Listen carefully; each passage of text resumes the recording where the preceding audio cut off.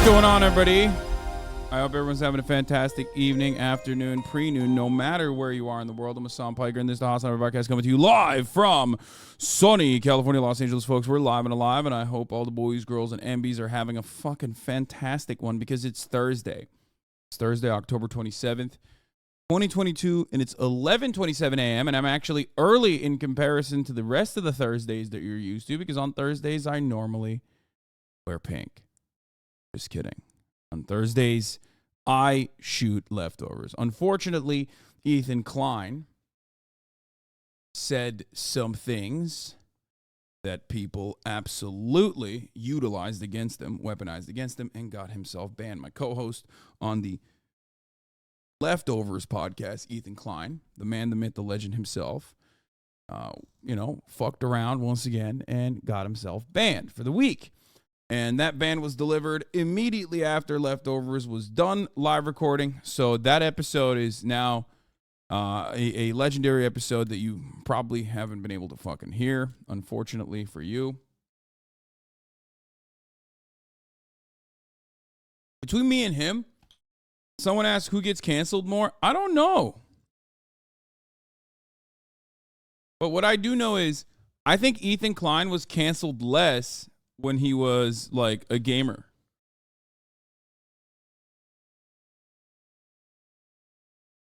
%100%. I think he gets canceled more because like I'm a little bit more weathered in this space. But yeah, I think I would go so far as to say he gets canceled. He used to get canceled way less for when he was doing actual cancelable shit that he himself now looks back at and would probably cancel himself over. You know what I mean? And it's like, and the irony is that like back then that shit didn't happen. You get canceled a similar amount, but if it was the current environment, but 2014, yeah, lol. It's just strange to consider that like, you know, when he was a gamer boy, everybody loved it. They never fucking thought about it. You know what I mean?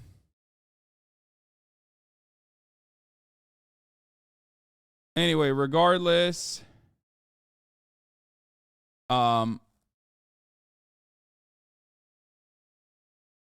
Ladies and gentlemen, boys, girls, MBs, we're here. He didn't get canceled when he was center right. He gets canceled now because he's more leftist. Yeah, exactly. That's what I'm saying. All right, YouTube didn't give a fuck back then. No, that's not what I'm saying. Did you see Jank saying he's voting for Caruso? I did. Yes. He's old. He's a businessman, and I disagree with that opinion of his vehemently. Like even the underlying premises that he's launching his opinion off of, I don't like it. I don't like it at all. 8-hour debate with Jank Wen. I don't want to even do that. I don't want to give the problem is like everybody fucking hates Karen Bass because, you know, she sucks. We'll talk about that. But like, and understandably so. Karen Bass sucks. She's awful. Los Angeles has a lot of issues. Los Angeles is a blue safe haven where neoliberal policies enacted by those who are exactly like Karen Bass have destroyed the city. Okay, it's like, why is the screen so bright? It's my light was on. I'll turn it off. But like, I'm not gonna fucking ever vote for a Republican instead. You know what I mean? Fuck that shit. Okay. Anyway, we'll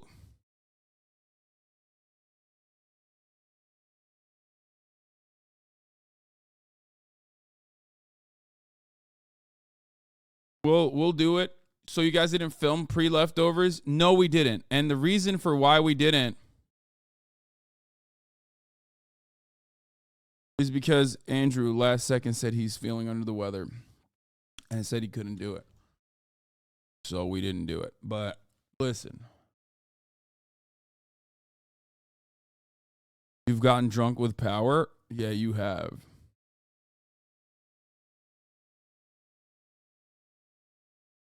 All right.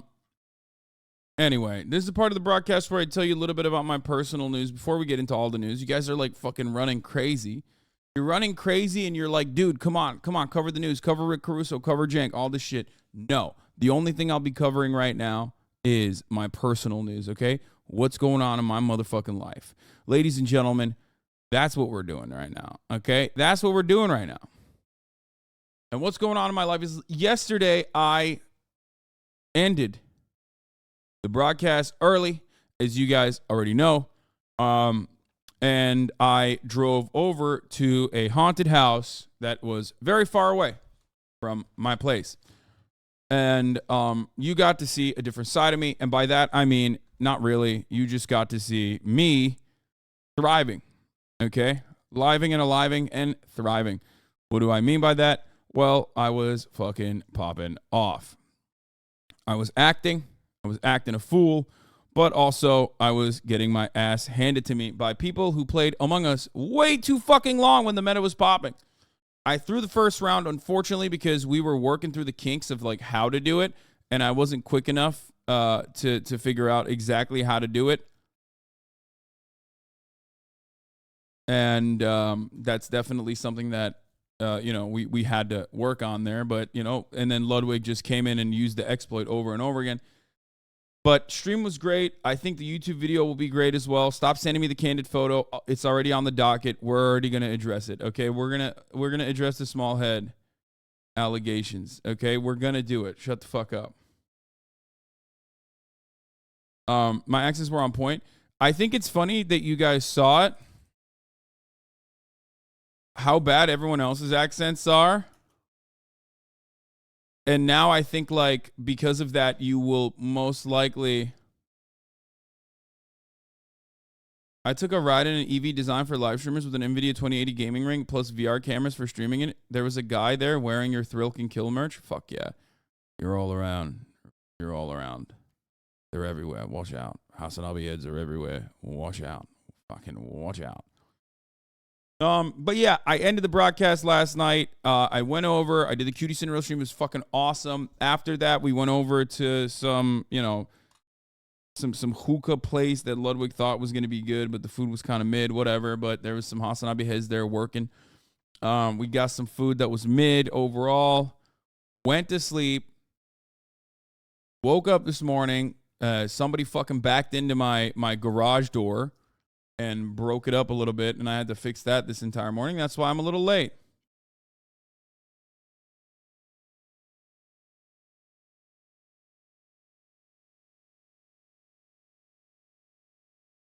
Yeah, that's why I'm late. There's like a film fucking crew or whatever that like backed into my shit, but it's fine. It wasn't Murat. It was not Murat.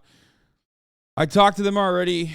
I patched it up, and I'm gonna fix. I mean, it's already fixed pretty much. It's fine. It's not the end of the world. But yeah, I woke up to that shit, and I was like, what the fuck? And I had to work with that. But luckily, I'm sure there's a lot of memes that have come out of yesterday's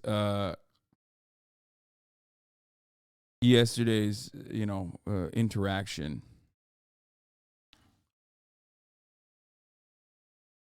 I think so. Anyway, we got a lot of fucking blast off memes, and also I got a lot to talk about. So let's just get into it. Today I'm gonna have Jack Wagner from Yeah But Still podcast come and talk about his other podcast that he started, where he interviews people that have had very spooky, very scary, very strange, once in a lifetime events. So I will be talking to him as well. He'll be giving us some spooky stories, also known as Versace Tamagotchi. I also am a nominee for Streamy. Will it be full on cuties Twitch? I had to leave so halfway through. It's gonna be on the YouTube video will come out too.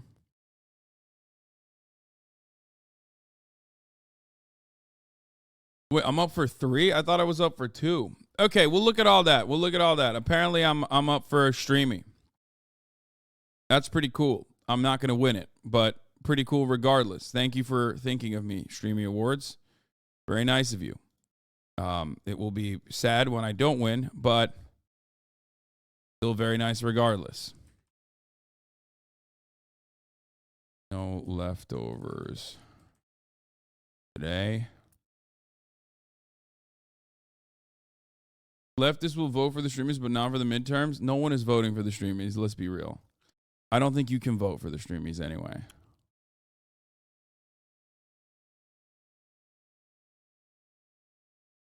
I'm live, no leftovers. I'm up for multiple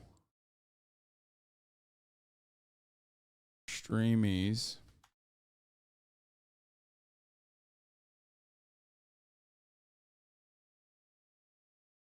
Nominated for multiple streamies.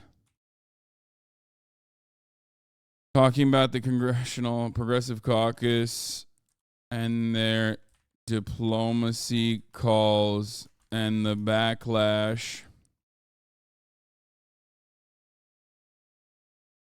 Russia's dirty bomb claims.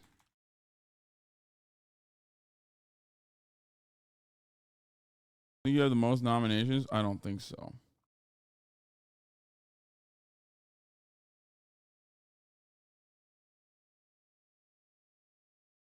Yeah, the streamer list is so stacked this year too. It's crazy. Okay.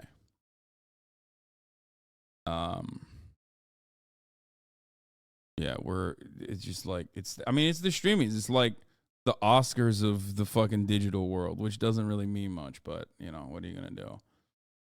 The link one more time. Bitch, I fucking already put it, Oni Spumoni. You are drunk with power. Shut the fuck up. It's already in there.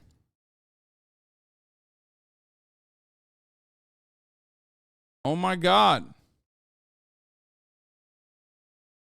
You are drunk with power. I pick a couple of your blast off. I pick a couple of your blast off tweets and you fucking go crazy, dude. You're crazy. Anyway, Kanye originally wanted to title the Ye album Hitler. Yeah, I saw that. We'll be talking about that too. Ye's original name for his album was Hitler, and more news. Then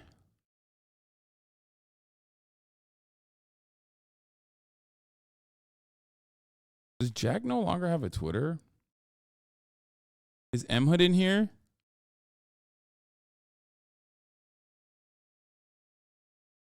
Does Jack no longer have a Twitter? Huh.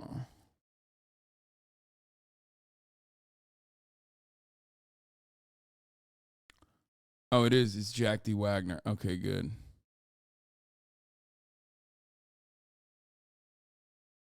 Okay. We'll be over to spooky stories from his new interview. Twitch.tv/HasanAbi. Jesus Christ.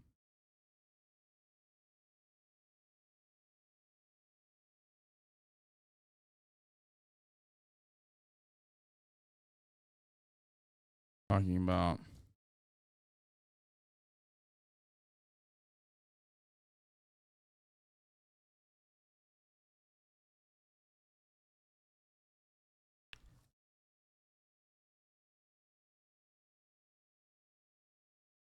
okay, there you go. It's a fat one. We made a big one with a lot of memes. Okay. And because I'm not live at the normal time that I would normally be live at, I need you guys to juice this. Okay. Because normally on this day, I'll be live at like 1. Okay. I'd be live at 1 usually at this time. And instead, today, I'm live early, like at the normal time that I'm live at. So people are going to be confused by that. Some people are not going to get their noties. So juice this shit, okay? It's a early Thursday, baby. Let's fucking go. Did you guys enjoy last night, by the way? I'll talk about that as well a little bit more here before we fully get started.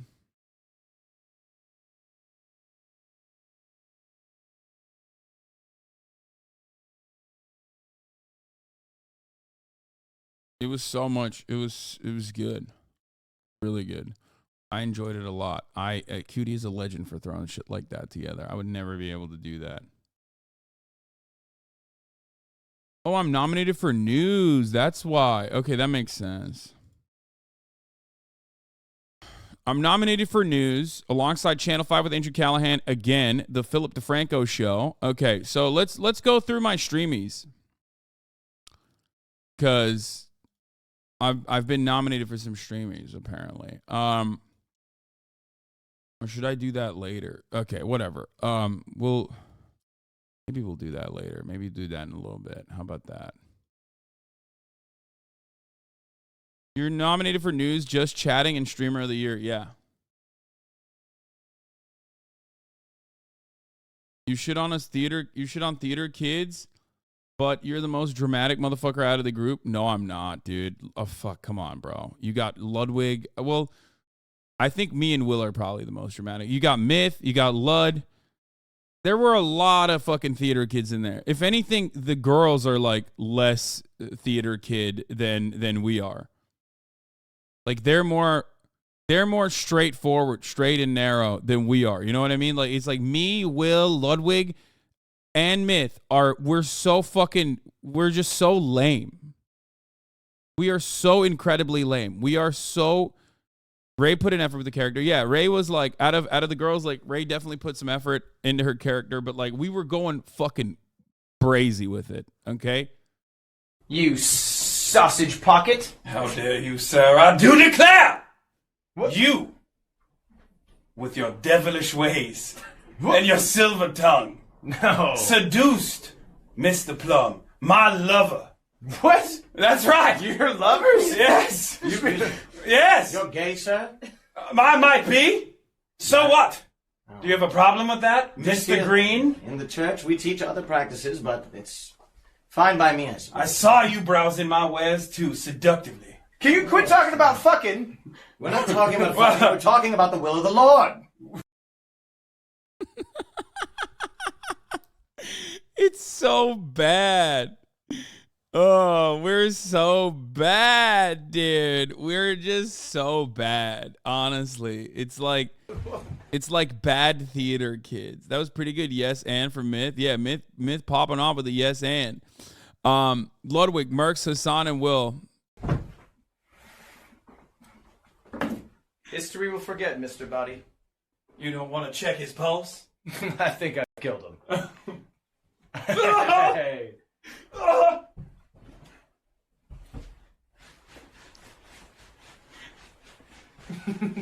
I'm Fortnite dancing on your bodies. History will forget. I mean, of course, as bad as half the charm.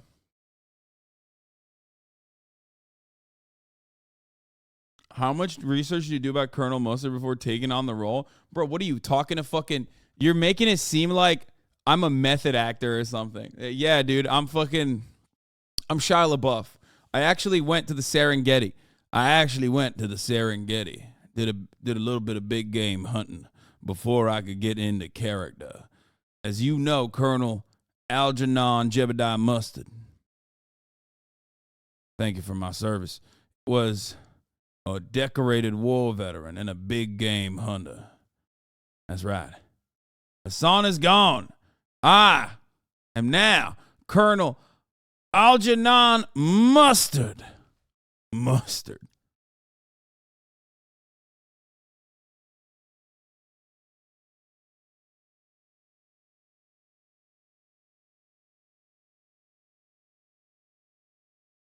The Luddy is going viral. The Luddy is now in Kai Cenat's dance rotation. That's hilarious.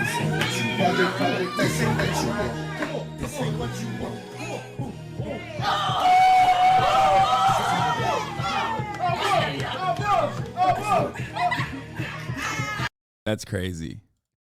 It's wild because, like, dude, he is so much. God damn it, dude. He hit the Luddy so hard. It's the Kai Cenat now. Like, that's insane. Black people can literally make anything look cool. I mean, Kai is a very unique entertainer. I don't think this has anything to do with him being black, but should not have read that. But he is very good. Appropriating white culture, shaking my head. Bro, it's no longer white culture. Okay? This is no longer white culture. Okay? The Luddy has escaped white culture in a very unique moment. For the first time in the history of culture, which oftentimes is, white people robbing black people and doing culture vulture shit. For the first time ever, it has gone in the exact opposite direction, and now it's over. It's done. It's no longer white culture. You can't do the Luddy now. It's cultural appropriation. Those guys manifested it by saying some Ludwig ass motherfucker, and here we are. Yeah.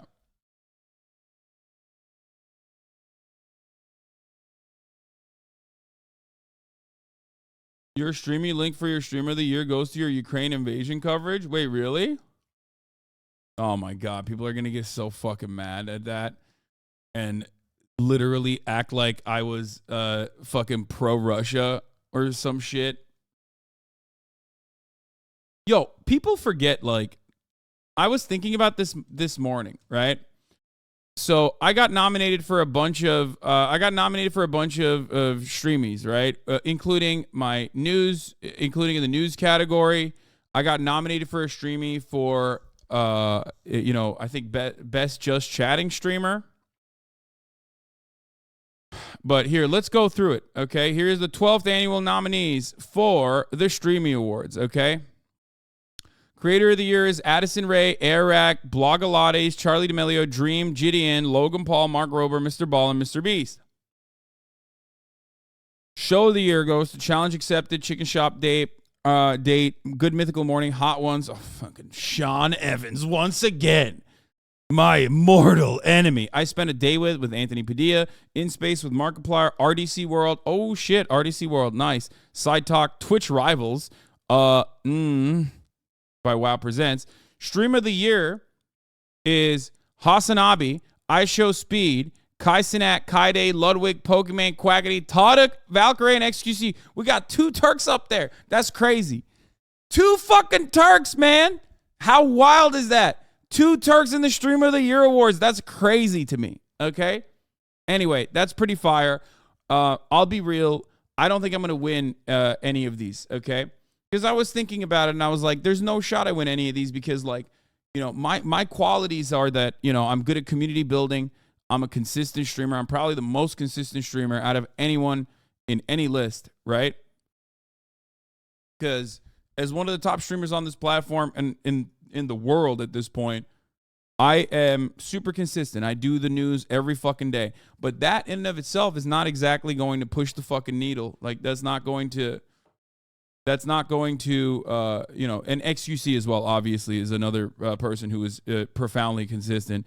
I would say it's like me and XUC are the 2 most consistent streamers on this list, but that doesn't mean anything. XUC is more consistent. Brother, we have literally both streamed every single day with exceptions, unless like XUC is literally dying, he doesn't stream, and it's the same for me. How are you going to say X is more consistent? Like, there are not enough days in the fucking year for us to be fighting each other over this, okay? But anyway, the point is, consistency is not key here, right? Consistency is not key here. XQ doesn't take Sundays off. That's funny you should say that because neither do I, motherfucker. I say that I'm going to. The only XQ streams 16 plus hours with ease. I know. He streams a lot more than I do. That is 100% a fact. I'm saying, though, that, like, consistency as in, like, every day at 11 a.m. Pacific, I'm going to be here.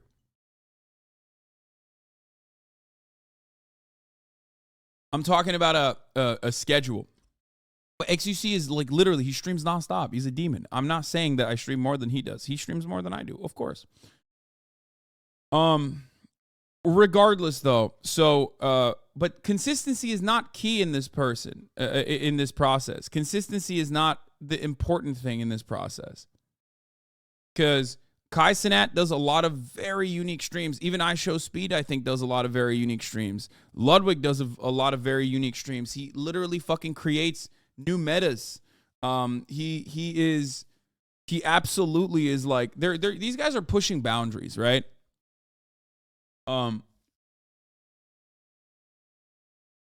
So there is that reality, and I think like I haven't done too much of that because my style of commentary and content does not lend itself to that as much.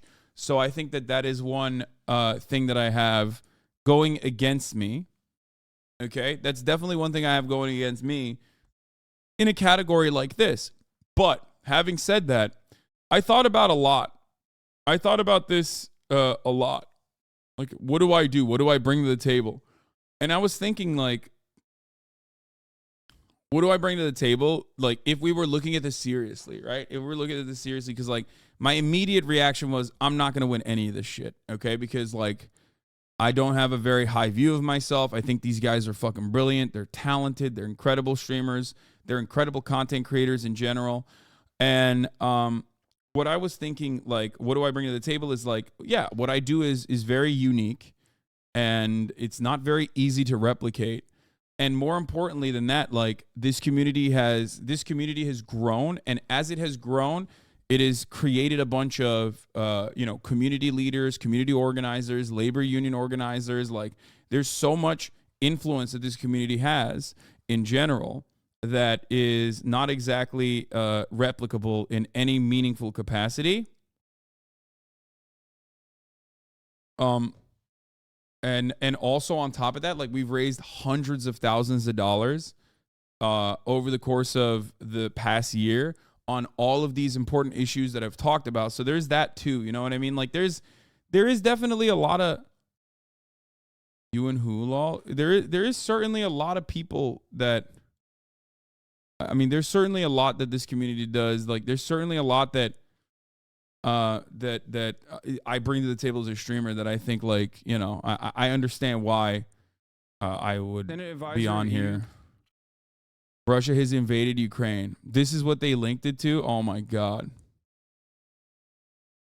Yeah, everyone's gonna get so fucking mad at that.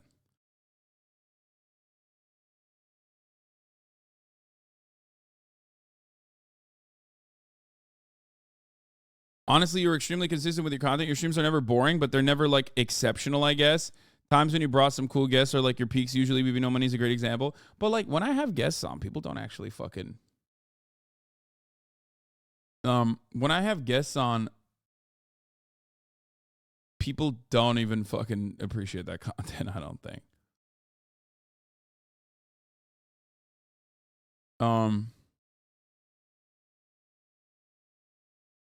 I think you're selling yourself short. You got a lot of variety. Blacksmith, Coachella, cancellation streams, Anime Expo, TwitchCon, politics, gaming collabs, guests, True World Impact, fundraising, Among Just Chatting reacts. Yeah.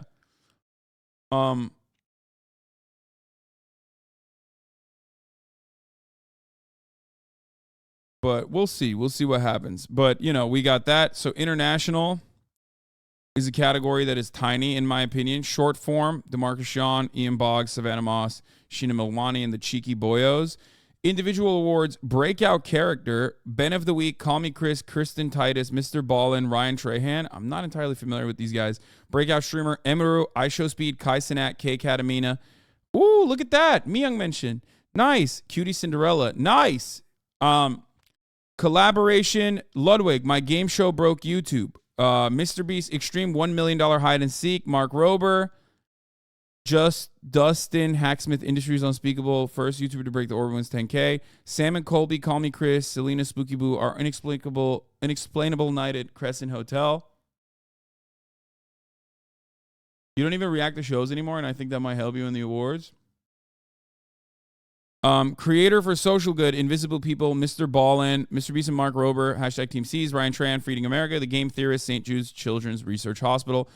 Creator product they have, Happy Dad by Nelk, Holo Taco by friend of the show, Simply Nailogical, Prime Hydration, Popflex by Blogilates, and Feastables by Mr. Beast.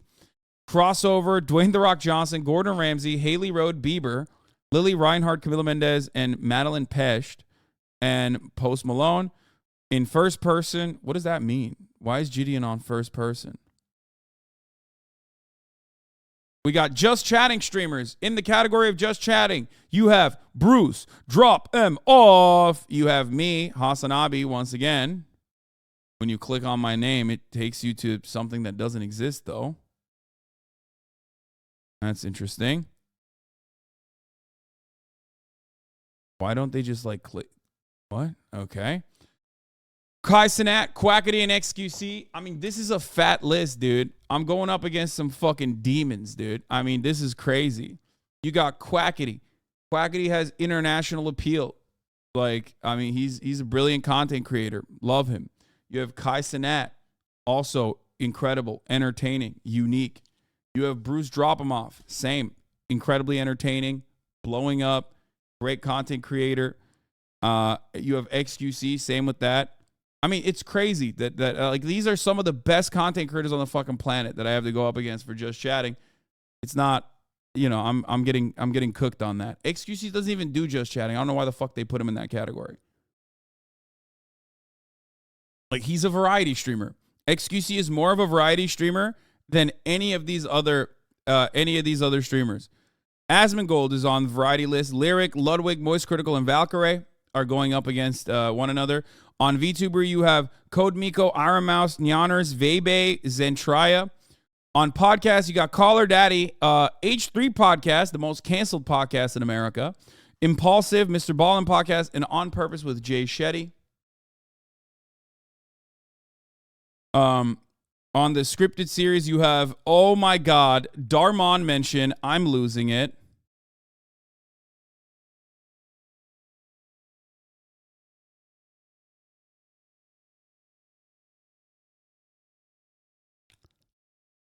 In Space with Markiplier, Jack Pop, Normal British Series, and RDC World. I really wish RDC World wins something on this one. They're so goated.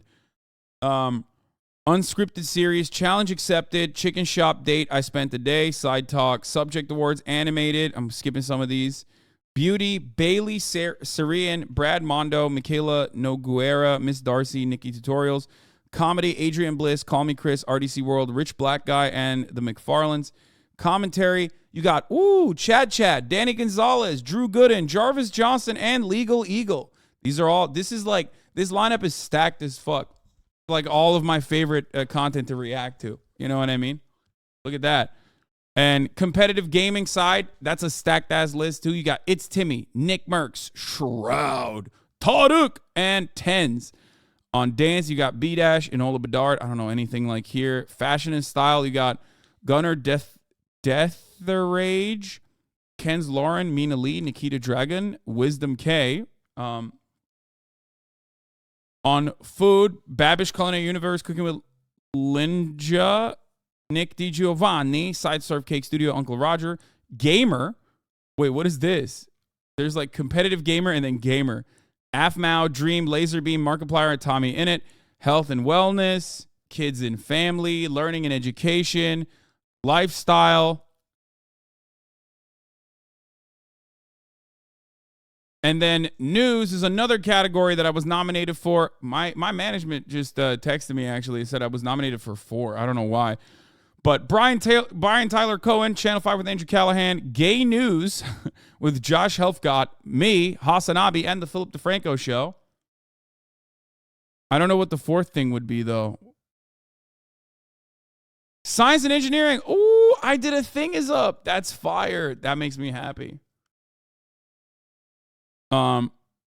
Sports, technology, Linus Tech Tips, cinematography, editing, visual and special effects, writing, brand of the year, agency of the year, brand management, and then the rest of this is just like brand shit.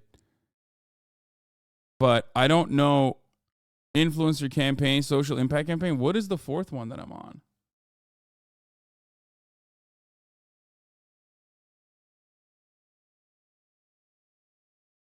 I think you need to realize that you're on a list with people you think are awesome because people think you are awesome. No, I'm on 3. I don't know why my management said 4. I'm on 3.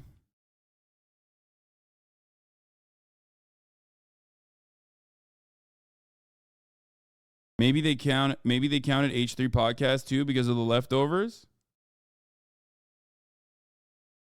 I think.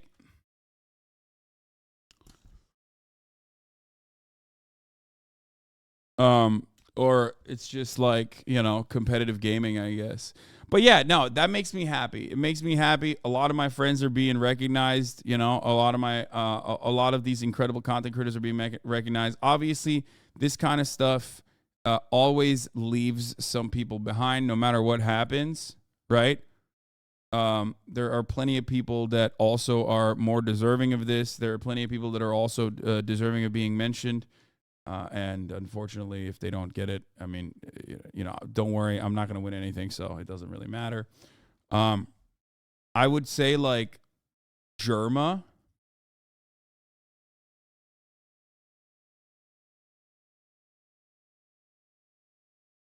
For example, in like, he's been, I think he's been very, he has made a lot of really unique content over this past year. You know what I mean? I think that that is like pretty important. But they didn't pay for it. Yeah, no, totally. Because I paid so much money to the streamies to make sure that I get nominated.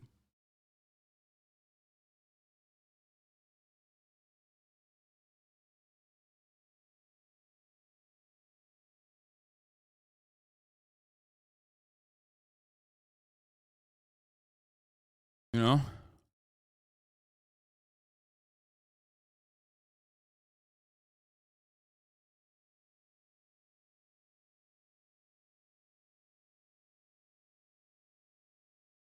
But I guess Germa was not nominated because he's not real. I suspect that that's the main reason why he didn't get nominated. Like, you have to be like a real human, or because he's going to prison for murder. That could be another reason why. I wish he was, though. Politics? You made this up. That's not a real category. That'd be really funny if Matt Gaetz was on there, though.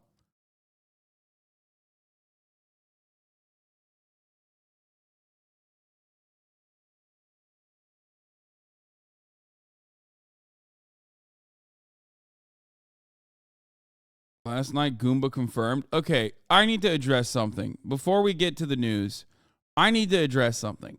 Last night, I saw a tweet, and I wanted to call it out, okay?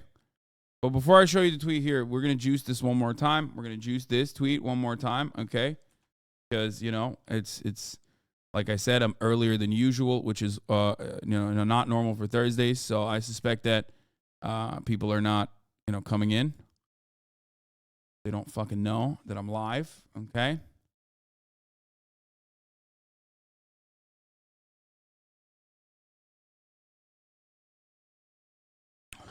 So anyway, Steven Crowder calls Kamala a whore. Nice. Classic. Yeah. Last night, we did some dressing up. I was Colonel Mustard, okay? I was Colonel Mustard. And then I saw something on the website, on this fucking website, okay, on Twitch or on Twitter, a website not famous for slander. I mean, not famous for lies, but famous for the truth. I saw something that hurt my soul, okay? I saw slanderous statements.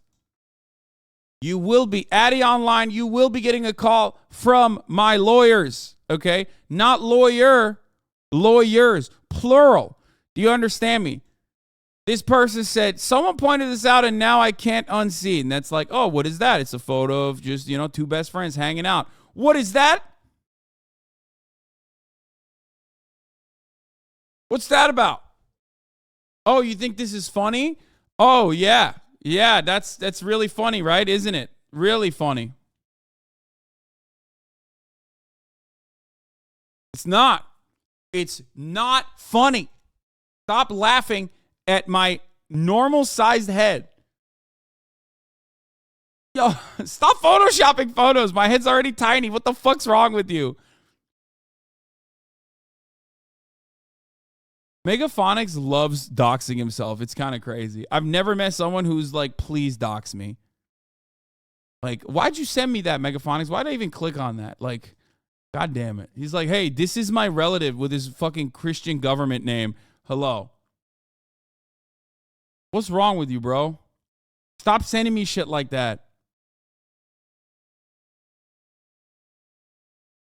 Half the time I need to ban this motherfucker for his own good. Wait, what happened? Bro, you sent me text messages from your relative with your relative's like full Christian government name on there, brother. What's that? What's up with you? What is this poll? Do you think his small head is funny? Yes, no, but actually yes. What the fuck? There's a fucking mod mutiny in here. It's not funny. It's actually not funny. It is unfunny, okay? Not funny. Stop laughing. Stop laughing at my small head. I mean, my average sized head.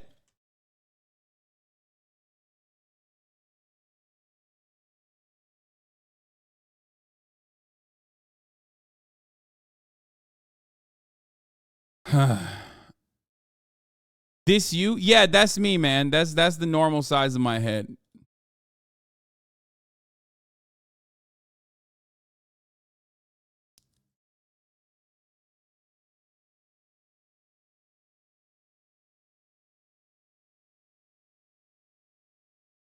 The funniest part is I can't tell if this is Photoshop. No, this is not Photoshop. That's just how it looks, okay?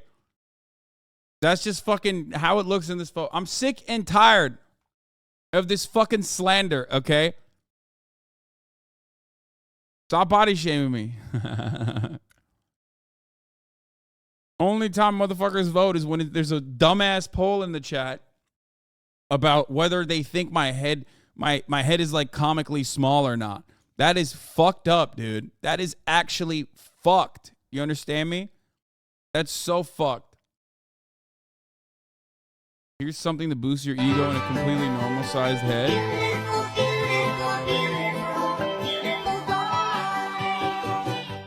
Thank you. That helped, but there's only 44.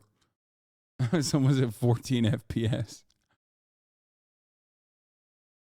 Ego boost? I doubt that any of this is going to give me a fucking ego boost.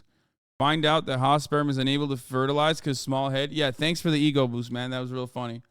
Can't believe they nominated Lud for this best cake. I destroy him. I destroy him. That's not even funny. That actually, okay. Small head stuff, funny. This is one area where I am so fucking confident in mine, dude. That's crazy. That's not even, you know.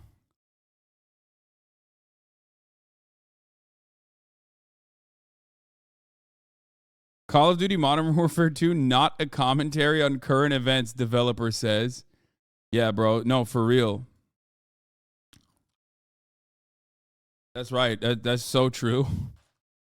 Yeah, when they make you kill Soleimani with a fucking rocket and the guy looks exactly like Soleimani, they're just fucking around. That's just not a commentary on anything, really. But yeah, it's pretty cool. The streaming shit is pretty cool. Okay, we got Jack Wagner. We're going to talk about Kanye West and Hitler.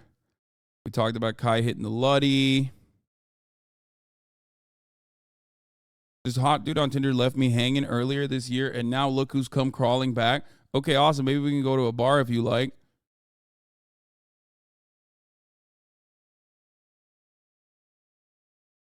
Yeah, I live near. A bar sounds exciting. I knew it was you on the HasanAbi stream. What the fuck? SDL. Unfortunately, you know, now that he's a Hasan fan, so he's back to a 0 out of 10. 300 likes? Who are these people? Like, they should be getting vaporized, okay? What a fucking psychotic take. Wait, is my title still No Leftovers Live soon?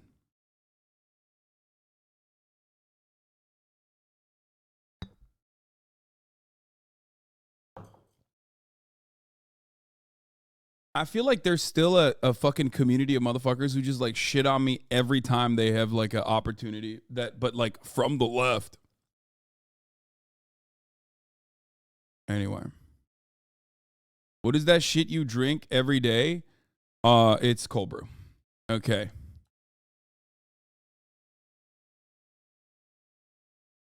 Russia dirty bomb.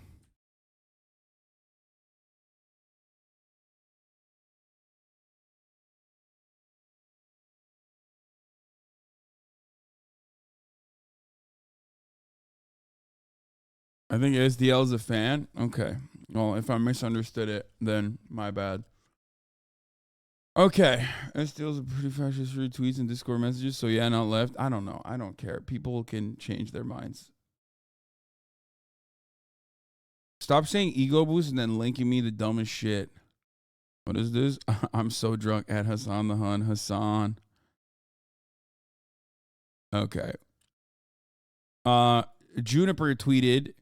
Juniper got involved in the don't tell Hasan meta. She said, don't tell Hasan you went goblin mode.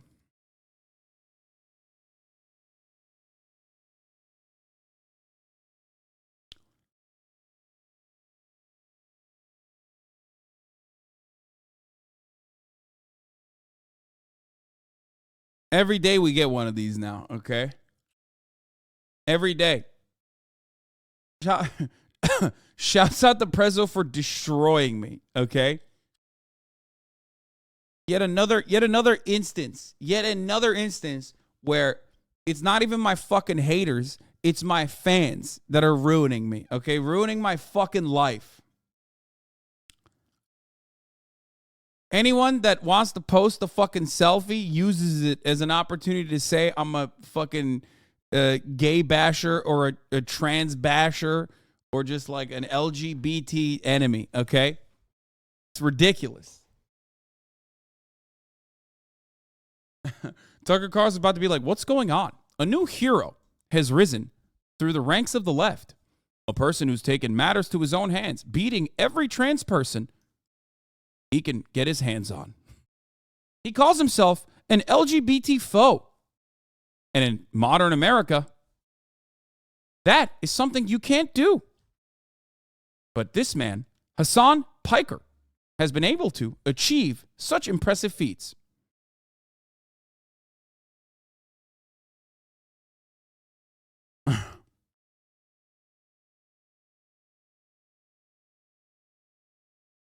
It's a meme? No, yeah, it is a meme. I'm fucking around. Okay.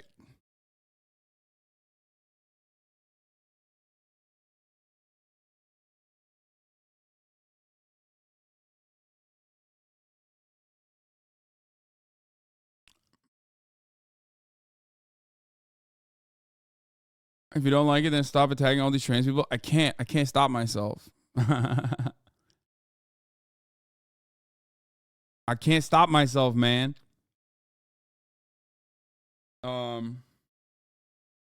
Yeah, Kanye West called his album, wanted to call his album Hitler. We're going to talk about that. We're going to finish the COD campaign. Also, COD Modern Warfare multiplayer is out today. We might do that as well.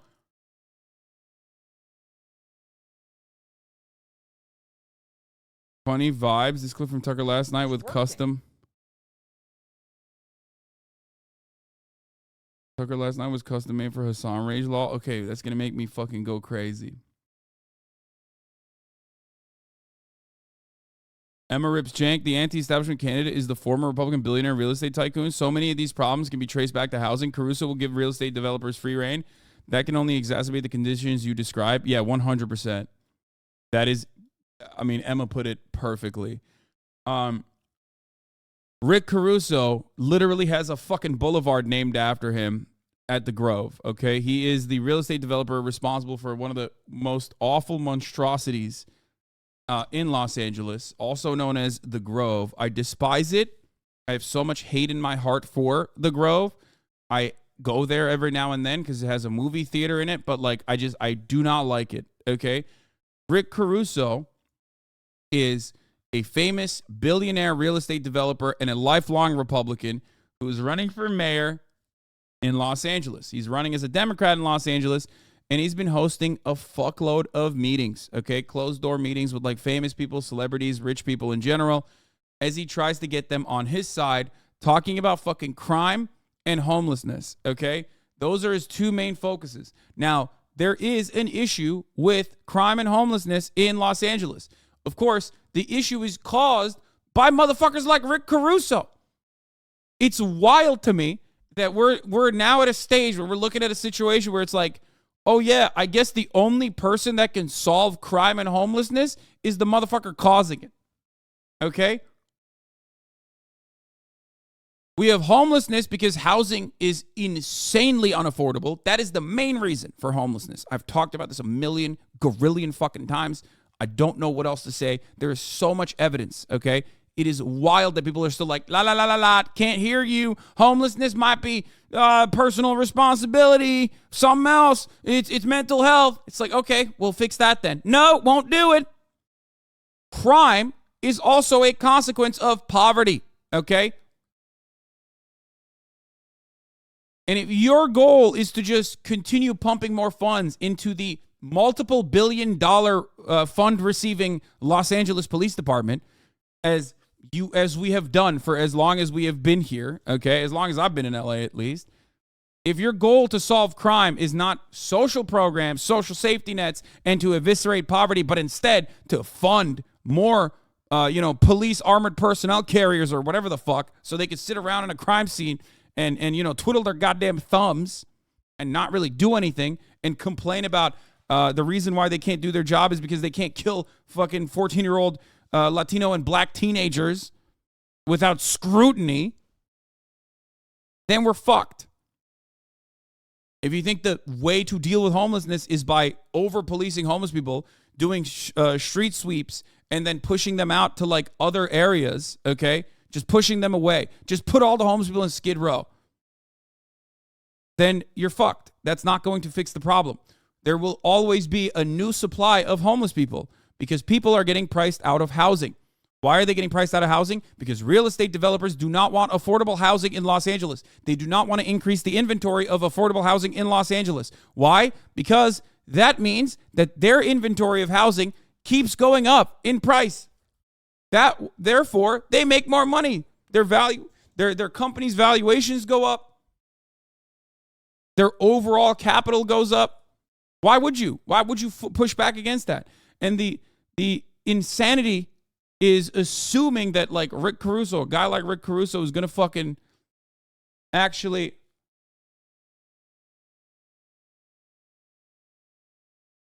what is this? Oh, dude, what the fuck? Come get your uncle, dog. This constant whining to try to get Hasan to correct me is really dumb.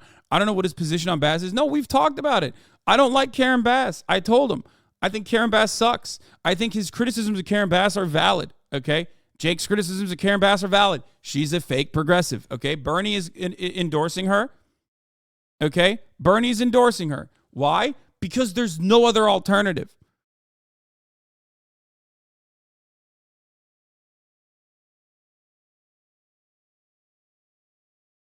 But if he likes her, I'm happy to do an 8-hour debate on that. This is not an endorsement of Caruso. This is me vomiting about how awful establishment Democrats are. I mean, that's true, but then he did kind of endorse him, right? He said, yes. Are you voting for Caruso? Yes. Karen Bass's main message seems to be that she's an establishment Democrat, no interest, who thinks things in LA are generally fine. They're not, and will work the system better. The problem is the system. There's nothing but incompetence and corruption here. We need change. And there's a very real problem here. I think that Cenk is genuine, okay? It's not like Jeffrey Katzenberg told him to fucking vote for Rick Caruso or whatever. You guys are so stupid if you think that that's the reason. No, there is another underlying reason there, okay? Cenk is a relatively rich person who is old and sees a lot of crime and sees how fucking corrupt the Democratic Party has been in California and thinks he can shake things up with who? A fucking psychotic Republican billionaire? Worst idea ever. Okay? But the problem here isn't just Cenk. The problem here isn't like trying to figure out the puzzle pieces to see if there's like any other reason why Cenk is doing this. No, the problem is there's a lot of people in Los Angeles like this. I've been talking about this for years, okay? I've been talking about this for the past couple of years. If you recognize, every time I talk about crime coverage, crime in Los Angeles coverage, I always talk about all the fucking rich Democrat motherfuckers I know and how fascist they get when they talk about homeless people. Okay? That is a consequence of all the fucking Instagram accounts that have propped up. That is a consequence of all the local media coverage. That's a consequence of the local media working in unison with the LAPD to make it seem like the LAPD is being shackled by the Democrats and these progressive DAs, right? Which is bullshit. That's fucking bullshit. Los Angeles Police Department is not doing its best. But also, if I'm going to be fucking honest about the Los Angeles Police Department, it's not their job. It shouldn't be the job of the police to fucking literally reduce crime. We have such a fucked up, weird, brain-broken understanding where like every American thinks like, no, crime fighting and vigilante justice is how you fucking solve crime. No, you solve crime at the systemic issues, okay? You can't fucking solve crime by throwing more money into a pile of fucking hot dog skinned potato sack dickheads that have guns and no accountability whatsoever. The real world is not like fucking Batman, dude.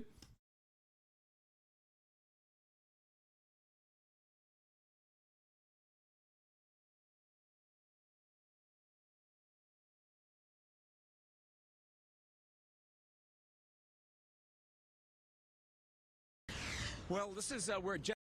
Anyway, we'll continue on this. All right. Most people, even hella capitalists, fully know about the whole supply-demand scam that is the diamond industry and agree it sucks.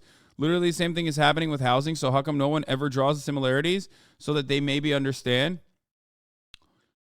Because there's a lot more diamonds are owned by like 8 fucking families, but housing is owned by every American. It's like the same concept as 401ks. 401ks have created a system where Americans care more about the fucking stock market than anything else because they're like, well, my 401k is down 30%. That's because of Brandon. 401ks have created a system where they believe that, where the average American believes that they have a genuine vested fucking interest in the stock market, and it's in improving the stock market. When in fact, your future should not be reliant on a 401k from the stock market. And the gains that are being made in the stock market are overwhelmingly going to the top 10% of wealth. And the losses are actually the only thing that socializes within the stock market. The gains are still held pretty fucking tightly. You're making like marginal improvements on your 401k. In the normal world, in the reality, and yet, no, you should still fucking contribute to your 401k. There's no other alternative. I will never tell you not to fucking have a comfortable nest egg for yourself. You should not have to work your entire life. You shouldn't work until you're fucking 75 because Social Security is clearly not going to cover it.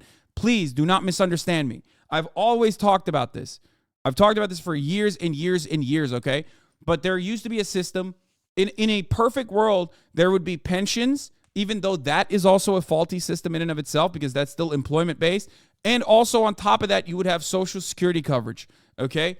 Unions and union-backed pensions and Social Security should be able to help you retire. But because that's not enough, because that's completely inadequate, now instead of pensions, we have 401ks.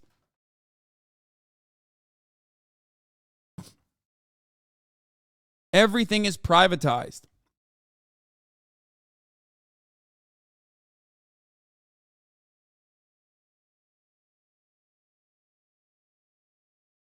Do you mean we shouldn't have police at all? I'm in the most respectful way possible. I'm just trying to see what you mean here. Do you mean we shouldn't have police at all and strictly deal with crime at a systemic level? I'm slightly confused at your take, and I'd like an elaboration. Sure, certainly. I believe that policing as an institution, if we think about it as a theory, a group of individuals that get together, have that maintain the presence of law and order and like solve crimes like detectives are supposed to do, all that shit, and maybe even in certain instances, make sure that certain antisocial people that are demonstrating violent antisocial urges need to stay away from the rest of society. That is valid. That has to exist. Okay?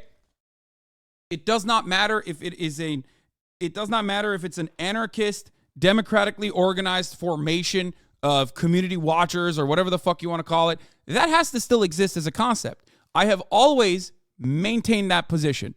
Okay? No matter what happens, you need some people to be like, hey, that's wrong. You can't do that. You know, don't break the rules.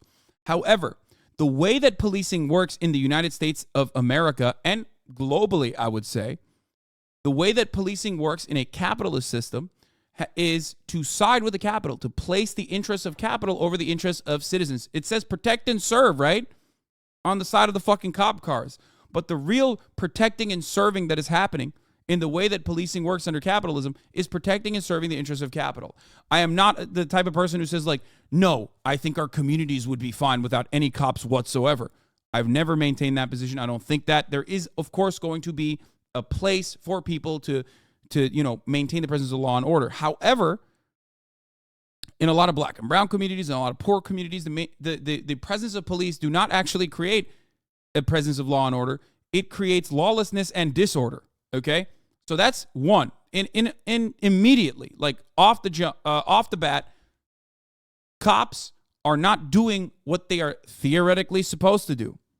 Okay,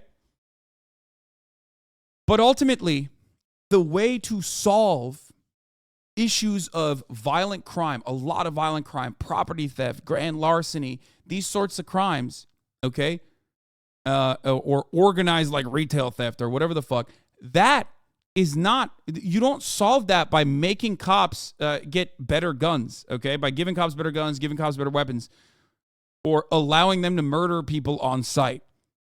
You solve that at the systemic level because the root cause of crime is socioeconomic conditions. Okay?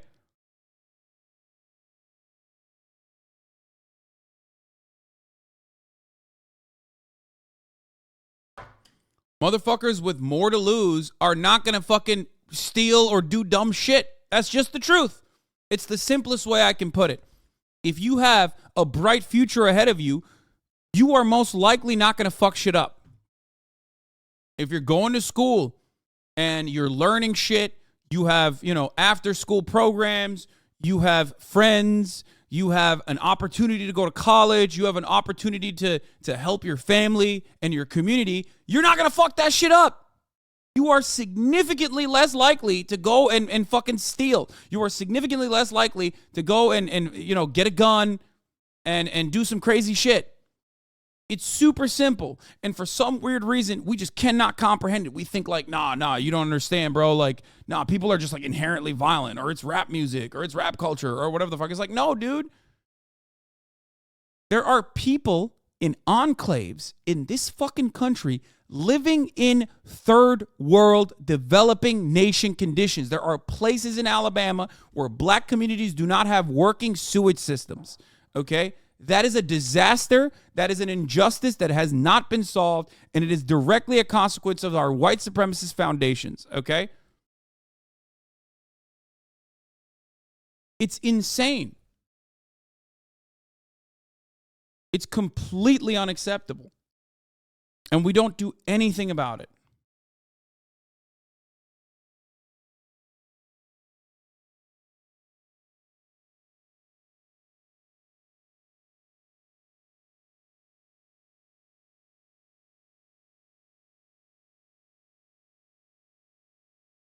White collar crime is as if not more common than street crime, though the societal damages are much higher. The system just doesn't care about it for the reason you state, protecting the interests of capital. Yeah, wage theft is the largest percentage of theft that happens, okay, across the board. Like, when you look at actual theft in this country, you would think like, oh man, cars are being stolen at crazy rates, Grand Theft Auto, right? Or property crime is happening at an alarming rate. No, motherfucker, it's wage theft. And it impacts pretty much every single fucking person. And it's being done by pretty much every single employer. But because we live in a capitalist system, that is just completely cast aside. No one even thinks about it.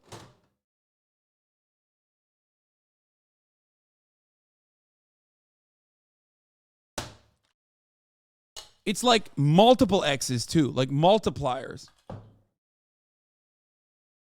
So,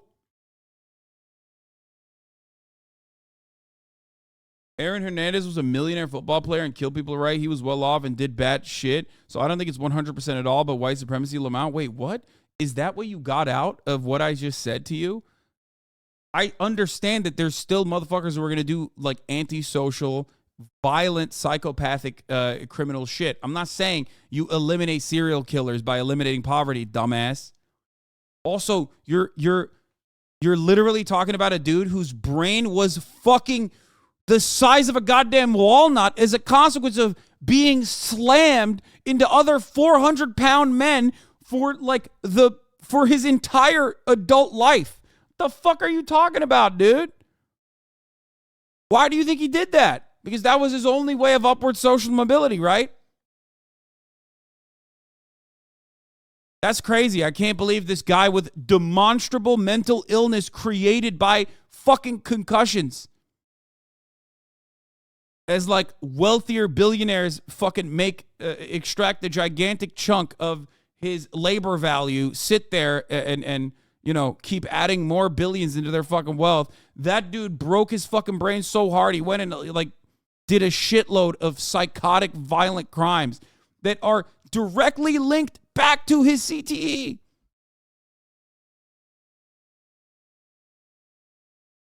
So the example that you used is even worse than that. You could have just used any number of serial killers if that's what your argument is. If you can't solve serial killers. I agree, you can't.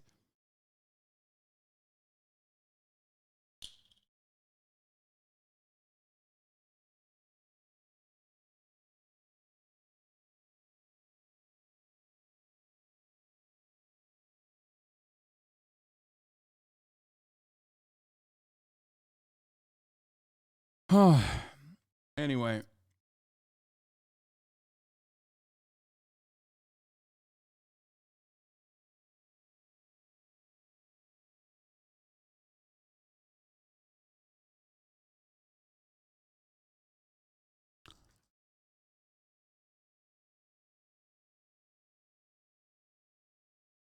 There's a lot of links as well between which groups in society are disenfranchised versus the ethnicity of the current combat sports champions. Back in the day, a lot of boxing champs were Jewish and Irish because they were so economically fucked. Yeah, we use the poorest people in our society as like gladiators for our own personal entertainment. I mean, that much is pretty obvious, right? Mr. HasanAbi, can you explain why yous didn't have pensions in America? That's crazy, dude. My man said, yous didn't have pensions in America. Capitalism.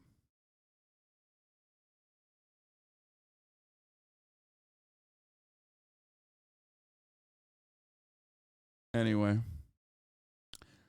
That's the same reason why at the top of the hour, there's a 60-second ad break. That's the same reason why in order to avoid those ads, all you need to do is subscribe for $5 or for free.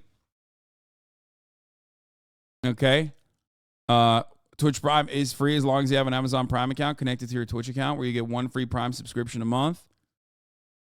That's the reason why you can also get lucky and get gifted a sub by those who are more fortunate than you in order to also avoid the ads. Okay. Here's the 1 minute ad break now.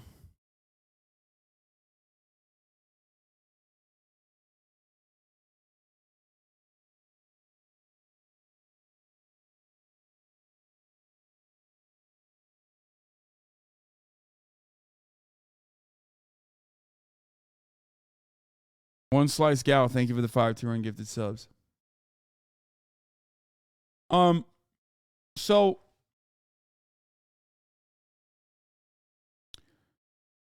yeah, Jank is talking about Karen Bass. This made a lot of this had a lot of momentum because he is a very famous progressive liberal leftist, whatever you want to call it. Not really a leftist all that much, but a social democrat.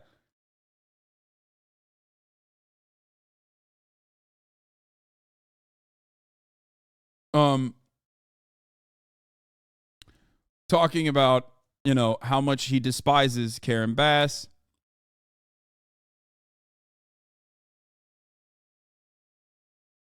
Yeeter Zeter, thank you for the 5, get the subs. And One Slice Gal and Sad Econ Major, thank you for the 5, get the subs. I think that crime and homelessness is a gigantic issue in Los Angeles. Okay? It is. It is a huge, huge issue.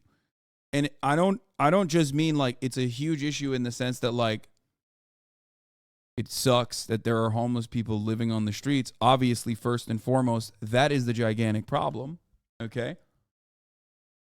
But it's also an issue for everyone else. It's a matter of public safety, both for the homeless people that are do not have shelter, but it's a matter of public safety for a lot of the people that live around some of the homeless people that will then go and do crazy shit. I mean, the reality is like if you're devoid of shelter, if you haven't had shelter for years and years and years and years, yeah, your brain's gonna fucking break. Where'd you buy your headband from? It's a t-shirt whose I cut the sleeves off. It's a t-shirt sleeve. Okay? And it's happening everywhere. It's happening all around the motherfucking country. Okay? People are desperate, they're hungry, they're starving. Their mental health is like diminishing at an alarming rate. They're living in the fucking streets, they're eating trash, they're taking shits on the side of the fucking road. Yeah. That's not good. That's terrible. And it's happening in the wealthiest nation on the fucking planet.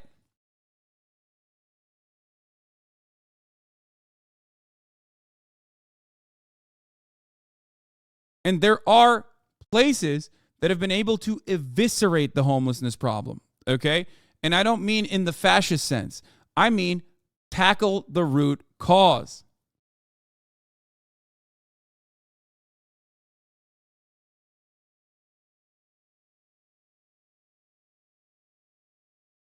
Okay? You need to have a housing first approach to homelessness. You need to put homeless people in homes. That's it. But that is unimaginable. Okay? That is fucking unimaginable. When I bring this up, people lose their minds. They're like, what? But they don't even realize, like, bro, that could be you one day. Okay?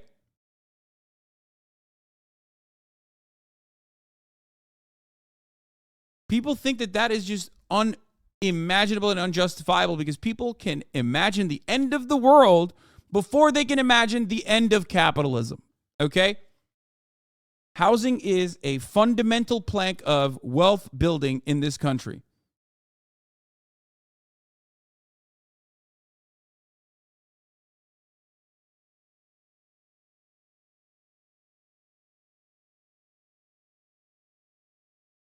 We don't see homes as shelter, a necessary resource for survival. We see it as a leg up, a way to generate wealth for future generations. And that has created demonstrable problems. That is the reason why everyone with a home thinks, oh man, it sure is great that housing prices are constantly going up in my neighborhood, which is adding on to the wealth that I have because one day I might sell my house. But even if I don't sell my house, I can simply, take loans against it. It's collateral. I can take loans against it, and the more its price goes up in 10 years, the more loans I could take out against it, right?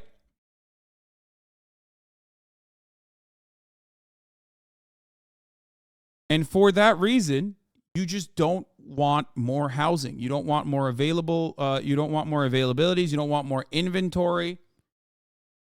Why do you think it hasn't at least been patched up for optics? Do you think it's a long-term strategy? Because under capitalism, it's about what you can get away with. Okay? Those who own capital will do everything in their power to continue squeezing as much as they possibly can. Your boss is always going to pay you as little as he possibly can and get the most work out of you for the least amount of pay. This contradiction is at the heart. This class contradiction is at the heart of capitalism. Your boss, your manager, operating at the behest of your boss, wants you to work as many hours as you physically, humanly can, while giving you the least amount of money he can get away with. You want to work the least amount of hours that you possibly could get away with, and you want the most amount of pay you can get out of that. It's just normal. right? But of course, those with power, those with money, those with the consolidation of wealth and power at the top get to make those choices for you. They win that every time. And the same goes for the housing market. The same goes for every area where capital exists.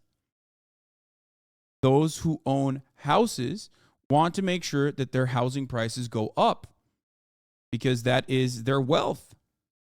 If there was more inventory of housing readily available, then all of a sudden, because there's not enough scarcity of this resource, your house as a commodity would lose its value.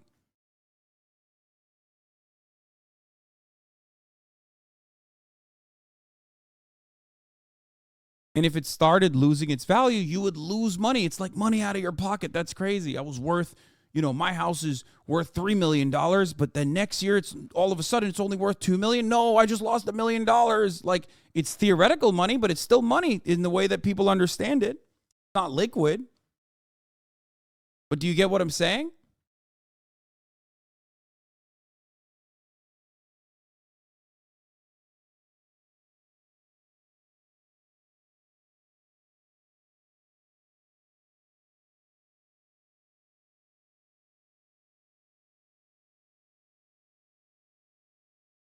It's insane. The housing market cools and builders are not building homes anymore, even though they could still make a decent profit. People are freaking the fuck out because their homes are worth 5% less than they were last year. Yeah. Meanwhile, their houses are already inflated 30% from like 5 years ago.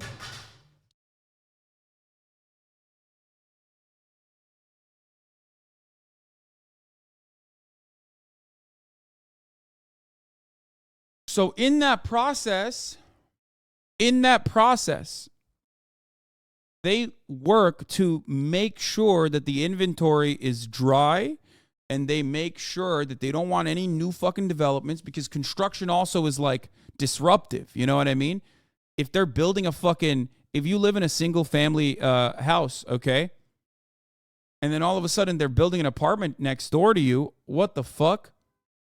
There's construction, there's loud noise, it's disruptive. You don't want that. That's where you get the NIMBYs, the not in my backyarders, okay? That is one other reason why they don't want housing to be built. Okay? And lastly, when that happens, when these guys get together, real estate developers and the like, when they say, hey, we got to maintain the fucking, profit margins for our homes and all this shit, and they dictate policy, okay? They stop new housing from being built, or whenever new housing is being built, it's always like luxury condominiums and shit with like maybe 10% of that going to like affordable housing, but that's on a lottery system, and that's not actually filling anything. You know what I mean? That's not filling the need in a meaningful capacity. Affordable housing, neighborhoods that have affordable housing and old units are being fucking eviscerated and gentrified at a rapid, alarming clip. All of that is pushing people that live in those neighborhoods away, further and further away from the Los Angeles metropolitan area. But those people still have to work in the Los Angeles metropolitan area, but now their commute is longer. They're spending more money on gas. Their lives are becoming worse overall. It's becoming unmanageable for them until they ultimately fuck up for one reason or the other and maybe lose their job. And now you're jobless. Now you maybe can't even pay the fucking rent in the previously affordable neighborhood that you were living in that is less and less affordable now. Year over year, your landlord is increasing your rent, and now you're fucked. You can't pay for it. Boom. All of a sudden, you have housing insecurity. All of a sudden, you're either couch surfing or you're living out of your car, okay? That's what I call tier 3 homelessness, okay? You're in if the homelessness is like tiered and structured for people to understand, if you want to contextualize it a little bit better, I call that tier 3 homelessness. It's the first stage of homelessness. There's probably a lot of people in here there's probably some people in here that are living in that stage right now. You're housing insecure. You don't have like sustainable, like 100% housing that you always know that you can live in. Okay. Once you get to living out of your car, things start going downhill. Okay. things start going downhill even further. It makes it harder for you to keep your job. Okay? All of a sudden, you have to find a place where you can take showers. Find a place where you can clean your clothes. These things that we take for granted in the form of real estate, in the form of like a shelter over our heads that we all take for granted, is actually something that can go away like that. Okay? These people are invisible homeless people. Okay? You don't understand that they're homeless. There might be people in your lives that are living like this right now, and that starts taking a toll on their mental health. It makes it harder for them to keep a job. Then you move on to tier 2 homelessness, where it is basically the transitional state from like being a transitional state between like going from a car to an actual house to living on the streets.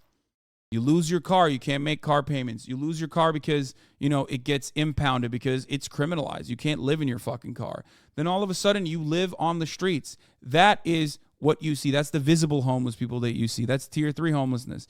Now, in tier 2, when you start living on the fucking streets, you have no shelter whatsoever. Now you're literally combating the elements day in, day out.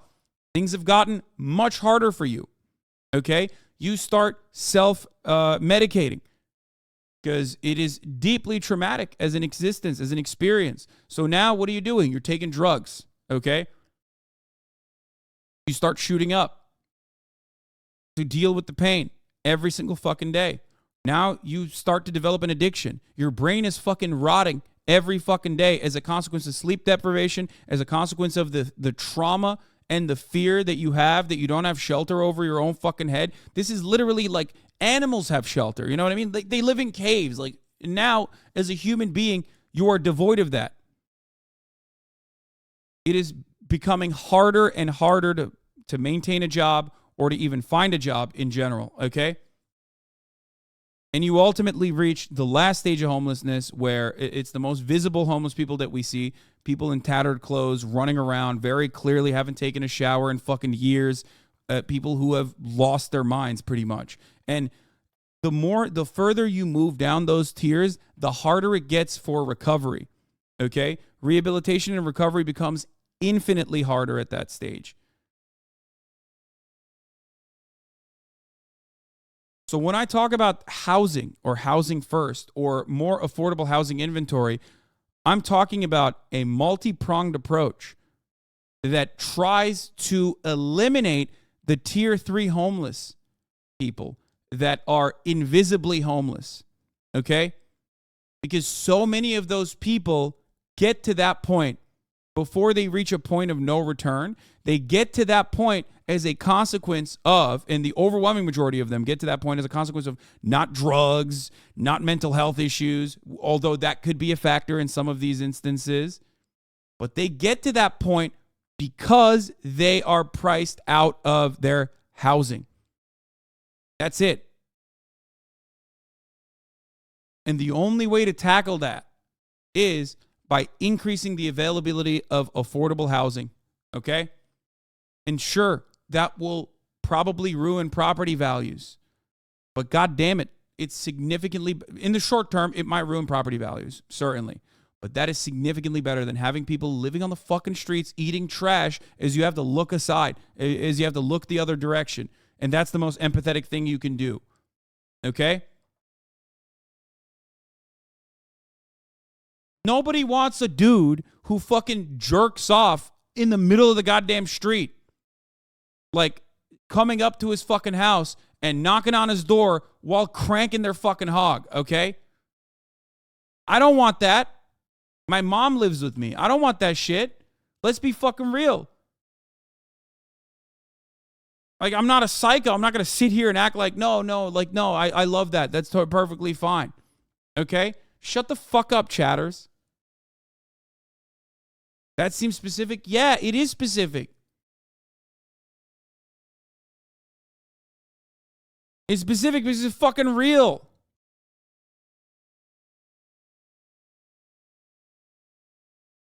It's real. It happened. It's my life, okay? It's a real thing.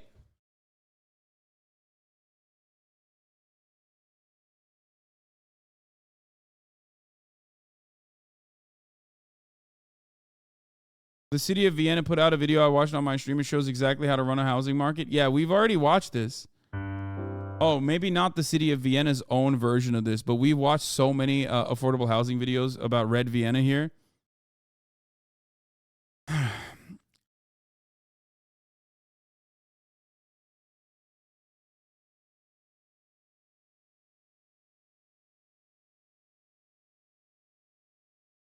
And in the long term, yes, having comprehensive supporting housing services in your area reduces crime and increases property values. That is the other part of it. But capitalism is capitalism breaks people's brains into thinking only in short-term profits. So because of that reason, they don't even they can't think about it in any other way. They're like short-term profit only, short-term profit only. Like, no, you'll get better fucking returns. You'll have a better society overall, a healthier society overall, and also better returns on your fucking investment down the line. As long as you shut the fuck up and wait 5 to 10 years instead of try to flip your goddamn house in 2, okay? That's the problem. But motherfuckers are thinking in 1 year terms, okay? They're thinking in quarterly dividends. They're not thinking about a better future. That is capitalist thinking. Profits now, profits now, profits now. Holy shit. If my housing if there's more availability in housing, if there are more social safety nets as a consequence of higher taxes, that's more money out of my fucking pocket right now. Not thinking about what that means. Cleaner streets, a safer environment overall for everyone, including the homeless people and yourself and your children.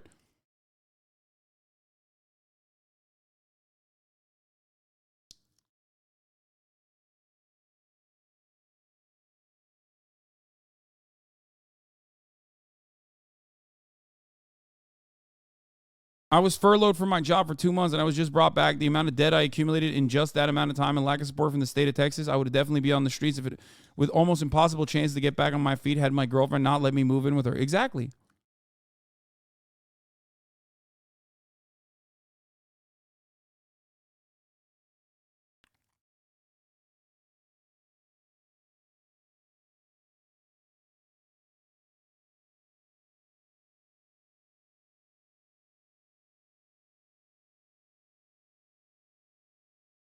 Shut the fuck up and get to the damn news, you fucking dunce. Don't think that you understand the problems of the typical Norman. Don't speak about this like you know what it's truly like to struggle for shelter, who don't know where the next bite of food is coming from while having a fucking drug addiction. Stop. Your approach to this shit is so sideways, dog. I'm so sorry that your individual experience has not been entirely pleasant. Please tell me more about the homeless guy jacking in front of your multi-million-dollar mansion. Okay, bro, I'm going to be honest with you. I don't know if you're homeless or not right now, but like, I'm going to keep it $150. You're mentally ill, okay? So I hope you get the fucking treatment that you deserve. Like, if you just listen to me rant about how to fucking combat homelessness and you literally misunderstood every point that I just made, then your mental illness is unmanageable, okay? You are just literally going through a schizophrenic attack, I think. And it is manifesting by you watching me.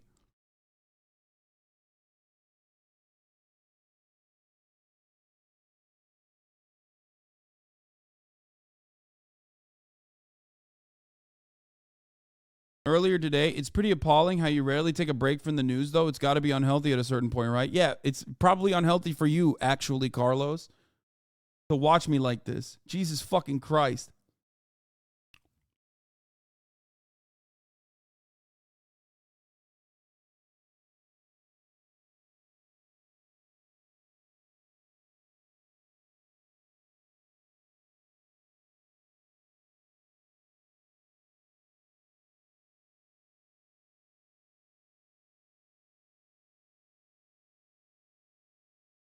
Anyway.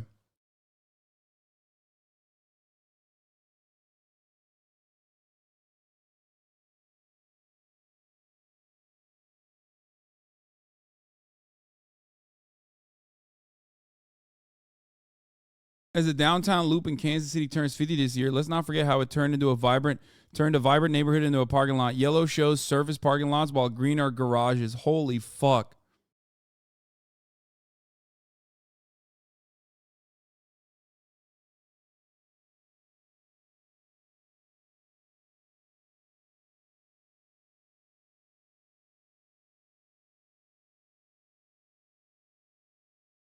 Bro, I don't think people understand, like, the shit that I'm talking about, most people at my fucking level of finances are talking about in the exact opposite direction. And those people have a lot of fucking power united, okay? They're constantly united. For me, I'm not saying that, like, it's the worst thing on the fucking planet that a homeless person is jerking off outside of my house. I'm talking about how it is first and foremost a matter of safety for that person, okay? That person does not have shelter. I described the steps that that person probably went through to get to this fucking horrifying condition, okay? And now I'm talking about the other side of it and how that impacts everyday fucking citizens as well, not just myself. It is so psychotic to just misunderstand every point that I just made and think I'm making the opposite fucking point because of so much anger in your heart, so much resentment that you feel towards me. What the fuck's wrong with you?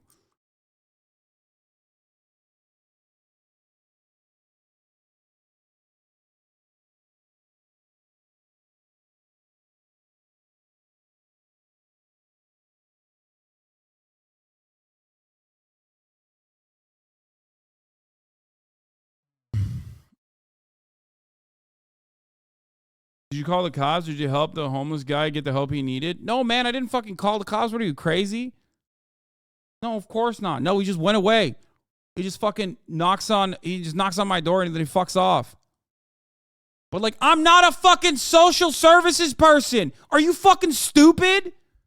This is what I think is, like, insane. Like, the expectation is, like, every fucking person, no matter what they're doing, no matter what they're going through, no matter what their job is, needs to fucking drop everything and become a social services worker for that fucking moment when someone is doing a sexual assault, dude. What the fuck kind of psychotic expectation is that? We have a society for a fucking reason. You brain dead, Connecticut McMansion living cocksucking motherfuckers do not understand this.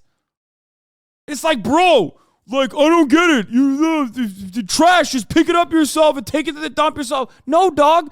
That's why we pay taxes. That's why there's a society. That's why people that work in sanitation should be paid adequately so they do this profoundly important fucking job. I hate how hyper-individualistic you dumb, non-capital owning, Honda Civic beater driving, poor, broke fucks are talking like you own a fucking factory. You own no capital. You are fucking broke, and yet you talk like you're the monopoly man. You're so hyper-individualistic, and you don't recognize that that attitude is how you get fucked. That attitude is why we have societal collapse. The reason why all of our fucking funds are broken, the reason why all of our social safety nets are broken is because of dumb motherfuckers like you riding or dying for the interest of the fucking multi-billionaires.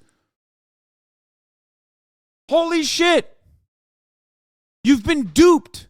You've been duped into thinking that we need to exist as like these hyper-individualized, atomized fucking people. It's so dumb. That's the reason why our roads are broken, idiot. Because you as an individual can't fill the fucking potholes.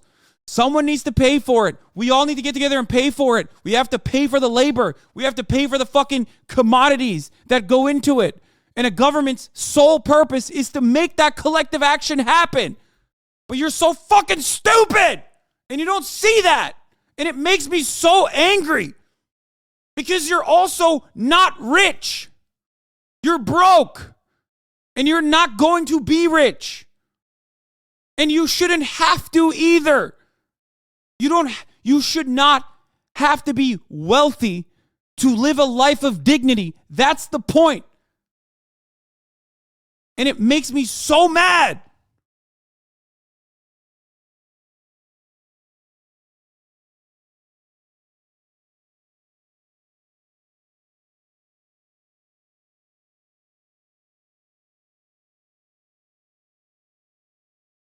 Oh.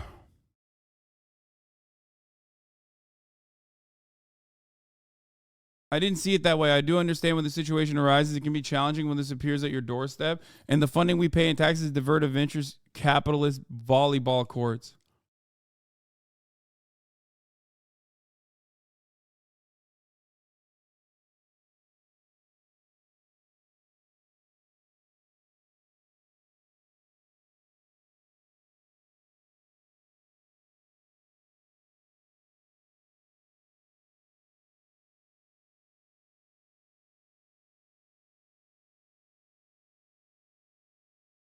You are relatable, and it's easy for those who criticize you to think they could be you and do what you do, but they don't. I asked 5 years ago about a human centipede emoji, and will pretty face go to hell? Did the other day? What? Just because you think you could do something doesn't mean you could do you should do something? What?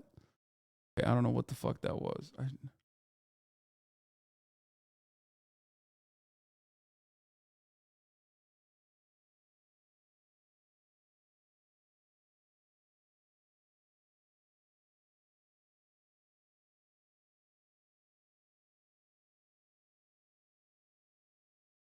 Look, you say homelessness is my biggest blind spot as a leftist, I think. I've never called the cops or anything, and I'm mostly as kind as I can be, but I very rarely help. I definitely am pro everything you've been talking about and approve of the things on a macro level. I just don't ever take individual steps in my own life to help folks. Dude, you shouldn't have to. Homeless people should not exist. It's a societal fucking breakdown happening in front of our eyes. That's the point. There is an argument for socialism from a selfish perspective as well, okay? That's the point.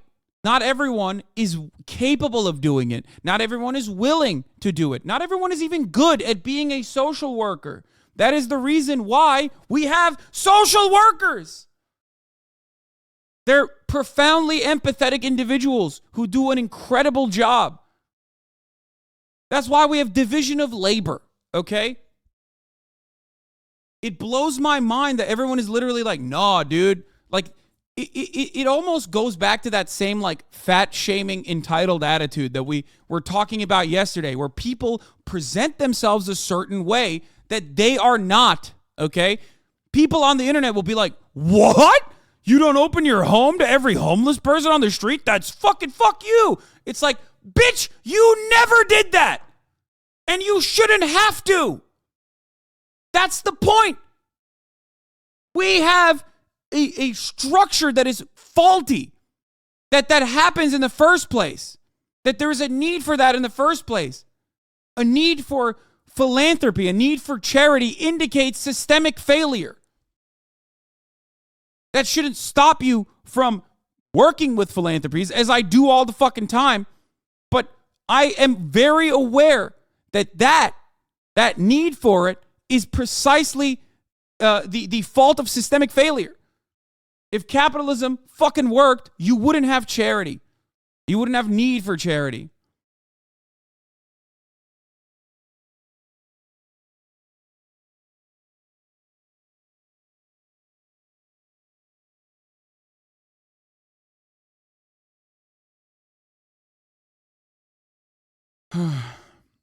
Anarchists are weirdly individualist. I know. They're American. Most Americans are just like impossible to fucking deal with. American individualism is just such a fucking cancerous attitude that they have. They don't want to think about it. They don't want to think about it from the perspective of a collectivist attitude. They don't want to think about like collective action. They don't want to think about systemic solutions. It's impossible for them to envision a future where any of that happens. And that's how we arrive at this at the reinforcement of these same fucking structural problems over and over again. People aren't homeless due to people not buying them sandwiches or taking them in. They're homeless because the way our society works is broken. Individual action isn't adequate because the problem is systemic. Yes.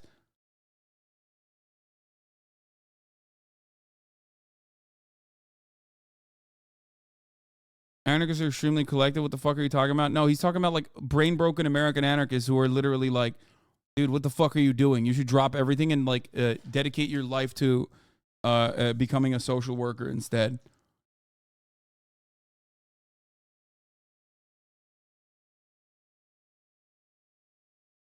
Gentleman named Q lives. I spoke to him. He's quite happy to be here, but says he's planning to move soon. So this is the situation in 2022 in Los Angeles. You can basically build your own small wooden house right on Hollywood Boulevard, live in it, continue to refuse offers of city services, and most people around here are okay with it. Others say it has to go.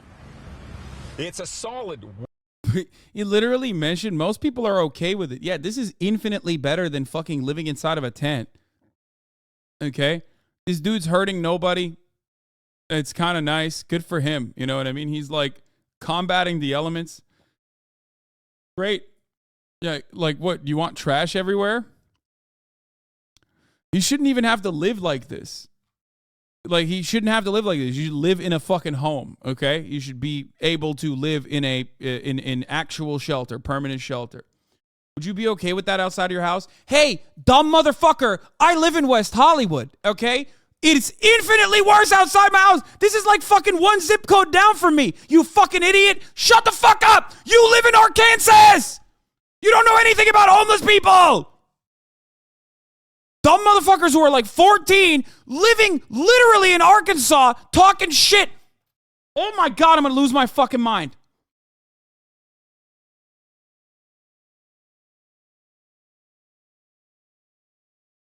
I've had 4 Molotov cocktail tent burnings happen outside of my fucking house. 4! Shut the fuck up.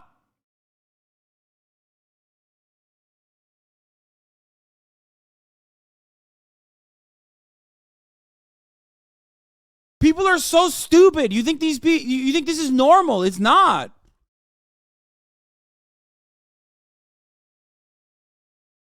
Obviously not in the same week. Well, 2 of them were in the same week, but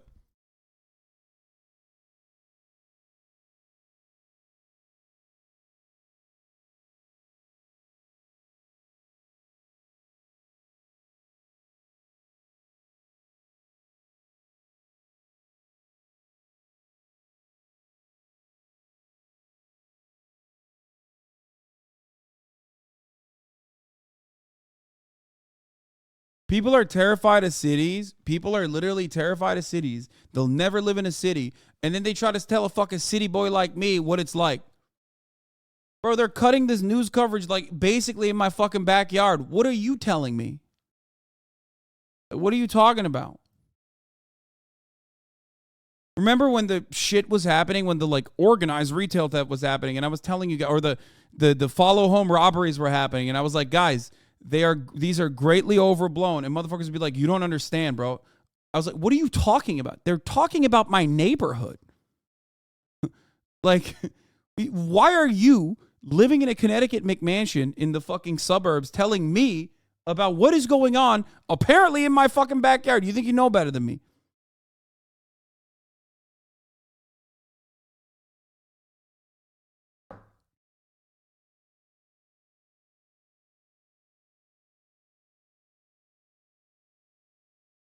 Yeah, these are the motherfuckers in my chat. Conservative guy scared of cities. Saw that thing on the news. Too many of those people there.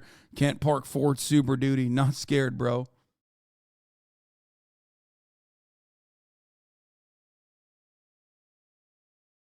Didn't that happen when that one dude stole your merch and then returned it? Yeah, it did happen.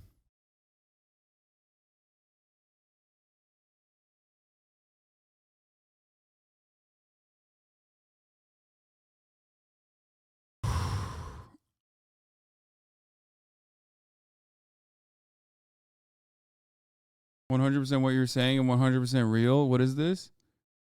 Oh, yeah, it is.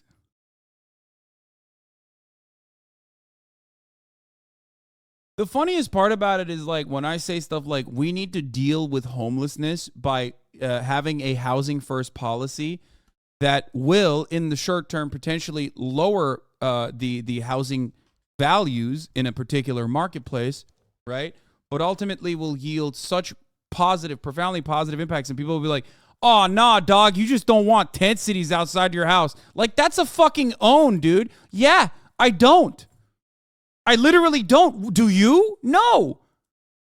Why is that like somehow indecent? I don't want that because I don't want anyone to live in that situation. I don't want that because I also don't want to live in that situation either.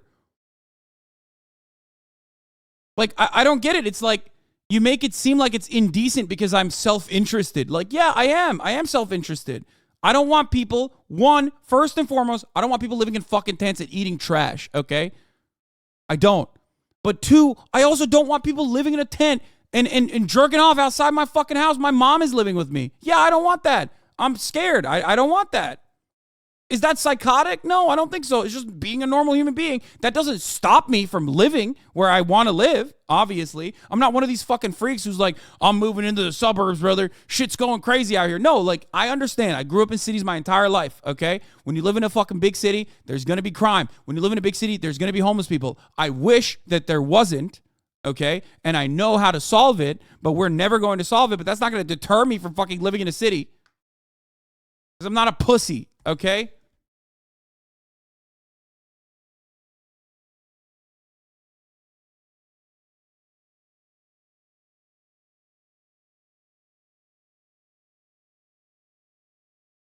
Motherfuckers be like, nah, dude, I'm such a good leftist. I want, mentally ill people jerking off outside my house, actually. That's the best way to showcase how leftist you are, dog. By saying shit that you don't fucking believe in. That's how you become the best leftist. You say it on Twitter, okay? And then you get all the leftist brownie points. You're like, I'm the most leftist, dog. Like, I would let the homeless person jerk off in my mouth, actually. What the fuck? You should be catching those cummies with your mouth. That's what I would do. I'm the best, dude. I'm the fucking best, dog. It's like, meanwhile, you literally live in like some fucking wealthy white suburb in Idaho, and you're just saying that. You're just saying that on Twitter. And the reason why you live there is because your mom and dad are terrified of the fucking city life, okay? And you've never experienced it yourself, so you're just fucking tweeting about it.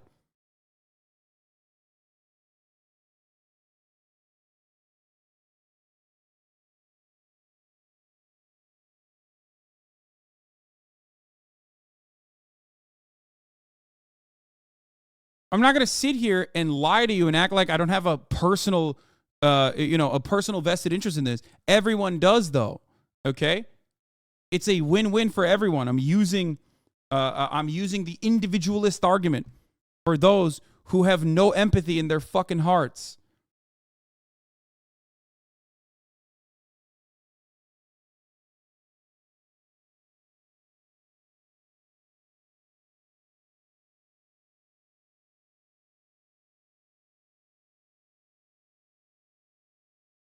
Well-built wooden structure, propped up by metal carts and car batteries. A power cord unplugged trails down the sidewalk, which is piled high with assorted power tools and electronics.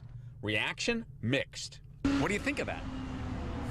I don't like it. It's not good. It's bad. It is a little out there, but he is safe and he doesn't have to worry about someone burning his tent down. I don't even know like why or how it's crazy. That shit happens so frequently, by the way. More frequently than the top of the hour ad break, which comes at the top of the hour. I forgot to run it at the top of the hour last time, so I'm running it right now.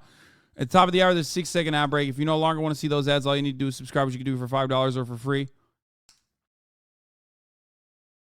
Okay.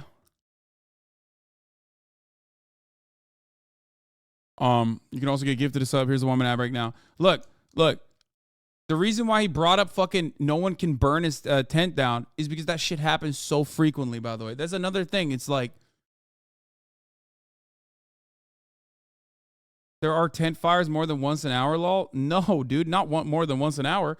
But it does. Those certainly happen a lot. That's the other side of being homeless. On top of not having fucking shelter, there's sexual assaults that occur, okay? Especially inside of shelters where it happens more frequently than outside of shelters almost, okay?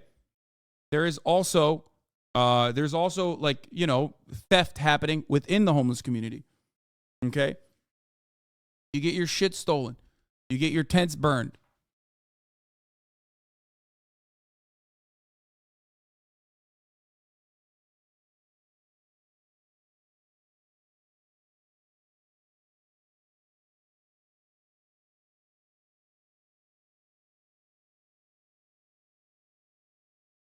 I used to be a manager of the Walmart in Southgate, and the homeless camp behind our store caught on fire once a week at least. Yeah.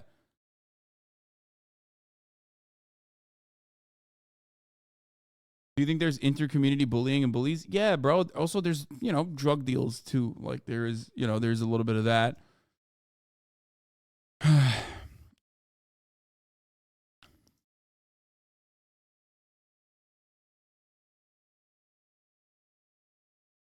There's cooking.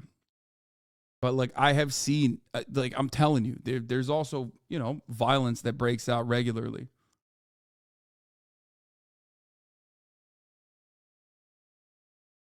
Crazy. It's crazy. It's crazy, to say the least. Is this okay?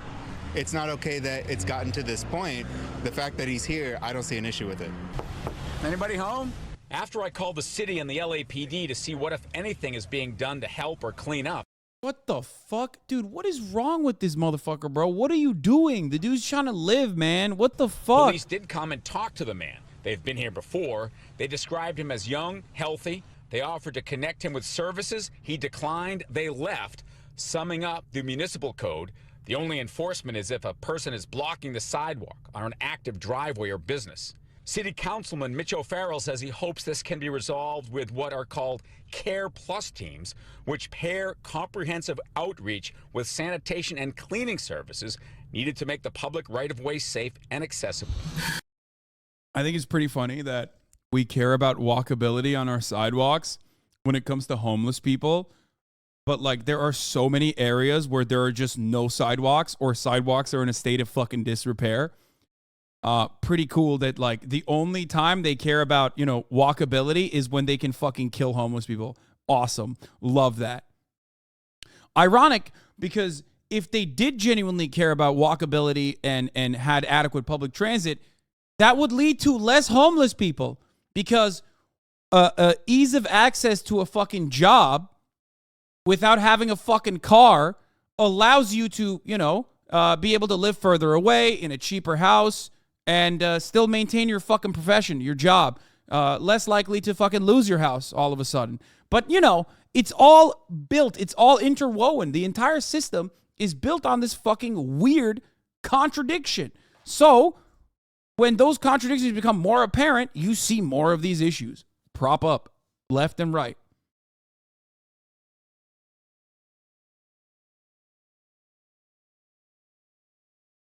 If every homeless person had the desire to get a job, yeah, this kind of rhetoric is so fucking funny, man. Yeah, dude, it's because homeless people are like, man, I hate jobs. That's why I want to be homeless. Yeah, dude. Yeah, totally. Also, you're watching Twitch at 1:19 p.m. You either are in a comfortable job where you can do a work from home bullshit fucking thing because you have upper middle class family members that literally allowed you to be able to go to a fucking state college or something like that, and then you got a fucking nepotism hire job somewhere and you can do a work from home thing where you're literally fake fucking typing on your computer as you're watching me, or you're jobless, okay? And your parents are keeping you afloat, and you're simultaneously talking shit on people saying, oh, man, these guys are homeless because they don't want to work. Am I right? Like, that's not how this works. Okay? We are all profoundly privileged in comparison to fucking homeless people that are suffering in the streets. God damn it, dude. There's nothing wrong with the things I just mentioned, by the way.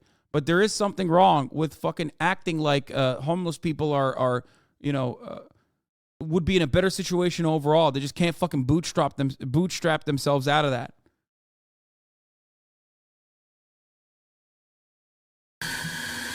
Meantime, across the street, where Jamila Ali and Rance Shaw run City Vibes Coffee, compassion is still on the menu. He hasn't like bothered anyone, and honestly, I'm glad that it's right there because I honestly feel safer with him there. For some reason, I don't know why. It's just it feels like he's like he knows what he's doing and he's not here to like hurt anyone. Unfortunately, they have to make us a little bit uncomfortable for them to be comfortable, and I think that's just like the problem in LA. No one realizes. That's the funniest part is that like that is the most empathetic liberal take is just like, yeah, we just got to be a little uncomfortable. It's like, no, man. No, you don't have to, actually.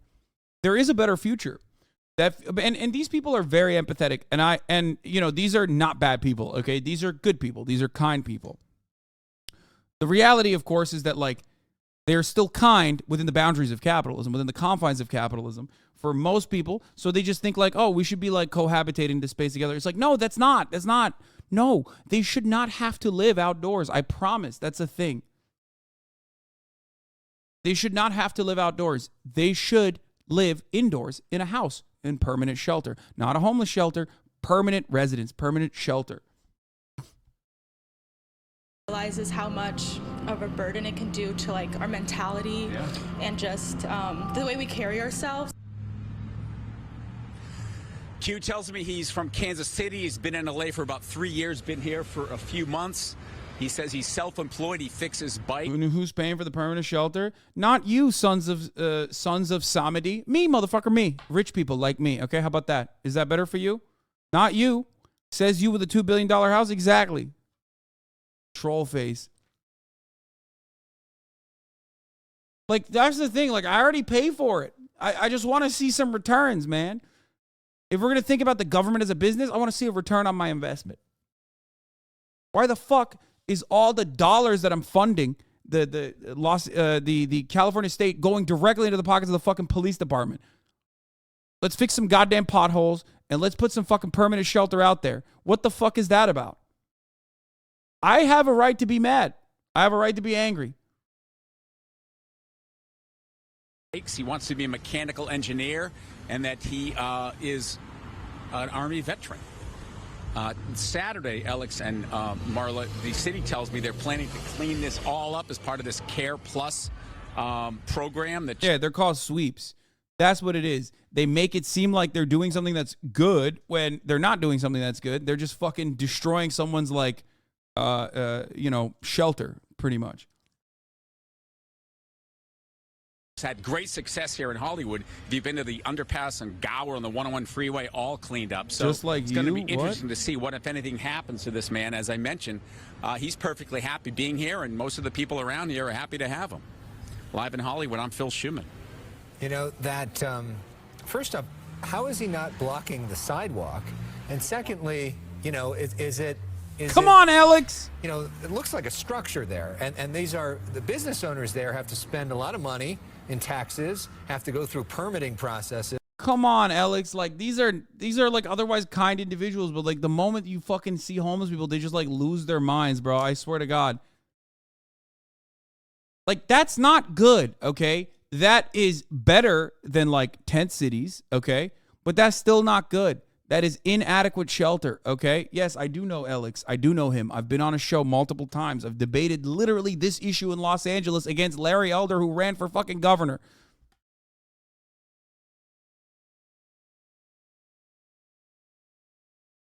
But liberals in California have lost their fucking goddamn minds. I've been telling you guys this for a year plus. I can't change people's attitudes, especially rich people's attitudes, okay? I try, but I can't. They just don't want to hear it. They think I'm seeing the problem right in front of my eyes and something needs to fucking change. And that is, I fear that is a descent into way more reactionary policy provisions. Way more reactionary policy proposals.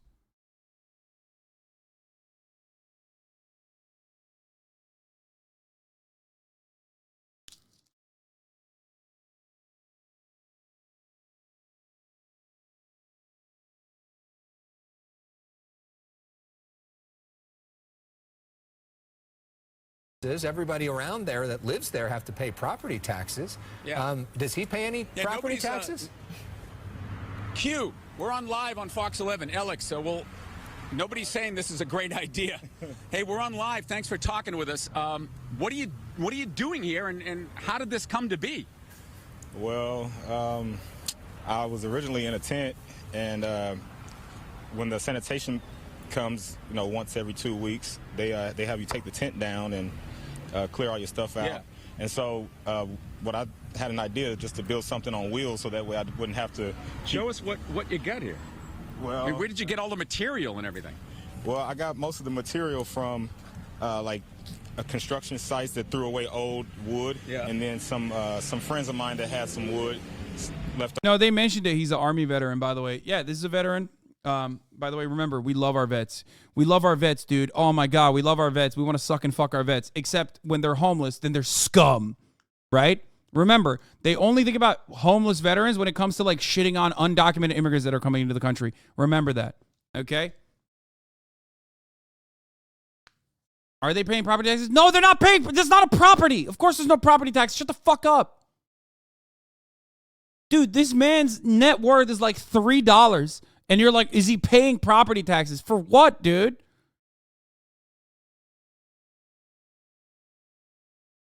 As a first-generation Flexican American who was homeless as a kid for a little bit, living in car homeless, as a child, thought of it as camping. My older brothers and parents must have been so scared at night. In the 90s, when the commercial real estate market in Texas took a shit, my father lost his job. He worked construction. Like, how was he or my family lazy? Fucking weird chatters who can't muster any empathy. Exactly. These people are not lazy. Look at this guy. This dude is a fucking industrious person, okay? Look at him.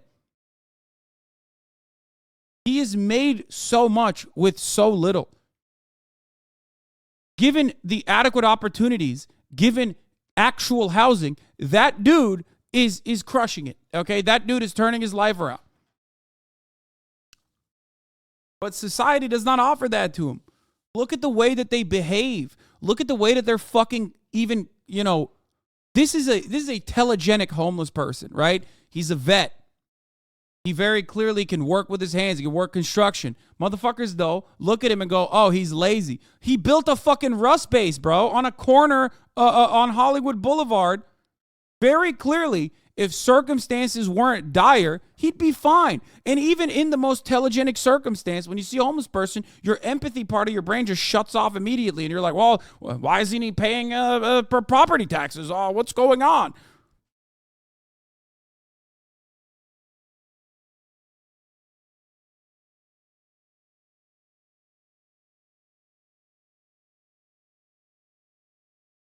Over, and then there was a shop across the street that had some old flooring. You have electricity in there? Yeah, I've got a generator over here. So you've been offered housing, temporary housing from the city and other agencies? Right. But yeah. you prefer this, or? Well, I kind of do prefer this because it kind of gives me empowerment. A lot of the housing, a lot of the housing programs they offer, they put you in like what seems like a concentration camp. And so this is more. He's right, by the way, straight up. Homeless shelters are so inadequate, dude. One, as a lack of adequate funding, but like, he's right. Homeless shelters are unsafe. One, you can't take your shit with you. If you have an animal, you can't take your animal with you. You can't take your shit with you. They're constantly fucking putting you under drug tests. If you're like, you can't go cold turkey if you're addicted to something. I'm not saying he is, but that's one of the many reasons why people don't want to do it. And lastly, and perhaps the most important reason, it's unsafe. It is deeply unsafe. There's a lot of sexual assault that occurs. There's a lot of property theft that occurs inside of these shelters. There's a lot of fighting that happens. Okay? What they need is not shelters. What they need is not a concentration camp style temporary shelter. What they need is permanent shelter, a home. That is at the heart of. Not true about animals and drug tests. Wait, what? You're wrong about that, I think. Or maybe you're thinking about your own personal homeless shelter that you worked at or something. Shelters literally operate like a lot of shelters, especially in big cities, operate like institutionalized criminal centers, basically.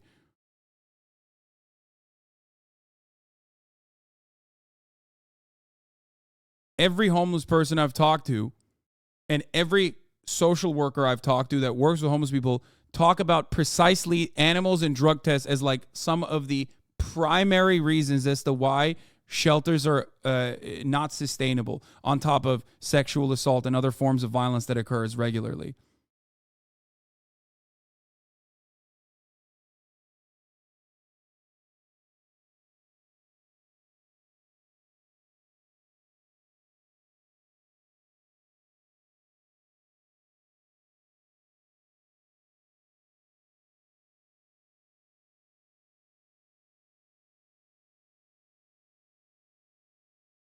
I was in a youth homeless shelter. My shit always got stolen. Fights 24/7. He's right, chatter. Shut the fuck up.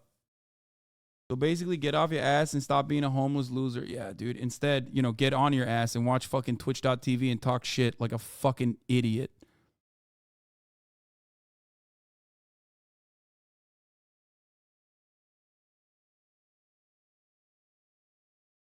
So you think if shelters had no restrictions to them, all the issues you said about the dangers of it would disappear? Fuck no, dude. Because shelters are temporary. These people don't need temporary housing. They need permanent housing. Holy shit.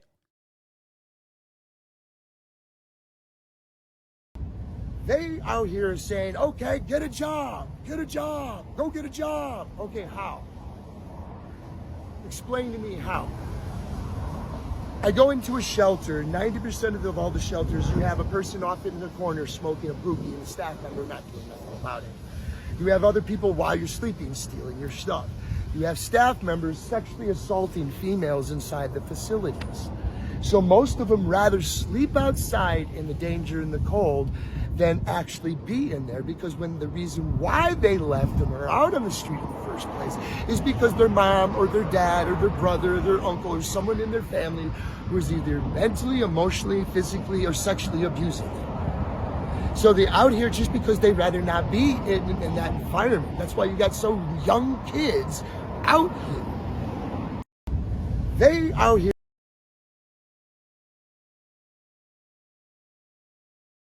Temporary housing would have to last for years for each of these people, let alone be decent to live in for those living there to have a chance to get their own home. Yeah.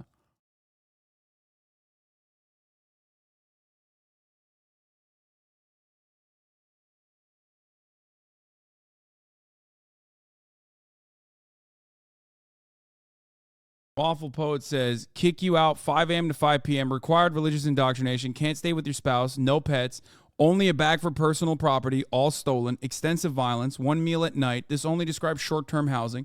Long-term housing, no record of any kind, limited family availability, enormous waiting lists, source, years homeless with and without a spouse. Yeah.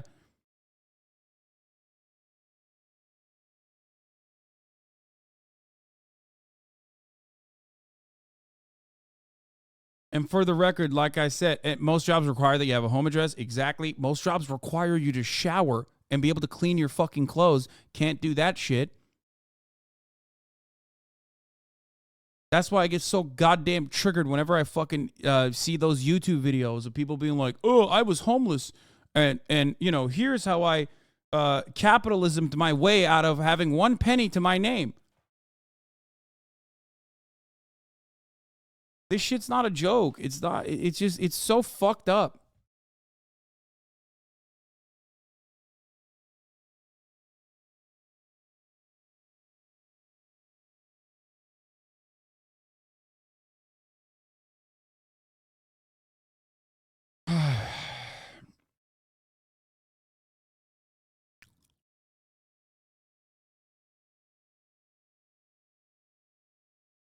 Anyway, I mean, we know how people feel about homeless people. Reactionary people don't even fucking hide their disdain. And even liberals are incredibly fucking reactionary towards homeless people because, you know, they see what I've talked about already. Like the most visible homeless people are often going to be the ones that need help the most desperate. A lot of mental illness, a lot of drug addiction. And that's what you see. So you fucking think like you have this reactionary attitude towards it. You think like everyone is there. And then when your starting point is like this hyper capitalistic, super individualist attitude, you think like these people are there because of their own failures, because we think poverty is a moral failure. And a lot of us, especially NEETs, especially people that are fortunate enough to be in this Twitch community, or in any community on Twitch for the most part, have never had to experience that personally. I have never had to experience that personally. Let's be real. I've never been homeless. I've had the fear of losing housing for sure. And it's a terrifying prospect. I had to live in a fucking kitchen of a frat house. But I've never been homeless. I've always been able to figure shit out. But until you live in that situation, like, you're never going to understand it, okay? But that was still permanent shelter, chat. That was a permanent shelter still, okay?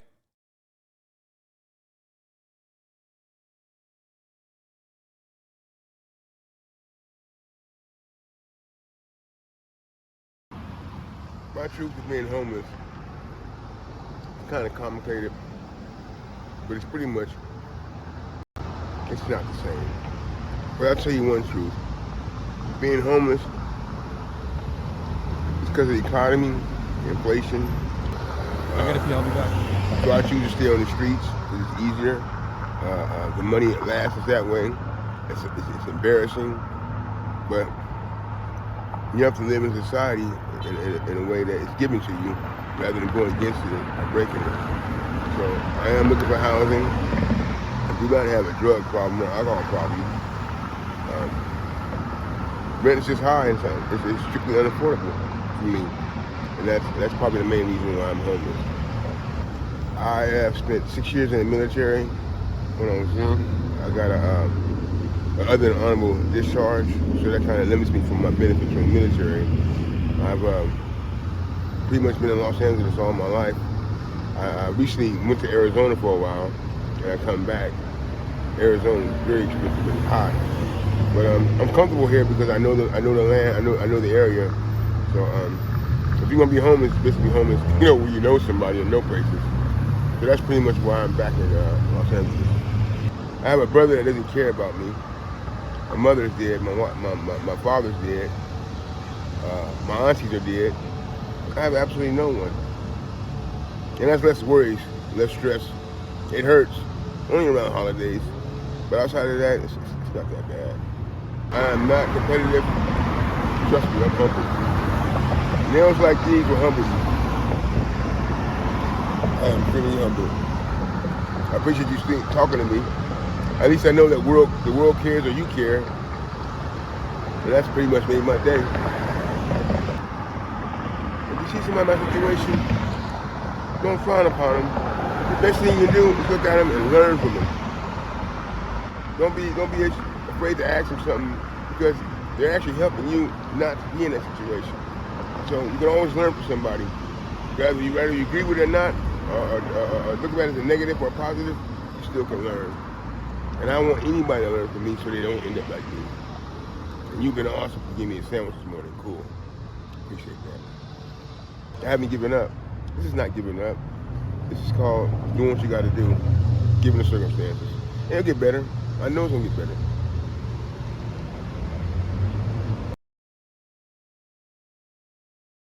And unfortunately, there is very little coverage on homeless people as human beings, like the one you just saw. And the coverage is more so like this, antagonistic.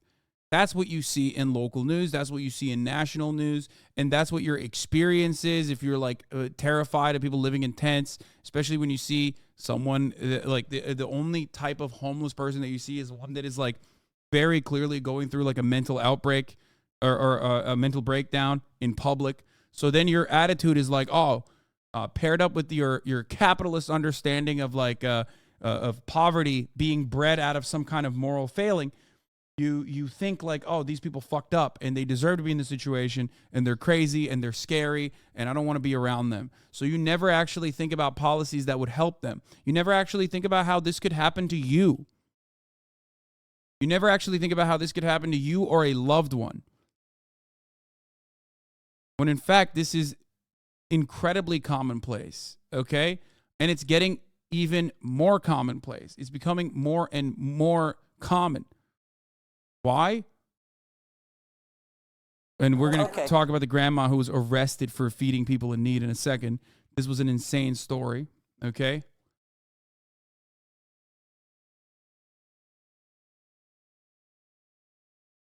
It's happening because how the housing market is insane.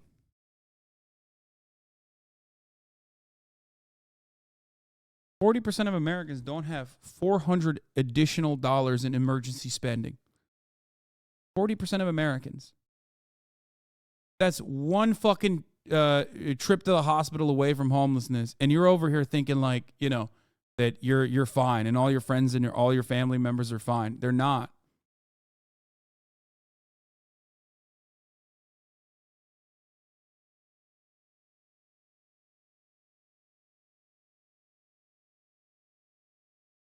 Let's finish this video. This is freedom for you. Yeah, it's for more freedom. You got plants. Yeah. You got tapestry. Yeah, I feel like I have more of a way to express my, artist nature and everything. But Q, I mean, you have to understand that a lot of people don't think this belongs here. I mean, this is a public street. Yeah. There are better options for you. Yeah. There's probably better places, you know, than this. But I mean, I don't think that I'm bothering anyone here. You know, this business isn't even in, you know. Yeah, it's an empty building. So is he taking the power from the city? I try to keep the because he doesn't get a power bill clean, and you know, I sell bikes and I make, you know, motorbikes and electric scooters and stuff like that. I've fixed several people that live in the neighborhood. I fixed their scooters and stuff like that. So are you happy? Yeah, I feel good, man. You know, I feel good. I feel like I'm, you know, kind of. Like, that lady is fucking insane. She's stealing power from the city. It's like, bro, this person has been fucked, okay? This person has been completely fucked by society. And even in that circumstance, you're like, well, what about the fairness? I have to pay for my bill. Like, how can you be such a bloodthirsty freak?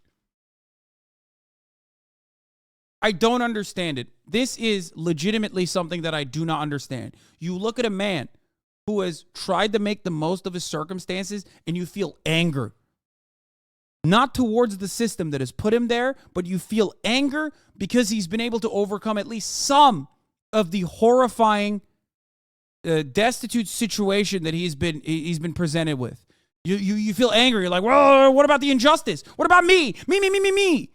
I have to pay for my electricity. Why is he not paying for his? That's fucking psychotic, dude. You are not a good person.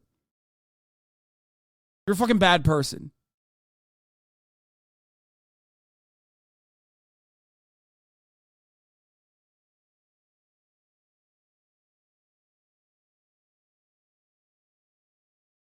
I know he said he had a generator, but it doesn't matter. Even if he didn't have a fucking generator, even if he was stealing power from one of the businesses or stealing power from the city, who gives a fuck? He's literally, like, the alternative is this guy dies, okay? Being an example for people that's in my situation, letting them know that, you know, just because you are living on the streets doesn't mean that you have to just let go, give everything up, you know? Where do you get food and use the bathroom and stuff? Well, I go to local stores and, you know, while I'm out. Let's walk this way, Hey, Phil. While I'm out and, I'm listening. While I'm out and about, I use the restroom at, you know, different stores and stuff like that. But go ahead, Marlon. I'm just curious about, you know, he has the generator and the power cord that you showed. He doesn't get a bill, so is he just milking it from the city? You know, I sell bikes and. Yeah, no, he's not. No, he's not connected to the city. No, this is a generator with. Can we peek inside or no? Okay. I'd rather not, man. Yeah, because I don't have it cleaned up, and then it's not finished. So people around here seem to like you. Yeah. You're a super friendly guy. Yeah. But there's other people that are watching this saying this is ridiculous. Right. Well, I mean, I don't know, you know, where they're coming from, you know, or why they believe what they believe, but you know, there was a fire. Even the guy who, like, originally came in with the intention of, like, you know, cutting fucking anti-homeless propaganda is like, shut the fuck up, bitch. Okay? No, he's not stealing power from the city. Like, even he was like, shut up. Like, calm the fuck down, okay? You fucking bloodthirsty freak. You monster. You demon of a human. Holy fuck! By the way, remember, this is a telegenic person, okay? Marginalized people do not have to be telegenic. They do not have to make the best victim, the perfect victim for you to understand the plight that they're going through. This is a person who is good on camera and you know, well kept despite the circumstances that he's been dealing with his entire fucking life, okay? And even in that situation, she's still like, no, how do we murder him?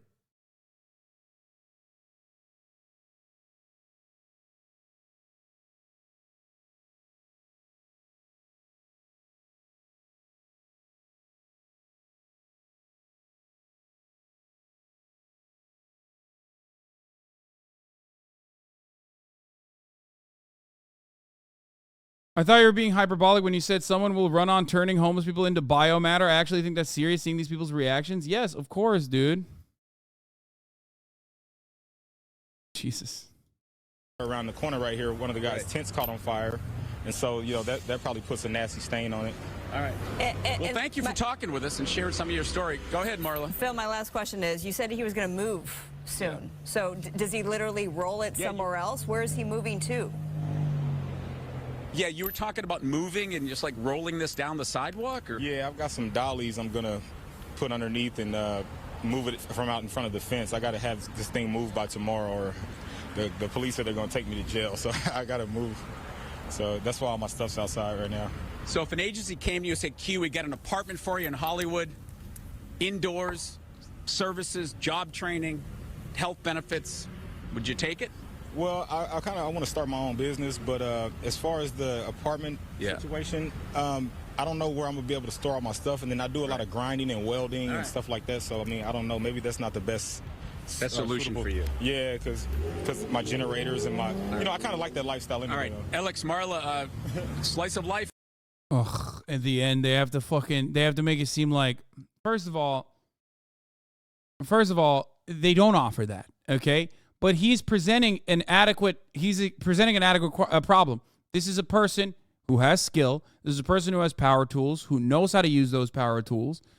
In an adequate society, they would not only offer him housing, but he would be able to use those tools in the way that he wants to and build his own fucking business and survive off of it. Fair on the streets of Hollywood. We'll send it back to you. He's resourceful. That's fascinating, Phil. Yeah. Thank you. How does this get fixed? Housing.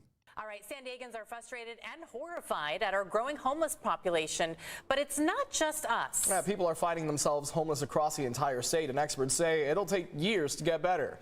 CBS 8. Bro, look at that. Look at that. You think that shit's normal, dog?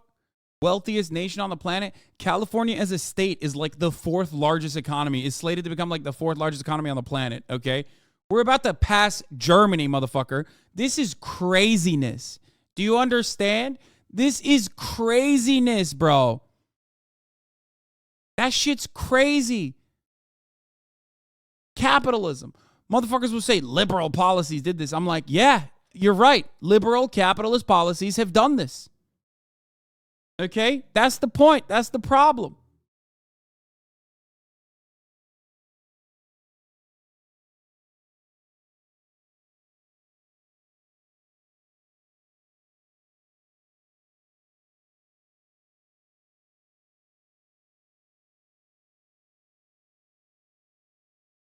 Boyle Heights residents protest proposal to turn Sears building into homeless housing. Yeah, that shit sucks. I hate when people are like, we don't want this. It's disrespectful. They have no respect for us. Yeah, there you go. And the media will run with people that are fucking going off.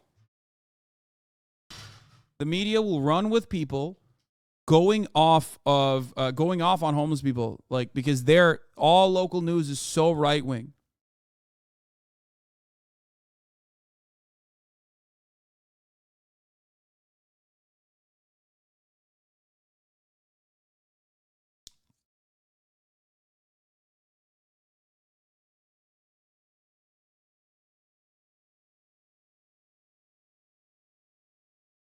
Use it as a bathroom. In the morning when the business owners come to open up, they have to try to deal with a homeless person literally blocking entrance to their business. And Bro, I mean, that's, you know. I can't believe you just filmed that and like put it on the fucking video there. Dude was taking a shit. Yeah, I know, man. Welcome to fucking living in a city, by the way, for the record. It is so dehumanizing to fucking film that. But also, it's 100% a thing that happens. For all you suburb Andes out here who don't recognize that, like, no, that is definitely something that happens regularly, okay?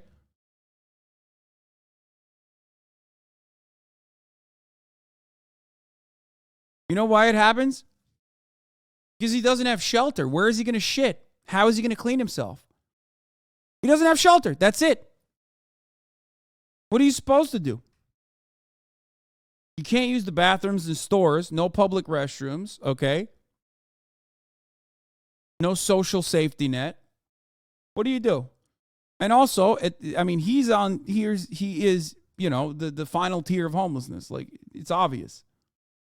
Then they have to deal with cleaning up hazardous waste right in front of their business, right in Sherman Oaks, right on Ventura Boulevard. It's mostly the criminal aspect of the homeless and unhoused. Theo Mavro is the owner of the Sherman, a restaurant bar. He says customers enjoying their meals are... Oh, I've actually been there. I went on a date there one time many, many years ago. Holy shit. Didn't realize it was owned by that fucking guy. Constantly harassed. Literally come by and just grab something and carry on. That happens all the time. And even more disturbing is the violence. Theo's host was recently involved in an incident. So my manager had to step in the middle and get the person off of her, and he got hit, he got assaulted, and one of the guests got hit in the face. This happens. While we were conducting interviews on Ventura Boulevard, we repeatedly offered to connect the unhoused with much-needed services. Do you need help? Do you need help? Eva, are you okay? Do you need any help? You're not interested in housing? No. Oh, come on, dog. Are you fucking joking? Bro, what are you doing? You're not interested in housing? I mean, this is like, is this a fucking, this is so aggro that it almost feels like it's like fake and made for like a comedy sketch to showcase how inhumane local news reporters are. You know what I mean? Except it's real and it's psychotic. Like YouTubers that do this shit, you'd be like, dog, that's way too far.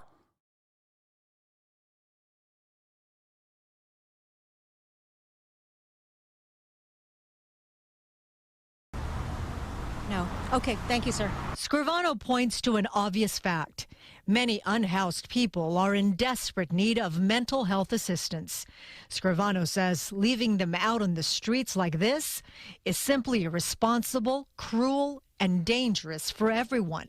In your opinion, what's the solution? The solution is that person who thinks he works for the FBI and who terrorizes my neighborhood is given the choice as to whether he wants housing or not. That's not, wait, what is he, you think that person doesn't fucking, do you think that person wouldn't be in a situation where like, that person needs mental health treatment immediately, okay?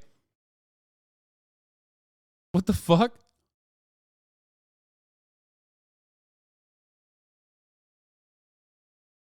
These people act like homeless just love being homeless, have no desire to get home. Bro, that person has no autonomy, okay? His brain is fucking fried. If that was a relative of yours, you would help them out, okay? That's crazy.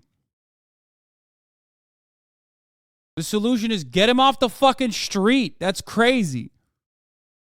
It's not a choice anymore. When people are suffering, you give them care. If they're really suffering, you pull them into care, or you lose them. These frustrated I mean, I guess he's not wrong. He's just using like lib terms, so I misunderstood what he was saying, but he's right. Like, that person should not be on the fucking street. That person's brain has been fried. Are you against putting these people in mental health facilities without their consent? Bro, that person cannot consent. Okay? If what he is saying is true, and there are plenty of people like that in the streets, that person is incapable of offering like informed consent. What are you talking about? That person does not have autonomy. He thinks he's a fucking FBI agent.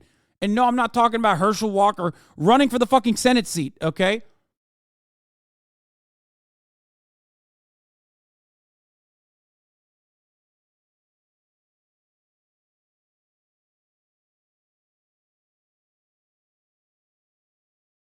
Business owners say they've repeatedly called police and city officials. They say their pleas for help have fallen on deaf ears. There is anger in the community. It is palpable, and we want it addressed proactively, and we're going to do everything in our power to make sure that that happens, including leaning on any elected official. LA City Councilwoman Nithya Raman represents the 4th District, which includes Sherman Oaks. Business owners say they have repeatedly called, emailed, and tagged her on social media posts. Scrivano sends her office videos of the homeless making threats and going to the bathroom on Ventura Boulevard. Scrivano says he was told to stop sending such graphic material. Nithya Raman does not care. She does not care. The reality is that people who are experiencing homelessness are still individuals who are there on the streets because they don't have a home. We caught up with Councilwoman Rahman at a public event after fruitless attempts to set up an interview. The business owners are tired of having someone block their business. Yes. How would you like it if somebody threw feces at you? I mean, I obviously would not like it, and to anybody who's experiencing these issues, I have the deepest. She's trying to do an ambush interview with Nithya Raman, and like her first point is like, what if someone threw caca at you? You're an unhinged psychopath, dude.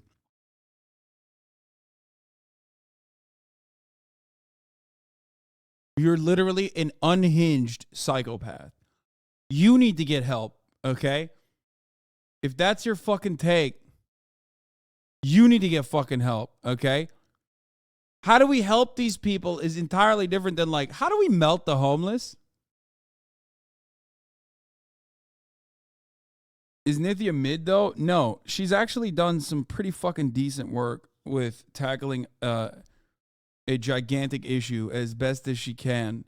From what I understand, obviously, like, it's nearly impossible to fucking make changes as a singular council member, even though you have a profound amount of power.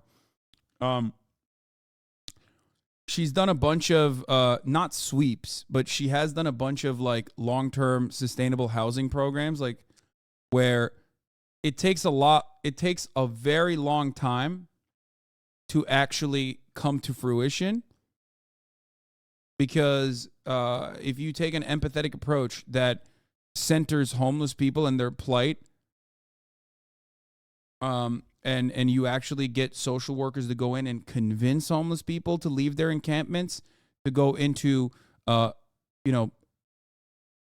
first transitional housing and then sustainable housing, that is going to take a long time. Some people are not going to want to leave. There's always going to be more issues that way. The other solution is to do sweeps immediately. Bring in the police, bring in sanitation, blow up the fucking encampments, clean them up, sweep it, force them elsewhere. Like, they have tents usually, so they're mobile, right? As mobile as you can get, I guess. Where they'll just like sweep one block and go, all right, fuck off, move on to the next city block until it becomes a problem again.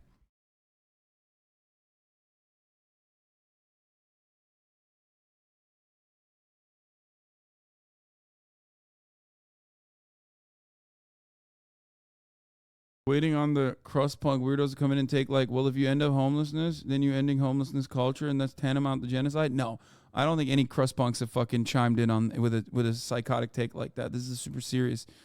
I don't even the trust fund crust punk anarchists are not chiming in with the I love being homeless actually takes at this moment.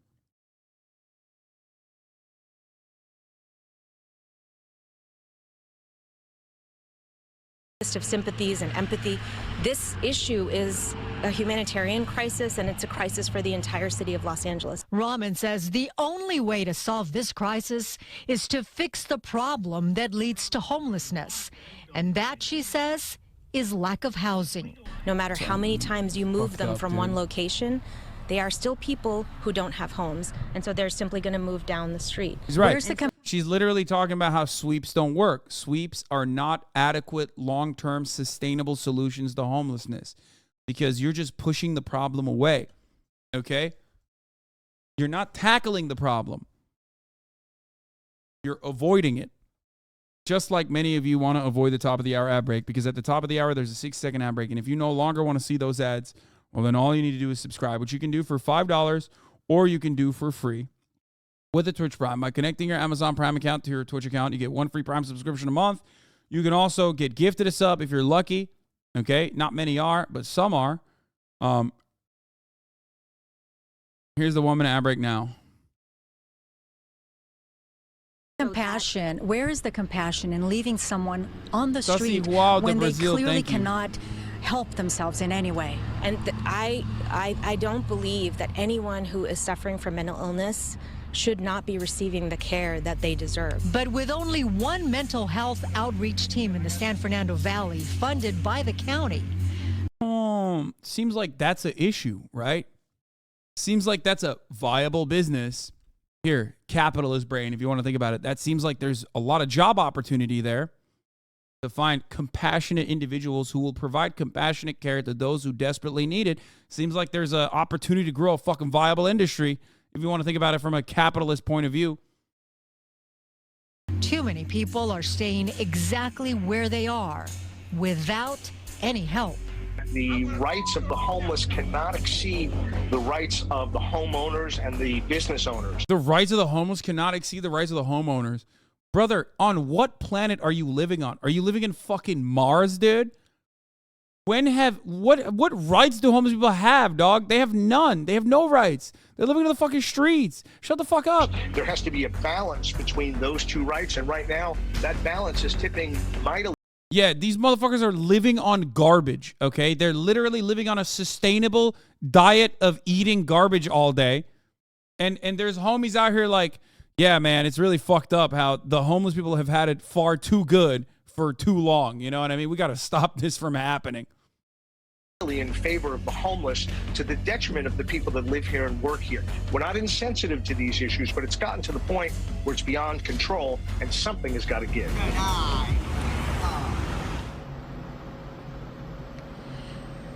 Councilman Rahman says that she's only been in office for a year and a half, and this problem has been around for many, many years.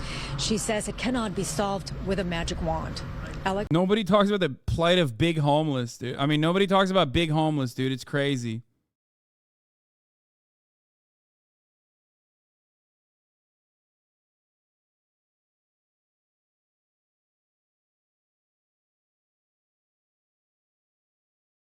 Christine? Marla. Gina, specifically, as we move forward from your reporting, did she say specifically what she's going to be doing to help those who are unhoused right there, and then also to help the business owners in the meantime? Well, she says that her staff goes out on the streets and they go and talk to people. They try to get them into some sort of shelter. But she also puts the blame on the county. She says the county is responsible for providing mental health assistance to the homeless. And as I said in the story, there's only one group out there in the San Fernando Valley, and that's just not enough.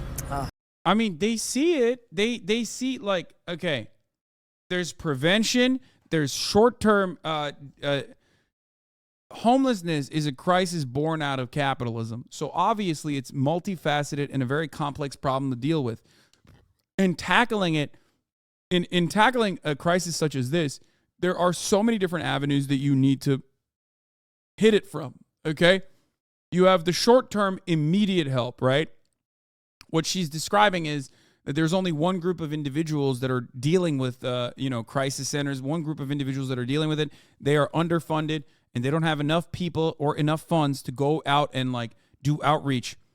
Okay? So that's number one. But then also the long-term sustainable solutions revolve around fixing the housing crisis so that there aren't more homeless people that are, becoming homeless, more people losing housing as a consequence of being priced out of the housing market. Okay? But of course, you can never solve this problem if you don't even think that these people are people to begin with. If you think that homeless people, if your attitude towards homeless people is like inherently violent because they think that they are fucking moral failures or animals or, something less than human, then you're not going to want to solve it. You just want it away. You want to push it away. That's your short-term solution, is just like, get them out, get them away. I don't care if they fucking die. And that's usually how people operate. Gina, thank you. One more look at what is truly a crisis, and we hope that our viewers will go and search our documentary that... Okay, Jesus Christ.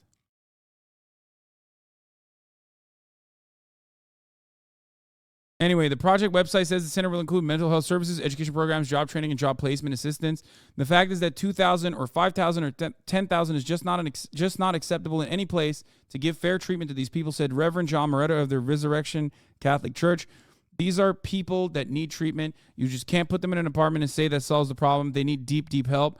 No, you can. You should give them deep, deep help, but the help starts with an apartment. Opponents worry the plan would draw too many unhoused people into the neighborhood who would be ineligible for treatment in the facility and end up back on the street. We really want the public to understand that we know that we have a housing crisis. We do. We are not against the homeless. They also said their neighborhood has been neglected for too long and needs more economic opportunity and services.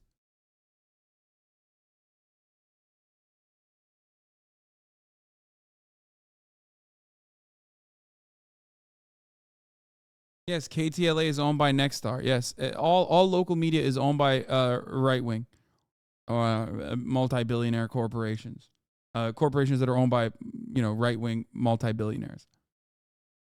Always. The proposal would have been have to be approved by city officials, among others. LA Councilman Kevin DeLeon, who represents Boyle Heights, told KTLA, until such time as a developer can prove to the community their concept meets the interests of Boyle Heights residents, I stand opposed. KTLA attempted to contact the developers, but so far not spoken to them. Here is another weird reality of living in the United States of America. There's a grandma in Arizona that was arrested for feeding people in need. Well, I'm going to call my higher-ups and figure out how we're going to handle this, okay? My name is Norma Thornton. I live in Bullhead City, Arizona. Norma Thornton was donating her time and food to feed the hungry at a community park in Bullhead City, Arizona. Full color front and back. Come see Eric. Hey, Ed. Okay, so I've made contact with the lady and a gentleman that was here. I went up and talked to her. I said, what are you doing? She goes, I'm just bringing the transients some food. They're hungry. Transients. So I just got I'm not on speakerphone, right? They're humans. Transient is like such a red flag for me. The moment that I hear someone say vagrant or transient, I'm like, okay, I'm talking to a fucking guy who's like a freak, okay? And I hear it so goddamn frequently. Los Angeles libs love using those terms, okay? Yeah, you are. I'll take you off. Against his better judgment, this officer was instructed to arrest Norma and take her to the station to be fingerprinted. I think this is a PR nightmare, but okay.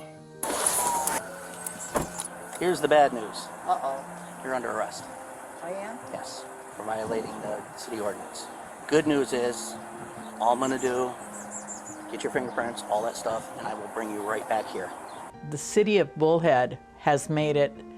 By the way, remember, this is why people say ACAB, okay? This is why, like, that guy might be a good person overall. It seems like he is like, okay, this is a bit fucked up that we're arresting an old lady, but he still ended up arresting that old lady because that's your job. When you're a cop, you're supposed to arrest old ladies when your fucking bosses tell you got to arrest this old lady for the crime of fucking feeding homeless people. A crime to feed the needy. Technically, I'm supposed to be handcuffing you and everything too, but I'm not going to do that. I don't think you're a hardened criminal. I don't think you're out to hurt me. I'm not out to hurt anybody. The officer issued Norma a citation to appear in court. Just so you know, you are under arrest. This is an arrest.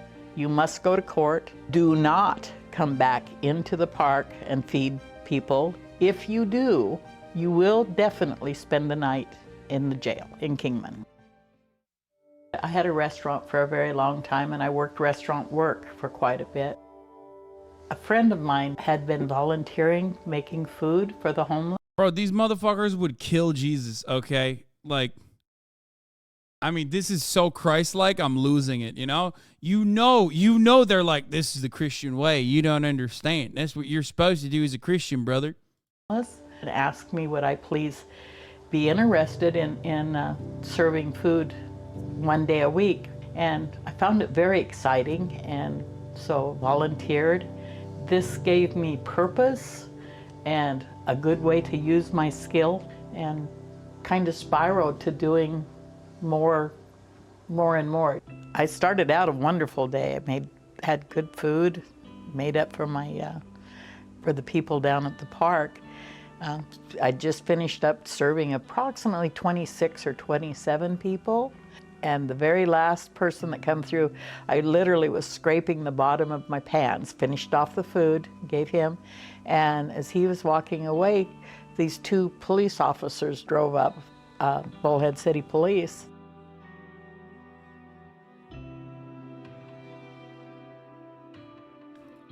Finally, the day.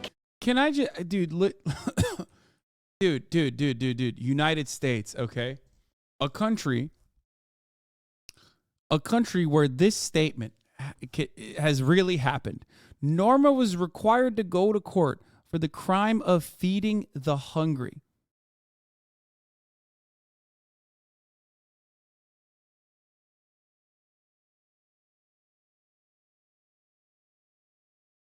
That's crazy, man. That's crazy. Even when individuals take matters in their own hands to do the right thing, the system still's like, nah, fuck that. You can't do that, bitch. Get the fuck out of here. We're arresting you.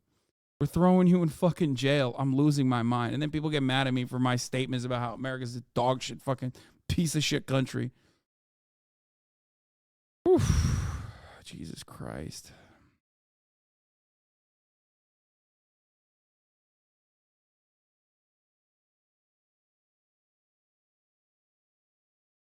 Crazy. Absolutely bananas. Finally, the day came to come and talk to the prosecutor person. And then they would set a date for criminal court. So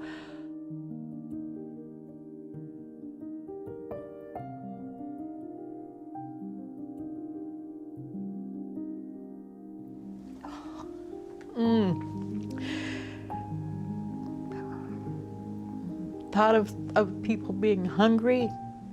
I mean, I'm not making a big impact. It's not that much. But at least some people have enough food to survive. And I can't even imagine living in this country and being hungry. To be told that you cannot feed the hungry, regardless of what the circumstances are, is sad, but it makes me really, really angry, to put it bluntly.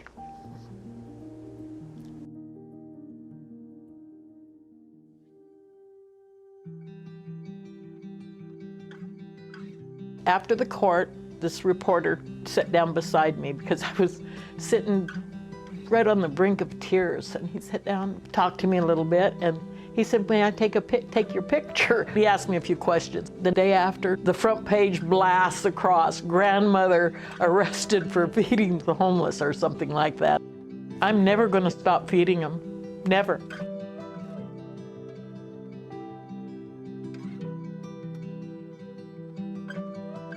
Not feeding the needy in a private alley, but is I am joining still with able IJ to to fight serve back. people. It's not ideal. There's no tables, there's no grass. They get their food and they just sit up against a fence that gives us some shade. When I was serving in the park, word would get out that I was serving, and it was much easier for people to get to me and to the food. We always kept. Isn't the whole argument that we shouldn't do personal charities of the government helping people? Dude. I still do charity, okay? I criticize those who think it's the end of the problem. It is unimaginable that someone would prosecute someone who is purely out of the kindness of their heart, taking matters in their own hands and trying to help those less fortunate than they are. Charity and the existence of charity, or the necessity for charity, indicates systemic failure. But that doesn't mean you should stop doing it, okay? This is something that a lot of people do not understand.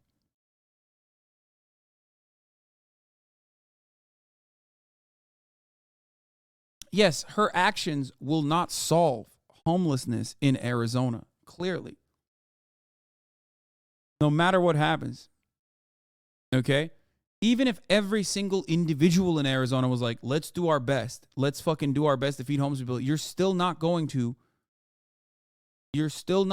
solve homelessness in Arizona. Because homelessness is not happening because people are not offering food to the needy. It's happening because people are getting priced out of the housing market. And even this grandma recognizes that reality.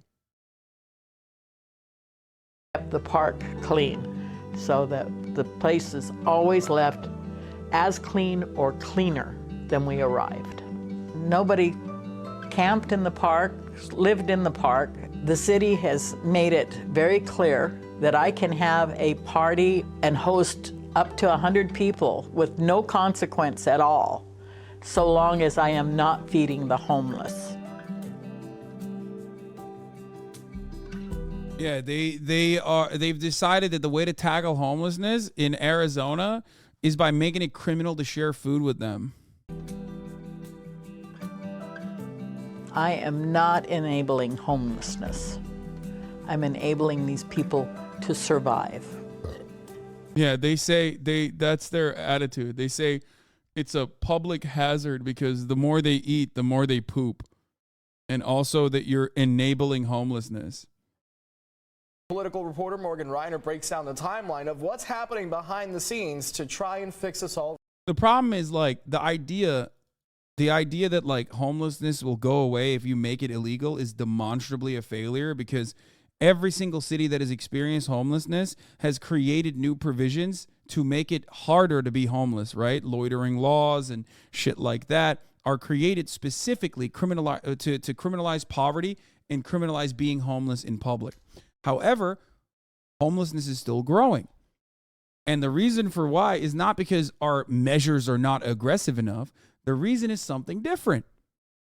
It must be something different. Well, we know what the reason is. It's because they don't have housing. It's because they're getting priced out of housing. The more you push the current homeless people aside and like push them further and further the outskirts of society, let's say, the more you think you're actually, solving the problem immediately for the real estate developers without harming anyone that truly matters, right? The real estate developers and the fucking wealthy voters and whatnot. Except, why is it still growing? Because there's new people becoming homeless. Why are they becoming homeless is not a question that people ever ask. People do not ever ask why homelessness is growing in this fucking country. Well, the ones that do ask that question oftentimes have shitty answers for it. What do they say? Well, they say it's because, mental health is becoming a bigger problem. Mental health's the reason. No, motherfucker, that's not the reason. Right now, Morgan. One homeless organization told me that's the million-dollar question. How long will it take to solve this issue? But the issue wasn't created overnight, and it's not going to be solved overnight. We are in this for the long haul. San Diego Mayor Todd Gloria said two things can be true at the same time. We've increased shelter capacity in our city by 38%. We've done that largely by utilizing public facilities and properties. The city is sheltering more homeless individuals, but more people are becoming homeless. In the city of San Diego, our median rent is somewhere around $2,600 a month for an apartment. It's no surprise if you have rental rates of that nature that you're going to see more folks on the streets. In part because of the high cost of living and mental health and drug addiction. People continue to be extremely frustrated. They don't see the progress that they would expect to see with this all hands on deck effort. From San Diego to Bakersfield. We hear from businesses and residents who are experiencing the impact. To Sacramento. We saw about a 67% increase. Statewide poll. 67% increase, bro.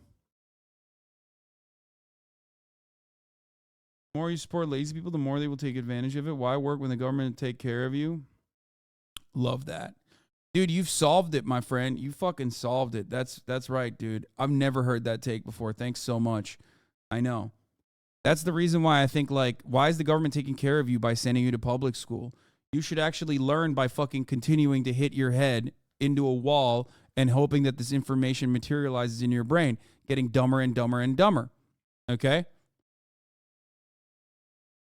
That's awesome, man. No, keep it up, brother. You're fucking killing it. You've solved it. Fucking cuck.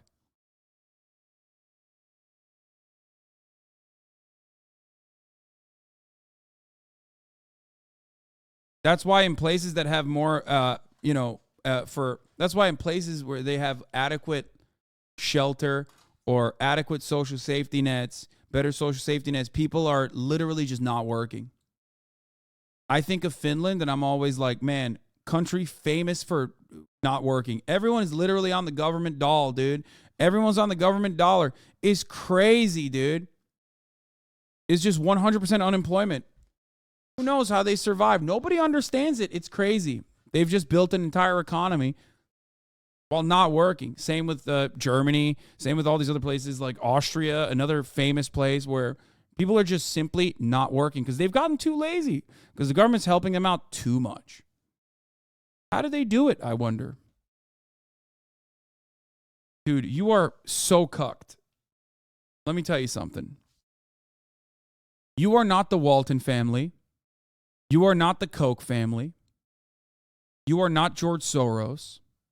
You are not one of Sheldon Adelson's grandchildren. You are a worker. Your parents were a worker before you, and if you're lucky, you will continue to be a worker and not become homeless. Okay? Those guys get a fuckload of help from the government. They get subsidies. They're seen as productive people. They get tax breaks. They get more money back. They get help all the time.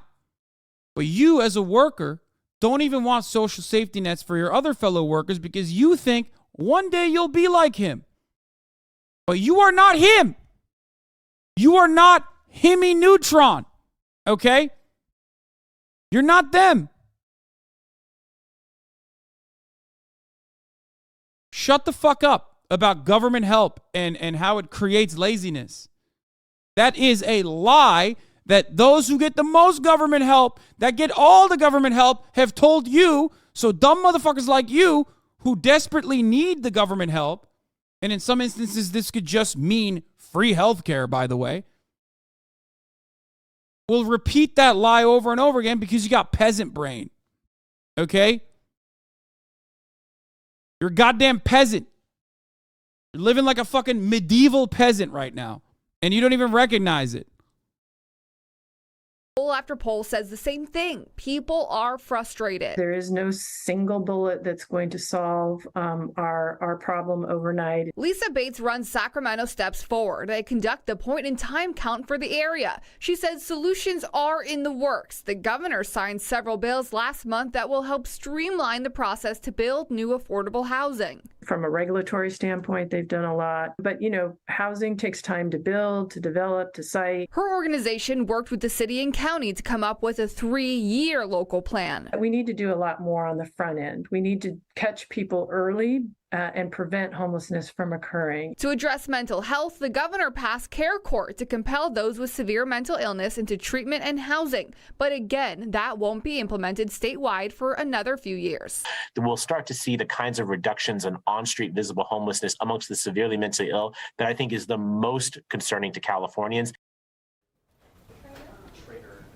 When Newsom was running for office back in 2017, he pledged to build 3.5 million homes by 2025 because that's what experts predict that we need in order to address the shortage. But we are nowhere near that. Newsom recently admitted that it was a stretch goal. So instead, he changed that goal to 2.5 million homes by 2030. Again, from the local level to the state level, there are dozens of projects in the works, but all of them are going to take time.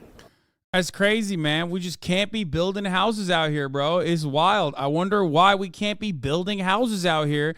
And then when we do end up building houses, it's all fucking luxury condominiums that just are never full. I don't know who's buying the luxury condos, by the way. I haven't seen it. Okay? I wish I knew. Those motherfuckers look so empty all the goddamn time. Dude, look at Culver City. Holy fuck, dude. It's crazy. It's crazy. You know who's buying them? They're building it for someone. They're buying them. You know who's buying them? Investors, okay? Airbnb Andes, and also other investors. Anders. Oh, my God. Capitalists be like, yeah, that'll show those poor. Why are you cheering, Fry? You're not rich. True, but someday I might be rich, and then people like me better watch their step.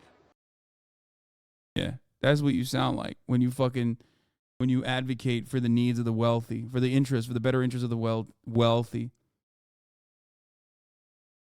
Okay, let's talk about, this is the last thing we're going to cover here on this issue, on this matter. But as far as Cenk goes, yes, he's in the wrong, okay? He's in the wrong. I understand why so many fucking liberals' brains have been broken by seeing crime and fucking homelessness and all this shit, right?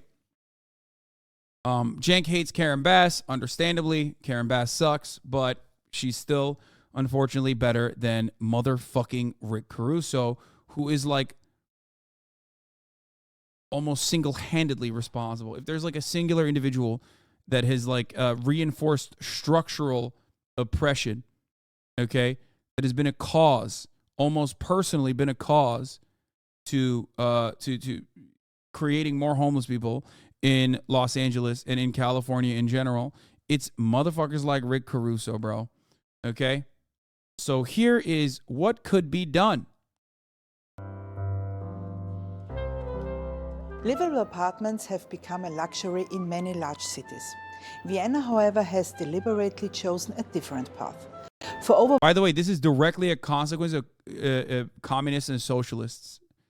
I don't know what they're going to say, but like, yeah, no, it is literally communists and socialists that created the structure that has made it so that 65% of people living in Vienna live in public housing.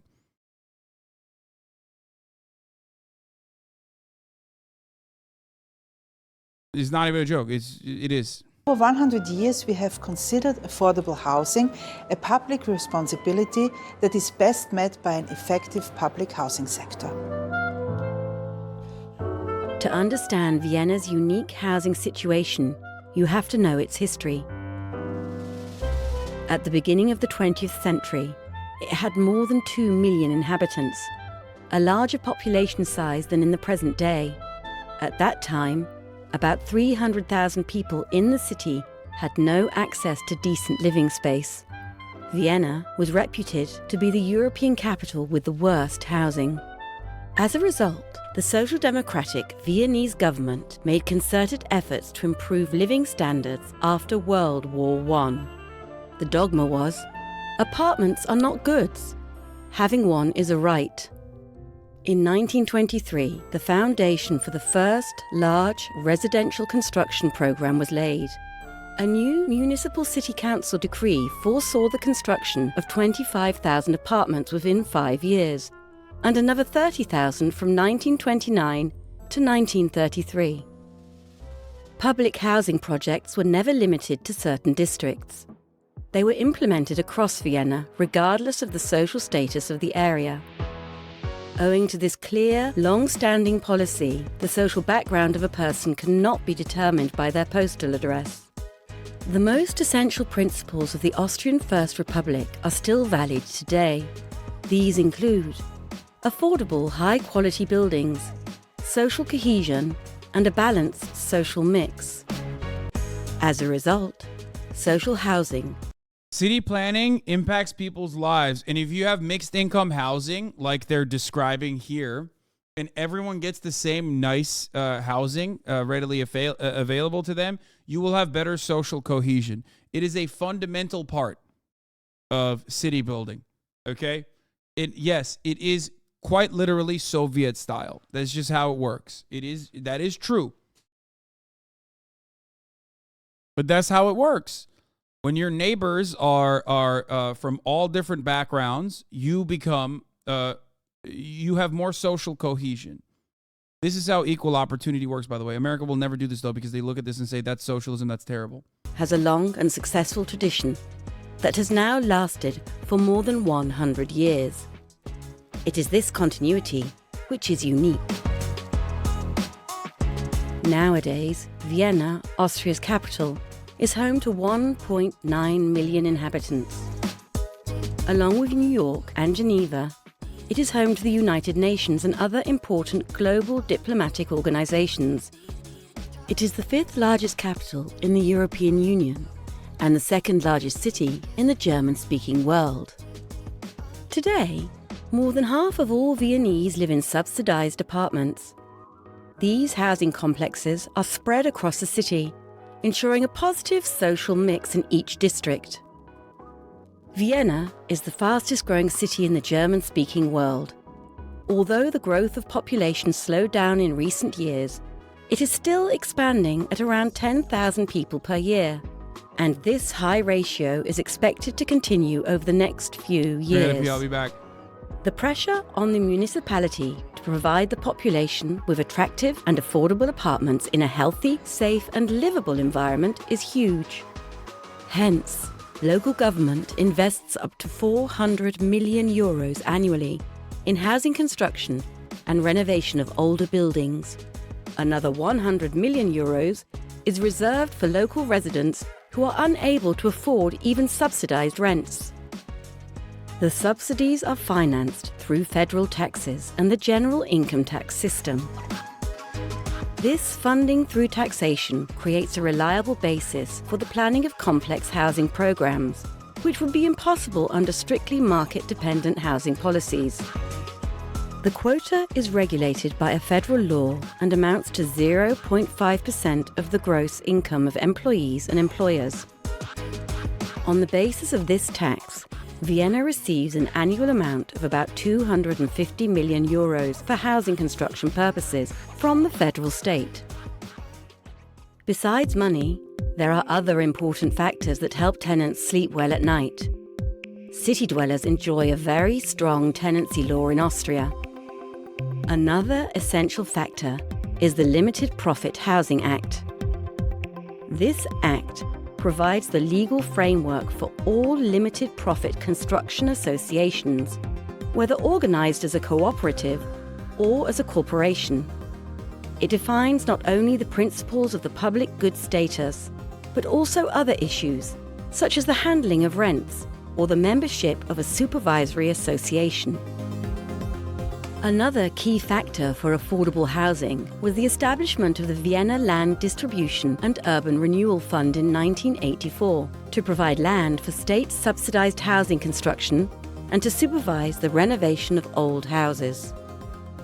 As a non-profit organization, Wohnfonds Wien, as it is called today, coordinates property developers, house owners, municipal departments and service centers of the municipality of Vienna. Because of its land reserves and long-term planning, Wohnfonds Wien is still able to buy agricultural or brownfield land at good rates despite the increasing price of land. Recent years have seen land and real estate prices in many European cities spiraling out of control.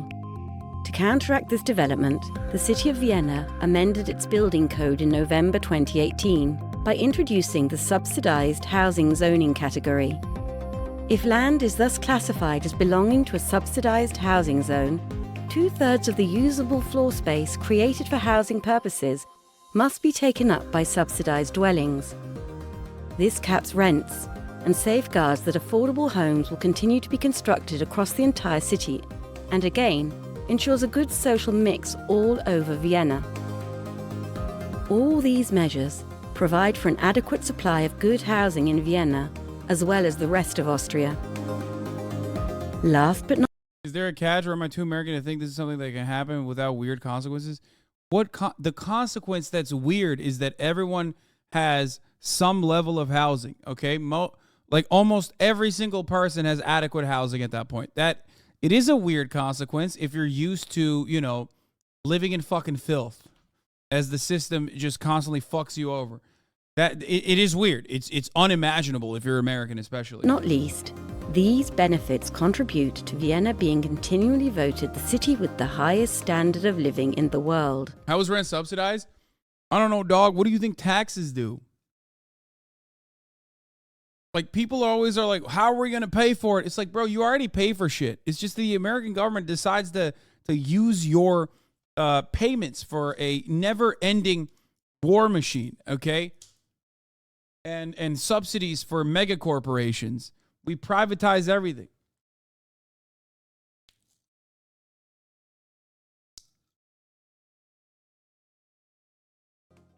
Vienna was ranked as the most livable city worldwide 10 times in a row.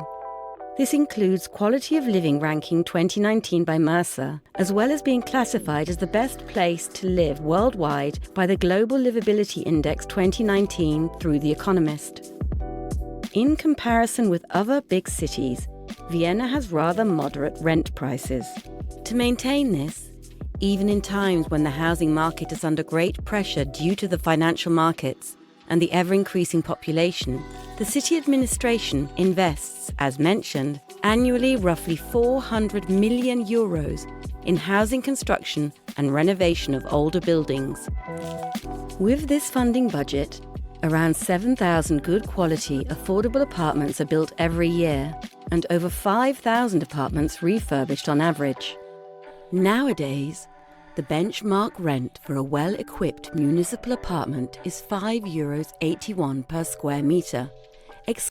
Looked up some of the private housing protected by Vienna's policies, and even there, like $410 a month, utilities included, and that's private. Yeah, because when your housing market prices are dictated by affordable public housing, private housing owners and people who want to rent, people who want to become landlords, are going to have a much harder fucking time because the government has set the pricing that way. That's why people always talk about how they don't want the government to interfere with business. Okay?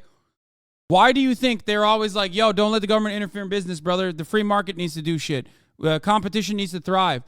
The real reason why they don't want the government to interfere is because the government is always going to outcompete. The government is always going to fucking put the price ceiling at such a low point that all these private businesses and their profit margins are going to get fucking eviscerated, and they can suck my cock, especially when we're talking about a commodity that is a necessity for survival.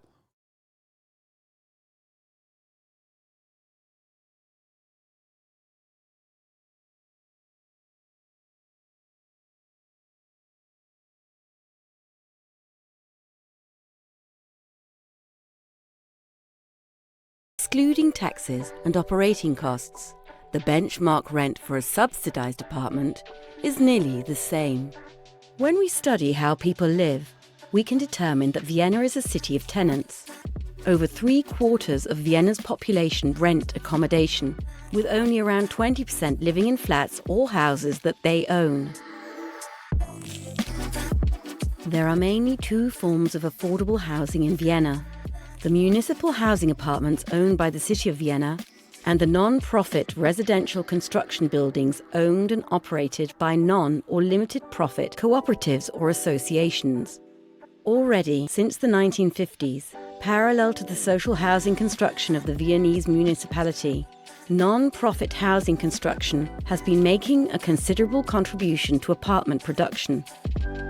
Responsible for the building management of the Viennese municipal housing complexes is Wiener Wohnen, Vienna's municipal housing company. With 4,000 employees, Wiener Wohnen is Europe's largest manager of municipal properties. Altogether, Wiener Wohnen looks after 1,800 housing complexes containing 220,000 apartments, more than 5,000 business premises or doctors' practices, and nearly 50,000 garages and outdoor parking spots.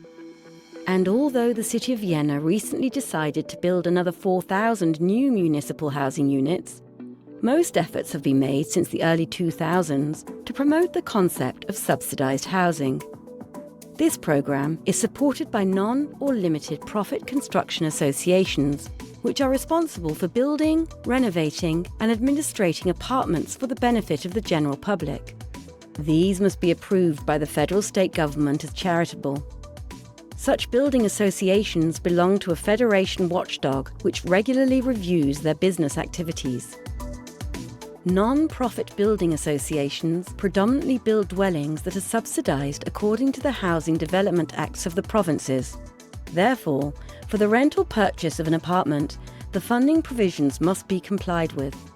To ensure that the quality of affordable housing in Vienna fulfills the highest quality standards, Vienna has a detailed planning process, including rigorous competitions for selecting developers and architects. This is called the 4 pillars process.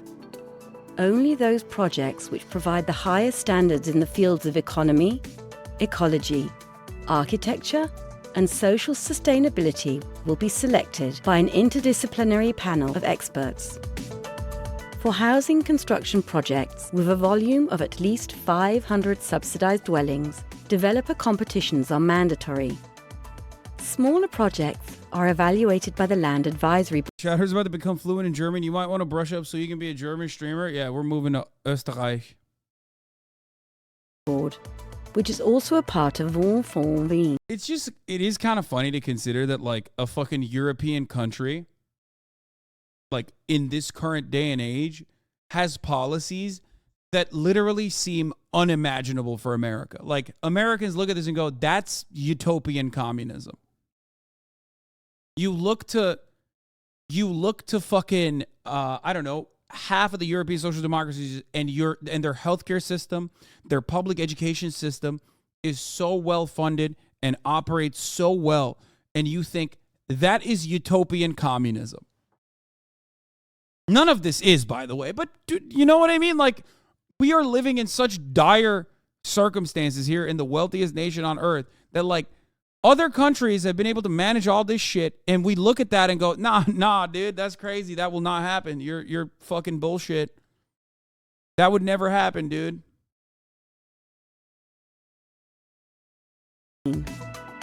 Both systems use similar criteria to determine eligibility for housing. You have to have a minimum age of 18. They literally kept this going because they were scared of the socialists in the 20th century after World War II. Yes, the USSR's, perhaps the USSR's single most important contribution to humanity, aside from eviscerating the Nazi scourge, of course, was that its existence galvanized trade unionists, socialists, communists in all of these other Western nations that created a system, a mechanism of fear that led capitalists to concede. The only reason why so many of these countries have healthcare, so many of these countries have like viable and robust union systems, the only reason why these countries have public transit and all of these amenities that are impossible, that are seemingly like just, you know, a fucking unicorn or a dream in America, is because capital owners and capitalists in general were terrified of a communist revolution or a communist takeover or a trade unionist takeover, and therefore conceded. The last time this happened in America is when we got the New Deal, okay, under FDR. Same forces, similar forces of pressure created a system and an environment where even a social democrat or a relatively open-minded leader who was terrified of those formations coming in and seizing power and seizing control, decided to basically concede and cave and give in to those desires, those pressures. Maximum monthly income must not be more than €3,410 after tax with a single person, €5,080.71 for a two-person household, and €5,750 for a three-person household. These relatively high income limits, 75% of the Viennese population earn less, provide that the middle class also has access to Vienna's subsidized housing. Everybody who wants to rent public housing must have lived in Vienna for at least 2 years. You have to be an Austrian citizen, come from a member state of the European Union, or have an equivalent status. To get one of the municipal housing flats, or a smart apartment, or a subsidized apartment with a procuration fee under €10,000, you also have to fulfill socially oriented allocation criteria. The long-standing history of affordable housing in Vienna and the ongoing political will and practice that maintains it makes Vienna a great place to live. Constantly providing its residents with affordable homes needs constant commitment and a wealth of action. As in the past, this action will ensure future generations have access to high-quality, affordable apartments.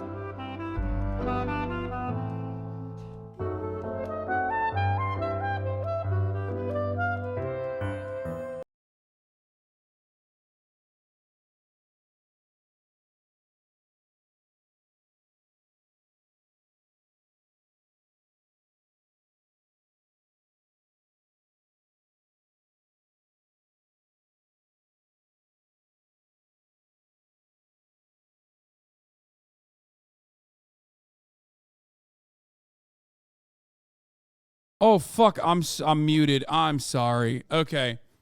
Yo, that shit goes hard on mute. You know what I'm saying? Dude, I was spitting too. I'll never spit again. I'll never say those incredible things I just said. You will never hear them again. That's it. That's the last time. It's the first and last time I'll spit so fucking hard, dude. I said some things that would have gotten me on Fox News again. Okay. Imagine actually investing the colonialism money into the poor. I mean, that's what Europe did. You know what I mean? A lot of Europe did. A lot of like European development hinges on quite literally that. You know what I mean?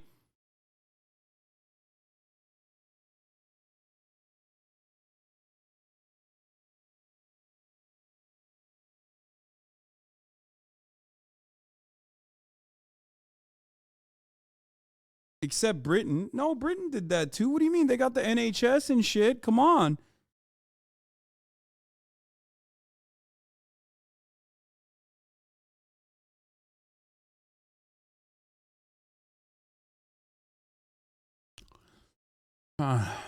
Anyway, imagine being single making $3,400 a month with like $500 rent for housing.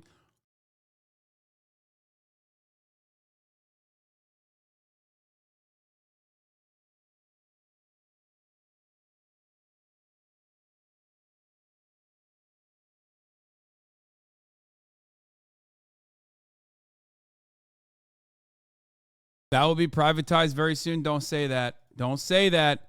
All right, ladies and gentlemen, we're back to Pooty Poo. We're back to Pooty Poo. Vladimir Putin, not a good guy. Okay? Not a particularly good guy. Very bad guy. Recently said or made claims on top of the routine yearly ICBM testing military games that they played, which, of course, America was informed ahead of time. That was on schedule. Nothing too weird there, at least according to the U.S. State Department. But on top of that, he said something along the lines of Ukraine will perhaps use a dirty bomb. Would I call him a knucklehead? Oh, I don't know if I could go that far. That seems pretty rough, man. I mean, that's... I don't know. You know what? Why not? Yeah, he is. He is a big stinker. A knucklehead. That guy. Dude, it's over. I'm getting dosed with, like, radiated uranium.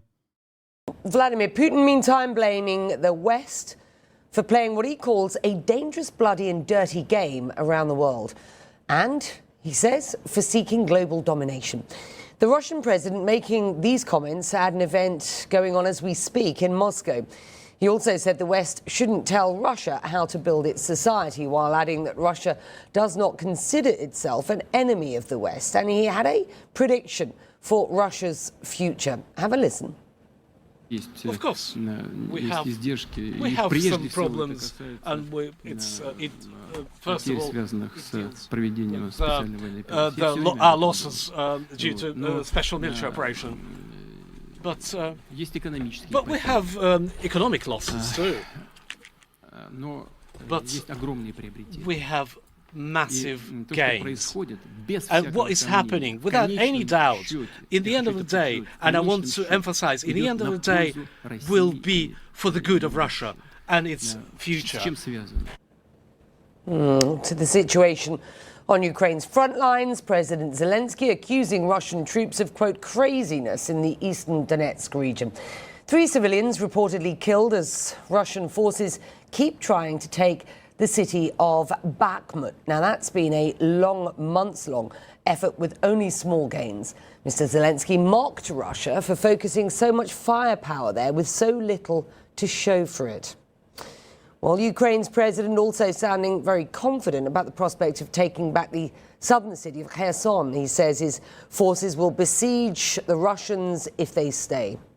One of his advisors earlier warning that the heaviest of battles against occupying Russian forces there is set to come. CNN's Fred Plotkin reports from near the front lines close to that city. Ukrainian forces trying to hit the Russians on all fronts. This mortar unit firing in the north of the country, while in the south, Kiev is continuing a counter-offensive trying to capture the Russian-occupied city of Kherson. We met up with an artillery unit on the battlefield. The soldiers tell us there's firing going on here pretty much every day, several times a day. The front line is not very far from where we are at all. It's a couple of kilometers in that direction. And right now, there's not very much movement on that front line, but still, the situation is very dangerous. Ukraine's defense minister says Kiev's counter... Do you think we should cancel Putin? Oh, man, I don't know. That seems like a bridge too far, man. Not deplatforming, I mean... Yeah, you know what? Yeah, we should cancel Putin. Complicated by wet weather in the area.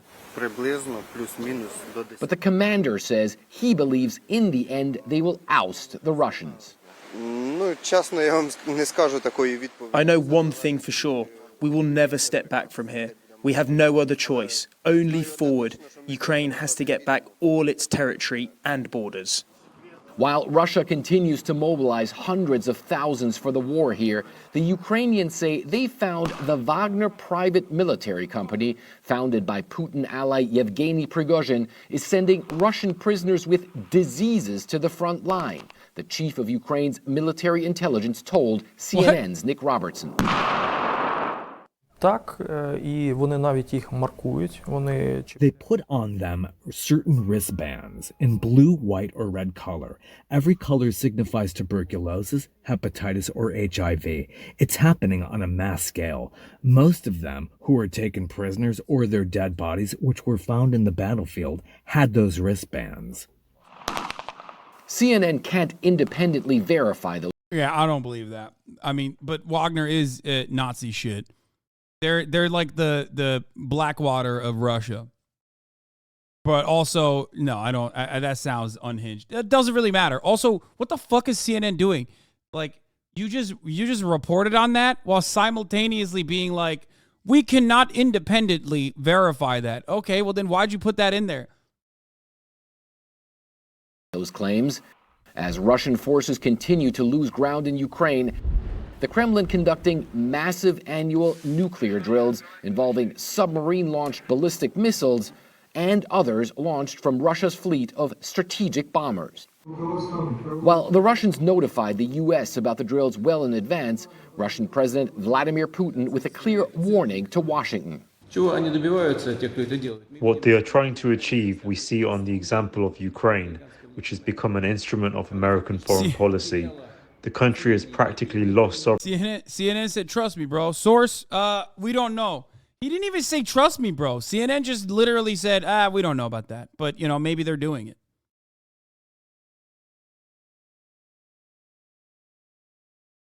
Which is crazy.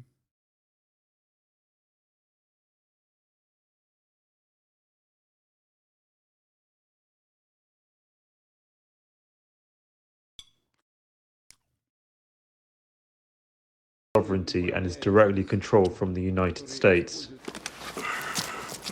But the Ukrainians on the front line say they are fighting for their own freedom, not for anybody else. Fred Pleitkin, CNN, Mykolaiv, Ukraine. But we begin with new allegations against... For the record, I'm not disagreeing with whether Wagner is recruiting prisoners or not. I'm talking about the biological warfare component of it.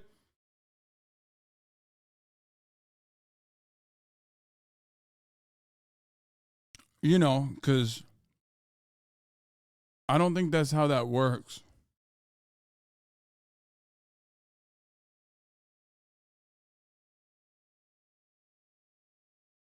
I don't think you can conduct biological warfare like that.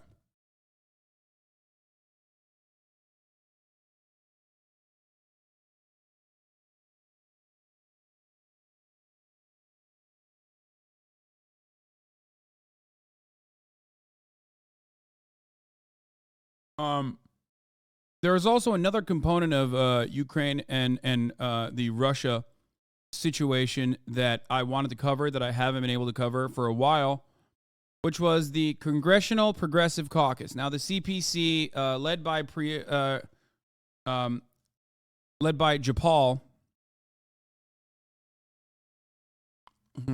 Jayapal. Fuck. Jayapal. Hold on. I'm gonna pull up a YouTube video of this as well.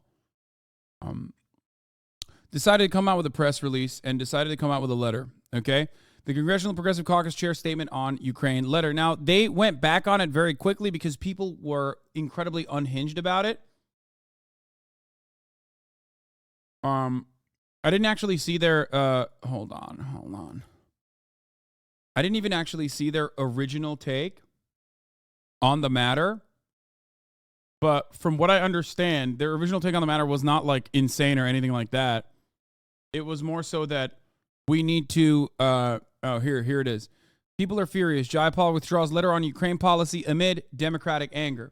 Now, the reason why I feel comfortable covering this, other than the fact that, because people are going to rip my asshole apart because they're just basically saying things that I've been saying for a while now, which is that like the aid is already conditional, and the conditions that the American aid hinges on is the continued effort of like fighting till every last Ukrainian. Some of the Ukrainians on the ground might want that, but ultimately that's not what's best for Ukraine in general. And the conditional aid should also come with the condition that like diplomatic ties should never be closed off, or some kind of treaty should never be fucking pushed aside, cast aside. I've not seen any American politicians come out and openly state this before. 30 members came out and said something. They wrote a fucking letter, and liberals became the most unhinged people on the fucking planet, immediately stating that these... Oh, fuck. Oh, no, I think Jack's here already. God damn it. You're right on fucking time. Fuck. Hold on. Let's watch this. Stunning turn of events and a massive unforced error, really, right ahead of the midterm elections. Moments ago, liberal Democrats withdrew an open letter they sent to President Biden suggesting the U.S. tried to negotiate with Vladimir Putin to end his invasion in Ukraine. Now, that sparked fierce backlash within the party. Democratic Congressman Jake Auchincloss tweeting, quote, "This letter is an olive branch to a war criminal who's losing his war." The Congressional Progressive Caucus chairwoman Pramila Jayapal even defended the letter initially, but now she's saying it was sent by mistake. Let's get right to Manu Raju on Capitol Hill. Manu, what's going on here? What's the truth?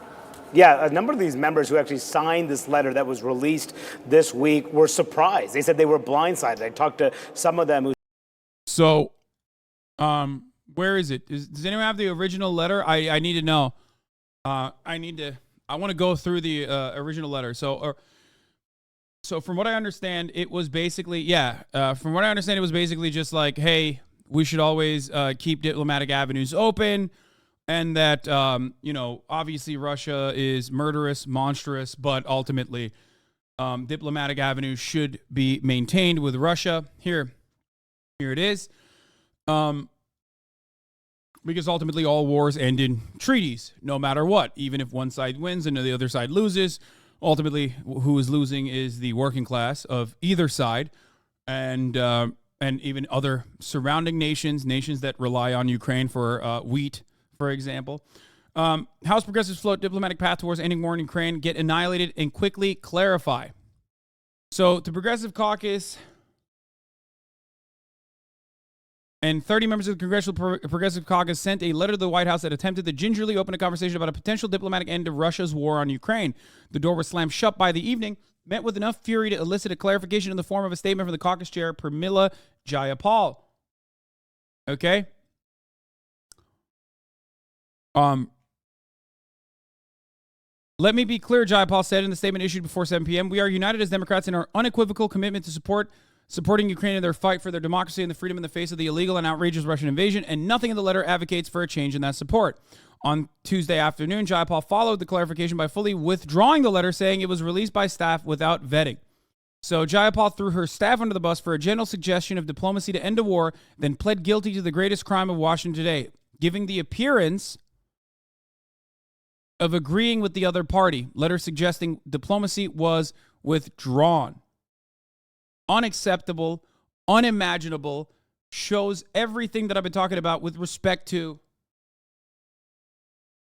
shows everything that I've been talking about with respect to how fucking bloodthirsty liberals are, especially in this day and age.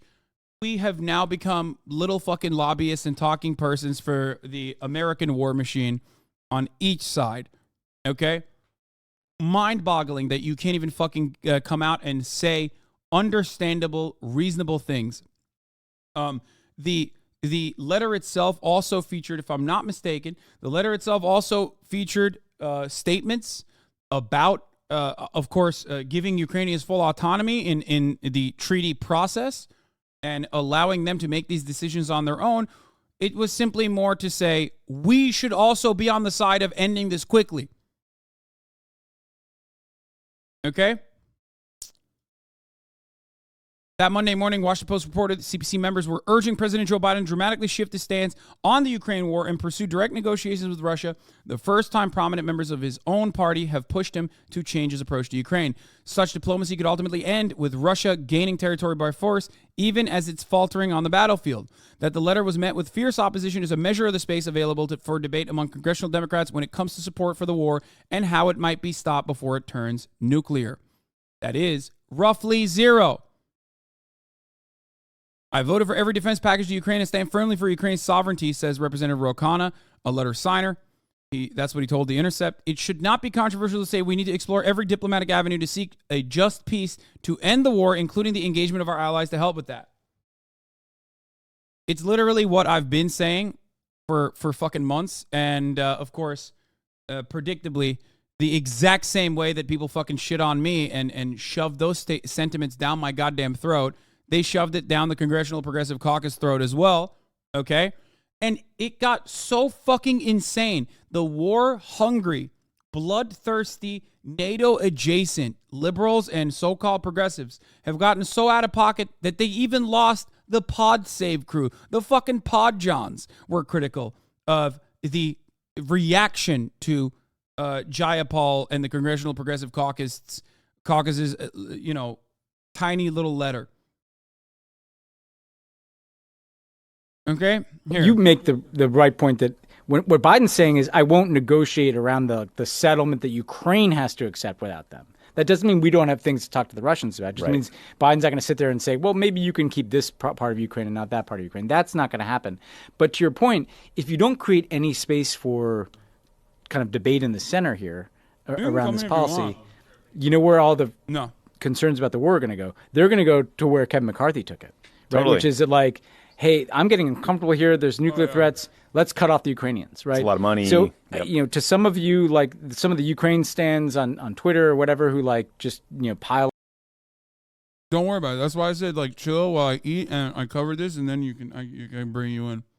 Jack Wagner's here, everybody, and we're going to talk about his latest podcast. But before we do that, I'm going to finish this up. On this stuff, you might be creating the outcome you don't want, because by punishing anybody who says, let's have diplomacy, the only alternative to your position, is where Kevin McCarthy's going, which is like, hey, let's cut these, where Tucker Carlson is, basically. Or Elon Musk. I mean, there's clearly a void of people. There's a void of and like discussion. Elon Musk is filling it, or that guy David Sachs, some like idiot tech investor, right-wing goober is filling it. It's like, why don't we have the CPC, the progressive in the House fill it, or at least try. Well, that would be a very healthy place to fill it. They're absolutely correct. I've said this time and time again about Tucker Carlson's prominence when he was the only voice in mainstream media that has that openly was talking about like workers' rights, even though that was just a vehicle for him to shove in white nationalist rhetoric. If you allow the only fucking people to talk about workers and workers' rights to be white nationalists and white supremacists in media, and you don't have any earnest and honest voices that care about the rights of laborers, you are going to lose ground, and you are going to allow right-wing populism to basically become the only reasonable voice in the room at a time when, the contradictions under capitalism are becoming more apparent and frustrating people. Yeah, this letter, if you read it, it's literally just saying that we should be exploring diplomacy with Russia. There's nothing. It's like a restatement of policy. There's literally nothing objectionable in the letter whatsoever. Yeah.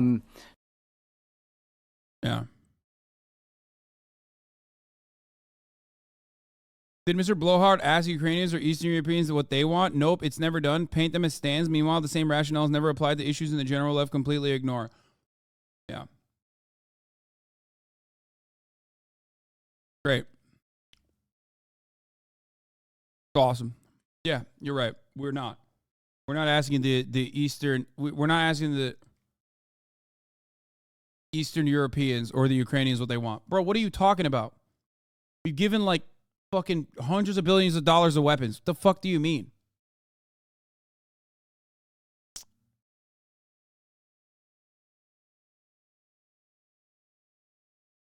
All wars now in a nuclearized nuclearized state, when we have mutually assured destruction, all wars either end with nuclear winter or some form of treaty, okay? That's it.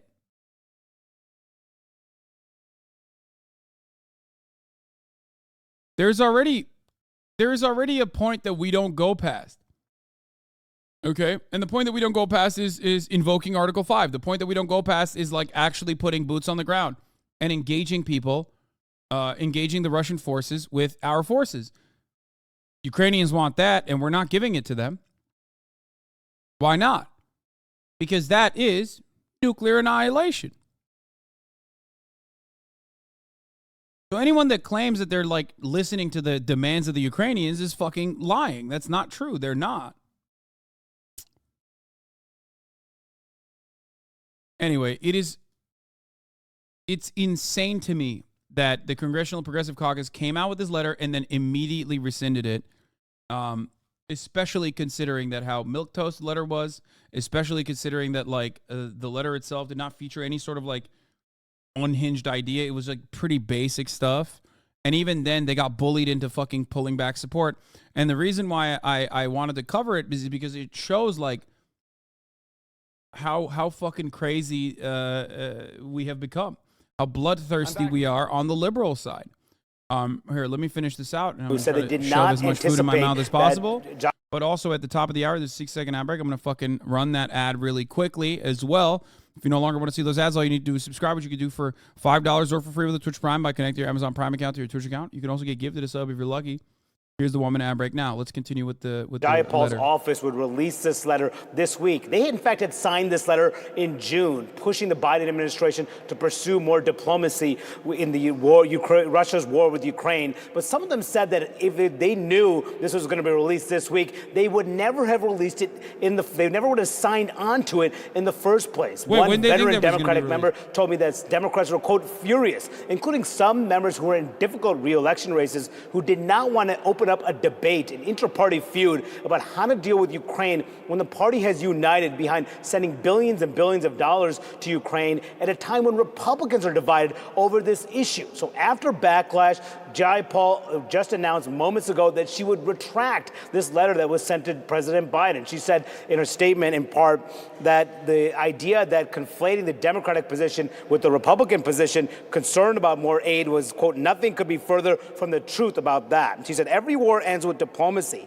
and this one will too after Ukrainian victory. The letter sent yesterday, although restating that basic principle, has been conflated with GOP opposition to support for the Ukrainians' just defense of their national sovereignty. As such, it is a distraction at this time, and we withdraw the letter. Now, it has not been yet fully explained why this was released this week. We had asked Jayapal's office about that. They declined to comment about the reason, but after that initial backlash from when it was released on yesterday, she released a statement clarifying the position, saying they support the administration's position, but ultimately untenable as Democrats tried to push back, made clear that they wouldn't have signed on to this letter, forcing an embarrassing about-face from the leader of the Progressive Caucus, someone who has an eye on potentially elevating in the Democratic leadership in the next Congress. But nevertheless, Democrats are hoping to put this feud behind them and move on to the midterm elections, where they're focusing on other issues as they struggle to keep control of the House. Well, Manu Raju, thank you for that update. Let's discuss now. Insanity, madness, you know, that's where we're at here. CNN witnesses Russia return body of American fighting for Ukraine. Oh, this is the guy that people were saying looks like me, right? All right. Well, Jack is here. I'm just gonna have him on. Fuck it. We'll get back to our news coverage in a little bit. Yeah.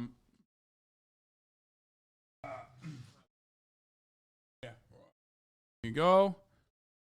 I'm gonna be eating because I'm fucking rude. Okay. I know. Here, pull that in front of you. What's up, guys?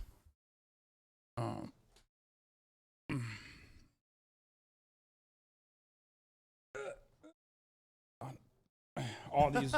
There you go. It's working, I think. What are you eating? I'm eating sweet green.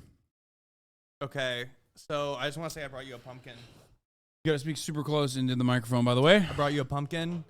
I don't expect you to do anything with it right now. You have a lot of food, but why is this green? It's from a real pumpkin patch that came from off the vine. So I believe that's an heirloom pumpkin. It smells I just pretty bought it good the other day. So that's my Halloween offering to you. Did you not see the pumpkins that I carved outside in my door? No, I missed those. Wow. What'd you carve? Not a good start to how you're supposed to be the Mr. Spooky. Okay? You're supposed to be the I mean, it would be really spooky if I knew what was outside of your house in advance. That would be spooky, but 100%. I mean, you kind of like ran out, grabbed me, and I just sprinted in. Yeah, sorry. I was still live, you know?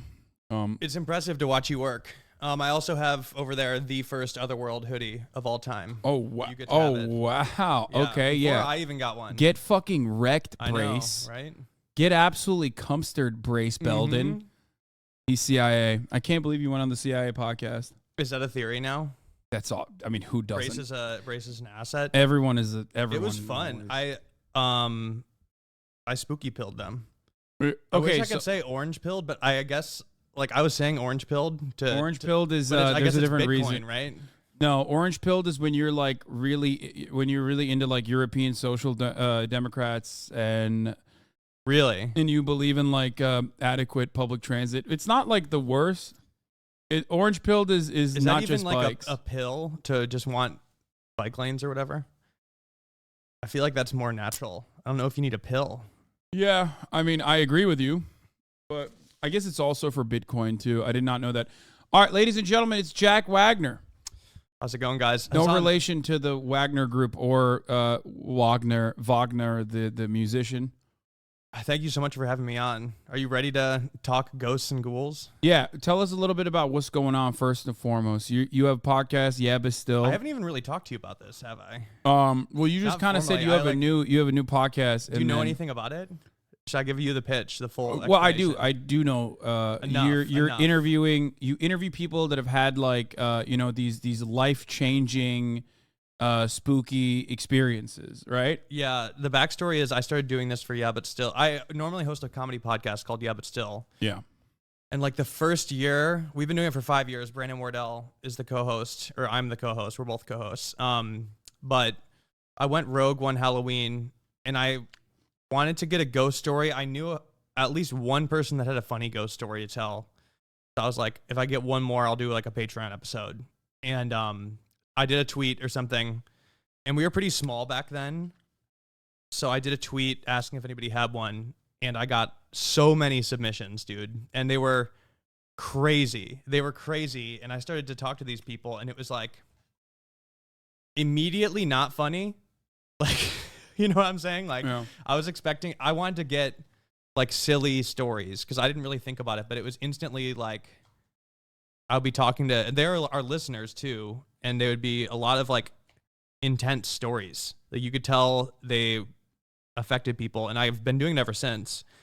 It got to the point where I definitely like needed to do my own show, or it needed to be something separate because like. How many of them do you think were poisoned by carbon monoxide? 0. I mean, I don't put anything out there that I don't believe, and I grill people pretty hard. So what's your assessment then? Like, these people have had like genuine life altering real interactions with like, gin? I've gotten The gin, I mean, I thought that was like just, I don't really know what's going on with him, but that was more of one. You're referring to this one where somebody wrote me an email that said they got jerked off by a gin. And it was I was just talking, I know about that too, but I was literally just talking about, like as a Turkish person, I was talking about the gin. Like, that's so a thing. Oh, yeah. So you know about the gin. Yeah, gin, yeah. Oh, yeah. Okay, so okay. Not many people know about gin. You as a Turkish person would. I was definitely a little bit afraid of it when I was growing up. I'll admit. Yeah. So I'm brave enough to say it. Gins are like, I mean, you probably know better than me, dude. I've only know about this from people I've interviewed, but I only knew when I first learned about a gin, it was because a couple years ago somebody wrote me saying like they had a crazy story with their brother, and then they retracted it before the interview. They like sent me, they're very lighthearted at first, and then they sent me a cold email like, hey, I'm sorry I can't speak about this anymore. I really apologize. Like some things came up. Goodbye. It was like the only time somebody reacted that way, aside from there was one time a person hit me up about like a Native American reservation. He said he dug something up weird, and then he was like, hey, I spoke to the elders. We can't talk about this. I'm sorry, goodbye. And he's never responded to me again. But the gin was like the only thing that's happened a couple times with gin stuff. So that's how I knew about it. Like people are really afraid of it. And then somebody hit me up saying he got jerked off by a gin. And like, I mean, dude, it's like, yeah, but still, we joke around all the time. So I figured it was one of our listeners fucking with me. So I was like, next, like, you know, ignore the email, moved on. What did he send you? Like a cum tribute? He was I like, thought, nah. I mean, I thought it was like, just like, nah, I really did. It was such a low effort email, you know. It was like, I got sexually assaulted by a gin. It jerked me off till my penis hurt. Like, it is a true story. That was word for word the email. And then I go to a dinner. So I got invited to some dinner. I forget who invited me, but it was a bunch of media people. Like Taylor Lorenz was there. Mm-hmm. The NPR TikTok guy was there. Like, it was like just a bunch of media people, you know. I was super late, so I sat down and was like, didn't know anybody. And I sat down in the only seat left, and it ended up being next to this dude, Kareem, who I've like seen him online. He's like, I think he's friends with that dude, New York Nico, and he's an actor. But like, I've seen him just on the internet. So I was like, hey, dude, like, what's up, dude? Like, you know, we chatted, and then like 30 minutes into it, goofing around, he turns to me and he's like, hey, by the way, you never responded to my email. And I'm like, what email? Like, what are you talking about? And he's like, about the gin. I'm the guy that got jerked off by the gin. And we're like at a Mexican Was he restaurant. fucking around? No, I was like, I started choking on my food, dude. And I'm like, the gin came for you. I was like, are you kidding me? Like, you're Kareem? And he was like, yes. And then he had a serious look on his face. I'm like, is it a joke? Like, what happened? And he kind of told me about it. We were at this like loud dinner, but he was like telling me like, it was really scary. And I'm like, dude, we should just do the interview. We got to make it happen. So he's a good storyteller. But that one was weird, you know, but that was one where I'm like, I got to do this just because it was like a weird coincidence, you know? So I'll tell you this much, like, I'm a big scaredy cat. And when you were talking about the marionette guy in the orb to Jack, or not to Jack, to Brace and them on the TrueAnon episode, yeah. I was alone in my house, and I had just thrown the trash outside, and I had heard some screams, and it's like, I don't know if it's just like, you know, a homeless person or something, or if just like people are fucking around, but I was already like geared up to be very fearful, so I literally had to stop the episode. I paused the podcast. I'm just setting this up so you understand, like, my level of like handling this sort of thing. I'm a huge pussy. Okay? I'm a gigantic pussy. I don't like being afraid. And yeah, that's it. That's pretty much it. I literally could not handle listening to it. I luckily have I'm curious enough, and like I enjoy good stories enough that it distracts me from being scared ever.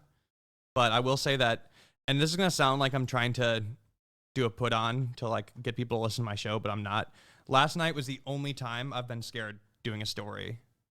I interviewed this girl for 3 hours, and her story's fucked up. Like, and I talked to her husband. Her husband was too scared to talk at first, but he called me after, and like, was kind of nervous at first, but then immediately started talking and telling me like more things. But it'll probably be the finale, but it's the only time that I've been really, really scared myself and like had to, I mean, I guess I'll just have to think about it down the line of just being like, well, I don't want to like actually make a scary show. I want it to be like, make people curious, but I don't want to like traumatize anybody. So these people are serious. You believe that they're sincere at least, right? Yeah. I mean, yeah, it happened to them. Do you believe in ghosts? Yeah, I do. But I don't know what exactly it is yet. The show is called Otherworld. I see the comments. Oh yeah. Okay, yeah. While I have you guys, the show is called Otherworld. You should go subscribe to it right now while I have your attention. It's on all the podcast platforms. The logo is like a man jumping through a void. The logo. Here, you gotta show it. You can have the sweatshirt. I'll wear it in a the very second. first Otherworld sweatshirt, but the logo I looks love like it. that. But yeah, seriously, go subscribe. And what was I saying? You were talking about, dude. I mean, so you believe in like supernatural shit? I wouldn't say believe. I wouldn't have said believe before, but now it's like just simply hard not to, dude. Like I know I probably sound crazy. I hope I don't, but last night was pretty wild. Last night, dude, I went straight to a bar. So I don't believe in it, but that's good. I don't need people to. That's fine. No, but here's the thing though. But I'm still scared. Yeah, it's weird. Like I don't think ghosts are real. I don't think any of that stuff is real. I think there's like a logical explanation for all of it, but that doesn't stop me from being scared. Which is why I tense up when people tell me stories about the supernatural. And I don't know how else to describe. I don't know why. I have this weird duality in my mind.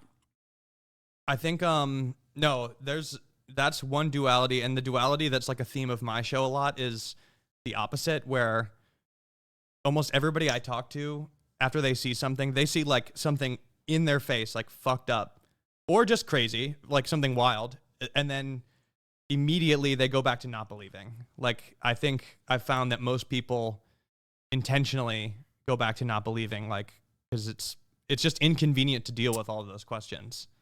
Yeah, I mean, I think my fear also stems from, like, I'm just worried that it'll happen to me if I offend, because I'm so superstitious in a weird way, despite being like hyper rational and hyper logical. I'm still like a superstitious person because of my Turkish background, I guess. Yes. It's like hard for me to overcome that. So in a weird way, I don't want to like offend if there is a possibility that there's like jinns and shit out there. I'm like, I respect it. I respect it. I don't want to offend you, sirs and madams. Like, please don't haunt me. That's a good way to look at it, because please don't jerk me off until I come super hard and my penis hurts. One of the reasons I made this show is because like I've always been interested in this, but all of the TV shows and shit are like fake. I mean, like, or like behave in a way where they like must think it's fake, because they all go like, all the shows are going into like the most fucked up place in the world and just being like, come out, you fucking pussy, like show yourself, like hit me. It's like doing things where it's like, all right, if you thought this was real, you would not be doing that. Like, you obviously don't think this is real. Yeah. Why would you do that? Like, that's just, if you think this is like a powerful thing you're messing with, that's like dangerous and disrespectful. Well, I think they're coming from, maybe they're scared. I feel like I would do that. I would overact. I'm too scared. But dude, another thing too is I realized, like, after entering this space, and I've only been in it for a little bit, but even like a lot of podcasts, like all my things I'm putting out, like I'm putting a lot of effort into making sure they're real. Like, a person's not lying. I'm realizing that now that like a lot of other paranormal podcasts, even that I like listen to, they're like knowingly putting out stuff that's like fake and like what, like the Loch Ness Monster? Name some names, like, Jack. Just like, well, like it's call not, them like, out. I'm not naming names, but like not putting out fake stuff, but like, you know, storytellers is kind of like what I would say. would it be called? You know, where it's like somebody will come on and tell like a story, and it's like almost like an art form or whatever, but it's sort of like a, you know, like the type of shit your uncle tells you, where it's like wink, wink, like haha. It's My usually uncle like completely made up. But my uncle tells me to vote for Rick Caruso over Karen Bass. And you're gonna do it very publicly. He has been doing it on Twitter, getting his ass blasted. Shouts out to Uncle Jank. Oh, is he? Yeah, he's a Rick guy. Yeah, he's like I'm sick and tired of the crime in Los Angeles. Like someone needs to do something about it. And Karen Bass is like, I miss this fake progressive. Oh yeah, his ass has been getting eaten in the QRTs for the past 2 days. Dude, he must love the Grove. Oh my God. I mean, look, the absolute fucking worst place on the planet. I hate the Grove so much with a fucking the Americana passion. though. The Americana at Christmas when the fake snow. No, I hate all of that shit. I hate, like, I don't know. I don't like it. Outdoor malls are far preferable to like indoor malls, certainly. Yeah. But even then, I just ugh. For the listeners that don't know what this is, in LA, there's like these outdoor malls that are, how would you describe them? Disney-esque? Yes. Disney-esque. But because we have no culture here in Los Angeles other than like fucking tar pits and shit and no robust history, I guess, or everything has been like paved over, we treat those as cultural landmarks. Like they are cultural landmarks. Yeah, they're way too poppin'. And during Christmas, I don't know if they do it at the Grove, but I know at the Americana, they'll have like snow machines going. So in Los Angeles, it'll be like, 70 degrees out, but it's snowing at night in these outdoor malls. It's very funny. Oh, dude, but what was I was on a little bit of a rant about something. Oh, the fake Your stuff. uncle tells you a fake story. Oh, yeah. I mean, my whole thing is I'm trying to like I'm only interested in it if I think it's real. And like, I'm just trying to find as much as I can. And even if you don't think, like, you're saying, like, so what's happening in this interview process is like they're kind of also convincing you that it's real. Like, I just the people that you interview, they seem so sincere and they seem so shook up that like when you hear what they're telling you, you believe them. I believe that like something happened clearly, That's why I say is like I'm still pretty skeptical, but something is happening. Like something's happening to people, and like there are so many submissions that I get. And dude, I mean, the creepiest thing, and honestly, this is inconvenient now. It's sort of like the one downside of the show having some success is that so many people are hitting me up like that I know in real life saying like, yo, I've experienced exactly what you were talking about in that last episode. Like normal people, family, friends, like people coming out of the woodwork who have like these secret experiences. It's like you won the lottery. Heavy. It's like you won the lottery. I guess, but it's like I've already did an episode about the thing, so it's like sort of not helpful. It's just like I have to. I mean, I'm happy to do it, but it's like it freaks you out. How can it not? But I guess my point is like, even if everybody's crazy and hallucinating, it's a fucking shitload of people hallucinating in the same way. So it's like we need to figure that out too. Yeah. So I have a question for you. Do you have a personal story? I lived in not as good as the ones on the show, but I've had like little brushes with it. I'll tell this one because like leak it. It's not. Ooh, somebody's dropping the links. Love to see it. Oh, that's your bot. Yeah, I think. It's my mods. Hell yes, thank you. Yeah. I need to. This is an independent show, so I'm like out here trying to grow it. So a big theme of the show, like later on, I'm doing a lot of stuff about like clairvoyance, and I don't know how pilled you guys are, but an interesting hole I'm going to dive down is like some CIA experiments that were going down with like people who, like basically the CIA figuring out like if there are people that could use telepathic abilities to help them, and they're trying to turn it into a weapon of war, which is funny, but sort of exploring that stuff, even just like sort of like advanced intuition, if you will. Mm-hmm. But I don't know, one time, the most recent spooky thing that happened to me, and it's like, warning, this is not that spooky. It's like, I haven't had anything serious happen to me, but I used to be an avid runner, like over COVID. I would run like every single morning. And if you get in the habit of running, it's just so automatic, like nothing, you almost like zone out. Like there's no variables. But this one day out of nowhere, I like get really, really nauseous in the middle of my run, like very nauseous. And my first reaction, I was pissed off because I thought it was like, I had gotten food poisoning in the, like, you know, a few months before eating a bad taco. And I was so pissed. I'm like, fuck. I'm like, dude, if I ate some other like bad shrimp, I'm gonna be so mad. Like, this is the worst shit. Like, I'm like out here in the middle of nowhere. Like, I'm 4 miles from the house. Like, how am I gonna get home at 6 a.m? I felt so bad. Heavy nausea. I was like, just, I don't know. I was pissed off. I'm like, dude, this is gonna be a terrible 3 days. And I like, so I am like stopped and I gather myself and I'm like, I guess I just gotta fucking walk home somehow. So I start to try to walk home and I'm like one house away from a corner on the street and it's like 6 a.m. The sun's coming up. I'm the only one there. I turn the corner and like 90 feet away from me, I see an ambulance and I see like a family and they're like crying or something. And out from this house, there are these 2 paramedics carrying out a dead body on the stretcher. And they're like 100 feet from me and I'm still feel like I'm going to throw up. I couldn't see them on my run, but it hit me like probably like 100 feet before I turned the corner. And then I start having this like other moment where I'm like, dude, what the like, I'm like, if this has anything to do with what I'm seeing, like I'll be more upset than if I have food poisoning. I'm like, I'm not fucking making this up. This is dead serious. This happened to me 2 years ago while I was working on Halloween episode. And so I'm like, I was like, it could have been either like you're saying it could have been your intuition that knew that like someone was dead. I'm not even done.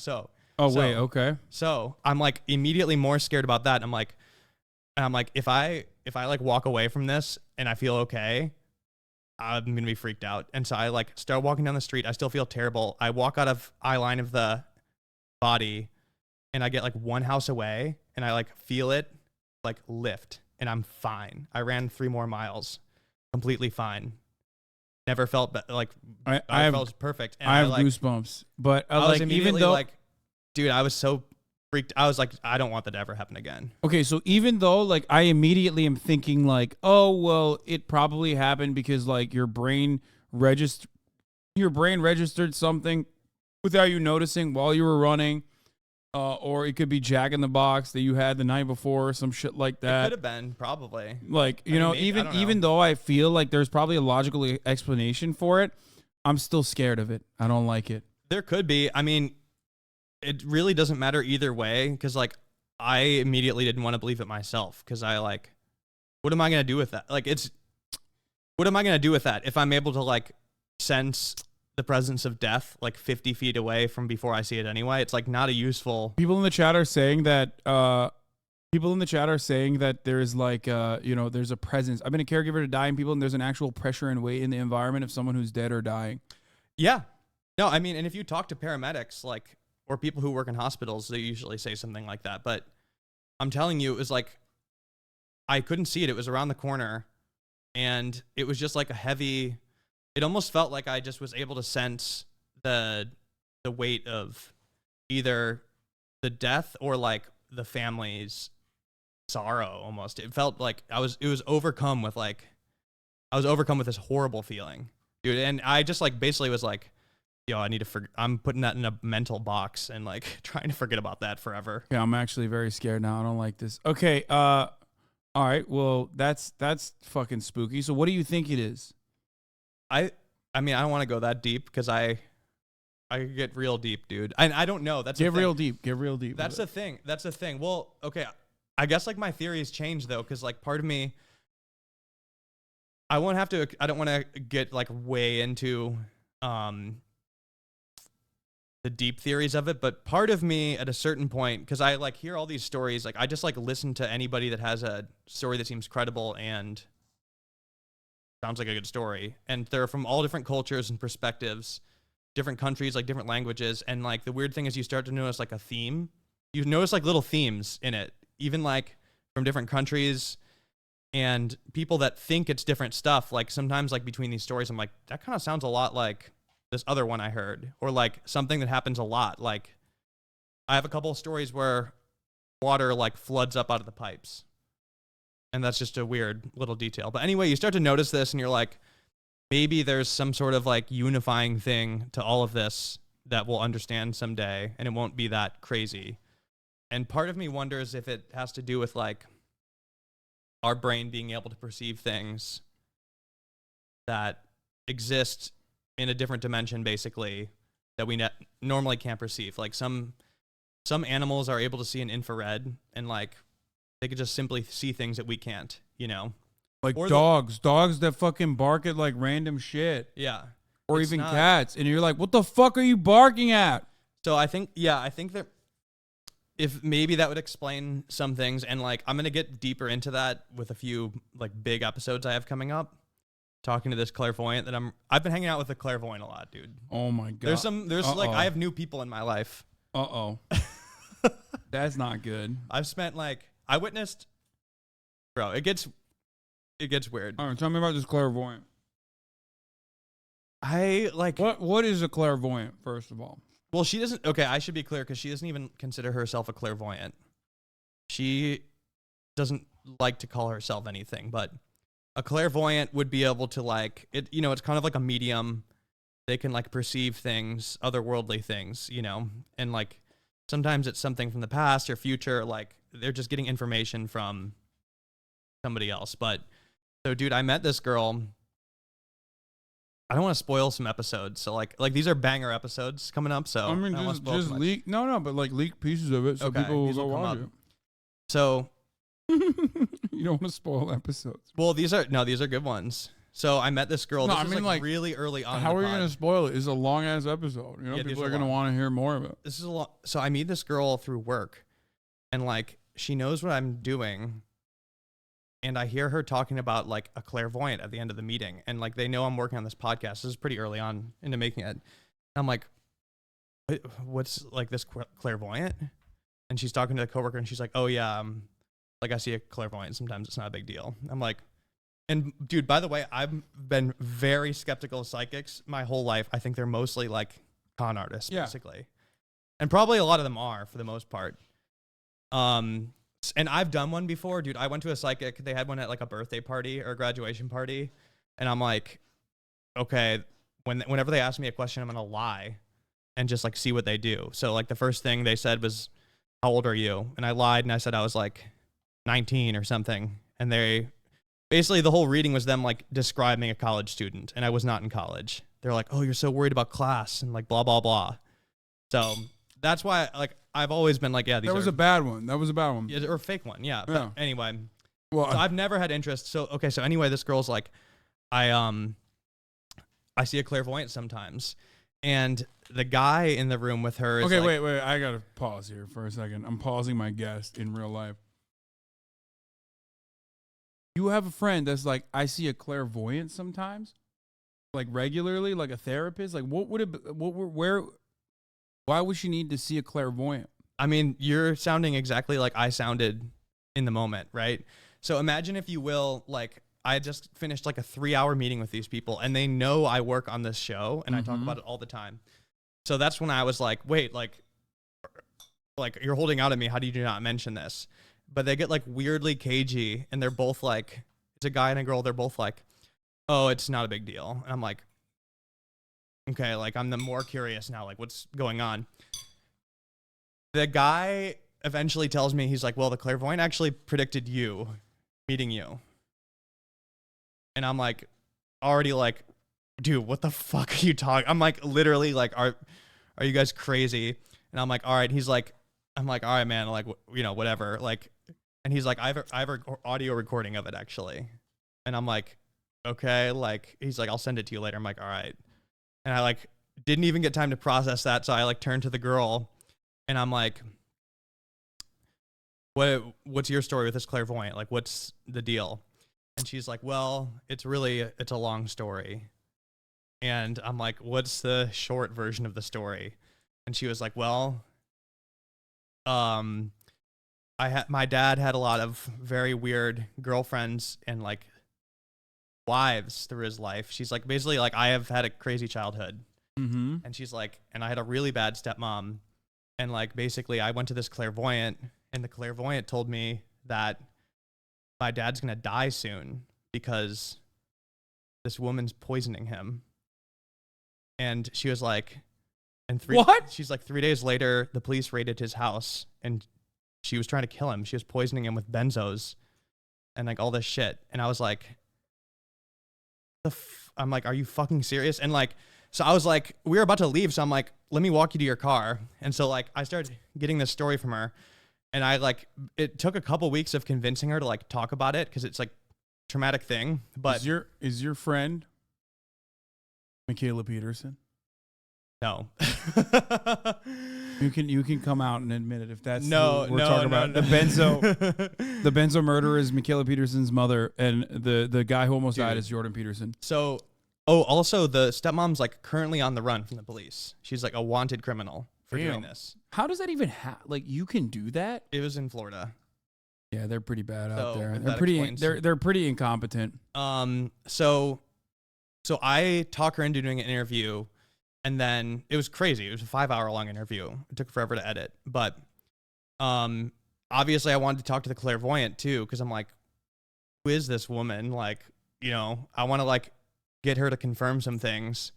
And she tells me who she is. Like, it took a long time to like kind of get to this woman, if that makes sense. Like, I tried to talk to the clairvoyant's daughter and be like, hey, like, this is what I'm doing. It took a long time. And What if she was playing hard to get? It was just like, I needed to figure out the right approach. I think a lot of these people are like very perceptive to how humans are and how they behave. I think that in order to be very good, even if it's a con, in order to be very good at like doing con shit like that, a better psychic, for example, that would have immediately noticed that you were lying either from your body language or the way you look, or had done the research prior, and would have been able to call you out on your bullshit, which would have probably changed your perception of the original psychic that you had a bad experience with. Yeah. So I think that a lot of these people, like, even from a rational perspective, when you look at it, like, they're still... What are you saying? I can't take this serious. They're still achieving very impressive feats, is what I'm saying. All psychics are cons. Dude, I'm pretty much with you. I don't, like, this is not, to be clear, this person's not a psychic that I'm doing a story about. This is literally like a mom who does this for her friends, is who the story's about. This is not like a psychic. And she does not consider herself a psychic. It's going to be a pretty interesting episode, but I ended up actually going to her, and like, it worked out that like the best way for me to actually meet the woman was to go get read myself. So I just, I signed up like anonymously to go see her. And okay, but she's fucking clairvoyant. Like, you can't, she knew you were coming. She must. Well, yeah, but I wanted to like test it a little bit because, I mean, obviously like do my due diligence, but I was like, all right, I'm not going to like, I'm just going to sign up anonymously and try to not give any information. And then my plan was like, when she does this reading, like whatever it was, like just to not respond really, like if she was asking like questions, I would try not to like give her anything, if that makes sense. So I go in, like her husband answers the door and is just like very nonchalant, just like sits you down as you meditate. He like teaches you to meditate, and then you kind of like get in this meditative state, and then she comes in and she starts just like, she does a little thing, but then she like starts reading you, and she's like in this like trance almost, and she's hitting it like fast, nailing it, like about things that like, I mean, she immediately figures out what I'm doing. Like, by the way, at this point, like Otherworld's secret, like nobody even knows I'm doing it. And she's like, you host some kind of show, but you have a new show. That's weird. And she's like, you're doing like a weirder new show. And she's like, won't stop talking about it. She's describes like my dad in like crazy specifics. Some other weird shit, but it was just like interesting. Anyway, I was like able to meet her through that. I wasn't even completely sold on that, but you know like who else does this? Hmm. Nardwar. Oh yeah, the human exactly. serviette. She does not research people. There's no way that she has time to do this. And like, if she researched me, she would have been able to say much more interesting stuff. But anyway, she's just an interesting person. So I have a few episodes on her. But dude, just to remind people, like, my goal of this pod is not, I'm not trying to like convert anybody to this stuff, you know, like I don't really care if people believe or not. They're like, I'm just interested. Like, yeah.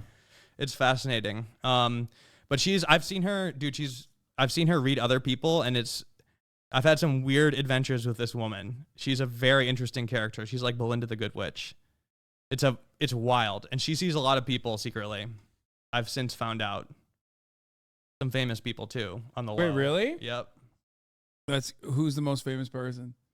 Of major pop star that I'm not going to name. I mean, they believe in a lot of crazy shit, to be honest. I was going to ask, like, how pilled is My audience is super skeptical, for sure. I mean, these are all like, listen, we're on Twitch. There's a lot of Reddit Andes not Taylor here. Swift. There's a lot of Reddit Andes in here. There's a lot of, r/atheism guys in here. There's Dude, a lot of worst. like logic and reasoning guys in here. I yell at them all the time.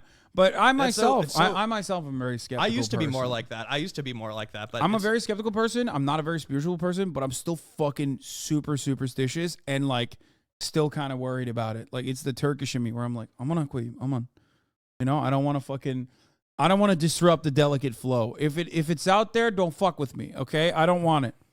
Stay away. You can't write. There's certain things you can't completely write off. It would be silly to if a huge amount of people are experiencing the same thing, even if you don't think it's paranormal, it's like something's still happening. It's worth looking into. I mean, like Havana syndrome. Like I think that it's not real. I think that it's just like mass hysteria.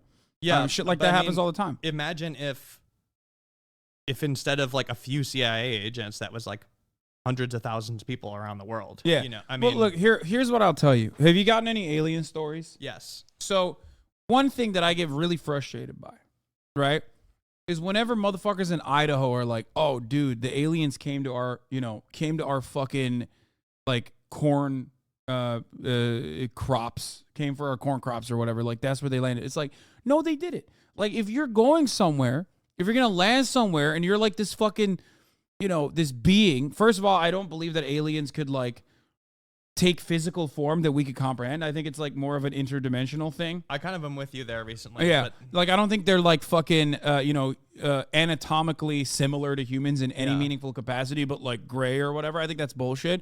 I think that's like man being so nearsighted and so selfish and self-entitled that we think that like aliens would resemble us in any meaningful capacity. I think we can't comprehend them even. Like they're not even like colors and shapes, right? So that's number one. Number two. I hate when motherfuckers are like, "Oh no, they came to Idaho." No, they didn't. Even if they were anatomically like similar to humans or whatever, and they had like obviously brain processing capabilities enough to literally like travel through space and time, okay, to get the planet Earth, they're going to New York. They're not You're going being to a Idaho. coastal elite about the UFOs. 100%. They're going to Times Square. No, they're going exactly. No, they're and going to here's why. clandestinos. Here's why. Because like to aliens, we're like ants, right? Yeah. Like if they have that level of technology, we're like ants. They didn't accidentally stumble across our planet. They already have like incredible technological capabilities, right? They probably have like civilization destroying weapons like that they could easily use or whatever. But even if they didn't have any of that shit, they would still go towards the form of light where all the light is, or where all the human beings are. Like if they have a processing power to figure out like where the living, breathing organisms are, they would go to an area where everyone is at. They wouldn't go to a fucking cornfield in the Midwest because no motherfucker lives there. And if the argument is like, well, they're trying to hide themselves, right? They're trying to hide themselves from like the rest of the population. It's like, well, that's crazy. Yeah. Like they're so powerful. Like you don't want to hide yourself from an ant. You don't give a shit. Or maybe there's like a reason they're there that we just don't know. Like, I mean, oh yeah. Well, no, I mean like they seem to be like, I've heard that they concentrate around like nuclear facilities. Like, ooh, I like that. Yeah. Okay. So that, I mean, I'll work like, with that. There could be. I mean, we don't know where. There's probably secret military like nuclear facilities we don't know about. Theoretically, I mean, shouldn't there be? Like, it would be kind of bad if everybody knows where they are. But I mean, that would be interesting. Also, it would be a little comforting because it's like they're probably concerned. Like, they're probably checking in and be like, have they blown themselves up yet? UFO sightings are likely to be a cultural phenomena. Here's a map of all reported UFO sightings from 1906 to 2014. That's stupid. Do you think? Look at that. That's just like.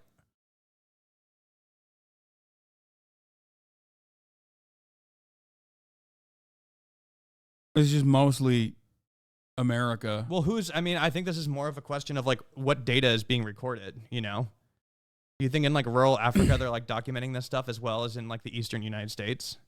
I mean, think, they like, how many have done people it a little bit. They've done it few and far enough, between, but not there's enough gonna be to like way more here. But I don't know. What is this? What's possible with ARCGIS?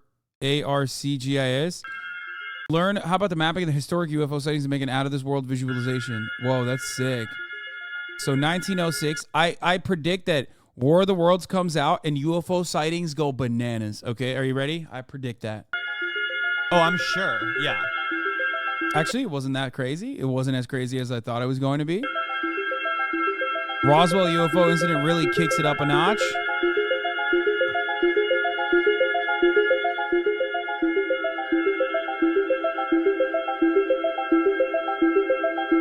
There's also more. Yep, this is a good point. There's a lot more shit flying around too that people will mistake as well. Yeah. Oh, and by the way, like for all of this stuff, like most of it is not actually what people think, you know? Like Yeah. most times it's not a ghost. Most times it's not a UFO. I comb through a lot of stuff that isn't before getting something that is. But I mean, do you believe in that there's life outside of Yeah. Like I just said, I 100%, Yeah. 100% believe that, like, yes, there's something. I wouldn't say like aliens in the way that we understand it, but I do think that of course there are beings that we cannot comprehend. I just don't think that they either A, have the technology to get here, or B, even if they do have the technology to get here, aren't fucking around with us, or C, even if they got here, we would not be able to fucking comprehend it with our basic human minds and our human comprehension in our eyes. I think it's stupid to think that there's not something out there that we will be discovering that currently seems completely insane and paranormal to us right now. You know, it's happened over and over again through history. Something that just would have sounded made up, completely science fiction. It's bound to happen. And I think like a lot of this stuff like wouldn't be that, if we figured it out, it wouldn't be that crazy. It might open up way more questions depending on what it is, but I'm interested in it. So I think like that's like the only type of person that kind of gets on my nerves is the ones that like completely shut it out like 100%. Also because it's just like, dude, who cares? Like, no, I think completely think about UFOs. Who cares? No, I think completely shutting it out is again like the limit to the processing power of the human brain, where they're like, it's selfish. You want to be the only living, breathing life on the planet. You want to be the most important, special thing. We have that in our hearts as human beings. We all want to be the most significant thing in the entire universe. That's where it comes from.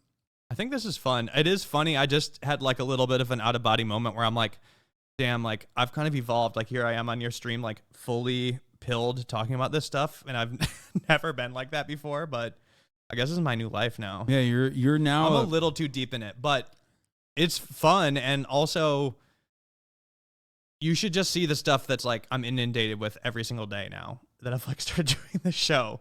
Okay, well, I mean, don't lose yourself in the sauce. We don't want you. No, I'm not in the sauce. You got to keep a level head with this because it's like, dude, there's so much you're nonsense spooky out pill. there. You're spooky pill. You're not. No, but there's so much nonsense out there. A lot of shit I do not believe. Like okay, what are some things that you don't believe? Let's hear it. I'm kind of like, I don't think like Loch Ness Monster, the Skinwalker Ranch stuff. I'm not. Okay, That's a really popular thing but I will say that like Skinwalker. Dude, it's this ranch. Sorry, I keep kicking a trash can. Yeah. There's a ranch in Utah that has, I mean, it's really cool. Like the lore of it. It's like basically supposed to be like the most evil place, like a mix between like Native American spirits, like wild UFO activity, cattle decapitations, like mutilation. Like there's some books about it where it was basically the guy who originally took care of the land had like so many experiences, and then this billionaire bought it, and now this billionaire bought it like to research it. He's like a spooky pilled billionaire, and he has all these guys out there in like trench coats. They have a TV show, and they like have it like wired up hidden cameras everywhere. I've been hit up, like, so I can't like really like say who this is, but somebody I know, their dad just got to go there. Their dad's like famous, and they invited him to come. Famous for what? Like, I can't say. Famous for like, not no, but famous for related. Like, is he like a cryptozoologist or something? Music. Okay, He's a never famous mind. Musician. Okay, yeah. And they hit him up to go because they're like, well, I didn't know why they hit him up, but we were kind of laughing after because they're like using his music to talk. I don't know. This is kind of.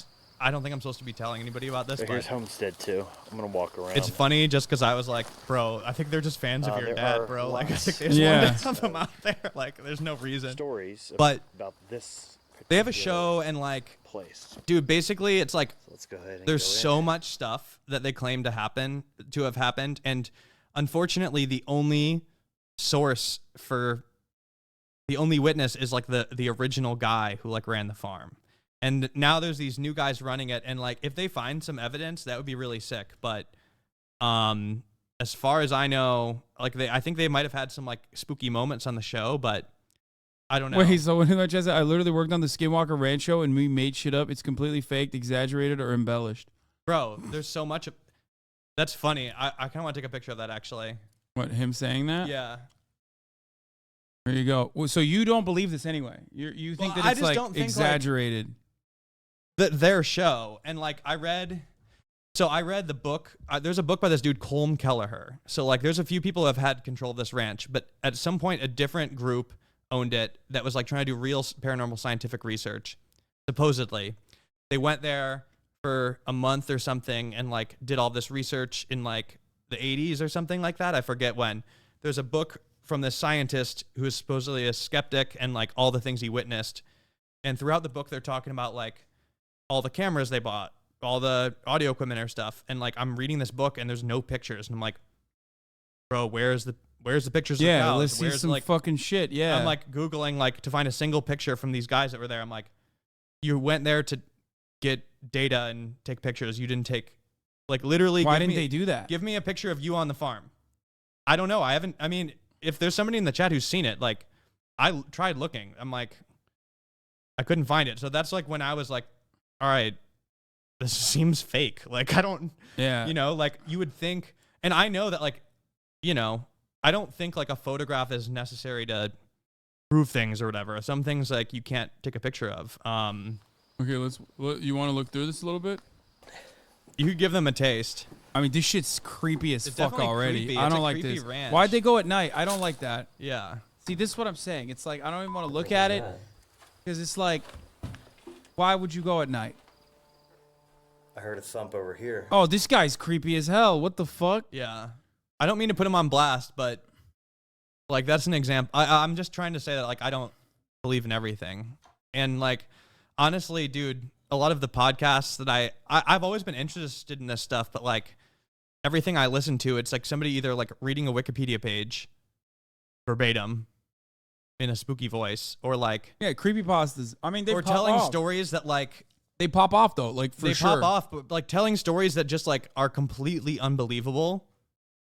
Or putting stuff out there where it's just like clearly a mentally ill person, you know? Yeah. And it's like, all right, you guys. Ghost at 40? Wait, what? Creepy. What Did you hear ghost? that? I feel like he Right did here. that. So You went- over Did you hear there, I that? heard a thump, That's all of these shows are like that, dude. and I just heard it again. What? I swear to God, I keep hearing it. What? Is this a skinwalker, right? Michael Hudson says, when I lived in Guam, I saw a humanoid creature after sunfall with glowing eyes. And the next day told our Chamorro neighbor, and she said those spirits are called Tao Tao Monas. I was a kid, but it fucked with me. Whoa. M. Hud. Michael lived in Guam? I don't know if he's making it up or not, Or but that might be creepypasta? I don't know. M. Hud. Be serious, that's really cool. Yeah, he said yeah for 2 years. Shout out Michael Hudson. I believe him. Yeah, I believe him too. And the other Hudson, Andrew, is a nurse, and I think might have some spooky stories. He draws a bunch of spooky shit. Yeah. So nurses have all seen weird stuff. Probably in the chat too. Nurses have all experienced crazy stuff.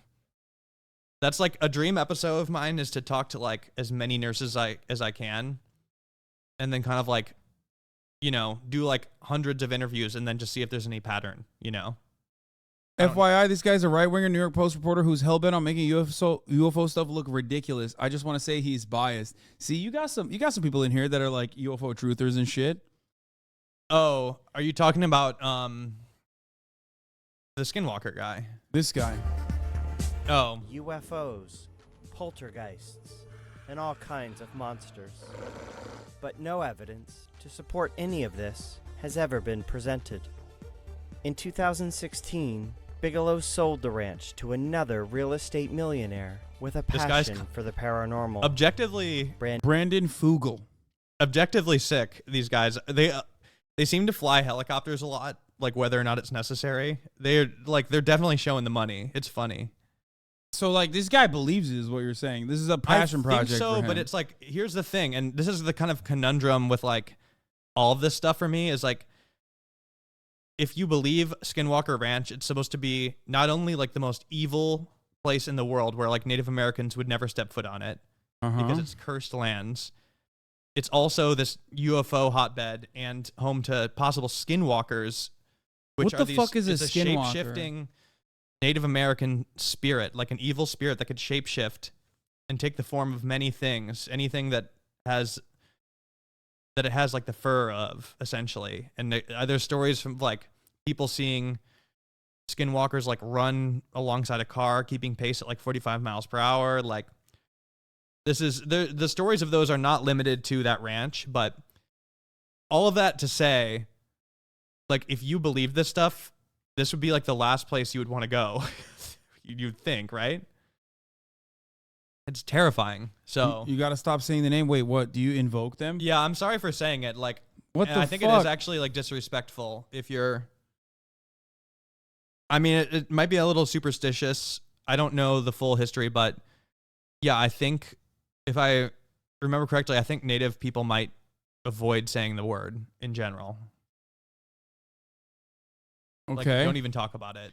Okay, that's like me and Jin, which I said again, but dude, this is not good, man. At night, I'm just gonna fucking hear any noise I hear now.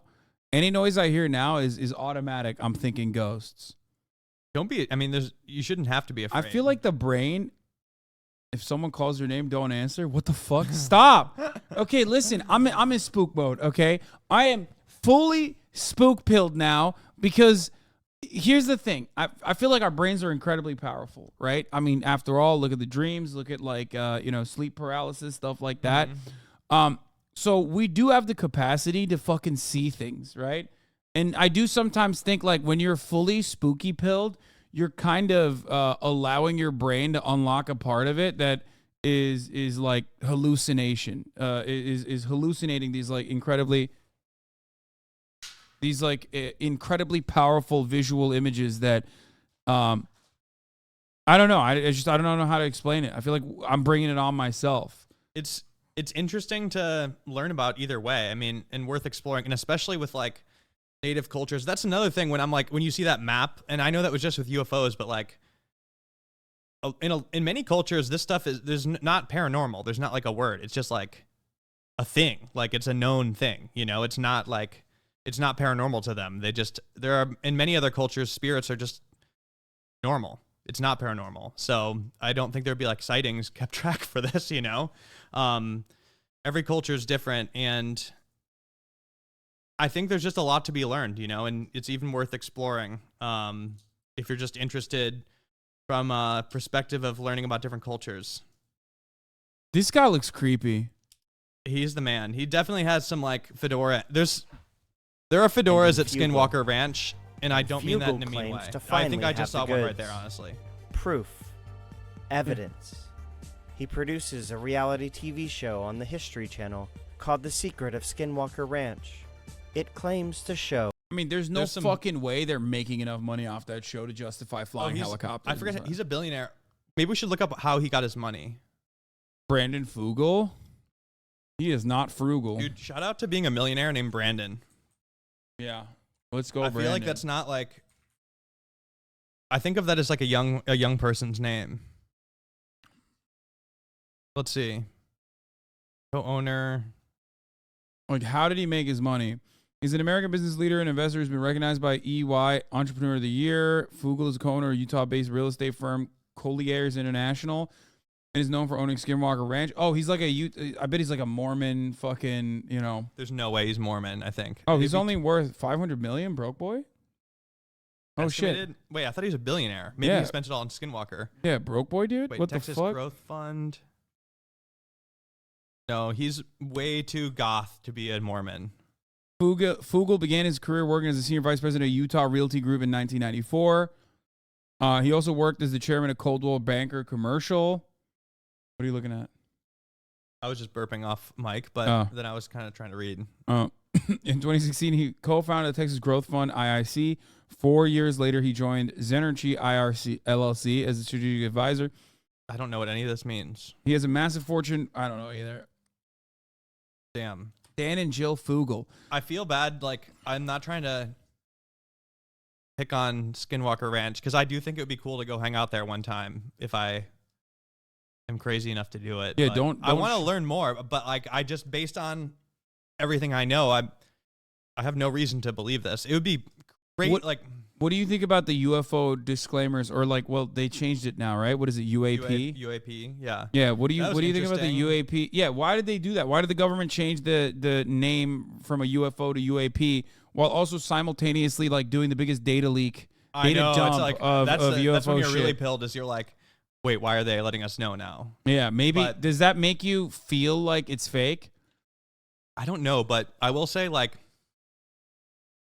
once you start, like, now that I'm doing this, like, I also get told, like, stuff that I can't really, like, talk about on the show or repeat on here or anything, but, like, I'll hear, like, whisperings from, like, you know, relatives of people. Like Alex Jones style. You know, I know someone who's a Navy helicopter pilot. But higher up than that, I've heard some stuff that's, like, pretty credible from, like, people high up in the government that, like, they're like, yeah, my grandpa was taken to a place and shown things. I feel like no, because I feel like if that's the case, like, I'll tell you who it is off stream. There are too many moving parts to keep that a secret. Like, even something as powerful as the American government is not going to be able to fucking maintain that as basically a secret. What are you going to show? Are you going to show me? I'll show you who it is, but you cannot say it. Okay. Because, like, there are a lot of instances of, like, the government doing fuck shit, like MK Ultra, you know, documented things that certainly are weird, crazy, whatever, right?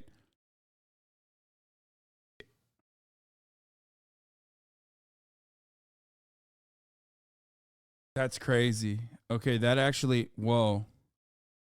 What the fuck? And it came, like, that was not like a telephone game. That is straight from the mouth? Straight from the source? Yep. That's pretty wild. Okay, never mind. I know. I go all over the place. I mean, I don't know. I still don't know. Maybe they were fucking around, like, with their Wait, you want to see some real weird shit? Actually, What? I can show you some weird shit. Like, would it be easier if I need to give you a link? Okay. What's the best way to do it? Twitter DMs, and then I can just, I'll like, Twitter immediately pull it up. So I'll shut out my friend Ty, who sent me this stuff.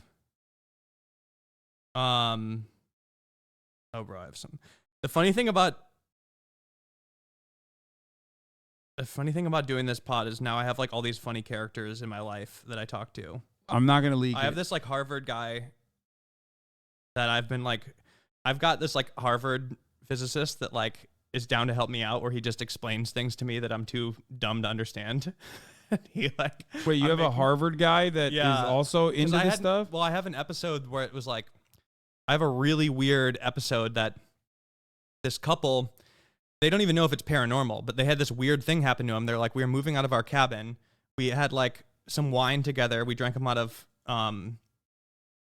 we drank them out of mason jars, went to bed, like, cheers, like, we're going to miss the cabin or whatever. And they woke up and the glasses, like, just the bottom of the wine glass was left. And there were no shards of glass anywhere.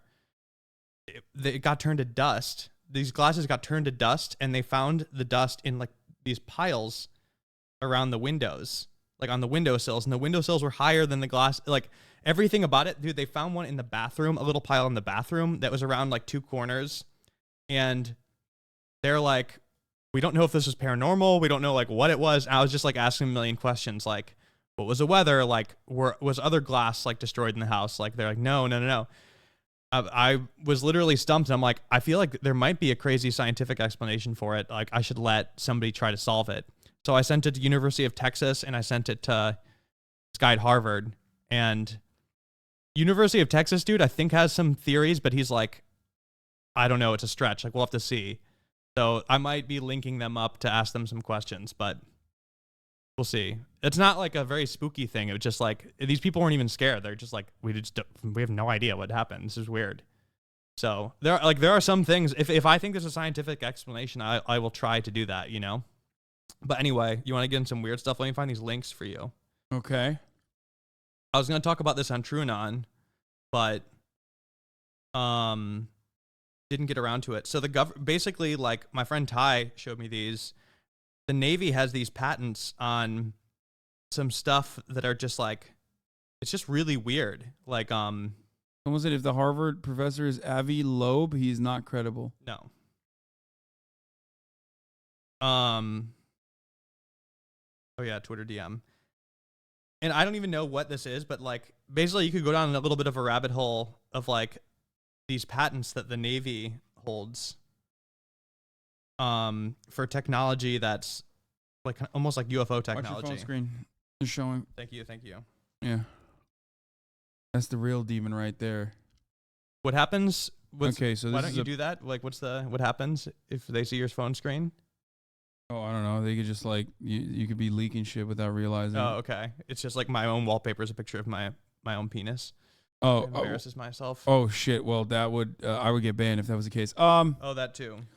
Okay. Okay. So what is this? Craft using an inertial mass reduction device. A craft using an inertial mass reduction device comprised of an inner resonant cavity wall, an outer resonant cavity, and microwave emitters.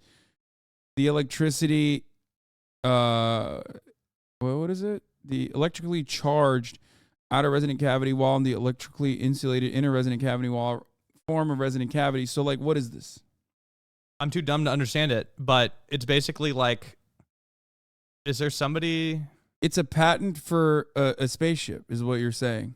I mean, it's like, to be honest with you, I haven't even, like, had time to fully dive into this. Okay, so I thought it would be fun to look at it together. So there is, well, this is the best place to look at it because there's 32,700 people in here, and there are actual engineers, astrophysicists, and shit like that in this chat. That's why I thought it'd be fun. I have not had time to look at this. By the way, hosting this show now, people just send me crazy shit, and I'll be, like, just busy trying to get through my day, and I'll be hit with, like, the wildest information where I'm like, all right, like, I have to just fucking compartmentalize that. So my first question when I hear something like this is it normal for the American government or for anyone in general to, like, hold on to patents for things that have not been created yet? Like, things that they haven't actually, things that they think they could create in the future that they're working on? Possibly. So that's number one. Number two, how easy it is to maintain or take a patent like this. If it's super easy, then, like, why wouldn't they do it?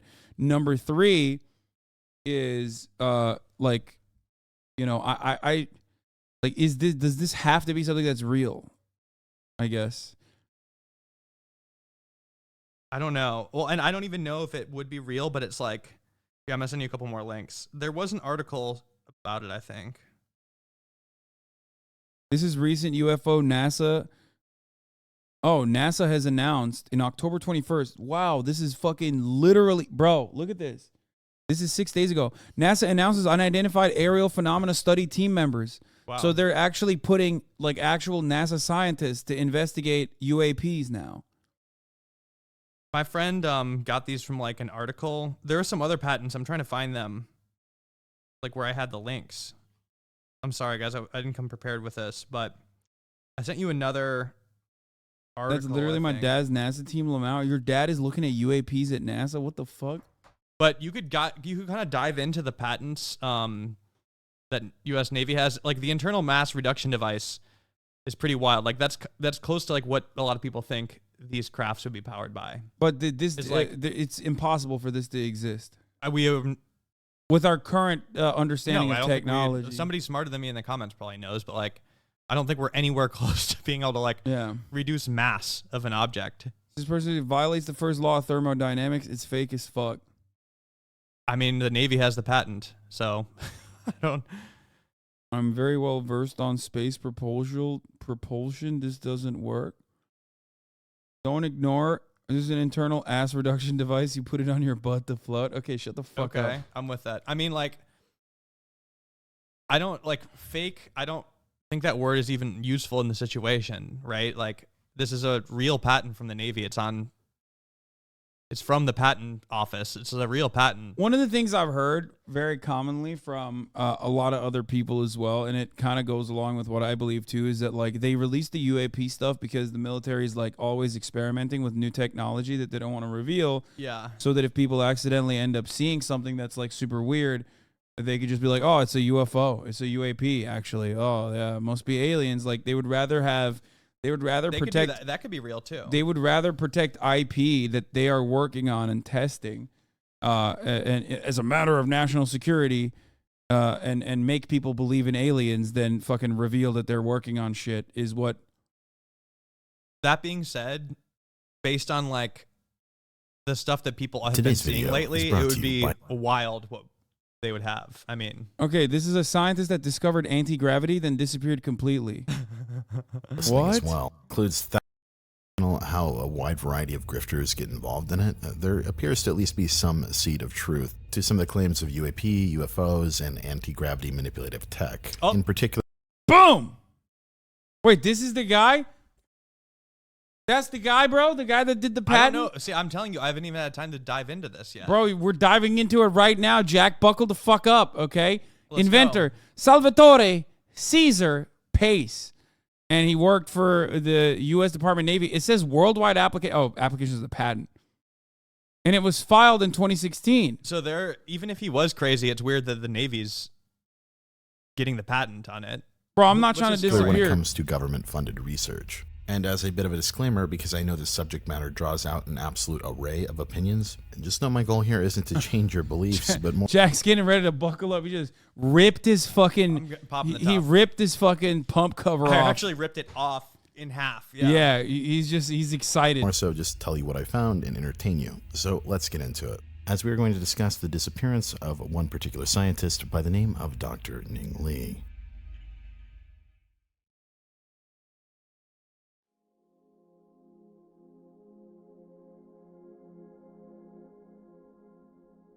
Wait, when's the last time Barely Sociable posted? Did they post this video and disappear too? No. Okay, 1 year ago they posted this and then okay, never mind. By the way, shout out to my editor, Theo Schaefer, is texting me right now saying, bro, you better say my name on the stream. So shout out to Theo. He's helped me a lot. Now, this story obviously begins with one particular physicist by the name of Dr. Ning Li, who was working at the Center for Space Plasma and Aeronomic Research and the University of Alabama Huntsville in the 1990s. Ning Li's main claim to fame here seemed to come from a variety of her peer-reviewed papers that she published during this time, in which a theory of hers predicted a practical way to create an anti-gravity effect. I think the theory already hold there, they published through the review process. Then that's very controversial. I know a lot of people criticize it. But fortunately, nobody found any mistake in my papers. So just about no mistake, but people don't believe it. I know until I got an experimental result, I can show people. And before I try to explain any of her research, listen, you can reduce. Is it a woman? Yeah. Oh, you don't believe it now? Not credible. Jack. No, shout out. Yeah, no. Women in STEM. The real STEM. mystery. The real mystery is how she got there. Oh, no. The real mystery is avoiding the top of the hour ad break. At the top of the hour, there's a 6-second ad break. It's coming right now. I forgot to run it at 4 because I got really deeply invested into these stories. If you no longer want to see those ads, you know, you don't need a saucer or a Navy patent. All you need to do is subscribe for $5 or for free with a Twitch Prime by connecting your Amazon Prime account to your Twitch account, or by getting gifted a sub. If you're lucky, here's a woman ad right now. Boom. Has your guest been to space? No, dude. I want to make clear that when I'm referring to anti-gravity, I'm essentially referring to gravity manipulation, as gravity is a fundamental force of nature. And in regards to Ning Li's research, the core idea included in her papers seemed to stem from one core concept, that being things called superconductors, which are essentially a substance that can conduct electricity with no resistance, meaning that no energy is lost from point A to point B. Now, generally the state of superconductivity is achieved when a substance cools to a particular critical temperature, and generally one of the cooler side effects, no pun intended, for achieving this critical temperature is the expulsion of the substance's magnetic field, and that's what you're witnessing right now. Now, this is obviously one example from a broad, sweeping concept that could be applied to the future of superconductors. And as you can Wait, why'd you say superconductors are 100% fake?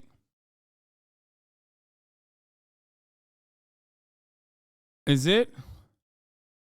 Dude, what the fuck? 157 shadows rated as segue, average of 4.71 out of 10. Good attempt, Hossie. Wide people said, what the fuck? Chat, stop rating me so low, dude. What is this shit? Wait, what does that mean?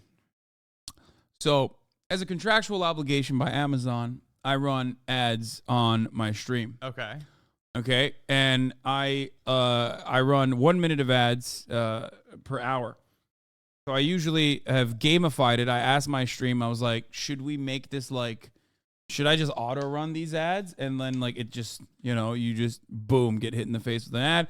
Or should I gamify it and like I bake it into my commentary so that like it's more fun, and then I like kind of pause the comment, you know, I pause it too so like people don't miss out on the stream.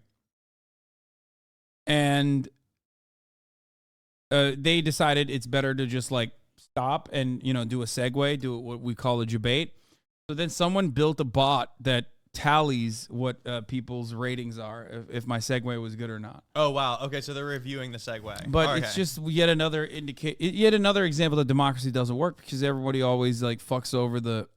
Even Nim has more ad density than you. Yeah, my ad density is gonna fucking go up a lot too. Don't worry. Dude, I just got a funny text update that Chelsea, my fiance, said that like my mother-in-law just texted her saying that like I tried listening to the recent episode of Jack's podcast and turned it off. It was too scary, and she's telling her other family members not to listen to my podcast.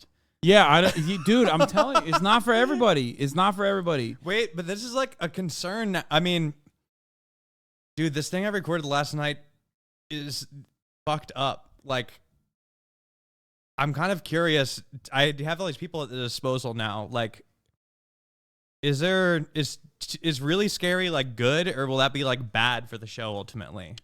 I don't know. I want this to be mainstream big. But. Last night, my friend Will said something that I consider to be brilliant, where he was like, spicy food is like scary movies. You know, you like ramp yourself up to it. And I love spicy food. I hate scary movies, but I totally get it. Like at first you might not like it. At first you might not appreciate it, but over time, the more you fucking build a tolerance for it, the more you want, you know. I don't even think the episode she's talking about is scary, even. Like, I think it's spooky and weird. Like, it's the jack-off one. The gin. That's what she turned off. I mean, it is spooky. I guess Chelsea is Egyptian, but... Yeah, But her mom isn't, so... Oh, I was going to say, we don't fuck with that shit, but... Okay, let's continue. Imagine having incredibly efficient electricity would be highly useful for a number of reasons, beyond just the gravitomagnetic effect. But on that same note, one of the main problems with superconductors is that you need incredibly cold temperatures to achieve this. This has led to an interest in high-temperature superconductors, which is actually referring to substances that superconduct above negative 196 Celsius. And realistically, for these things to probably... Yeah, one thing you could do is make the episodes progressively spookier and scarier throughout the entire season, so you're like slowly spooky pilling everybody. That's what I'm doing, and there's going to be some nice ones coming up. Like, there's like... some funny ones and a couple really nice ones. I think some of them I'm most excited about are like sweet. Like, well, there's one of the sweet ones is like sad too, but it's there's some nice ones. Like there's some cool ones, and there's some that are just like fun. Like I don't know how to explain it, you know. Okay. But and then yeah, and there's gonna be some crazy ones. But dude, honestly, I think the world is ready for it. Like I think everybody's too wrapped up in like NPR brained neoliberalism, you know? It's like no, there's definitely a hella right wing audience. No, I ready know. for fucking demon time because they believe that like demons exist in the murals of 13-year-old sure, but, girls like, and shit. But like, the left doesn't have that much of an option outside of like Sedona, Arizona, and that's kind of like laughed off of like the the new age ant. But I think that's like, there needs to be room for that. Yeah, I mean, there wasn't like adequate like conspiracy theory left content before TrueAnon, I think. So you fill another void there. Yeah, where it's like, people that could believe in something or suspend disbelief at least, but why let them have all the fun? Is what I say. My girlfriend's dad is a pastor, and he has witnessed exorcisms in India. Demons exist. Okay, bro. Dude. Anyway, all right, let's continue with this. Change our day-to-day lives, such as the ever so elusive hoverboard. There's definitely going to be a need for a room temperature superconductor, which has yet to be discovered yet. And while I will note last year the first room temperature superconductor was found, the only problem with it is that it only existed under extreme levels of pressure, making it really unusable for the average person. But all of that being said, where Dr. Ning Li fits into this is her creation and claim that a high-temperature superconducting disk... Okay, I'm sorry, but the moment that I see like an old-ass website that you're pulling with this font and shit, the credibility is shaken a little bit. I'm a big aesthetics guy when it comes to this sort of stuff because I don't have the science background to comprehend whether this is like possible or not. So I look at the optics a little bit, and the moment I see Comic Sans with this like 3D that print... kind of fire, though. Some of the UFO stuff is all like 1999. Like if you go into the Area 51 stuff, you'll find some of the coolest website aesthetics because it's all like 99, early web guys that made like UFO blogs that are still up. Yeah. It's surprising which ones are like still up. I think these dudes paid like for 30-year contracts for like their web pages, Yeah, back when the internet was cheap. Like the Space Jam site. Remember how that was up for a long time? I think they finally... Oh, really? The original Space Jam site, they finally took it down, but at one point, if you went to spacejam.com, I think it was like the original website, but now they have that new movie, so they replaced it. There's like a few that are still up, some funny ones. Wait, so are you believing this? Developing and could essentially create a force field-like effect. The first notable paper here was Effects of Gravitomagnetic Field on Pure Superconductors, and it was published in 1991. A year later, she would publish another paper by the name of Gravitational Effects on the Magnetic Attenuation of Superconductors, and in a subsequent paper just a year later called Gravitoelectric Electric Coupling via Superconductivity was also peer-reviewed and published. Now, I'm not a physics channel, but I will include links to these papers that you can check out for yourself. But to summarize Ning Li's theory... Yeah, I'm sure there's like physicist people who will check it out. She essentially noted that rotating ions spinning in a perpendicular field to their spin axis would create an anti-gravity effect if a large number of ions could be aligned in something called a Bose-Einstein condensate, which is essentially an exotic state of matter in which all of the atoms act as one, where she theorized that this alignment may be possible by trapping superconductor ions in a lattice structure in a high-temperature superconducting disk, which in turn led to the development of a 12... I've already tuned out. Like, it just sounds like nerd science shit, and I'm like, it's probably true. It's on Wikipedia. Seems about right. That's why that's as far as my brain can go. I'm like, Bose-Einstein super megaphonic conductorism is like, I don't know what the fuck that is. That's why I have the Harvard dude, and I'll need to probably get a couple more guys like that, because also, like, I don't have the patience to, like, I'm not a good researcher, I like doing the interviewing people, firsthand encounters, but I start to zone out, dude. I have ADHD. It's bad. Me too. I have no idea what the fuck's going on. The kind where you like get sent home for biting kids in elementary school kind. You bait kids? You had a demon in you, dude. Maybe it was a demon. Murat's not a physicist, guys. He's a aerospace and mechanical engineer. He built satellites. Who? My brother. Oh, that's I think you met him. He probably knows some things, dude. Yeah. Well, I went to the Boeing facility where they like open it up once every like 20 years or something for a civilian population to come and like look at what they're doing. And I yelled at every scientist there. I was like, tell me the truth about flat earth. I was like fucking around. I think, but dude, have you I ever... was testing them. I was like, I haven't had the time to look into it, but like there's a bunch of spooky stuff relating to Jet Propulsion Lab up in Pasadena. Like there's the NASA, I think it's a Jet Propulsion Lab, but also I think Aleister Crowley was doing a bunch of weird like satanic like Hollywood well, I do think stuff out okay. there in the So here's the 60s. thing. I do think that a lot of these fucking scientists are goofy as fuck. Like I think their brains are warped by looking at numbers too much, and I do think that they believe in a lot of weird ass shit, and can also have like personal mental health complications. So I was exaggerating about biting people in elementary school. I didn't bite people. a couple of years ago, there was a Mexican radio show called La Mano Peluda, where the radio host named Juan Ramos Sanz, who would have people that call in to tell paranormal experience stories. One of the last stories he had on ultimately led to his unusual and sudden death. What? That's wild. Jack, you fucking protect yourself, I'm doing, dude. that's another episode I'm doing. I'm gonna take a picture of that to look into it. Dude, you are such a fucking Spanish boomer. language episode this year. I love that you're just taking photos on your phone on the chat. It's just the easiest way. I mean, what am I, dude? You think do you really want me texting you? Be like, hey, send those screenshots, bro. No, yeah, there's no shot I'd be able to pull that anyway. No.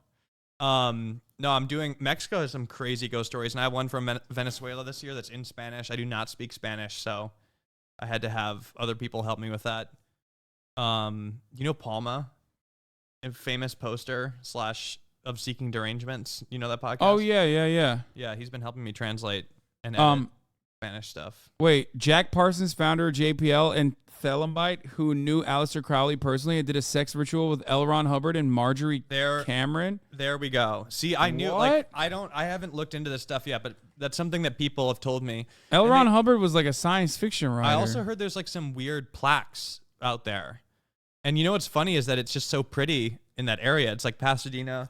I like to hike over there. It's between Pasadena and like La Cañada Flint Ridge, I think is up there. What the fuck is this, bro? In the spring of 1946, L. Ron Hubbard and John W. Parsons performed a series of magical rituals with the aim of incarnating the Thelemic goddess Babylon in a human being. Hubbard's cooperation with Parsons, known as the Babylon Working, remains one of the most controversial events in Hubbard's pre-Scientology days. This article sets out to describe the content of the magical rituals as well as their purpose. It is argued that in order to fully understand these events, it is necessary to approach the Babylon Working from the study of Western esotericism in general and the study of Enochian magic in particular. What? Where is this? Also, it's behind a $35 paywall. What? Yeah, this is like a fucking, what is this, a Brill Scholarly Journal? What the fuck is that? What is that? God, L. Ron Hubbard is so What is that fucking logo? crazy.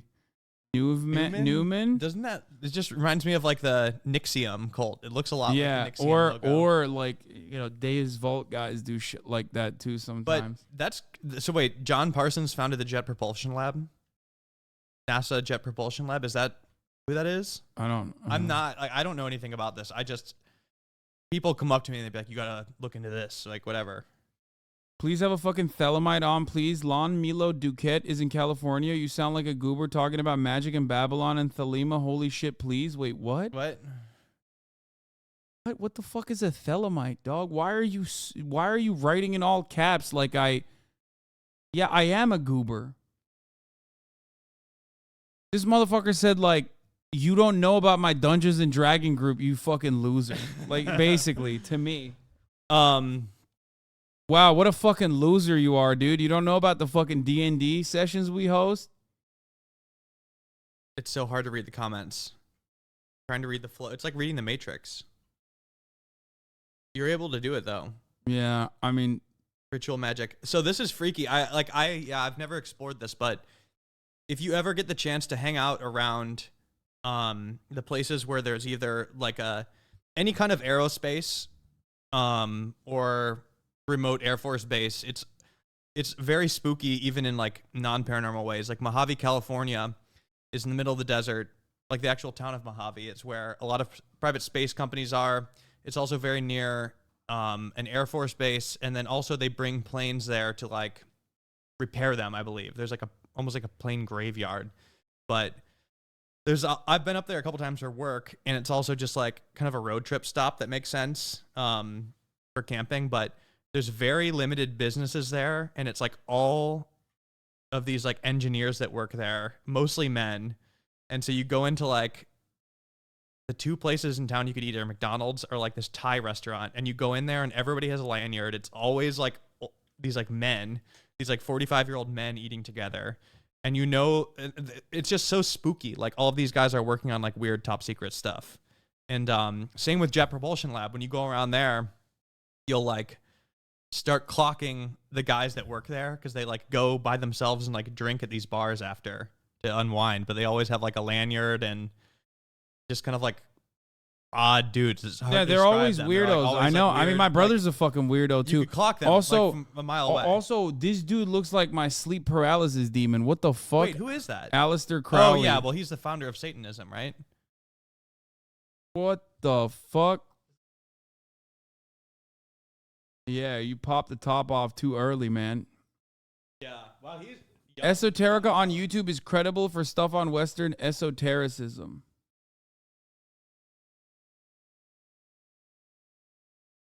Rick Owens looking motherfucker. Yeah, bro, he's on that Rick. Undeniable drip. Yeah, that for elven sure. drip. Unspoken Riz too, apparently. Yeah.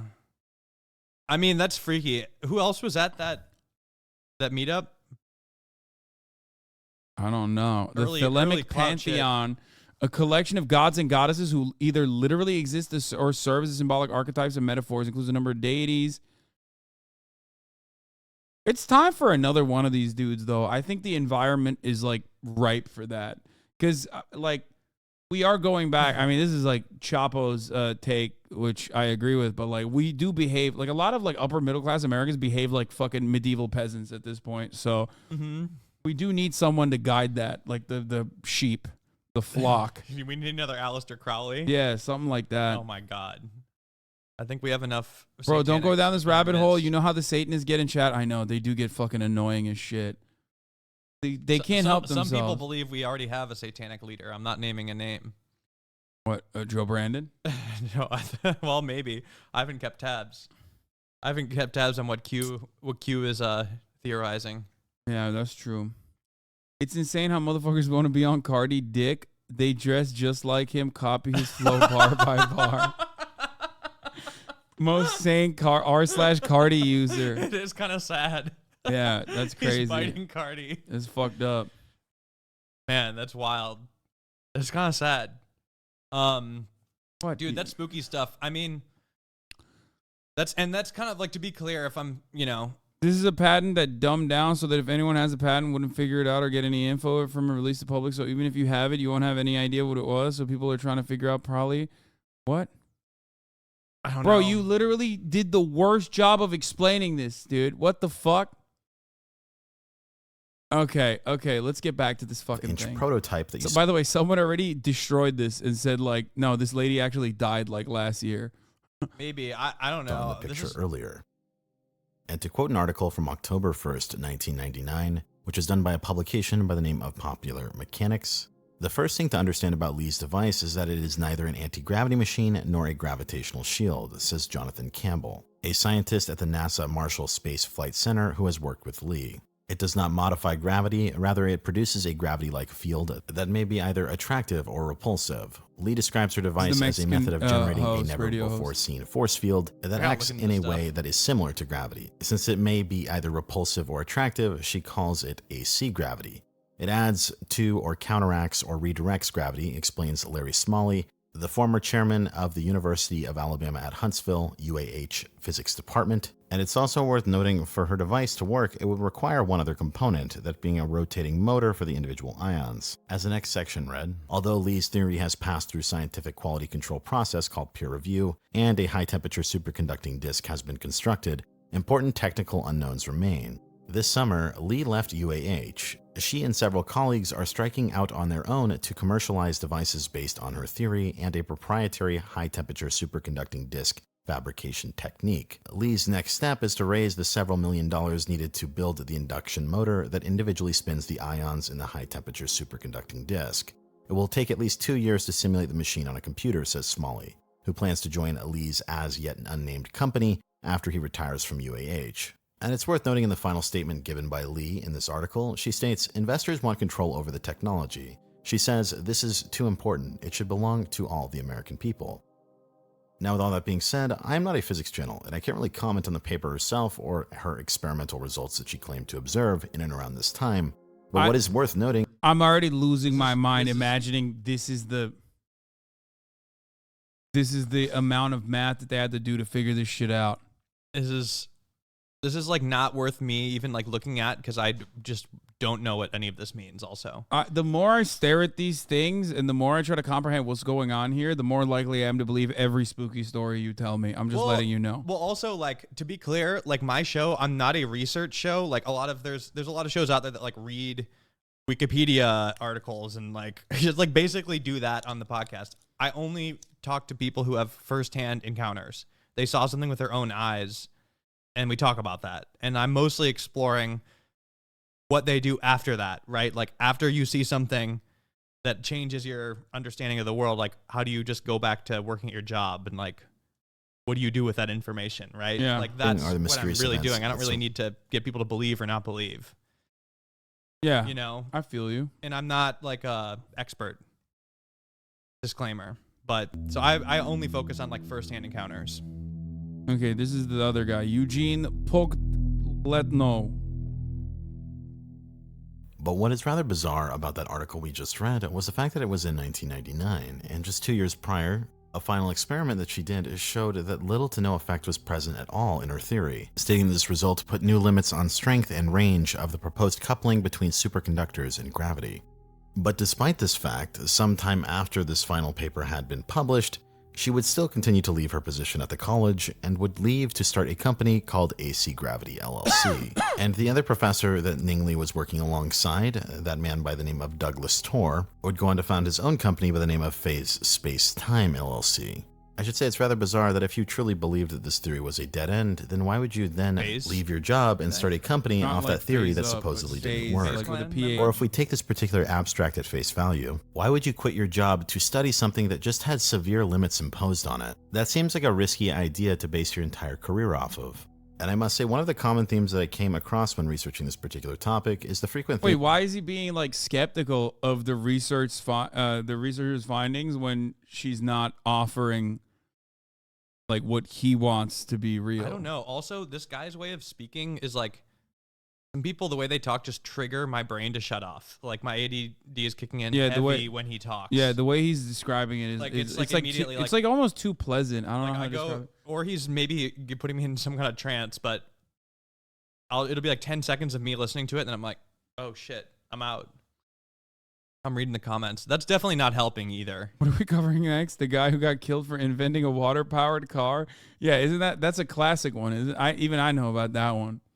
The government killed him, brother. I mean, how pilled is the audience is my question. No, dude, this is... I mean, look, this is a big audience, right? So there's always going to be like... How many people we got in here right now? Only around 30,000, 30,566. Everybody take out your phone and go subscribe to Otherworld, please. Well, I mean, we did that when there was like 35,000, so don't worry. Hell, wait, they left? What made them leave? I scared them off. I didn't even start talking about gnomes yet, dude. Yeah, the lack of I didn't even start talking about... I didn't gnome pill anybody. They're not pilled enough. You want to get some real crazy shit? What, gnomes? Bro, I interviewed these Romanis. I don't know if you guys... know about the Romani people, like the gypsies, they know, like is like what the not the proper. I know, but he said the G word. It's time to cancel, Jack. But historically, people know Romani people to be by that name. So, but they're actually a race of people that we didn't know the true origin until recently. I think it's traced back to India, actually. Oh, really? I thought it was like the Roman empire.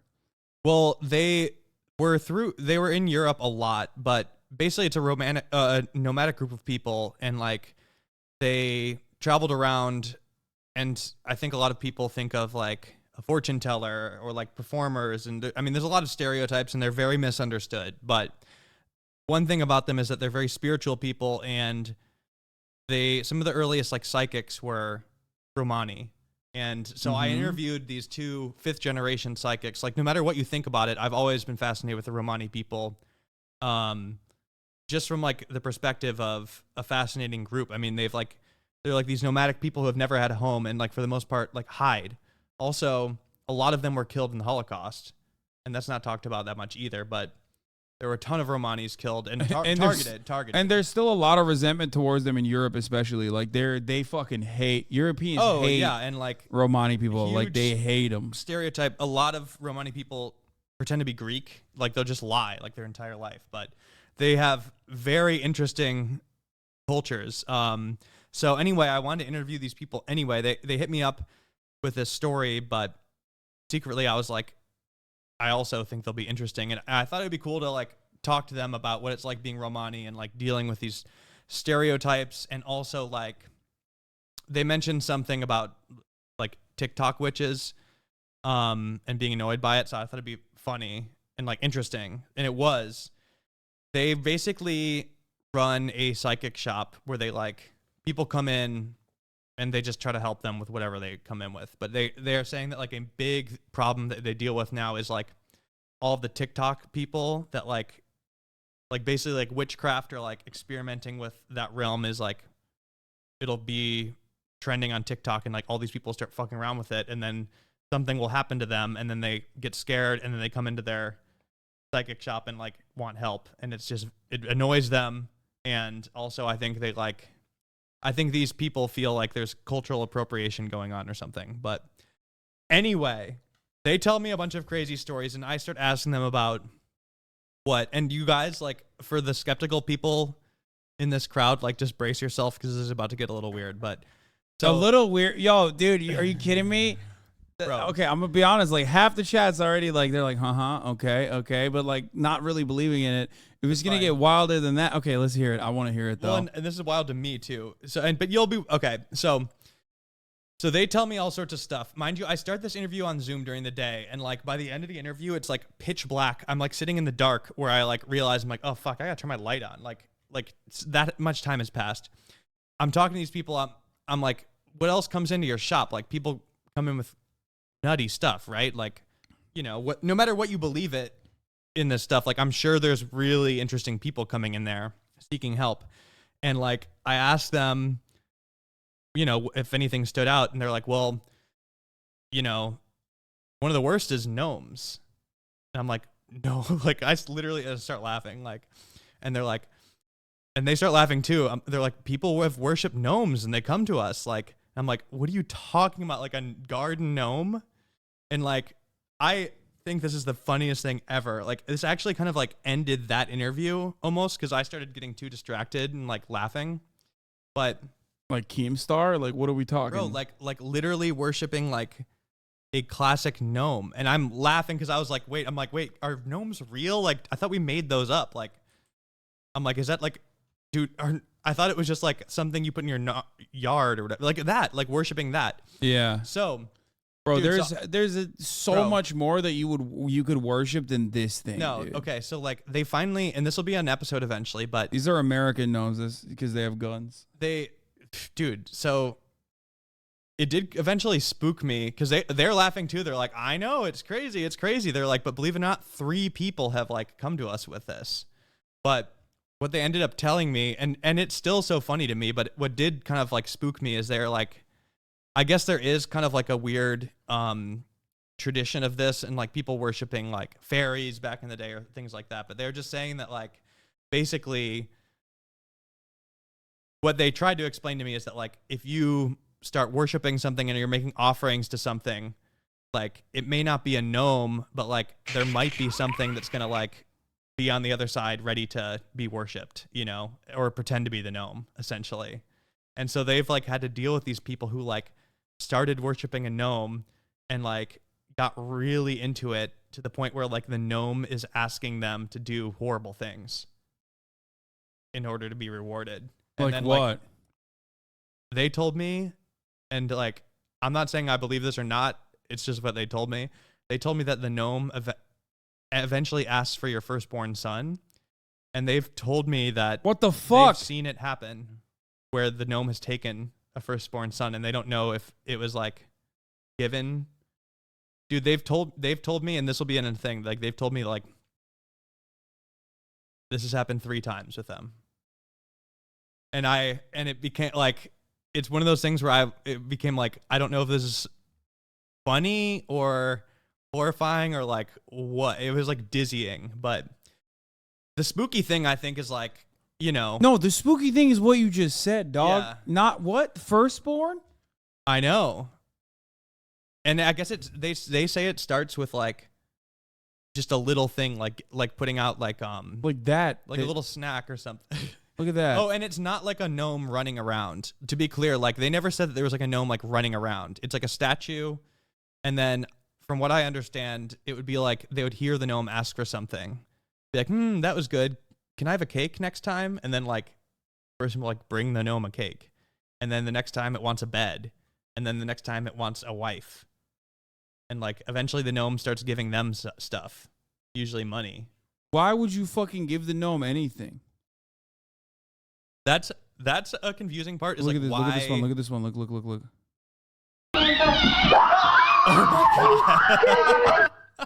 Oh my god, dude! This title: 5 scary gnomes caught on camera. Don't laugh too hard, bro.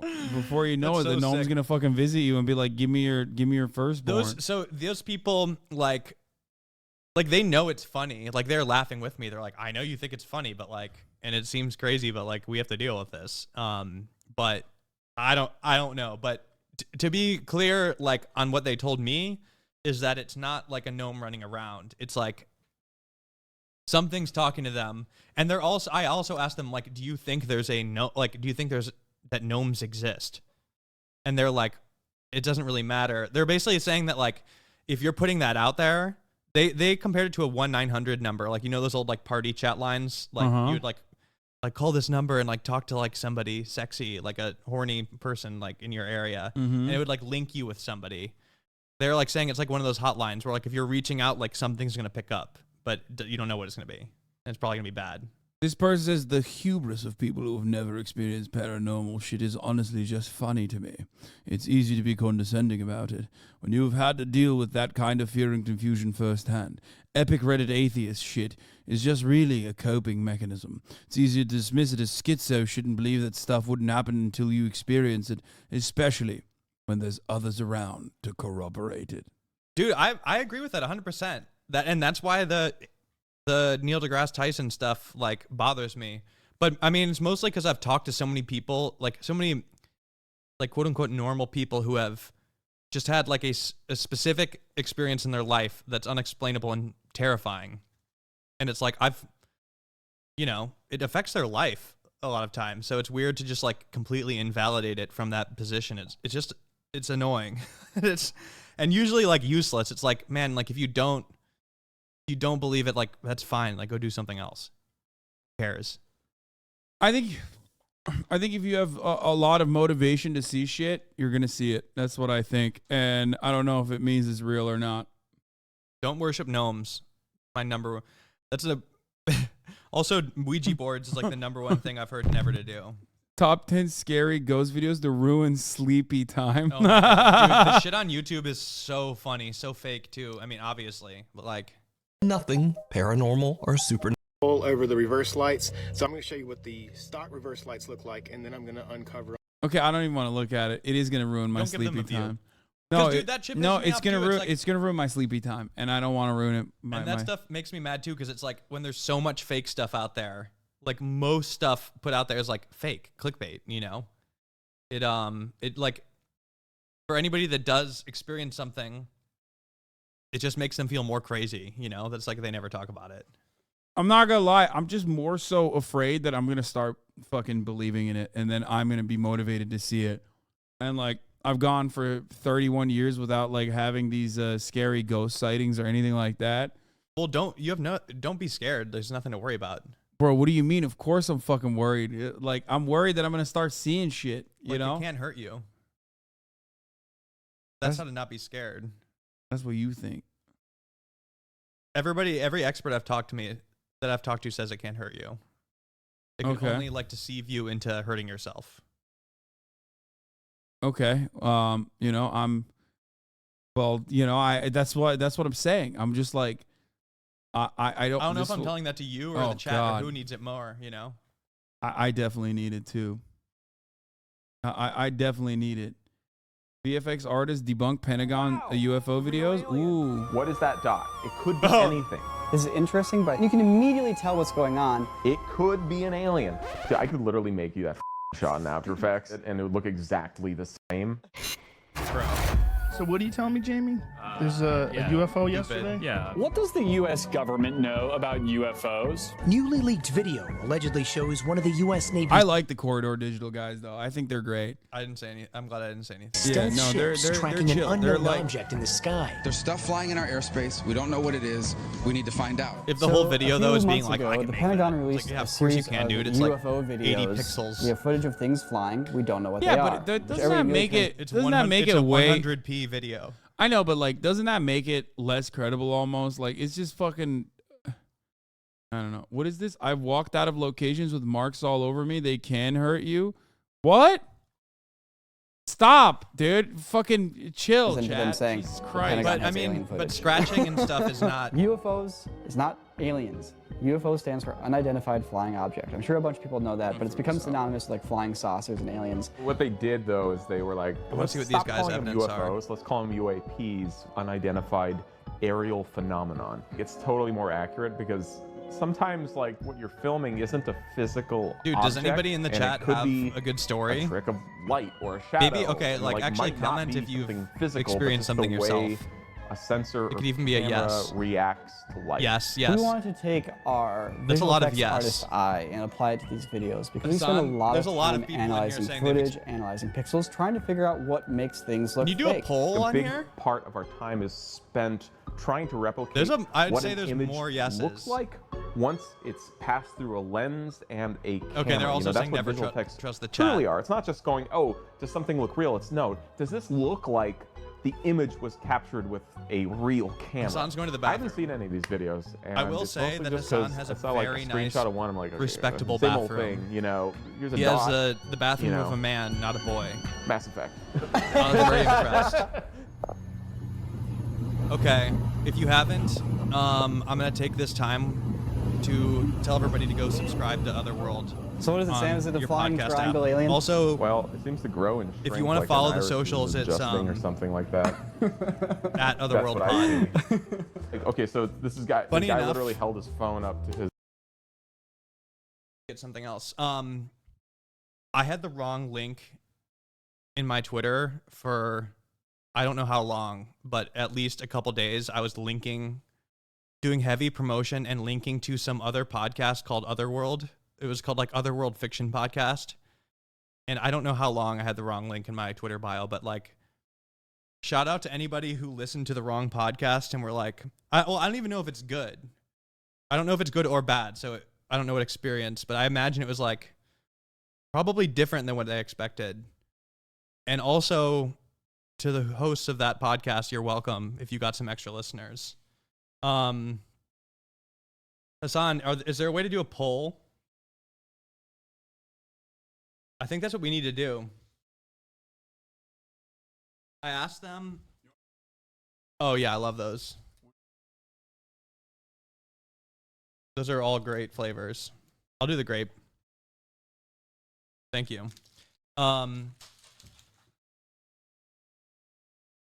Yo, don't touch the computer. Wait, why? What?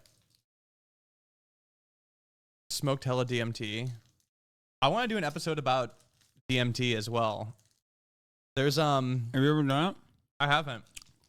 But all right, what do you want to poll? People that if What do you want basically poll? if people have experienced something firsthand that they consider paranormal.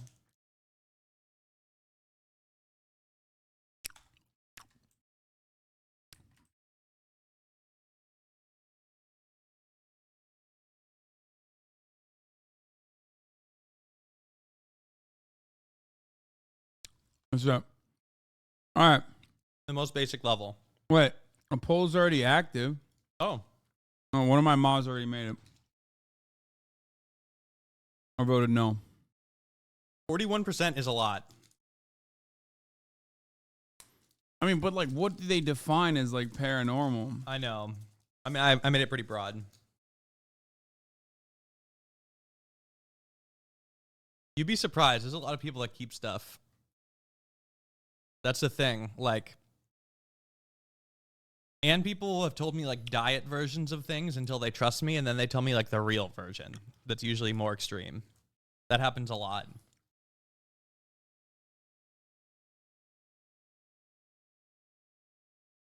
Ghost encounter. I went to sleep super horny and woke up with cum all over me several times. I think there's a ghost sucking my dick. Bro. Don't ask questions. Okay, 38% says yes, 62% say no. That's pretty good. I have a trope, or I guess a HasanAbiism that I routinely mention, which is that 30% of Americans will agree to anything, no matter how insane it is. Like, you can get 30% of Americans to believe and agree to anything, minimum. So, What's the craziest thing you believe in, you think? I don't know. Is there anything that's like fringe where you're like, that you think you're weird for believing in?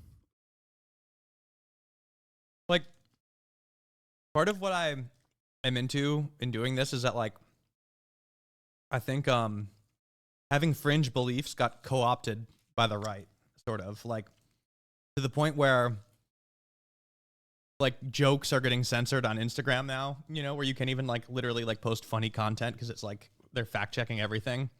But it got co-opted by the right, and I think it's, like, perfectly healthy to be able to believe in some weird stuff.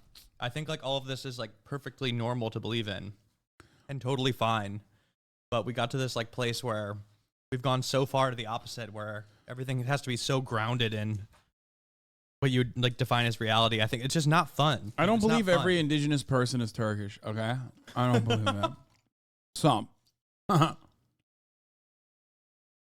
Nothing else? I can't think of anything that I think is like, I mean, these people would know. I've seen UFOs, somebody said. No, I don't think, Censorship I ruining think Epstein is being murdered by the government is not a fringe take at all. I mean, no, I didn't mean to sound like censorship rooting comedy, but I mean, you've seen it, dude. Like Josh Citarella, you should. Are you friends with Josh? I've had him on the broadcast many, many years ago. Dude, you should. If he's in town, he would be a great guest on this. I love Josh Citarella. Shout out, big shout out to Josh Citarella. He's a mewing advocate, which I think is like that. I don't agree He's gotten with. too buff. Yeah, he's getting. Okay, so you guys, if you don't know, he Josh went from Citarella, like gym maxing, like covering gym maxers, to becoming a bit of a gym maxer, which scares me a little bit. For anybody who doesn't know Josh, like, he's an artist who I was a fan of his art before, and he was partnered with Brad Trammell. They did a lot of work together, but then he started kind of studying Incels. Litigram, like, you know, and like memes as an expression for like very young politicized people. But then from there, he started to do funnier stuff. And one of them was that he was like studying, I think it got started with like he started making, like, he started ironically looking into incel shit and like gym maxing. But like, I know for a fact he gets like Fulham gum. It's a Turkish gum. Fulham. Oh, he's huge on that. Yeah, and he does Fulham, yeah. he does do mewing, which I think is like kind of crazy. Well, okay, so what he did, I think it started with he realized that like the Goop powder had the same ingredients as like the Alex Jones like alpha male powder. Like, from both had the exact same ingredients, and I think he was like mixing them and like taking them as like a joke. And then he did this like sort of like art project experiment where he tested all of the alpha male like advice, you know, the fringe. Yeah, but he started living advice. Yeah, he did it for a month or two, and he started having results, but he was doing all of the craziest stuff at once. And I was laughing at him because I'm like, bro, if any of this works, like, you're not gonna be able to tell which one did it. And so he was like, yeah, but like the main thing is like he did just start going to the gym. No, yeah, and that's hitting like the fucking weights, and he got jacked. He is insanely jacked now. and yeah, he did not stop. The experiment's been long Can you pull over. the trash over here? Yeah, no, he hasn't stopped. He's still doing mewing. Like I said, that was the only thing that I was like, dude, what? Like, you actually think mewing works? Like, here, I'll show you guys, Joshua. And he was not touching receipts, like a lot of stuff. Yeah, I think he that gets, started like, believing. memified. Oh, another experiment he was doing was like, I mean, Bro, I think he started believing in it. That's what I'm saying. No, yeah, I mean, I think a lot, he was telling me a lot of it's worked. Look, so Josh is also behind. he used to look like this. Another Josh experiment was the Mark Fisher memes. Like he was trying to make Mark Fisher into a meme to try to get people to read it. Yeah, and I think that worked. Like the capitalist realism memes. Oh yeah, he's torqued now. He's it's torqued. crazy. It's insane. This is a nerd. Like this is like a skinny He's like a nerd. nerdy art kid that started doing like started Very experimenting with like incel memes and like following the advice, and then literally became this. Yeah, and I just love everything Josh does. Also, he's been very supportive and helpful along the way of like making this show.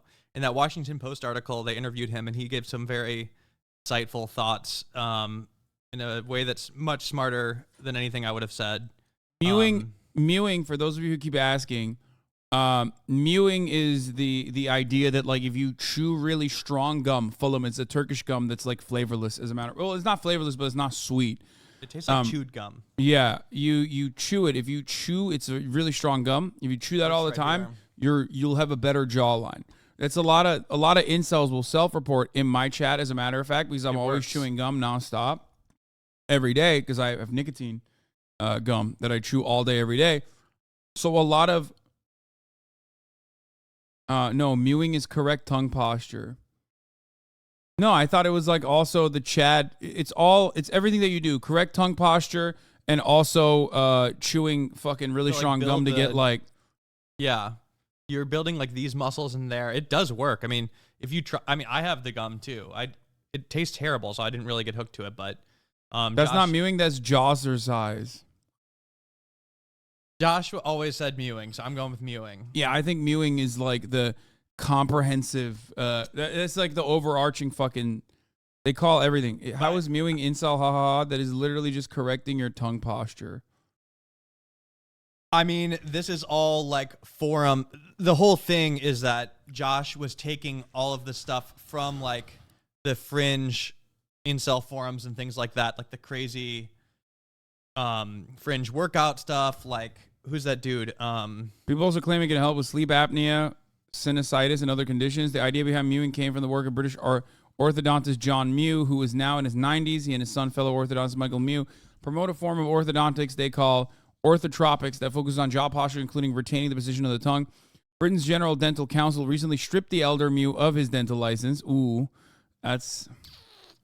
Sucks for him. Yeah. But basically what Josh did here is called looks maxing. That is the umbrella term for that, like gym maxing and whatever. Like incels just literally can't do anything normal. They have to unironically turn everything into like a video game where it's like, oh, I'm looks maxing. It's like, no, you're just going to the gym. You're living a healthy lifestyle, okay? I think I originally brought him up though because I think Josh is an interesting example of like he had a lot of problems with Instagram's like new policies, and Josh was shadow banned for like a year and a half for just like posting art and things like that, just like his research. It ruined his ability to like grow his audience. He was wildly shadow banned, and Brad Trammell was for a while too. I don't know if anybody of you like in the chat is a fan of Brad, but all of them for making like just funny political art and like, or even like reposting content that they're like reporting on. But dude, I think Josh did a lecture. Josh actually got banned on Twitch, I believe. Oh, I remember. Because he was doing an art lecture where he was like literally Renaissance paintings. Yeah, that was showing ridiculous. Renaissance paintings. No, It was that's like a nude woman. Because here's the real reason why that happened, okay? First of all, that was ridiculous that Twitch did that. I remember when it happened.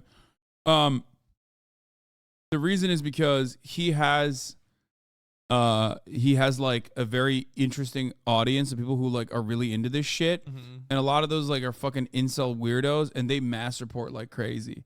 Like just for fun. They're trolls, you know what I mean? So like half the time they're doing that shit specifically to like watch the world burn or try to turn someone into a lol cow or whatever. So I love that we have like Josh Buff on the stream. capture this moment. This dude seems cool and chill. Don't take this the wrong way, but I feel like this is the beginning of a right-wing pipeline. No, I don't think he's like gonna turn into that. No at all. way. But I do think that he believes in some like Not Josh. He I do believe that he's like believes in some fringe stuff now. Basically, Josh is really cool because he's just very open-minded to I don't know how to describe him. Like I think what his thing is that like you can't write off everything completely. You know, like. He did an interesting episode where he was talking about like things that Alex Jones was like actually like right about. Oh, like frogs turning gay? Yeah, like that it was. But they're not gay; they're trans. Yeah, something like that, and then also just microplastics, the amount of hormone disruptors we have in like all of the products, like everything we use is like hormone disruptors. It's terrible for us. Like this is just there's objectively bad things in like everything we use. Yeah, and like. He did some stuff where he's kind of like looking into that and just realizing like, okay, like, no, I don't disagree. People are reporting on things that are not invalid, basically. I don't disagree with. I mean, okay, Alex Jones is also correct about mass surveillance by the federal government, but like, you know, yeah, but it's like, but he was like, it's not Alex Jones defending, but it's like, okay, we shouldn't be so quick to write off everything related to like certain topics, you know, because we'll easily. You know, toss in some important things with that. That's why I say Alex Jones is CIA. Like he might be, dude. If Alex Jones didn't exist, the CIA would create him. It's true the things that true things that make him useful. Exactly, because when someone is talking about like 10% truths, like that no one else is talking about, but 90% psychotic, unhinged shit like interdimensional vampires, vampiric pedophiles that are operating out of a basement of a fucking. Well, that stuff's true. You know. Well, yeah, that. Well, it's just a little embellished, dude, right? Have you heard the This American Life episode about Alex Jones from like a couple of years ago? No. Oh my God. Has anybody in the chat heard this? I'm surprised that like it's not talked about more. Somebody, and I don't remember it enough. Maybe somebody could find it and put a link to it in the description. But when I heard it, I was like, oh, this is going to be like big news. And then just nobody talked about it. Somebody did this really amazing story about Alex Jones in high school. And it's like the origin story. Like Alex Jones tells his own origin story, and like this person like figured out the real one, and it's wild. It's like you kind of what do like you mean his origin story?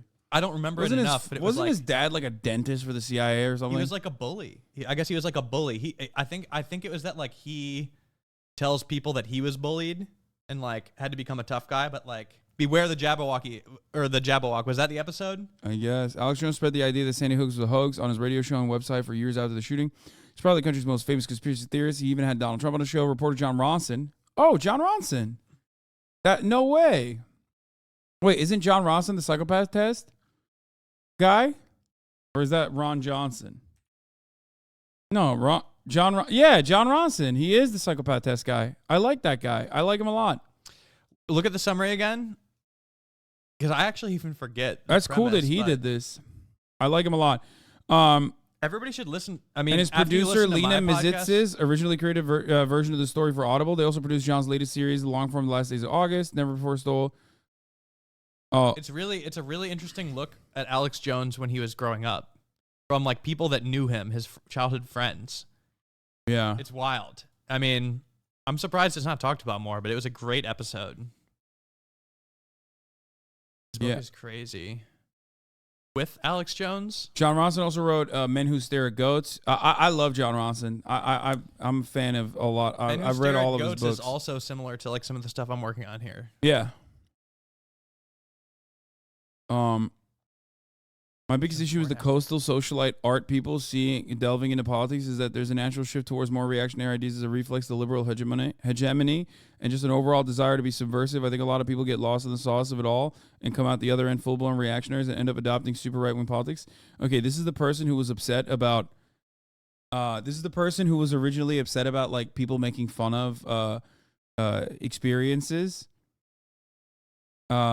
People making fun of like people that like belittle others who have had these like, you know, once in a lifetime life-changing experiences. But he is right about this. I do think that a lot of people yes, have an overall desire to be subversive. A lot of art people. That's how you arrive at the Josh though. He's like No, I don't know if he's like that. I'm just saying that but like that's how you arrive at the fucking tradcaths and the Catholic converts within, liberal arts PhD people that live in fucking Brooklyn and, smoke Virginia Slims. Yeah, and Josh is off the far right or fringe like workout routines. Now he's just regularly working out. Yeah. Like he's just like a gym rat now. But I think he's off all of the experiments. What else was he doing? I think he was not jerking off. I think he was doing the no fap. Yeah, he was drinking like a certain amount of eggs. He would not touch receipts or use plastic of any kind, like avoiding xenoestrogens basically.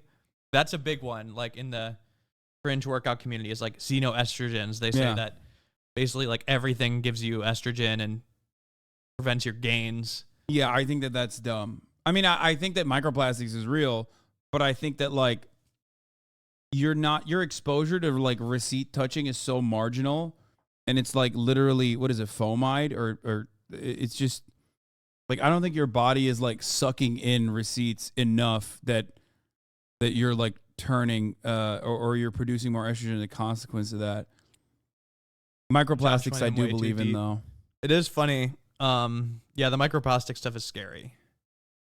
But yeah, I love Josh. I'm actually very happy that we're talking about him so much right now because I just love supporting him. He's like doing really interesting stuff. Also, as long as I'm getting Josh plugs off, he has this really cool thing called Do Not Research. His Discord is like his Twitch is like a mix between like this unofficial college course almost. Like he was a professor. He's stopped being a professor to do this.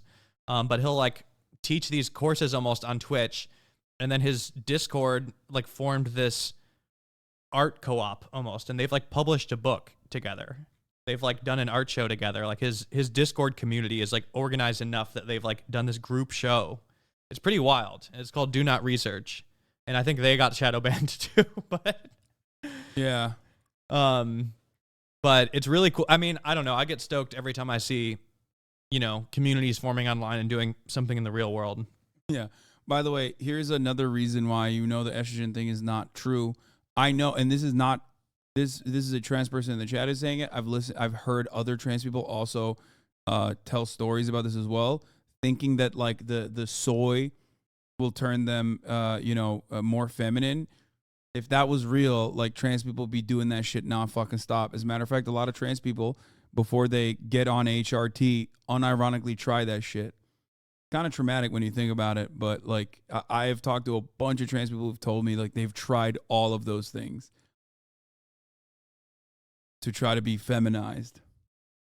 I don't know that it's like how much it affects workouts, but I do believe that there's a lot of research that there are hormone disruptors in a lot of products, just like as a fact.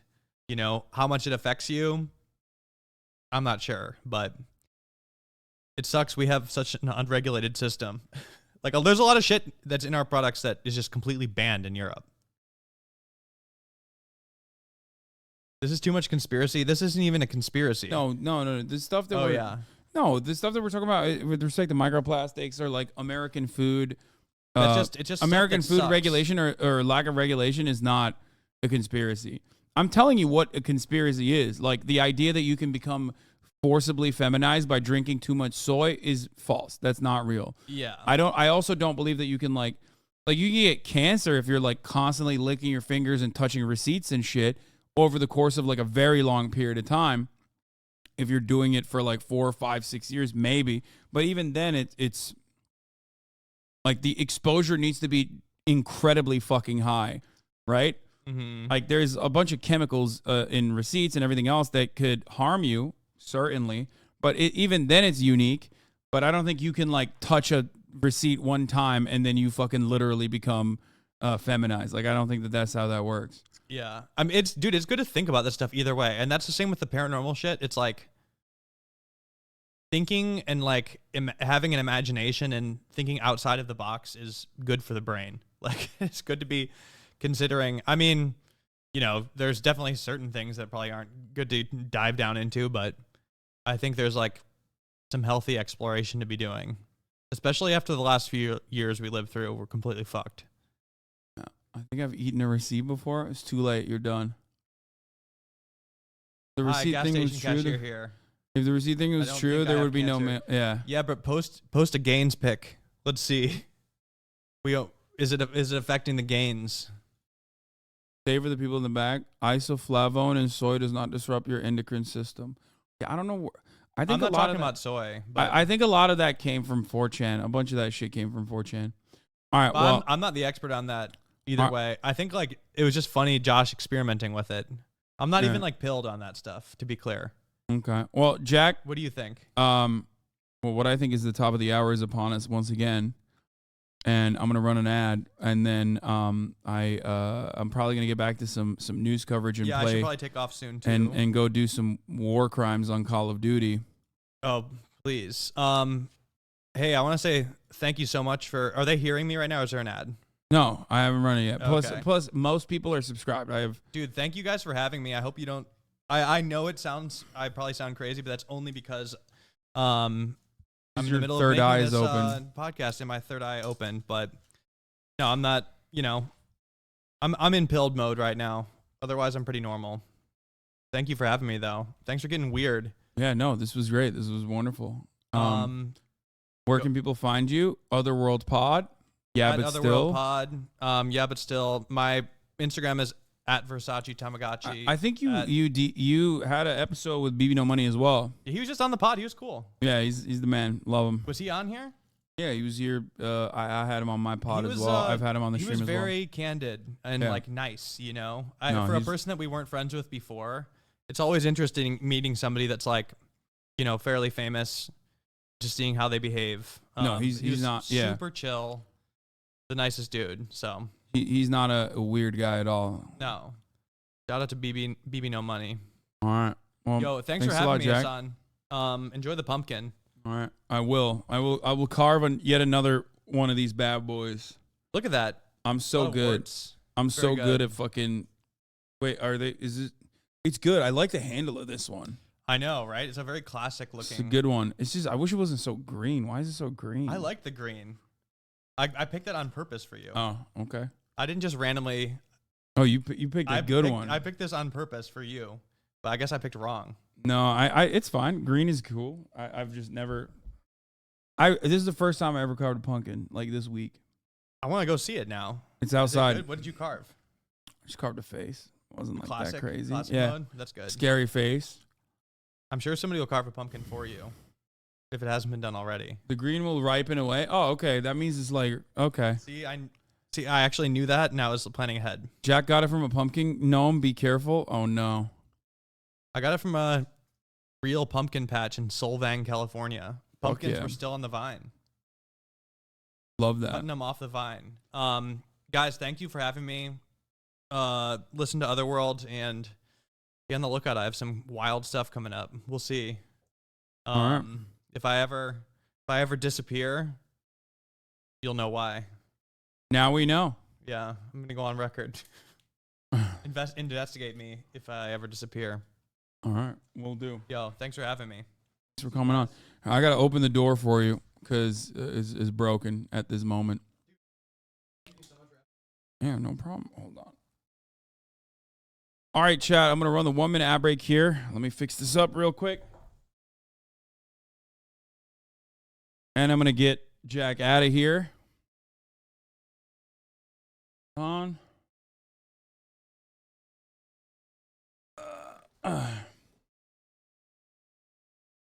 There it is. Okay. Alex Jones makes sense if you think about him as a gnome. Yeah, I agree. Alex Jones just makes sense. Okay, let me. Alex Jones said this a few days ago. Okay. Hold on. I'm going to run a video here. Here. There's no Let's question start off with this. that America is becoming more and more polarized. And it has a lot of people wondering, could this division turn into violence? Well, we sent Jordan Klepper to find out for another episode of Fingers the Pulse.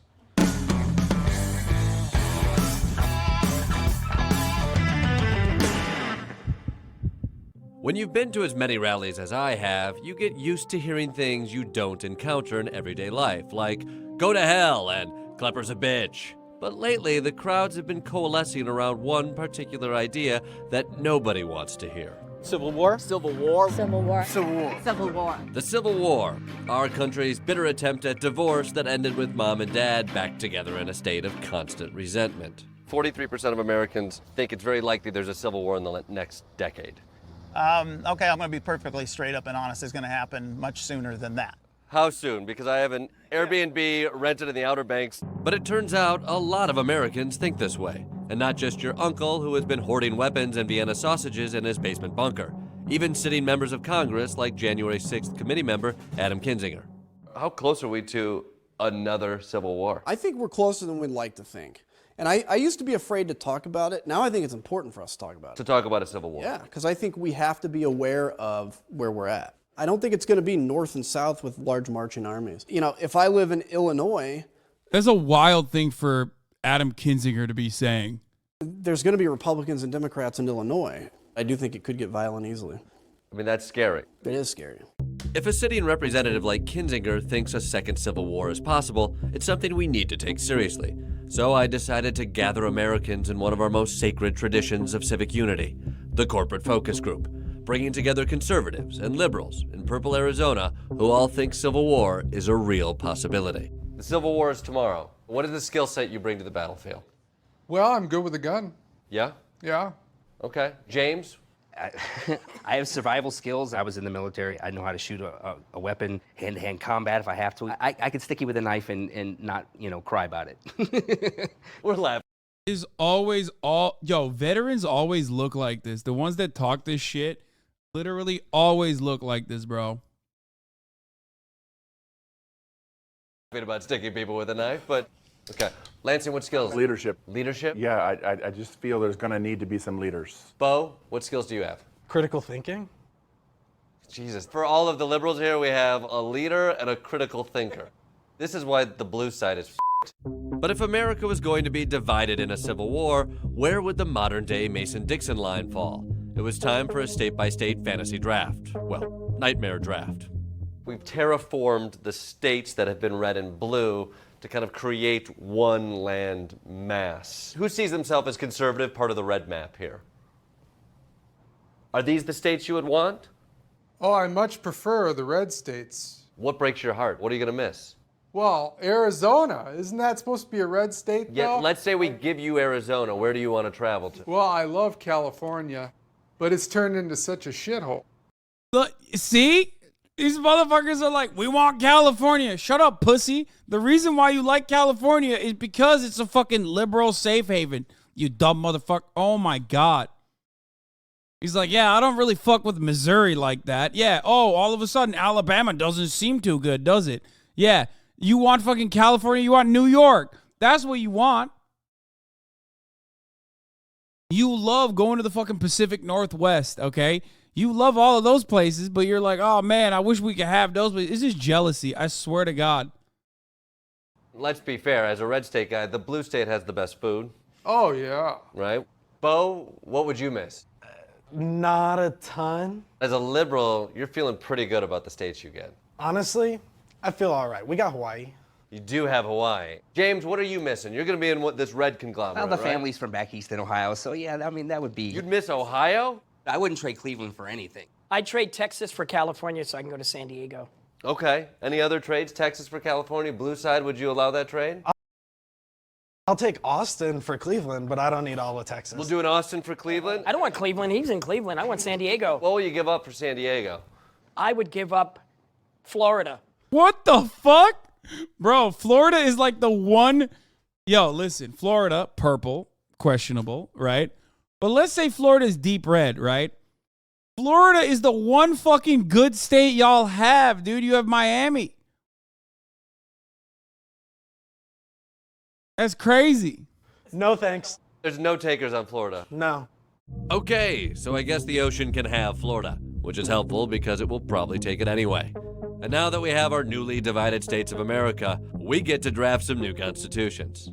If there is a new America, you're going to need new laws. Are there any laws you would want to change? Get rid of the petty ones. I mean, there's lots of petty laws out there. Bro, this dog, your entire life is petty, dude. You're Petty White. You're Tom Petty. The fuck you mean? Look, you look petty right now. I mean, if you pee in public, I mean, really going to be in the sex crime registry now? Oh my God. Oh my God. Oh my God. Oh my God. That's a self-report. Oh my God. Oh, there it is. There it is, dude. Holy shit. There it fucking is. Because you peed in public? It's stupid. It's a crack in the system. That's the first law that comes to head. It's the petty laws. You get put in the federal sex crimes registry if you take a leak outside. It's just pretty dumb. That's just an example. We just talked about a civil war tearing this country in two. You finally get your way. Well, I mean... And the first law that jumps to mind is peeing in public. Does your side not have... Like, he's not even wrong. It is a shitty law, right? Which opens itself up to, like, a lot of weird fucking...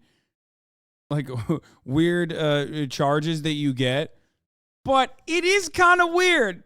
I mean, you're automatically saying you're basically openly stating that you're on the sex offenders registry, okay? You just, there's no way that would have ever come to my mind in any meaningful capacity. I'm like, what laws do you change? The first thing that comes to your mind is that's it. You've definitely whipped it out.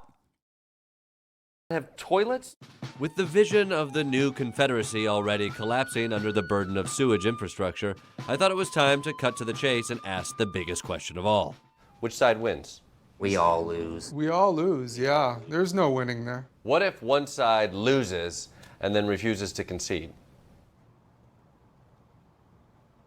Well, I don't know if I feel any better about the future of America, but for now, at least we still have elections. In fact, check out my new half-hour special, where I dive into the midterms and ask the very important question. Democracy. We still cool? If you knew you got fewer votes, you wouldn't concede. What does conceding mean? Yeah. It means accepting loss. No. No. Why? Is democracy We can be tomorrow if the wrong thing happens. You were there January 6th. It was the most beautiful thing I ever saw. Birds chirping, police officers screaming. No.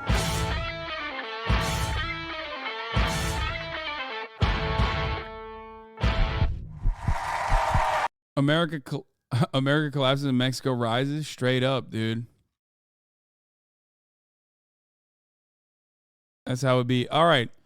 Ladies and gentlemen, 4 sources have told CNN that Kanye West, artist formerly known as Kanye West, now known as Ye, originally suggested the title Hitler for his 2018 album that eventually released as Ye. That's right. Several people who were once close to the artist formerly known as Kanye West told CNN that he has long been fascinated with Adolf Hitler, Yadolf Hitler, and once wanted to name an album after the Nazi leader. A business executive who worked for West, who now goes by Ye, told CNN that the artist created a hostile work environment, in part through his obsession with Hitler. That's right.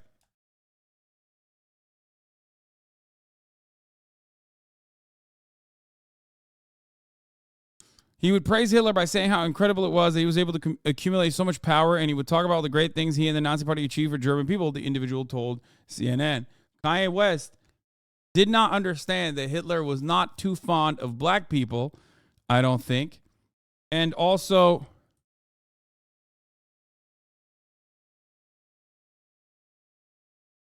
y'all vibing with Yatler? Let us know in the comments.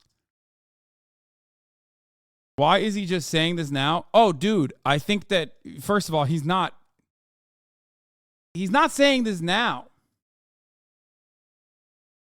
People have talked about this back in 2018 as well, but like a lot of people were just like, oh, he's crazy. Like whatever. As a matter of fact, I knew you were going to say this. And for that reason, there's also plenty of receipts, as a matter of fact. Here it is. For those of you who doubt CNN's anonymous sources, they're substantiating something that's been out there for a while. Here is... Even us, we needed more pointers and steps to For know sure. what the talking points for the movement was. Right. We had OGs. I feel like Kanye is the leader of a generation who looks up to him, who about retweets and likes and engagement. and there's no OG knowledge in there. There's no political education. But here's the problem, Talib, and I agree with you 100%, but he goes and caters to that audience. Right. See, I can agree with you. I swear to God, I 1,000,000% agree with you, but then he'll go, and I swear to God, as a brother, as a black man, as a fellow artist in hip hop, I reached out to John Monopoly, I'm saying names. I reached out to Steve Rifkin, I'm saying names. Who I actually see him around. And I'm like, I think it's time he sit down with me. Because of the platform I got, we're on Revolt TV. You know what I'm saying? We're trying to be revolted. Right. You know what I'm saying? We're trying to, go outside the box. Oh, really? And I'm trying to see, this is why we're here. Let's see. And it doesn't see. And then this is crazy because I heard a rumor. This is how much I think he's being a troll. I heard a rumor that Yeezy album, that Ye album, its original name was Hitler. Yeah, I don't know about that. I do know, like, I mean, if it was. So, like, how the fuck did that rumor start? You know what I mean? And it corresponds to what, what's the dude at TMZ? What's his name? Like, it corresponds to what the dude at TMZ said as well. Like, but wait though, Norby. If it was, what does that say to you? Okay, because there's a number of ways to talk about what Kanye does. Because he's a disruptor. Van Lathan had talked about that too. TMZ cut out his pro-Nazi shit when he said slavery was a choice, and Clandis was there during that debacle. Yeah.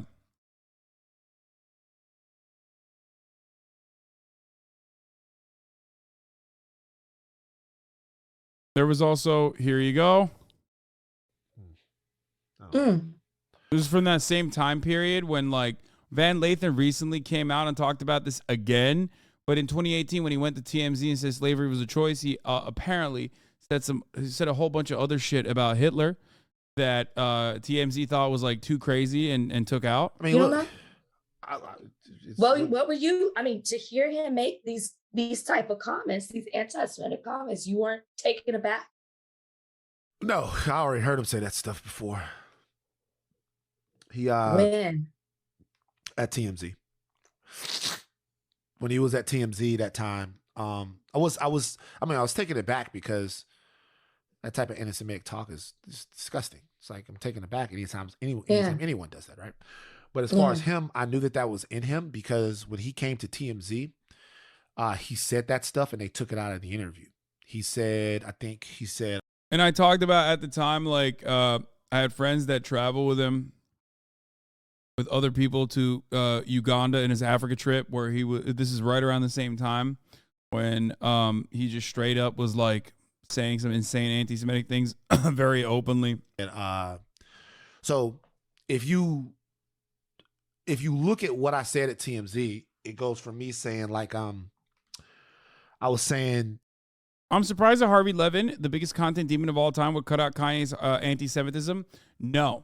If you know anything about how Harvey Levin operates, if you know anything about TMZ, you would know that they would 100% keep that in a separate folder. Why would they do that? Well, there's a reason for it. It's the same concept the National Enquirer engages in regularly. It's called blackmail. It's not blackmail, but it's kind of like blackmail. You know what I mean? How do you think TMZ gets these insane fucking leaks?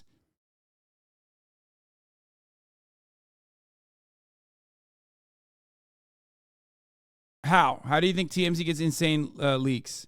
How do you think that they, National Enquirer and shit will sometimes have, like, a weird photo shoot and you'll be like, what the fuck? Like, how did they do a photo shoot with someone like that? They don't get it by asking nicely. They have information on a lot of people that they just, like, hold close to their chest. And, you know, they just keep it there, and you know that they won't leak it as long as you just, like, play along, as long as you play ball.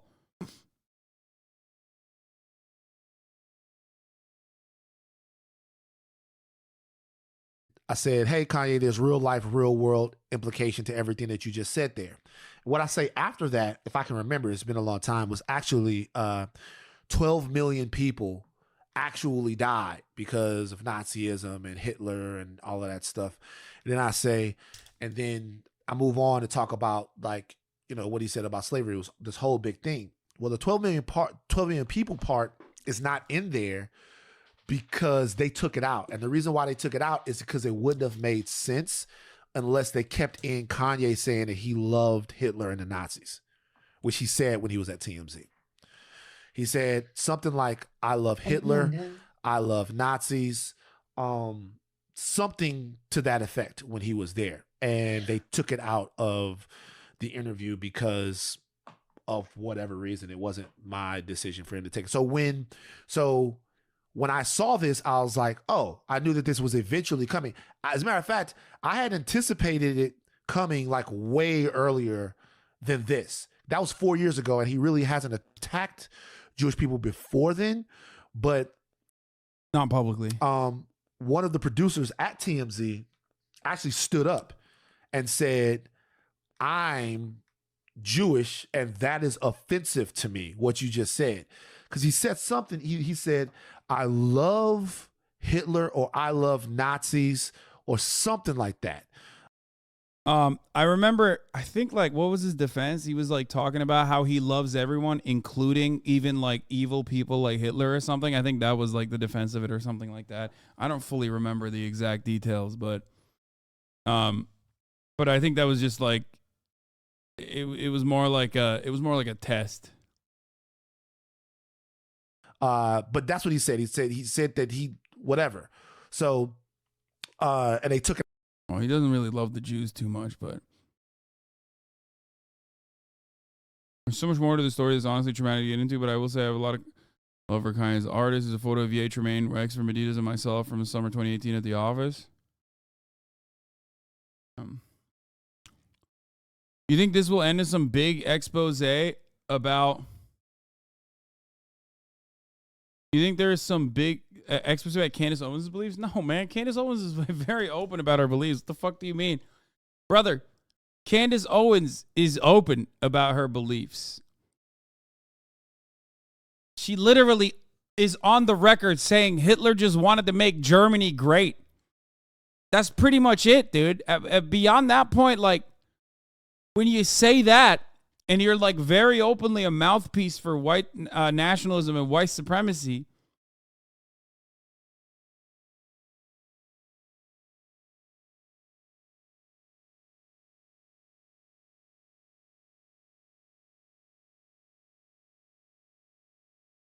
I don't know. Even us. I don't know what more you want to hear from that. You know what I mean? Anyway, the executive left his position and reached a settlement with West and some of his companies over workplace complaints, including harassment, which CNN has reviewed. The former executive asked not to be named due to a confidentiality agreement and fear of retribution by West. Okay, well, like, they can pinpoint who this is, I think.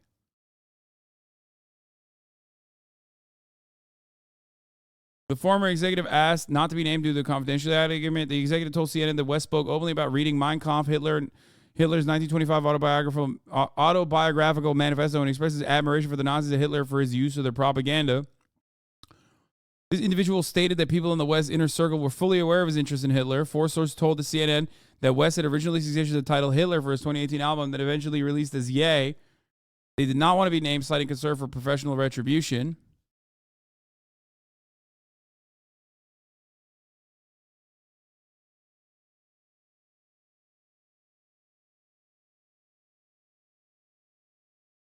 CNN has reached out to West for comment. UMG, owner of Def Jam, which used to distribute West music, said in a statement to CNN Tuesday that the company's relationship with Good Music label ended last year. There's no place for anti-Semitism in our society. Van Lathan Jr., former TMZ employee, confronted West in his 2018 interview at their offices, in which West said slavery sounds like a choice. Recently claimed on a podcast that West also made anti-Semitic comments during their conversation. We watched that video. One of the sources who spoke to CNN and was TMZ at the TMZ interview said West had favorably referenced Hitler as well. CNN reached out to TMZ for comment. The revelation of West's alleged history of admiring Hitler comes amid a wave of inflammatory actions by West. That began earlier this month. He wore a White Lives Matter shirt during his Yeezy fashion show in Paris on October 3rd.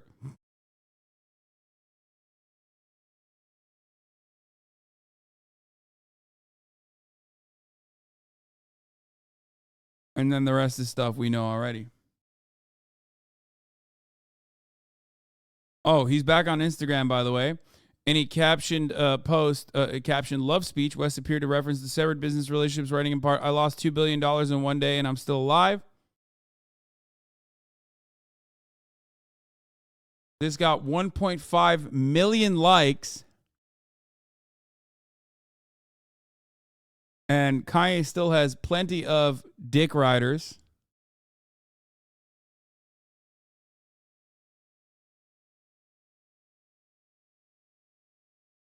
Curtis Jackson has reportedly cut ties with 50 Cent. I'm getting rid of anybody who can get me fucked up like Kanye right now. Lol. Cutting ties, the GOAT, no cap. Prod by Zach is officially retired. You can keep up with me at not Zach. What the fuck? No, not Prod by Zach. No, Kanye. Prod by Zach has cut ties with Kanye West. He said, Ari Emanuel, I lost $2 billion in one day and I'm still alive. This is love speech. I still love you. God still loves you. The money is not who I am. The people is who I am.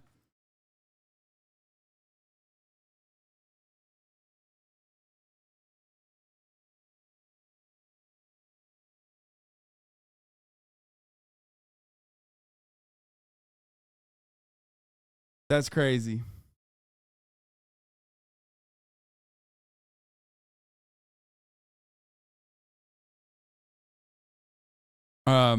He's still calling out Ari Emanuel.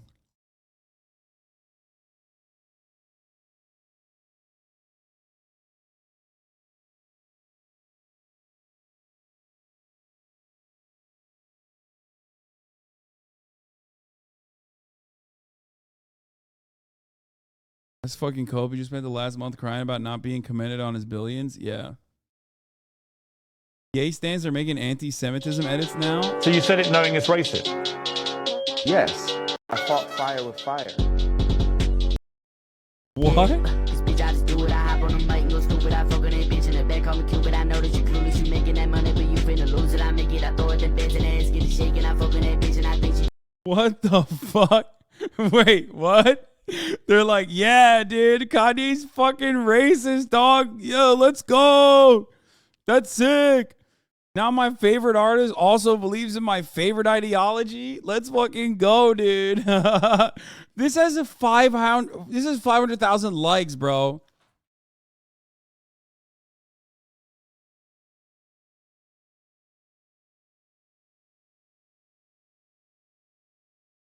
Hashtag Luffy over Naruto.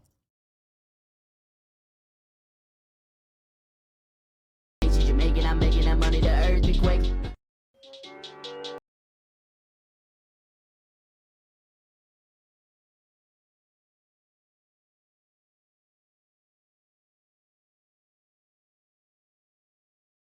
Bro, that TikTok is clearly making fun of him. Wait, what?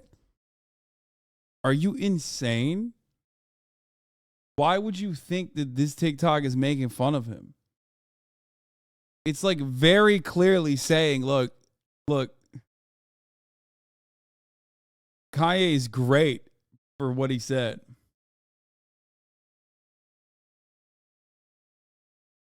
I'm surprised. I have yet to meet like a lot of racist One Piece fans. Most One Piece fans are like too obsessed with One Piece to obsess over race realism. You know what I mean?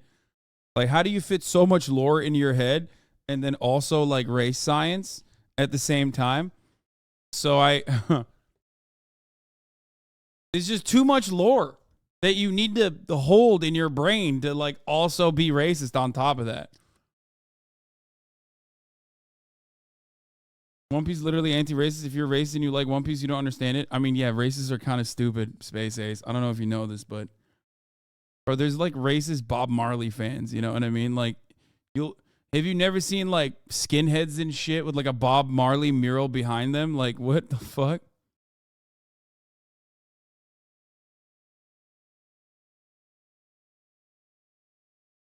How are you gonna be racist and say you love Fishman Island? Dude, I'm on well, I don't know. The Fishman Island, is that the fucking Nami one? Because I'm on that now, and it's fucking fire. Oh, no? Okay, that's different. I'm in Arlong Park, and it's so sick. It's so sick. Like, I'm excited to watch it. I'm excited. I'm like,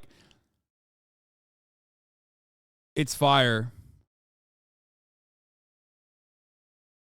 The arc you're on now is what made me into One Piece fan. It's fire. It's so sick.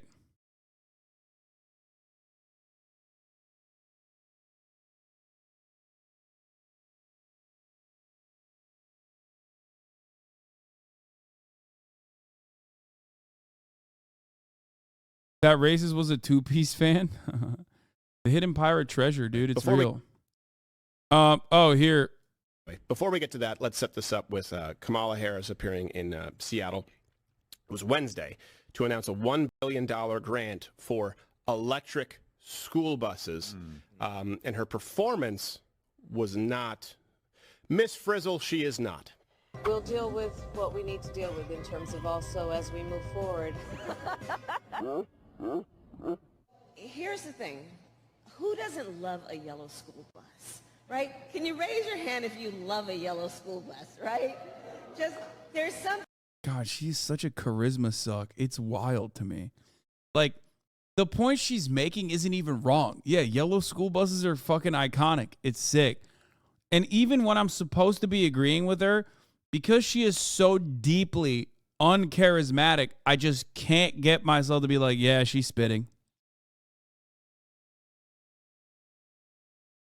Kind of sad.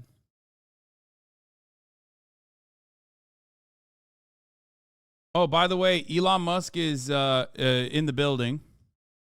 Elon Musk officially owns Twitter. He fired several top executives as one of his first moves. People familiar with the matter say. Musk's 44. Fuck, bro. What is up with this ad block, dude? Oh, shit. Wait, how do I... Not working. What was it? They changed it. Which one turns off the things? Oh, here it is.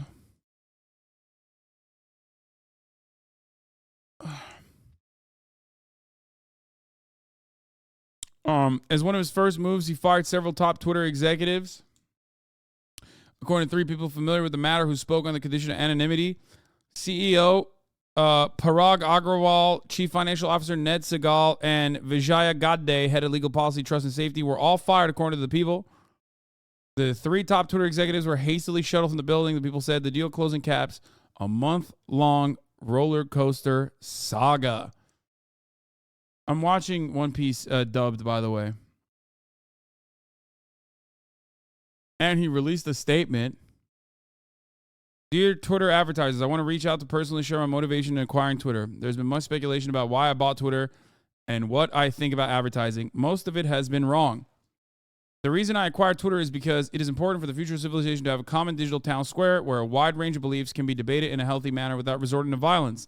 There's currently great danger that social media will splinter into far right-wing and far left-wing echo chambers that generate more hate and divide our society. Hell yeah, brother. Get those fucking lefties, man. I'm a centrist and an Elon dick rider. I've always been. You guys know that. I don't think he has a weirdly shaped body. That's right. King. Love you, King. Please don't ban me. Oh my God, people are still talking about how I watch One Piece dubbed. It's good. It's not bad. It's not a bad dub. Shut the fuck up. It's one of the first dubbed pieces of anime I've watched in a very long time. Suck my dick. Oh my God, we've moved on. We moved on. We moved on. We moved on. Dudes in the chat are like, you need God.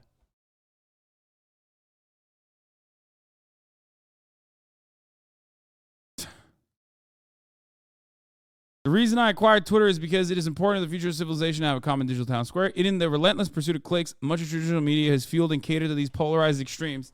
Yeah, polarized extremes like fucking socialized medicine is good, you know? Extremes like that. I hate when people are so polarizing when they advocate for craziness like that. Anyway,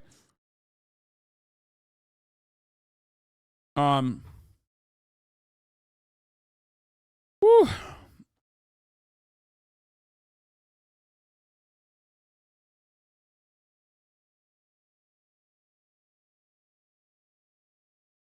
As they believe that is what brings in the money, but in doing so, opportunity for dialogue is lost. That is why I bought Twitter. I didn't do it because it would be easy. I didn't do it to make more money. I did it to try and help humanity, whom I love. Ugh. Yikes. And I do so with humility, recognizing that failure in pursuing this goal, despite our best efforts, is a very real possibility. That said, Twitter obviously cannot become a free-for-all hellscape where anything can be said with no consequences in addition to adhering to the laws of the land. Yeah, like you can't be calling motherfuckers pedophiles. You know what I mean? Oh, wait. Fuck. If you're Elon Musk, you can do that, actually.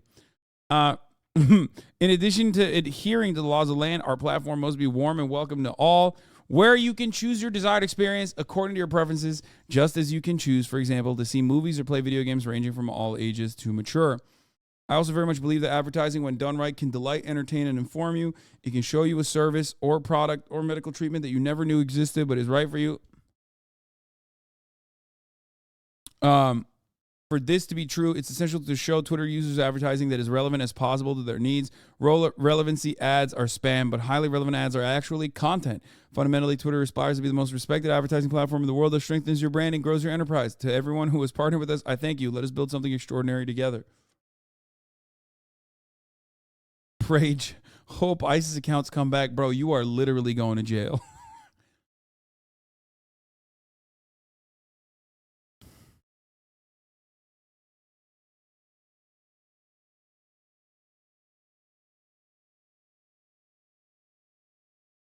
Do you know any of the Zuby lore? Yeah, he is the most annoying motherfucker on the planet, dude.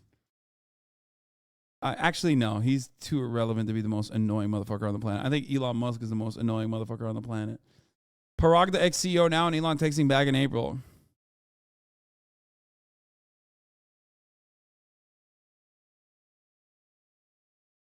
You are free to tweet, is Twitter dying, or anything else about Twitter, but it's my responsibility to tell you that it's not helping me make Twitter better in the current context. Next time we speak, I'd like you to provide your perspective on the level of internal distraction right now and how it's hurting our ability to do work. I hope the AMA will help people get to know you, to understand why you believe in Twitter, and to trust you. And I'd like the company to get to a place where we're more resilient and don't get distracted, but we aren't there right now. Elon Musk, what did you get done this week? I'm not joining the board. This is a waste of time. We'll make an offer to take Twitter private. Bro, it's crazy to think, okay? I just want to show something to you guys, okay? You motherfuckers are always like, Hasan, you're so rich. Like, how you're fucking, you're so fucking rich. Like, how dare you claim that you could ever be exploited by a much larger capitalist? Like, you know what I mean? Like, you're talking about an extraction of your, surplus labor value that Amazon takes, right? And then you remember that, like, Parag Agrawal is worth $42 million and he got fucking fired today. Unceremoniously. Okay?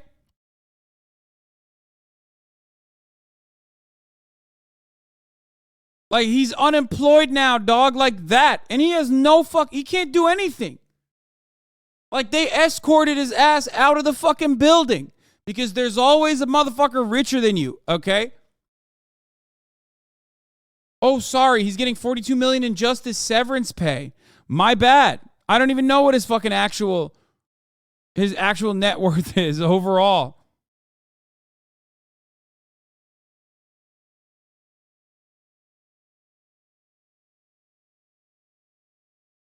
There's always someone who will make you feel powerless.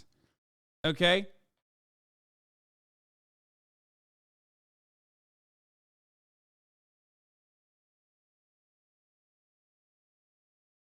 Poor guy has to go home and sleep on a pile of cash, cocaine, and hookers. No, dude.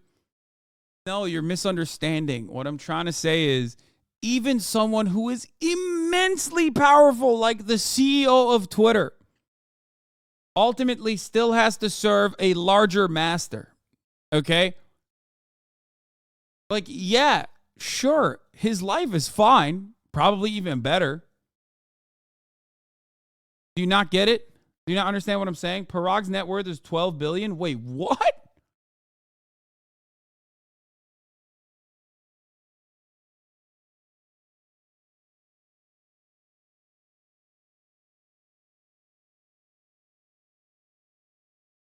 Oh my God, celebrities. Elon Musk, who is this womanizing billionaire with Asperger's who stole from his father? That is an insane way to describe Elon Musk. What the fuck? Yo.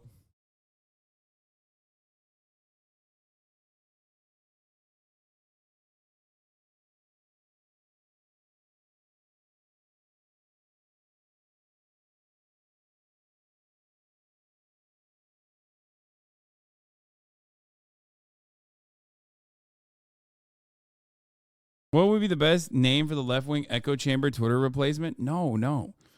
I'm staying on Twitter, okay? Aiden, Sag, Kanye, I'm Jewish, man. I don't know what to think. I've always loved you and looked up to you forever, and I'm just sad now. I still love you, bro. Aiden Ross, cry. Aiden Ross, dick riding. Aiden Ross, he don't know you. Aiden Ross, L. Aiden Ross, shush. Aiden Ross, Kanye not worried about you, little bro. God damn, dude.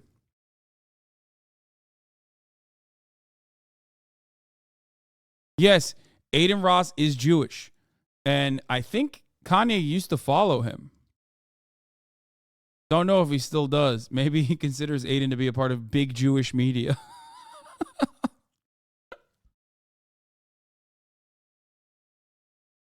W community taking a little L right there. Oh, yeah, 100%.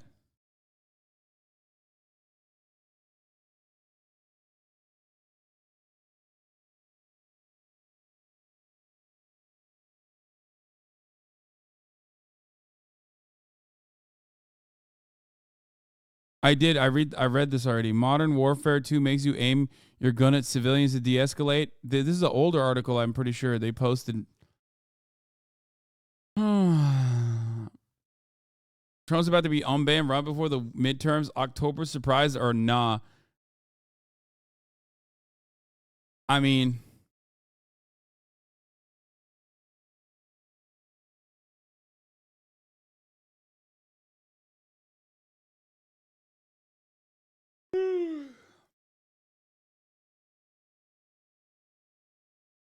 for a couple days from Kanye name dropping Ethan? No, I don't think so.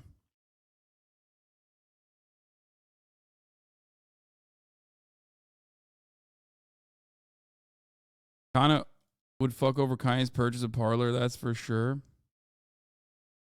1v1 against... Bro, this made me so... This bummed me out, dude. I want to... Aiden Ross and I have been supposed to ball for fucking a year now. No way. What it do, flight crew? FTC. Flight team, stand up! We got a special legend up in the building, man. After a year, you know what I'm saying, some ducking, some excuses, Who you know ducked, what I'm though? saying? Who ducked?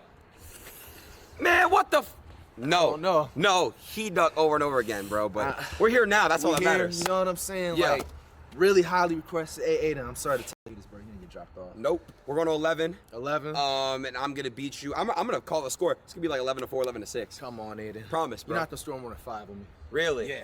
Okay. So look, Flight, we need a punishment. Yeah, let's get it. I said, you know, we really were thinking about it. We're not gonna jump in the pool. We're not gonna burn the Kobe's. I'd say we just put up $1,000 on the game. Let's do it. You want it? I'm with it. Let's do it. $1,000. 1,000. All right. Easy. So who starts? You're gonna shoot for it? Yeah, I'll shoot for it. Halftime 7. Yeah. Let's get it. 6. Halftime 6. 6. Let's get it. All right, shoot for the ball. It's over, man. Oh, it's so done. Oh, it's so done. He's cooked. He's like a foot taller, and he can fucking shoot threes. It's done. He got better. Let's go. Shit. Look at the sideline. I got my supporters here. That was SSB. That was luck. Let's do it. Bum bitch. Bro, I want to see you talking the whole game, bro. I want all of that. Excuse my long ass shadow, bro. It's not gonna work. Man, don't know FTC? No, I don't. Okay, that shot is kind of. What you doing with it, Aiden? Oh, you watched me. You already know what the fuck I'm about to do. It's not gonna work. Yep. I'm good. Shaq goes. Okay, everyone's form is Garbo. What is he doing?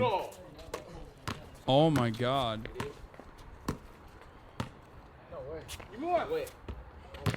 What is Oh, dude, they're so. Just wait till June, bro. He's not in his prime right now. If you don't know, Flight is known for losing to every single YouTuber he's ever faced. Wait, how? We got a halftime break. That part game chat not gonna work. Halftime. Aiden, you tired already? You good?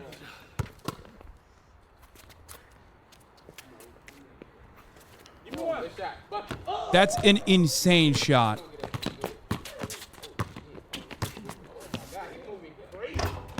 Light isn't good either. You would cook them both? Of course I would cook them both. I mean, I don't know anything about Flight, but he seems very skinny. Like, what are you talking about? I'm 249 pounds at 6'4". I could just back them both up at the same time. And then, fuck go. Let's go, Aiden. Let's win. 2-1, nigga. Oh, yes, sir. 2-0. Yes, sir. Oh, yeah, 2-1. I like that. 2-0. God damn. Already tired, Aiden? Exhausted. Breathe through the nose, out the mouth. My man's had a lit stream last night. No, I'm 249. I'm not going to say 250.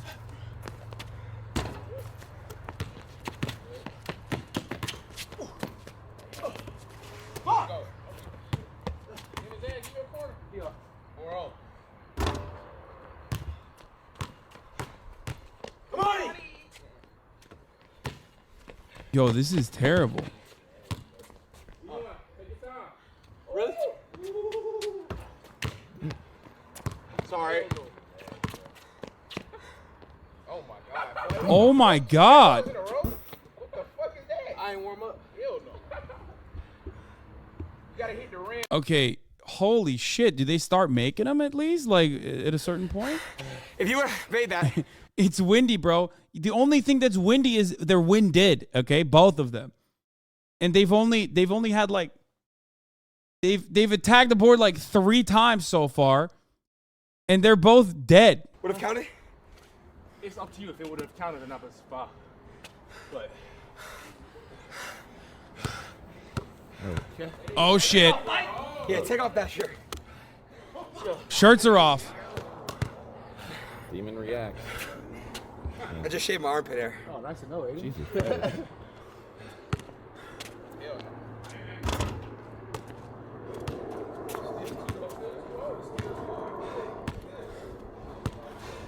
What I hit him with, a post up?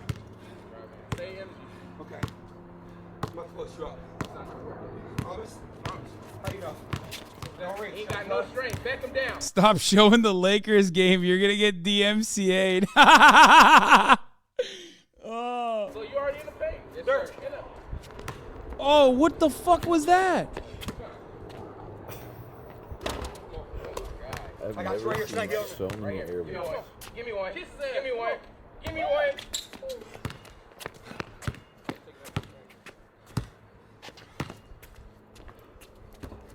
Come on, bro. Make one. One. Right now, my nigga. You gonna score? Like 0-4-11. You gonna score? I love sweaty gamers in chat being like, haha, yeah, they suck. I mean, they say that to me too, and I'm saying that right now, but I haven't played basketball in weeks now because it's so cold out and it gets dark early, so I just never have time to play, but they are bad.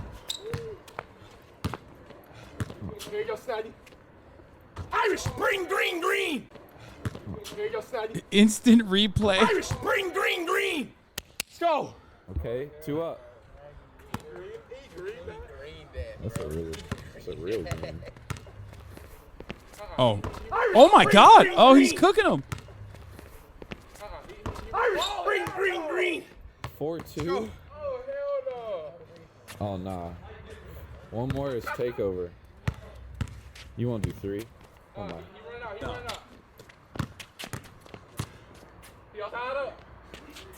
Is this a W community? Yes, but like, oh shit. I've seen some of the AMP like basketball tournaments and stuff that they put together. There's like really good players on there. This is more of a meme. I need a new game plan, bro. This is more of the L side of the W community.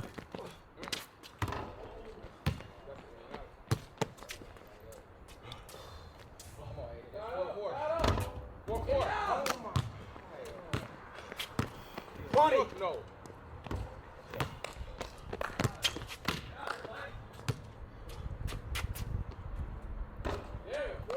4 up. Shot. AMP set up a game with celebs. Yeah, no, I've seen some of this stuff. They're pretty good. Halftime at 7? Like they would cook me for sure.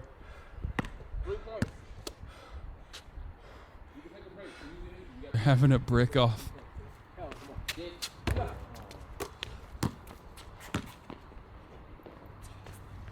That's four. That's four. That's fucking 4 air balls, Flight. That's 4 air balls, you bum bitch.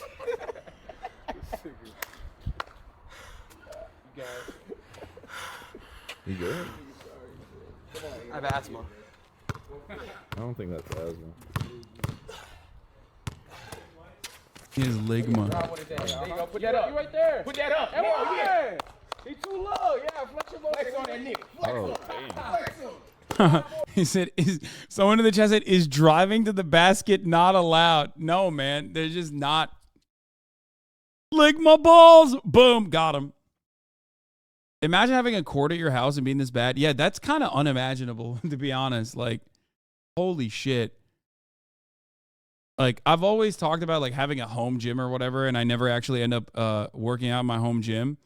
But if I had a basketball court, I would 1,000,000% play all the time. Like, with the home gym, I always knew that I would never really work out in it. You know what I mean? 4, 5, 4. You gotta beat that, Mike.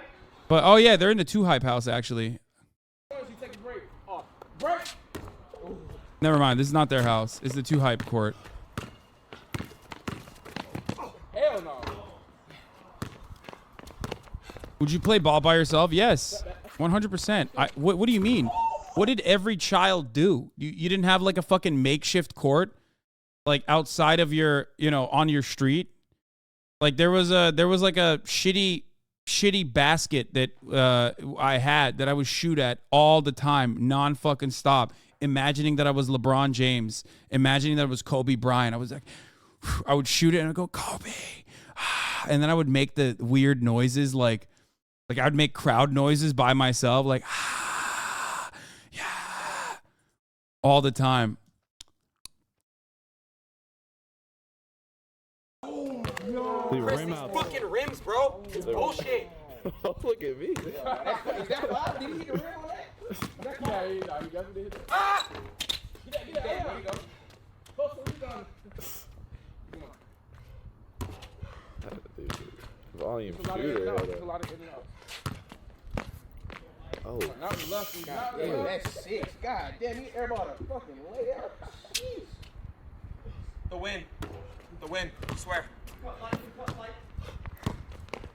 Aiden has the shooting form of white NBA players in the 50s that also worked as plumbers. Yeah. Oh my. Oh, what the fuck? There's no need for that, bro. Come on. You have not been dominating, okay? You can't do that. You can't do that if you haven't been dominating. Unless you're dominating, you can't just try doing crazy shit like that. That threw me off, bro. I'm recording. It's called the traditional shooting form. Have a little respect. Yeah, traditional shooting form where he lobs it from his chest because he doesn't have enough upper body or leg strength to be able to properly shoot. Look at where he brings it up from.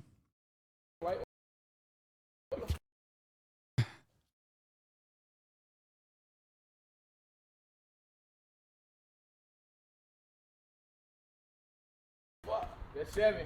Oh my Fake God. kick Come over. on. My ass. You good, bro. You good. 6'4". He's white Larry Bird. He's gonna miss again. He's gonna miss again. Oh, they're speeding this up. 5-4. How you feeling? You good? I'm chilling. Come on, easy too. You can take a break, bro. Nah. I don't got it. I'm too tired of shit. Take it. Kidding. He off. God is out. The amount of look at how much height he gets on a shot. Like his feet he shoots like he's shooting a free throw. Bro, you have to jump a little bit, dude. It's crazy. It's a real thing and very popular for smaller players. It's called a push shot. It's how Steph shoots. God is out. I love when people I love when people compare like the average person shooting to Steph Curry. Like, I don't know how to communicate this to you, but you're not him. He can shoot however way he wants, brother.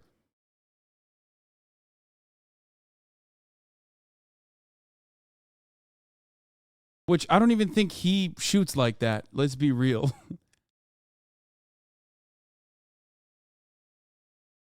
This is very sports fan of you. Okay, that's crazy. Money. Oh. Oh. Money. I love that is disrespectful. Did he cut the video and put instant replays every time? Oh. Oh. What I'm talking about. 5'5". Hall of Fame hustler, bro. What the fuck was that? No way. Oh my God. That's crazy. That's crazy. It's over. No way. Oh my God. Fuck yeah! Halftime. Holy shit. That's what I'm talking about, bro. Boxing fight. It's been a minute since I had halftime first. We gotta keep the gas, no brakes. I ain't gonna lie, I'm tired of shit. My feet is sore. We gonna do this. I'm down 2.5, it's all good. Still got a big game. We're going 11 or 12? 11. Okay. Still got time. And what? Just need some water. I got you, How do I beat Oh no. Aiden has the back hair that I have too. My man. I have little hairs like that on my back a little bit as well. I see how that's like. I know what that's like. He ain't even trying to block your fade. All right. You know what I'm saying? Like, you ain't even got a hook. You know, when you spun and you step back. Do that shit. All right. Easy post action. I got you. Post. And then why you rushing your shot? Take my time. You pushing the ball. You ain't shooting. Easy work. Lights up too. Second half.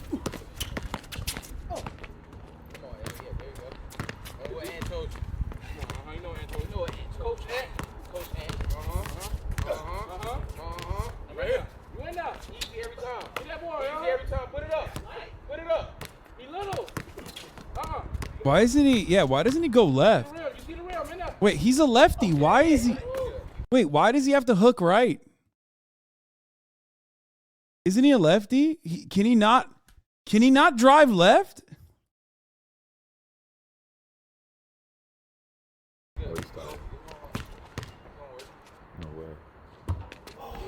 He shoots with his left hand, he drives with his left hand, and then he always hooks with his right. Right there. Keep shooting.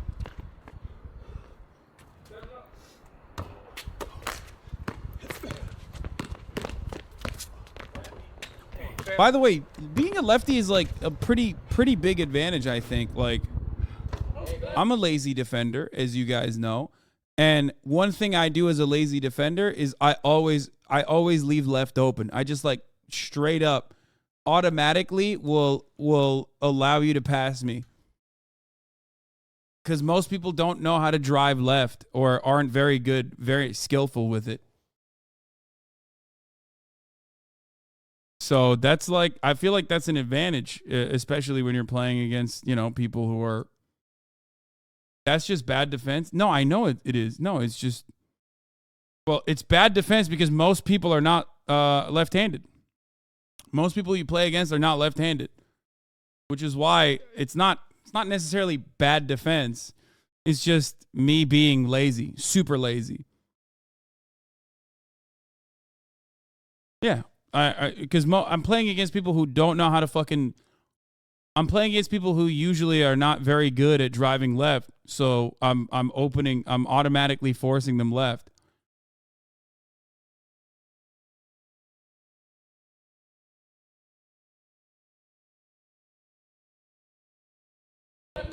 Seven up. Aiden's locked. Needed that. 7 up. Tie game. 4 more points. 4 more points. Hand. I'll put the hand down. Ball is live.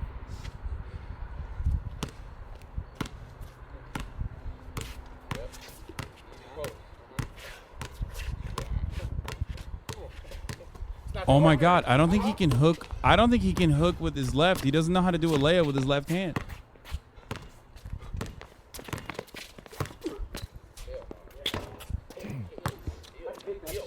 Why doesn't this dude actually back him up more? That I don't understand. He has the size on him. He has the height on him. Yeah, that's that fucking runs. Catch them runs. Them runs. He them right now, Eddie. Flight used to be 10x worse than this. He actually got better. It's crazy to see the improvement. Is inspirational as fuck. Wait, really? How are you 10 times worse than this? Come on, man. Like he had never touched a basketball before? Like, what do you mean? Okay, I got it. 4 more points. 4 more? 4 more points. You win. You out of here.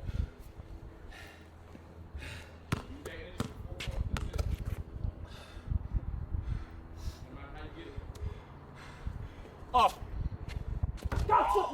Oh my God. Look at him. 9-7.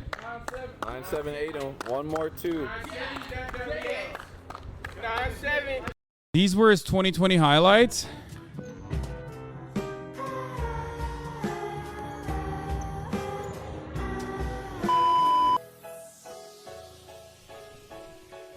All my niggas ballin' like Curry. Your bitch, Oh. mix that bitch like a McFlurry. Oh, Then when no. she icy, I'm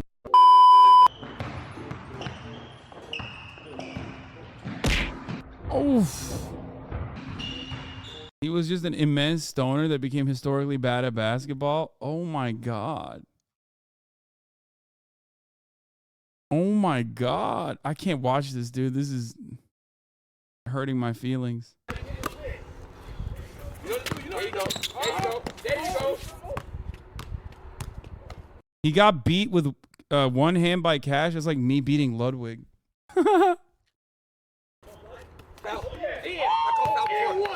I call foul. That nigga little. I call foul. He did call foul, so the point does not count, or? No, up to him, but I call foul before. You did. Yeah. Score stands. Let's not count the point. Aiden says. I'll be honest, I called it before. You did. You did. 9-7 still. 9-7. 9-7. Respectable. Respect.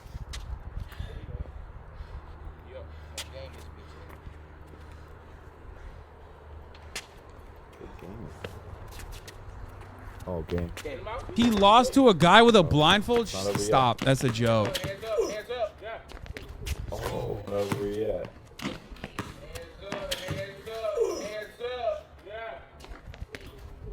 Oh. 8-9. That was a great bucket. 8-9. Hands up. There you go. Why hasn't he been doing this the entire time? Nothing free. Good D. Good D. Streamer basketball game would be fire. The problem is there's some really good streamers. Post them up. 10. 10. That's 10. 8-10, Aiden. This is bad.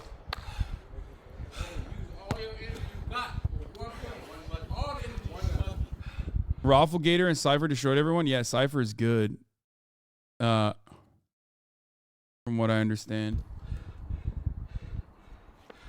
There you go. There you go. Back him down. Back him down. Yes, sir. Game his ass. This game. Game his No ass. way. The fuck I do? Fuck, I ducked me for a fucking year. You've been ducking me for a year, Kamani. Kamani, a year. Oh, yeah. Spin the block, you fuck bitch. Spin the block. Spin the block. Rafflegator's an athlete. I've never seen him play, but he is very tall. So, yo, with like a month of endurance training, I would smoke Aiden. That's not saying much, dude. I don't know why you think that that's like, what? Did you just not watch the same game that we watched? Okay, listen. I've told Aiden I would cook him in basketball, anytime, any place. Well, not any place technically, because I have a stream schedule, but I texted him. I said, we'll still cook you in ball. He said, your ass just now. I said, bro, name, time, and place. I think it's been more than a year at this point.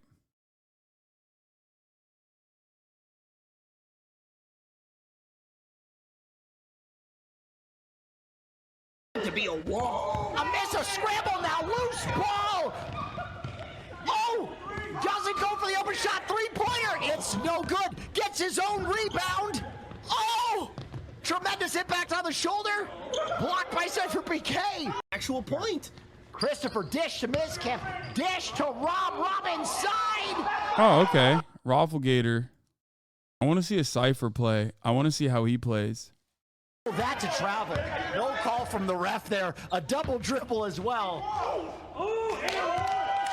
Actually, what is going on here? It is a bunch of idiots running around with no idea what they are doing. Christopher Yee. You won't play Flight though, dude. I'm terrified of him. The Yeah. rebound, she's a machine. I want to see Cypher. Okay, let's see.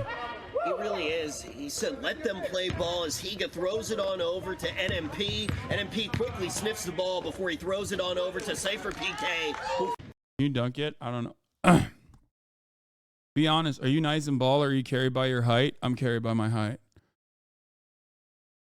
Not bad. I'm not that good.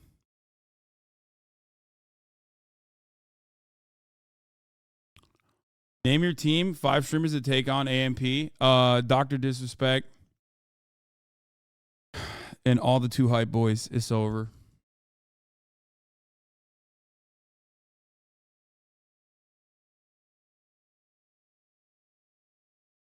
That's a cheat code? What do you mean?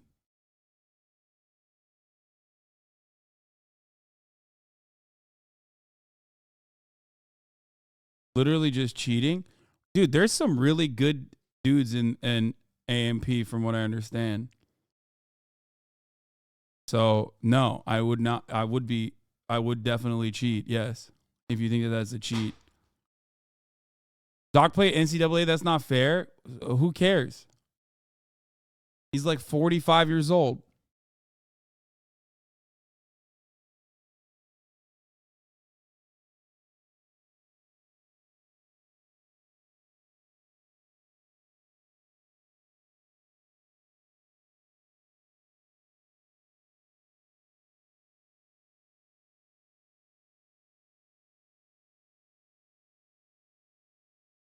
Who played in NCAA wasn't the question.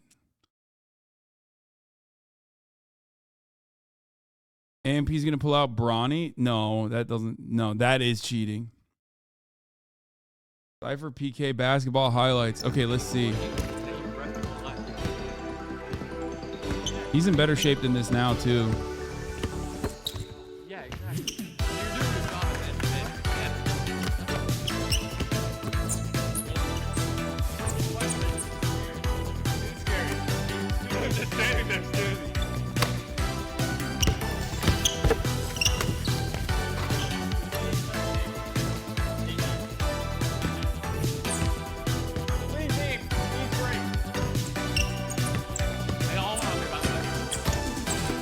Are there videos of you playing? Yes, but not well. I probably put Nice Wig on the team too. He's got a nice 3-pointer and he's pretty good and he's a big boy. Motherfucker, the only one trying in gym class.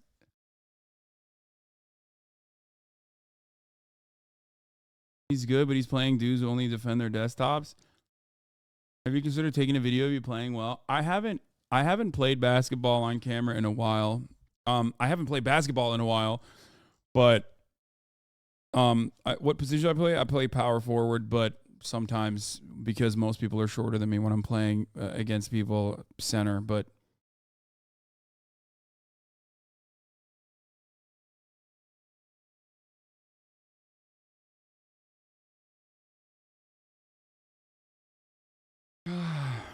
even if you do good, people are still going to scream that you're bad.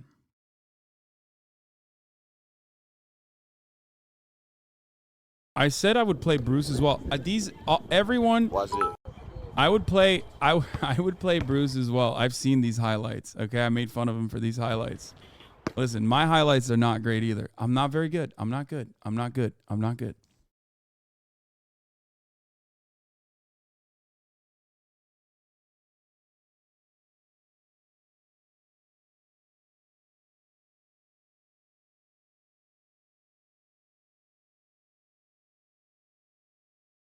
All right.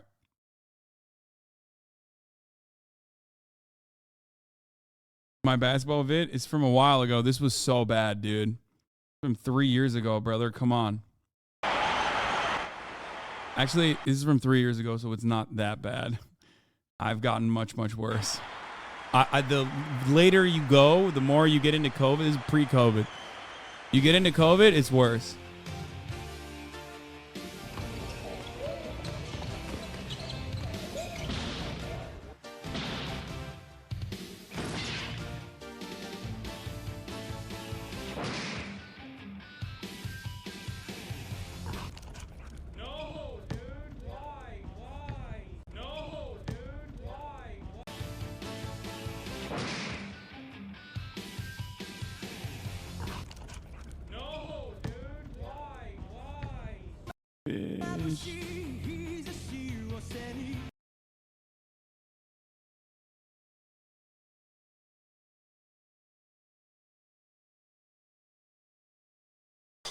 Fish made that video.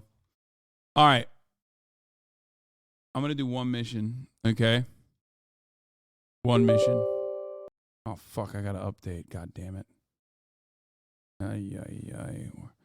How long? Okay, never mind. It's not that bad.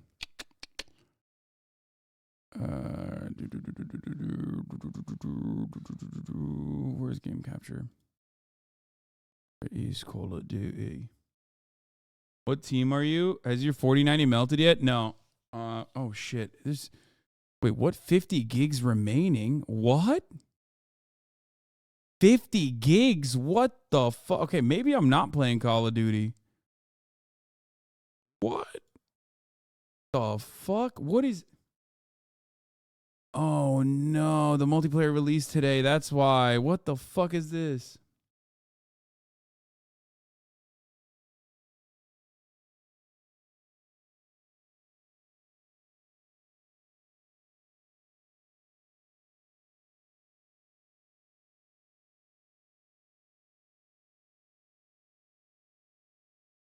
I definitely did not miss this. This is a part of Call of Duty that I did not miss at all.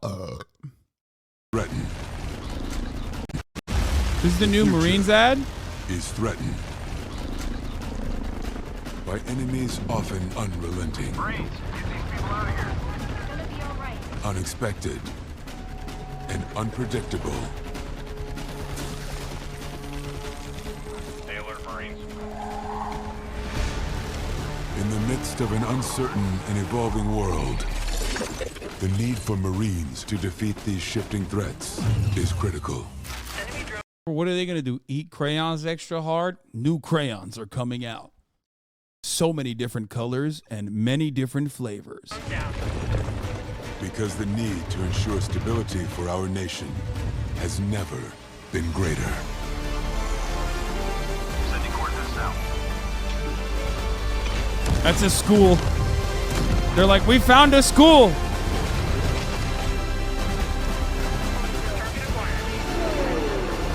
When there are battles to win for America's future, there is one constant. Marine. So dumb.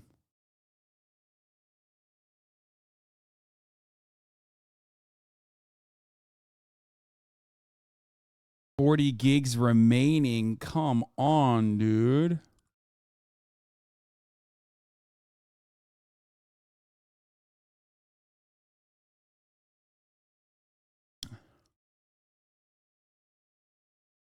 Maybe able to modify the install and not play the multiplayer. I mean, I'm not trying to play the multiplayer, but I don't know how I can do that currently.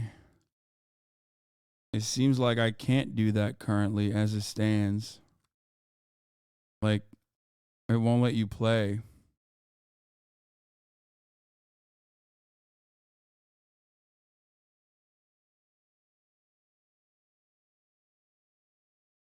Watch a couple TikToks like XQC, my dog.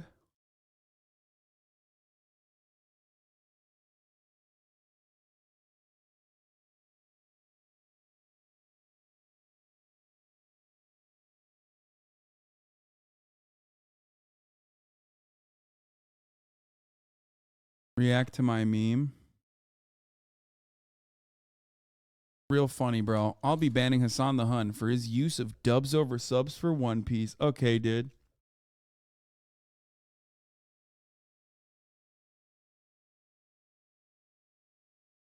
It's downloading fast. It's not a big deal.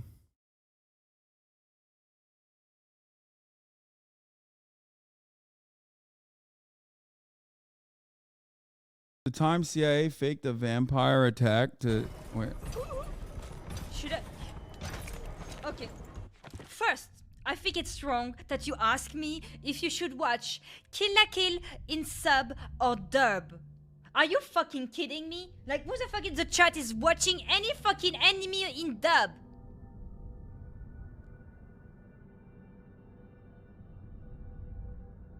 I'm going to slap your face so fucking hard until you correct yourself and start watching sub only.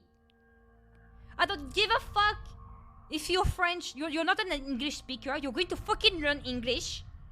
And you're going to watch the anime with English subtitles. Because obviously we have, like, you know, more quickly translated episode in English first. Don't... No! I mean, she's French, though. You know, thank you for rating me, Sarue, but you are French. This isn't acceptable! This is why Chad hates the One Piece Hello dubs. and welcome This is to the the old Grand Line dub. Review, your source for a chance. And some of you out there may ask, therefore smoking must be cool. About smoking, and some may and uncertainty. This was the first time that Luffy had truly been in a no-win situation. Bro, I don't know what the fuck this is, but it's all spoilers, dog. Why are you sending me a fucking literal spoiler review, dude? Do you want me to stop watching? You just sent me a fucking video that's just spoilers. Hey, what's up, bro? I know you like finally are enjoying this formative piece of content that has been incredibly and profoundly important for me in my development. Okay.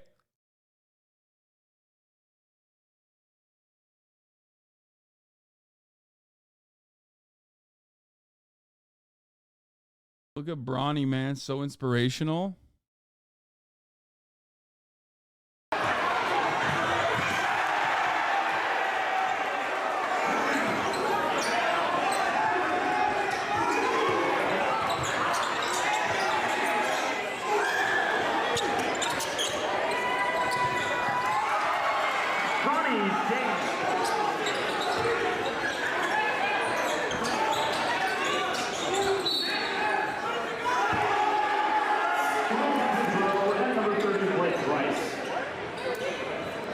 I could take him.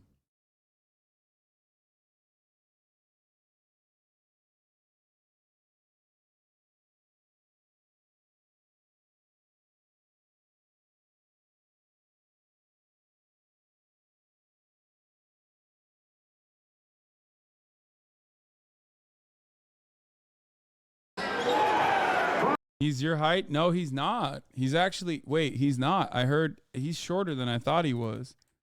Yeah, he's 6'2", bro. I mean, he's probably still growing, but yeah, he is 6'2". So my point stands.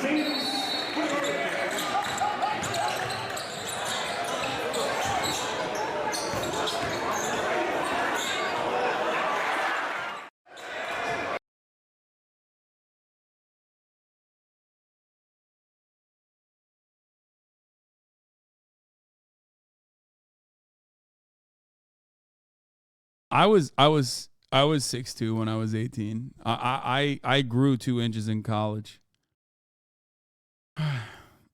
Bro think he Himmy Carter. I am him. I work 69 extends his support to Kanye West. This is the worst formation, dude. Look at this. like he's like, yo, I worked with Danny before. I'm gonna meet up with him in New York. So I was in New York and Kanye was like, yo, fly with me back to California. This was January of 2022 of this year, a couple months ago. It's like the lamest motherfuckers you could put together. I mean, somehow still better than Kid Rock and Ray J, if we're being real, but literally just like the league of annoying motherfuckers. You know that. Yeah, they just need Island Boy in there. And we stood at the. Oh my God, the Nelk man is there. What the fuck? Of course. Why wouldn't he be there? Come on. Noble hotel in Malibu. And it was a block away from his actual house. Like, you know what I mean? Like, he stood in a hotel 1 block away from his house. And he was like, just working there on music, but it was nothing that I wanted to work on. And I respect his creative genius, but I'm never gonna do something that I don't want to do. So, but why is he getting canceled? What's he been saying? And do you agree with? Oh no, I think he's a wolf. truth? I think he's standing on business. I think he's standing. I love Kanye. I love what he stands for, and he does what the fuck he wants. When there's billionaires, trillionaires, millionaires, you know, in your ear, and they say, Kanye, this is not the respectable thing. He worked himself so much, he worked himself so high that he does. This is just like, this is a sign that you should stop exactly what you're doing. You know what I mean? The moment that you have Tekashi 69 defending you, that's time to recognize that you've gone too far. Okay? This is the turning point. This should be your turning point. Walk out of here, and the nigga come from behind me, out the staircase. Hang, hang, hang, hang. It was already supposed to happen. When I Listen, came nigga, in- I don't know what kind of gun that is. No. Yo. I don't know. That's Walk out of here, and the nigga come from behind me, out the staircase. Hang, hang, hang, hang. It was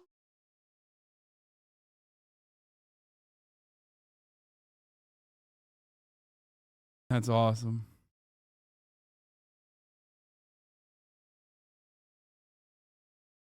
This is going to outrage people.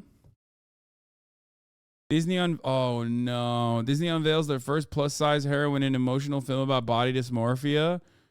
Oh no. Oh, can't wait for this, dude. This is going to be fucking... Ooh, that's going to be crazy.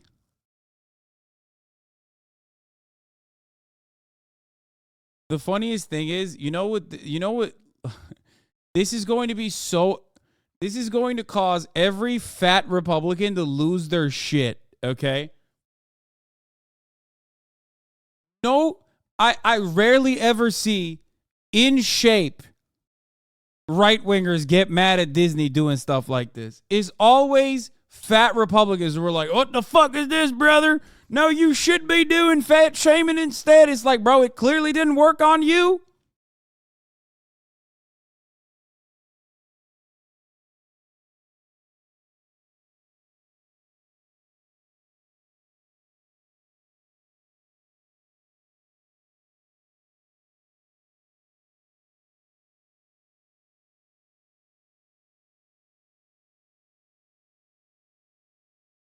Yeah. Tucker Carlson's going to cut footage about how, like, back in the day, I wanted to fuck the Disney princesses.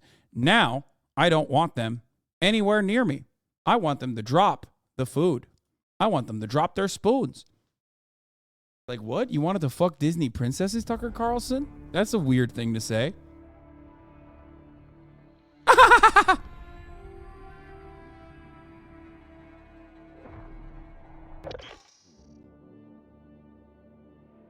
All right, checking for update. Last time when I fucking played Call of Duty, when we played the single player game crashed because Call of Duty update requires restart. What? I just started the game, Call of Duty. What do you mean update requires restart? God. Classic, dude.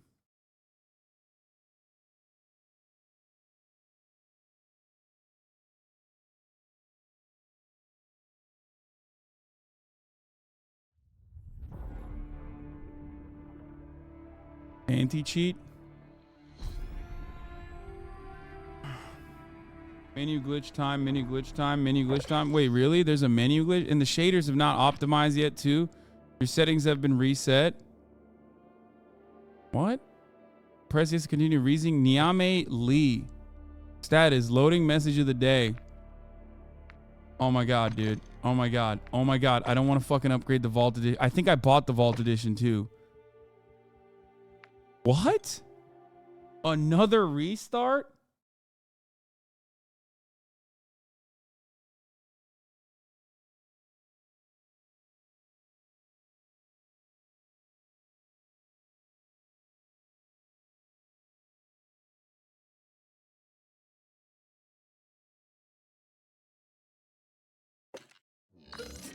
That's crazy. All right, we made it. We made it. We made it. We made it. We made it. Boys, boys, boys, we made it. Fucking war crime simulator. Long have we waited? Hopefully you did not get debated. I'm so thankful for the 50 gig patch, the 50 gig update that we did. Okay, that was pretty fire. That was pretty cool. That was pretty pogger.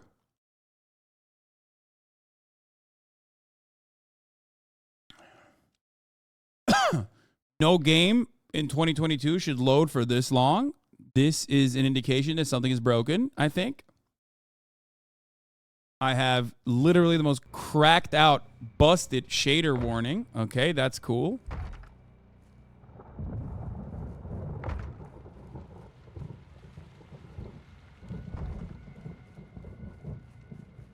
We ghost at the church.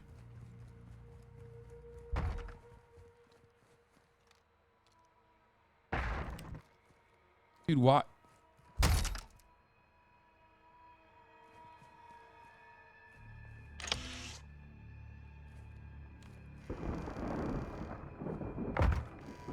Johnny, Graves is burning the midnight oil to find us. Why?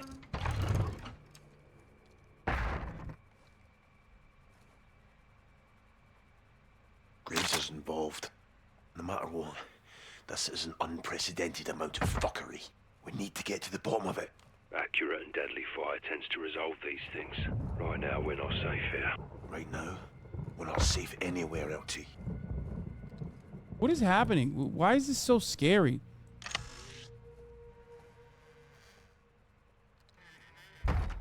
Hell yeah. What the fuck? I have to pee too. Oh. What the fuck?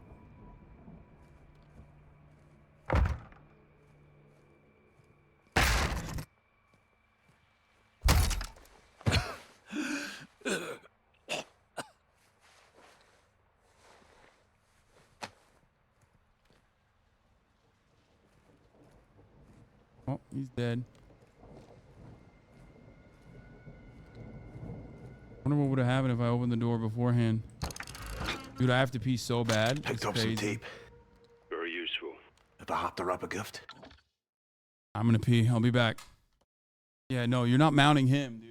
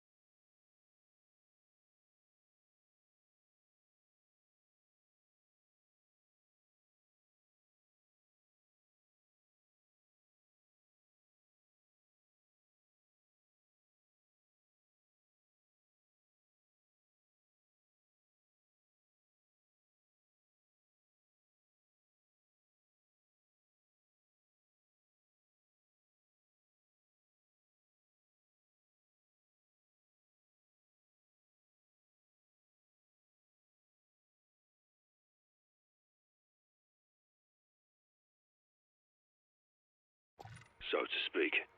Hold on to it.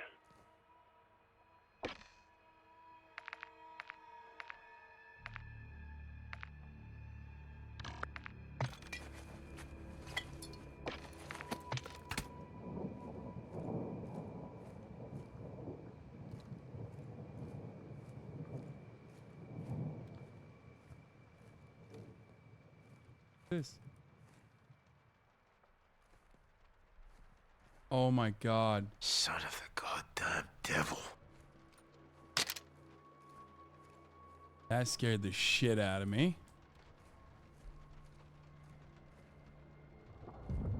Don't like that. Don't like that one bit.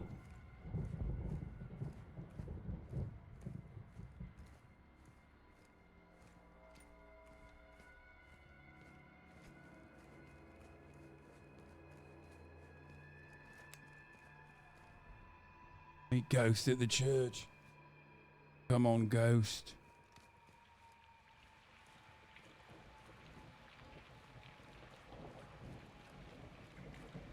Why now? Wait, why can't I make these? Oh, I can.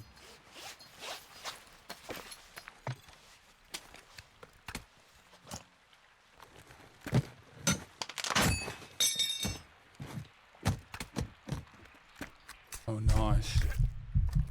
Wait, what the fuck? Good morning, Mexico.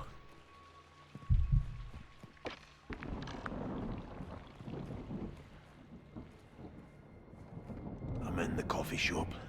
Get us a tea. Fucking Brits.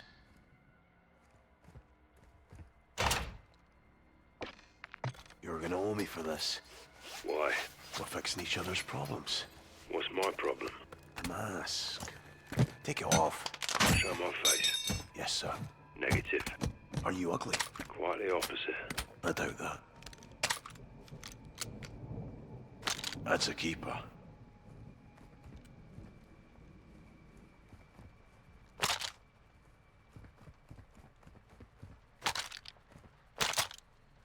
Metal. Binding.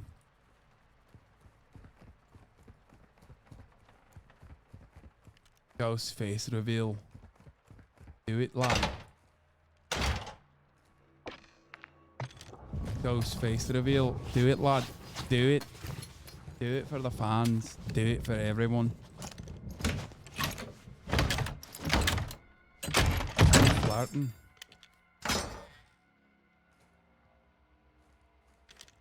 What have we here?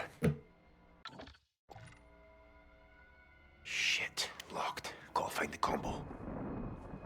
That looks interesting. October 20th. 40th birthday on the 10th of October.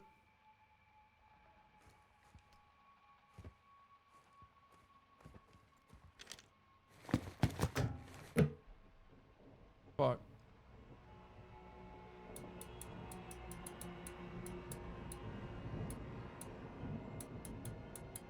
So what, 80?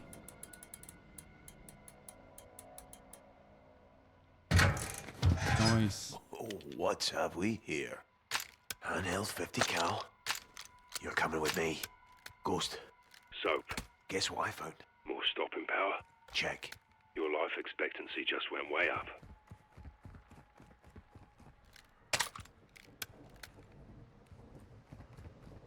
Attached a sight to it too.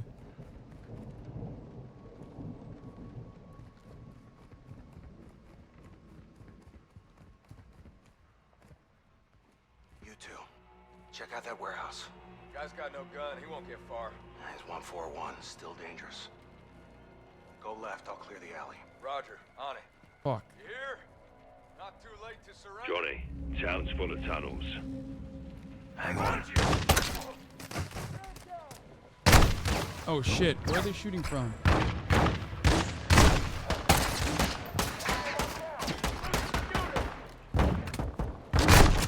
Wait, what? Ah! Is it dropping frames? You two, check out that warehouse. Guy's got no gun. He won't get far. No. Catching mags. I need cover fire.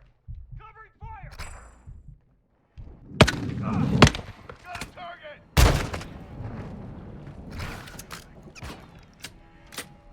Hold. I need a mag.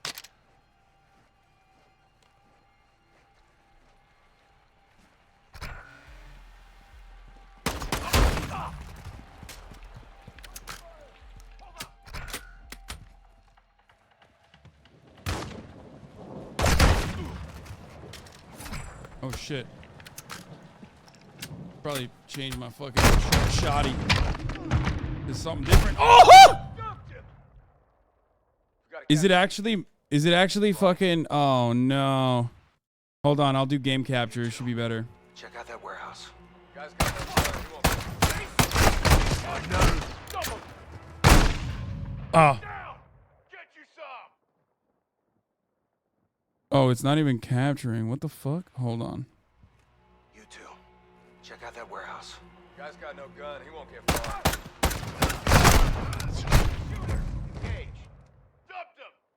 You weren't on game capture? No, I wasn't. I was on main monitor. Fixed it, right? You two. Check out that warehouse.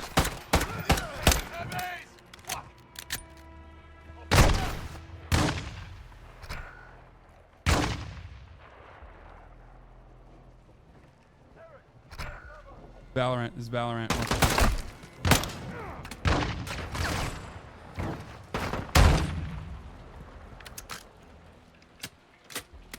Wait, fuck, where's this?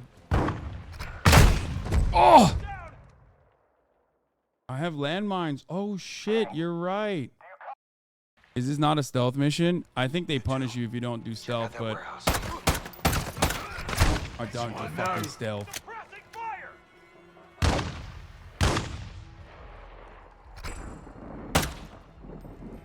Shit.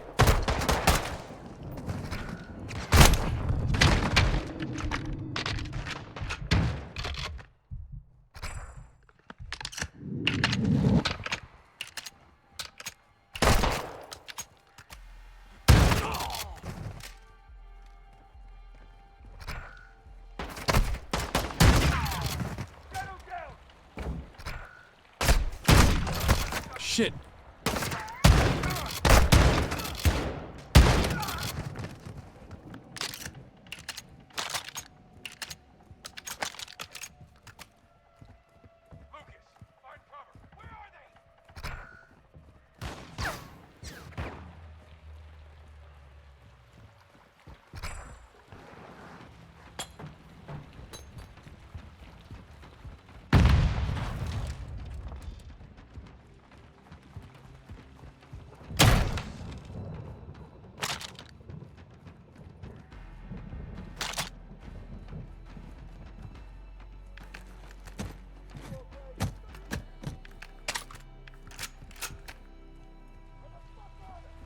I can work with her.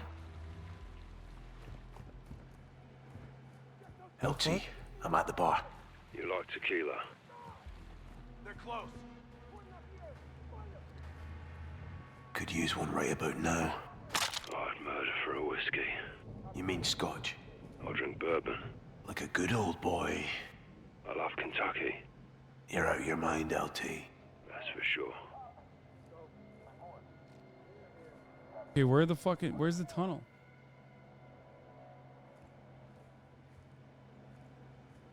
I don't get it.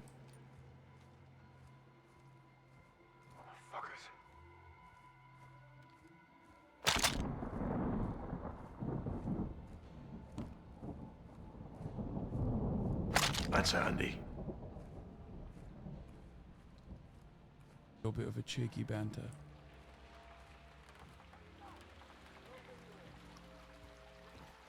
Like through this?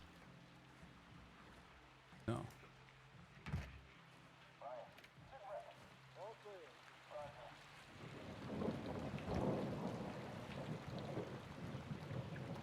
Go out to the left. Okay, so I gotta leave the bar.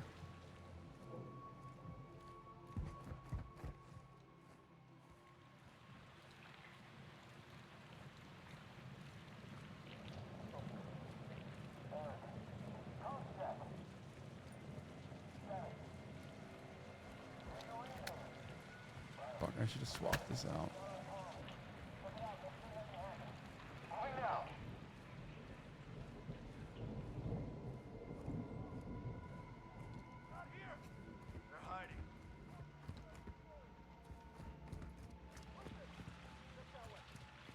Found some oil. Oil, ball, and some rope for a wick. Time for a cocktail. Two down there. Come on out. I don't think this has enough range. No visual on the target. Copy that. Oh shit, I can just fucking Molotov motherfuckers. No way.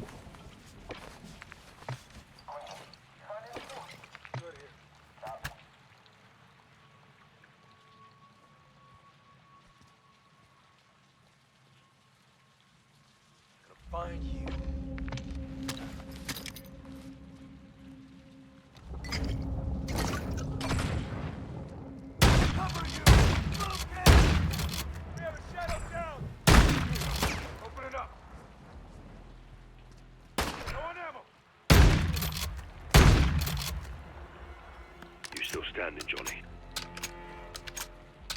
Think I'm clear. Good. Stay sharp and meet me at the church.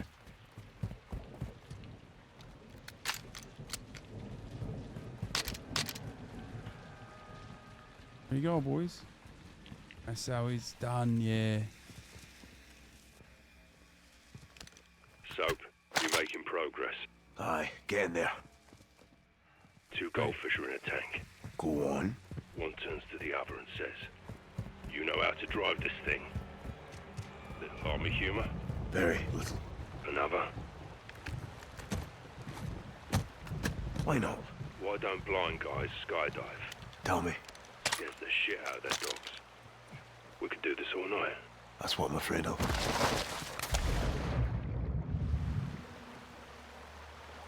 Ghost. Talk to me, Johnny. I found the tunnel. The church plaza is on the other end of the tunnel. Push through. You're nearly here.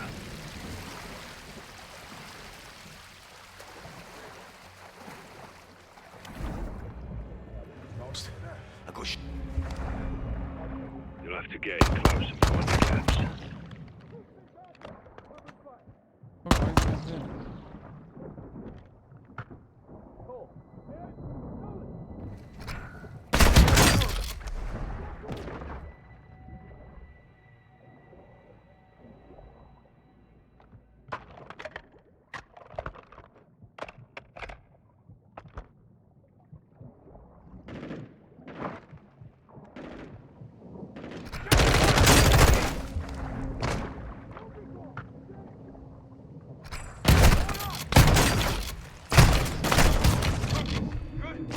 Wait, what? Oh shit! He's done! Get you some! I mean, that's what you're supposed to do, I think.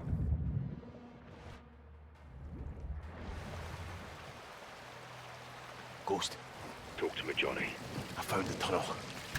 The church plaza is on the other end of the tunnel. Push through. You're nearly here.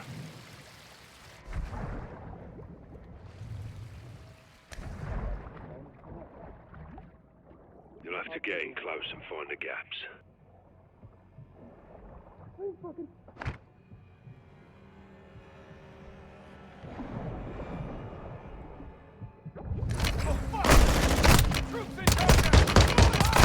They're reloading!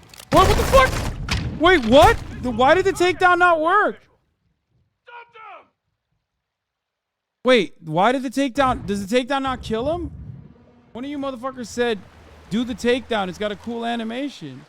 Talk to me, Johnny. I found the tunnel. The church plaza is on the other end of the tunnel. Push through. You're nearly here. Ghost. I got shadowed. You'll have to get in close and find the gaps.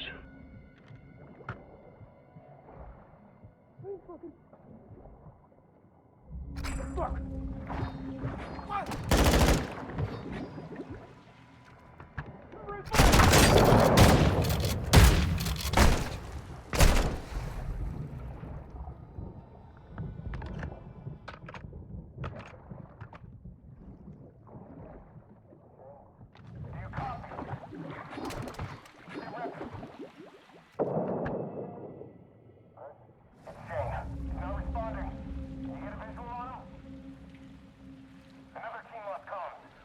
Fucking go.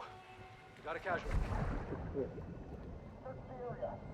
Sound out if you find something.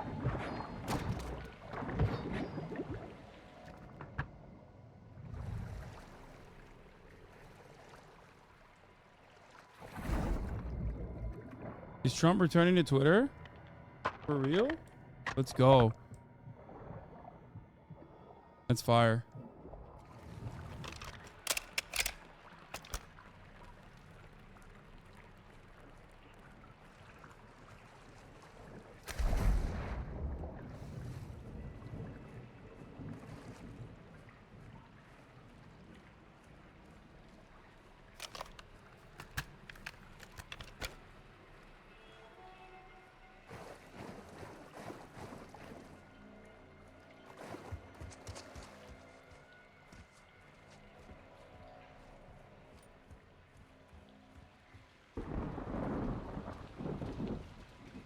You got eyes on the church? Aye. Good. Holy You're on shit. the right track. Keep coming. Ghost, area's blocked off. Try and cut through the shops. How'd this dude get all the way over there? Ghost is a cheeky fucker. Tell you what. Cheeky one of these.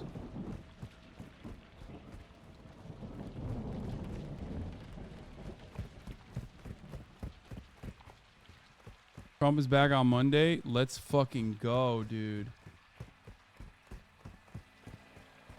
I think I found a way through, LT. Shadows are everywhere. I'll hold them off until we RV in front of the church and secure a vehicle for exfil. Roger that. Give him hell, Johnny. We're almost there. Don't mind if I do.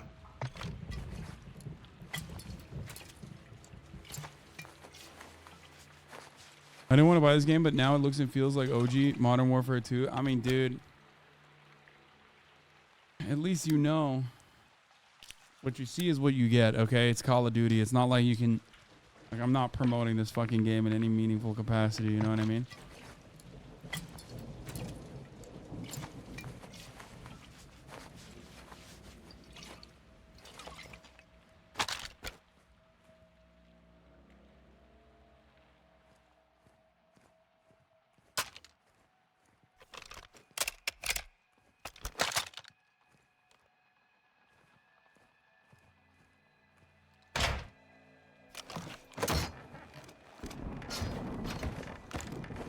Trump called.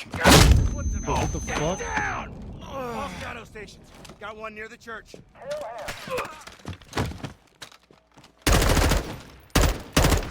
Holy hell. Ghost, was that you? Who else? Now go. Freak. Ghost, how come? Got company in the church and they're not here for forgiveness. Get to the steps. I'll be there. Copy, LT.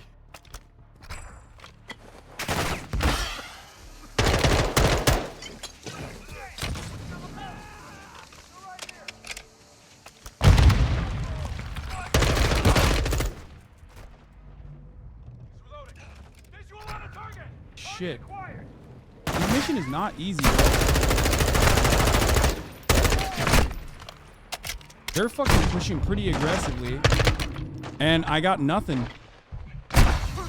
Like, you're not supposed to fight? Oh.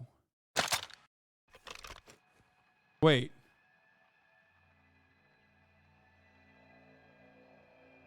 It's a stealth mission? No, it's not a stealth mission after you fucking blast off.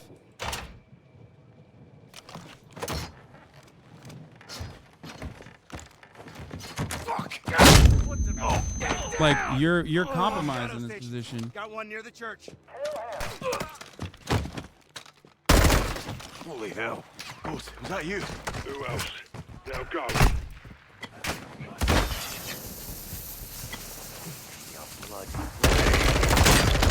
How copy? Johnny, got company in the church and they're not here for forgiveness. Get to the steps. I'll be there. Copy, LT.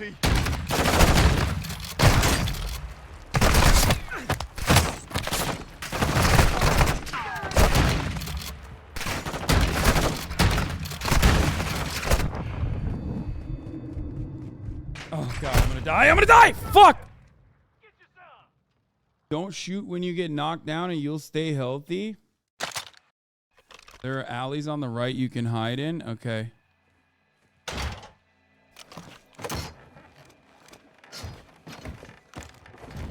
Fuck! Oh, get down! All shadow stations. Got one near the church.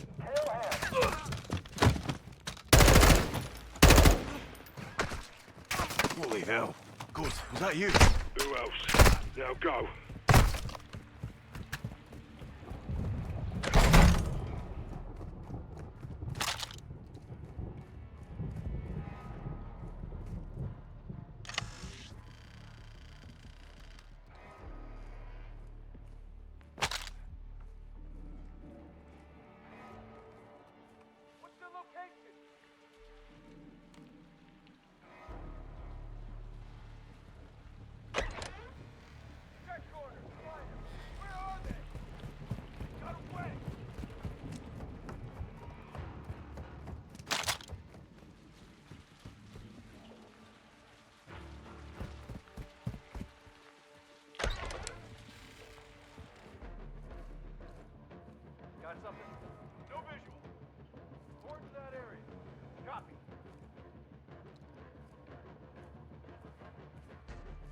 good find. Fuckers!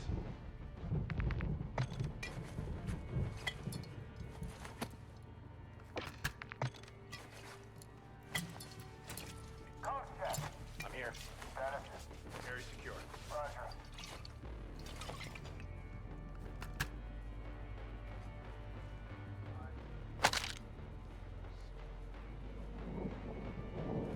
They're covering this angle right here. Find anything? No visual on the target. You're here somewhere, aren't you?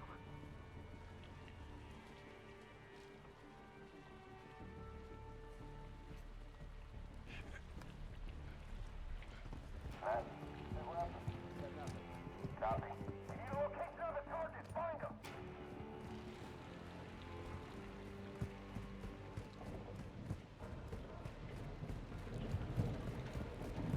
Got a visual? Check that way.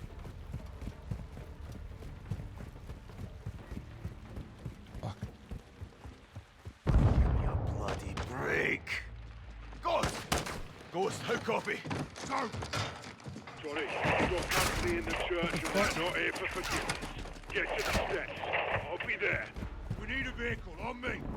Stay sharp. They know we're here and they know it's us. Say more. Copy, LT. Contact dead ahead. I'll see him. Did? Watch the alley. Wait.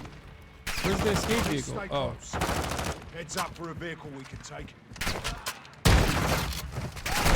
Idiot. Wait, what the fuck? Bro, we are so pinned. It's not even funny.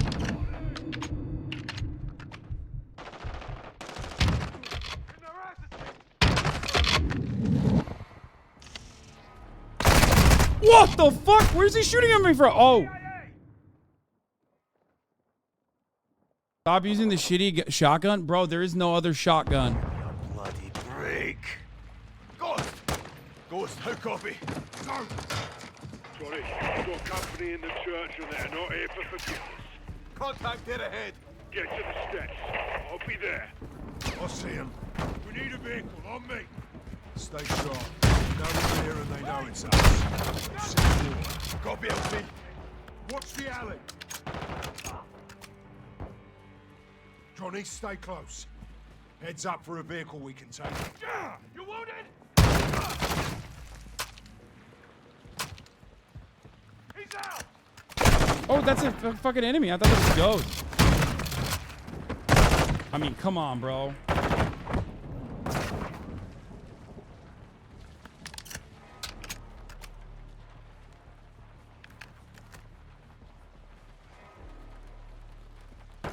Pickup truck. What? That's our exfil. Get to it.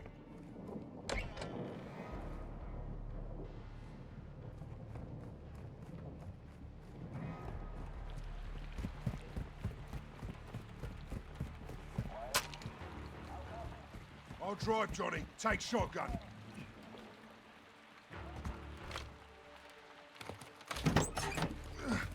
All right, Johnny. You made it. We made it, LT. Now I want to. Go fast.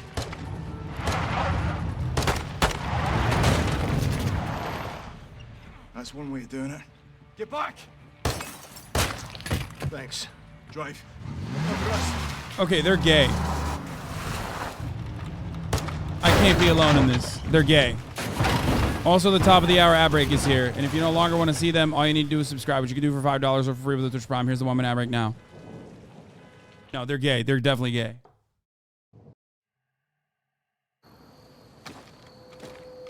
Where are we? Alejandro's safe house. Gave him the location just in case. Why didn't he tell me? He was need to know. What if I needed to know?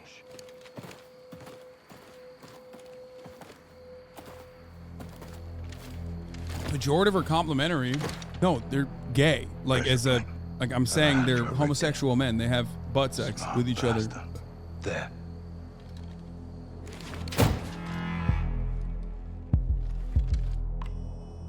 Don't move.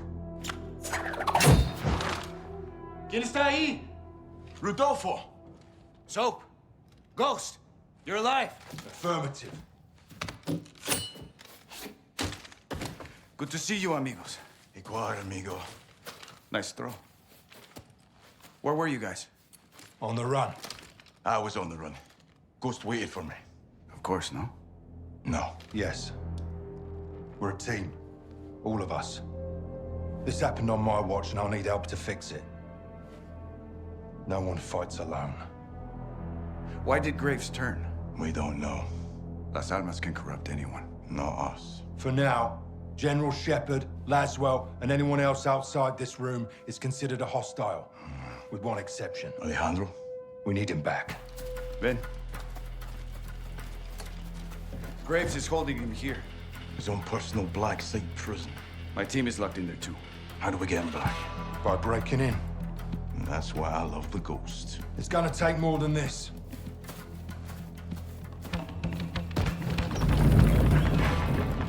It's well stuck.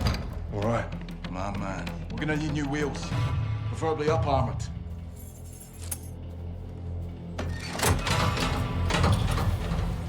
Alejandro thought of everything.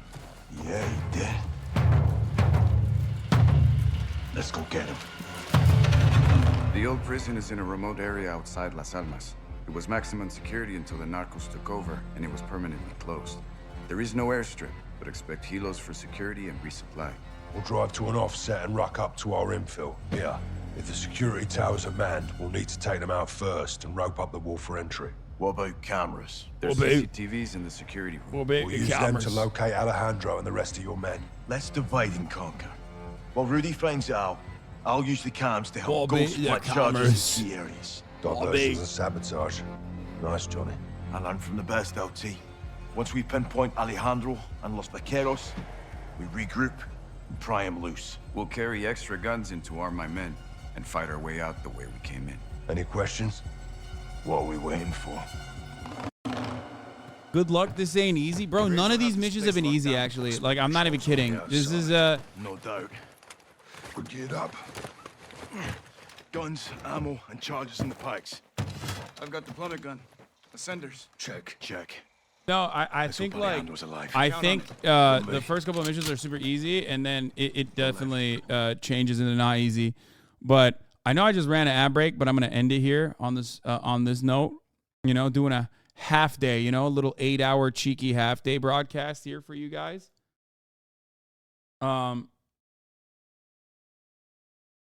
Regular difficulty, lol. Yeah, because I'm not very good.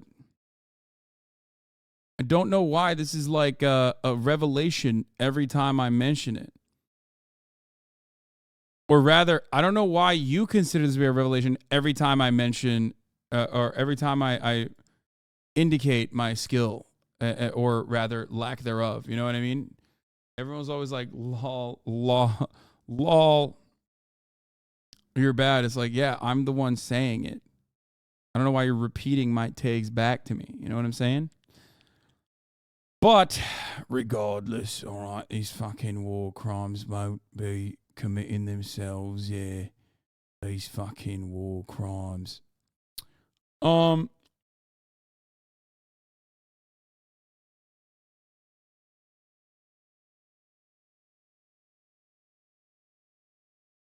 Do it tomorrow. We'll finish it tomorrow. I promise I'm going to finish this tomorrow.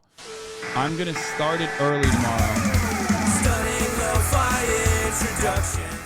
We have a lot to talk about tomorrow with Elon Musk buying Twitter, saying Trump is unbanned. So much fucking content.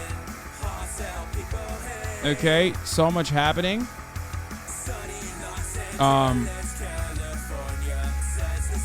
Okay, Buddy Friday. I'm going to go check out the Arlong Park saga on One Piece. Very excited about that. And that's it. I'll see you tomorrow, everybody. Peace.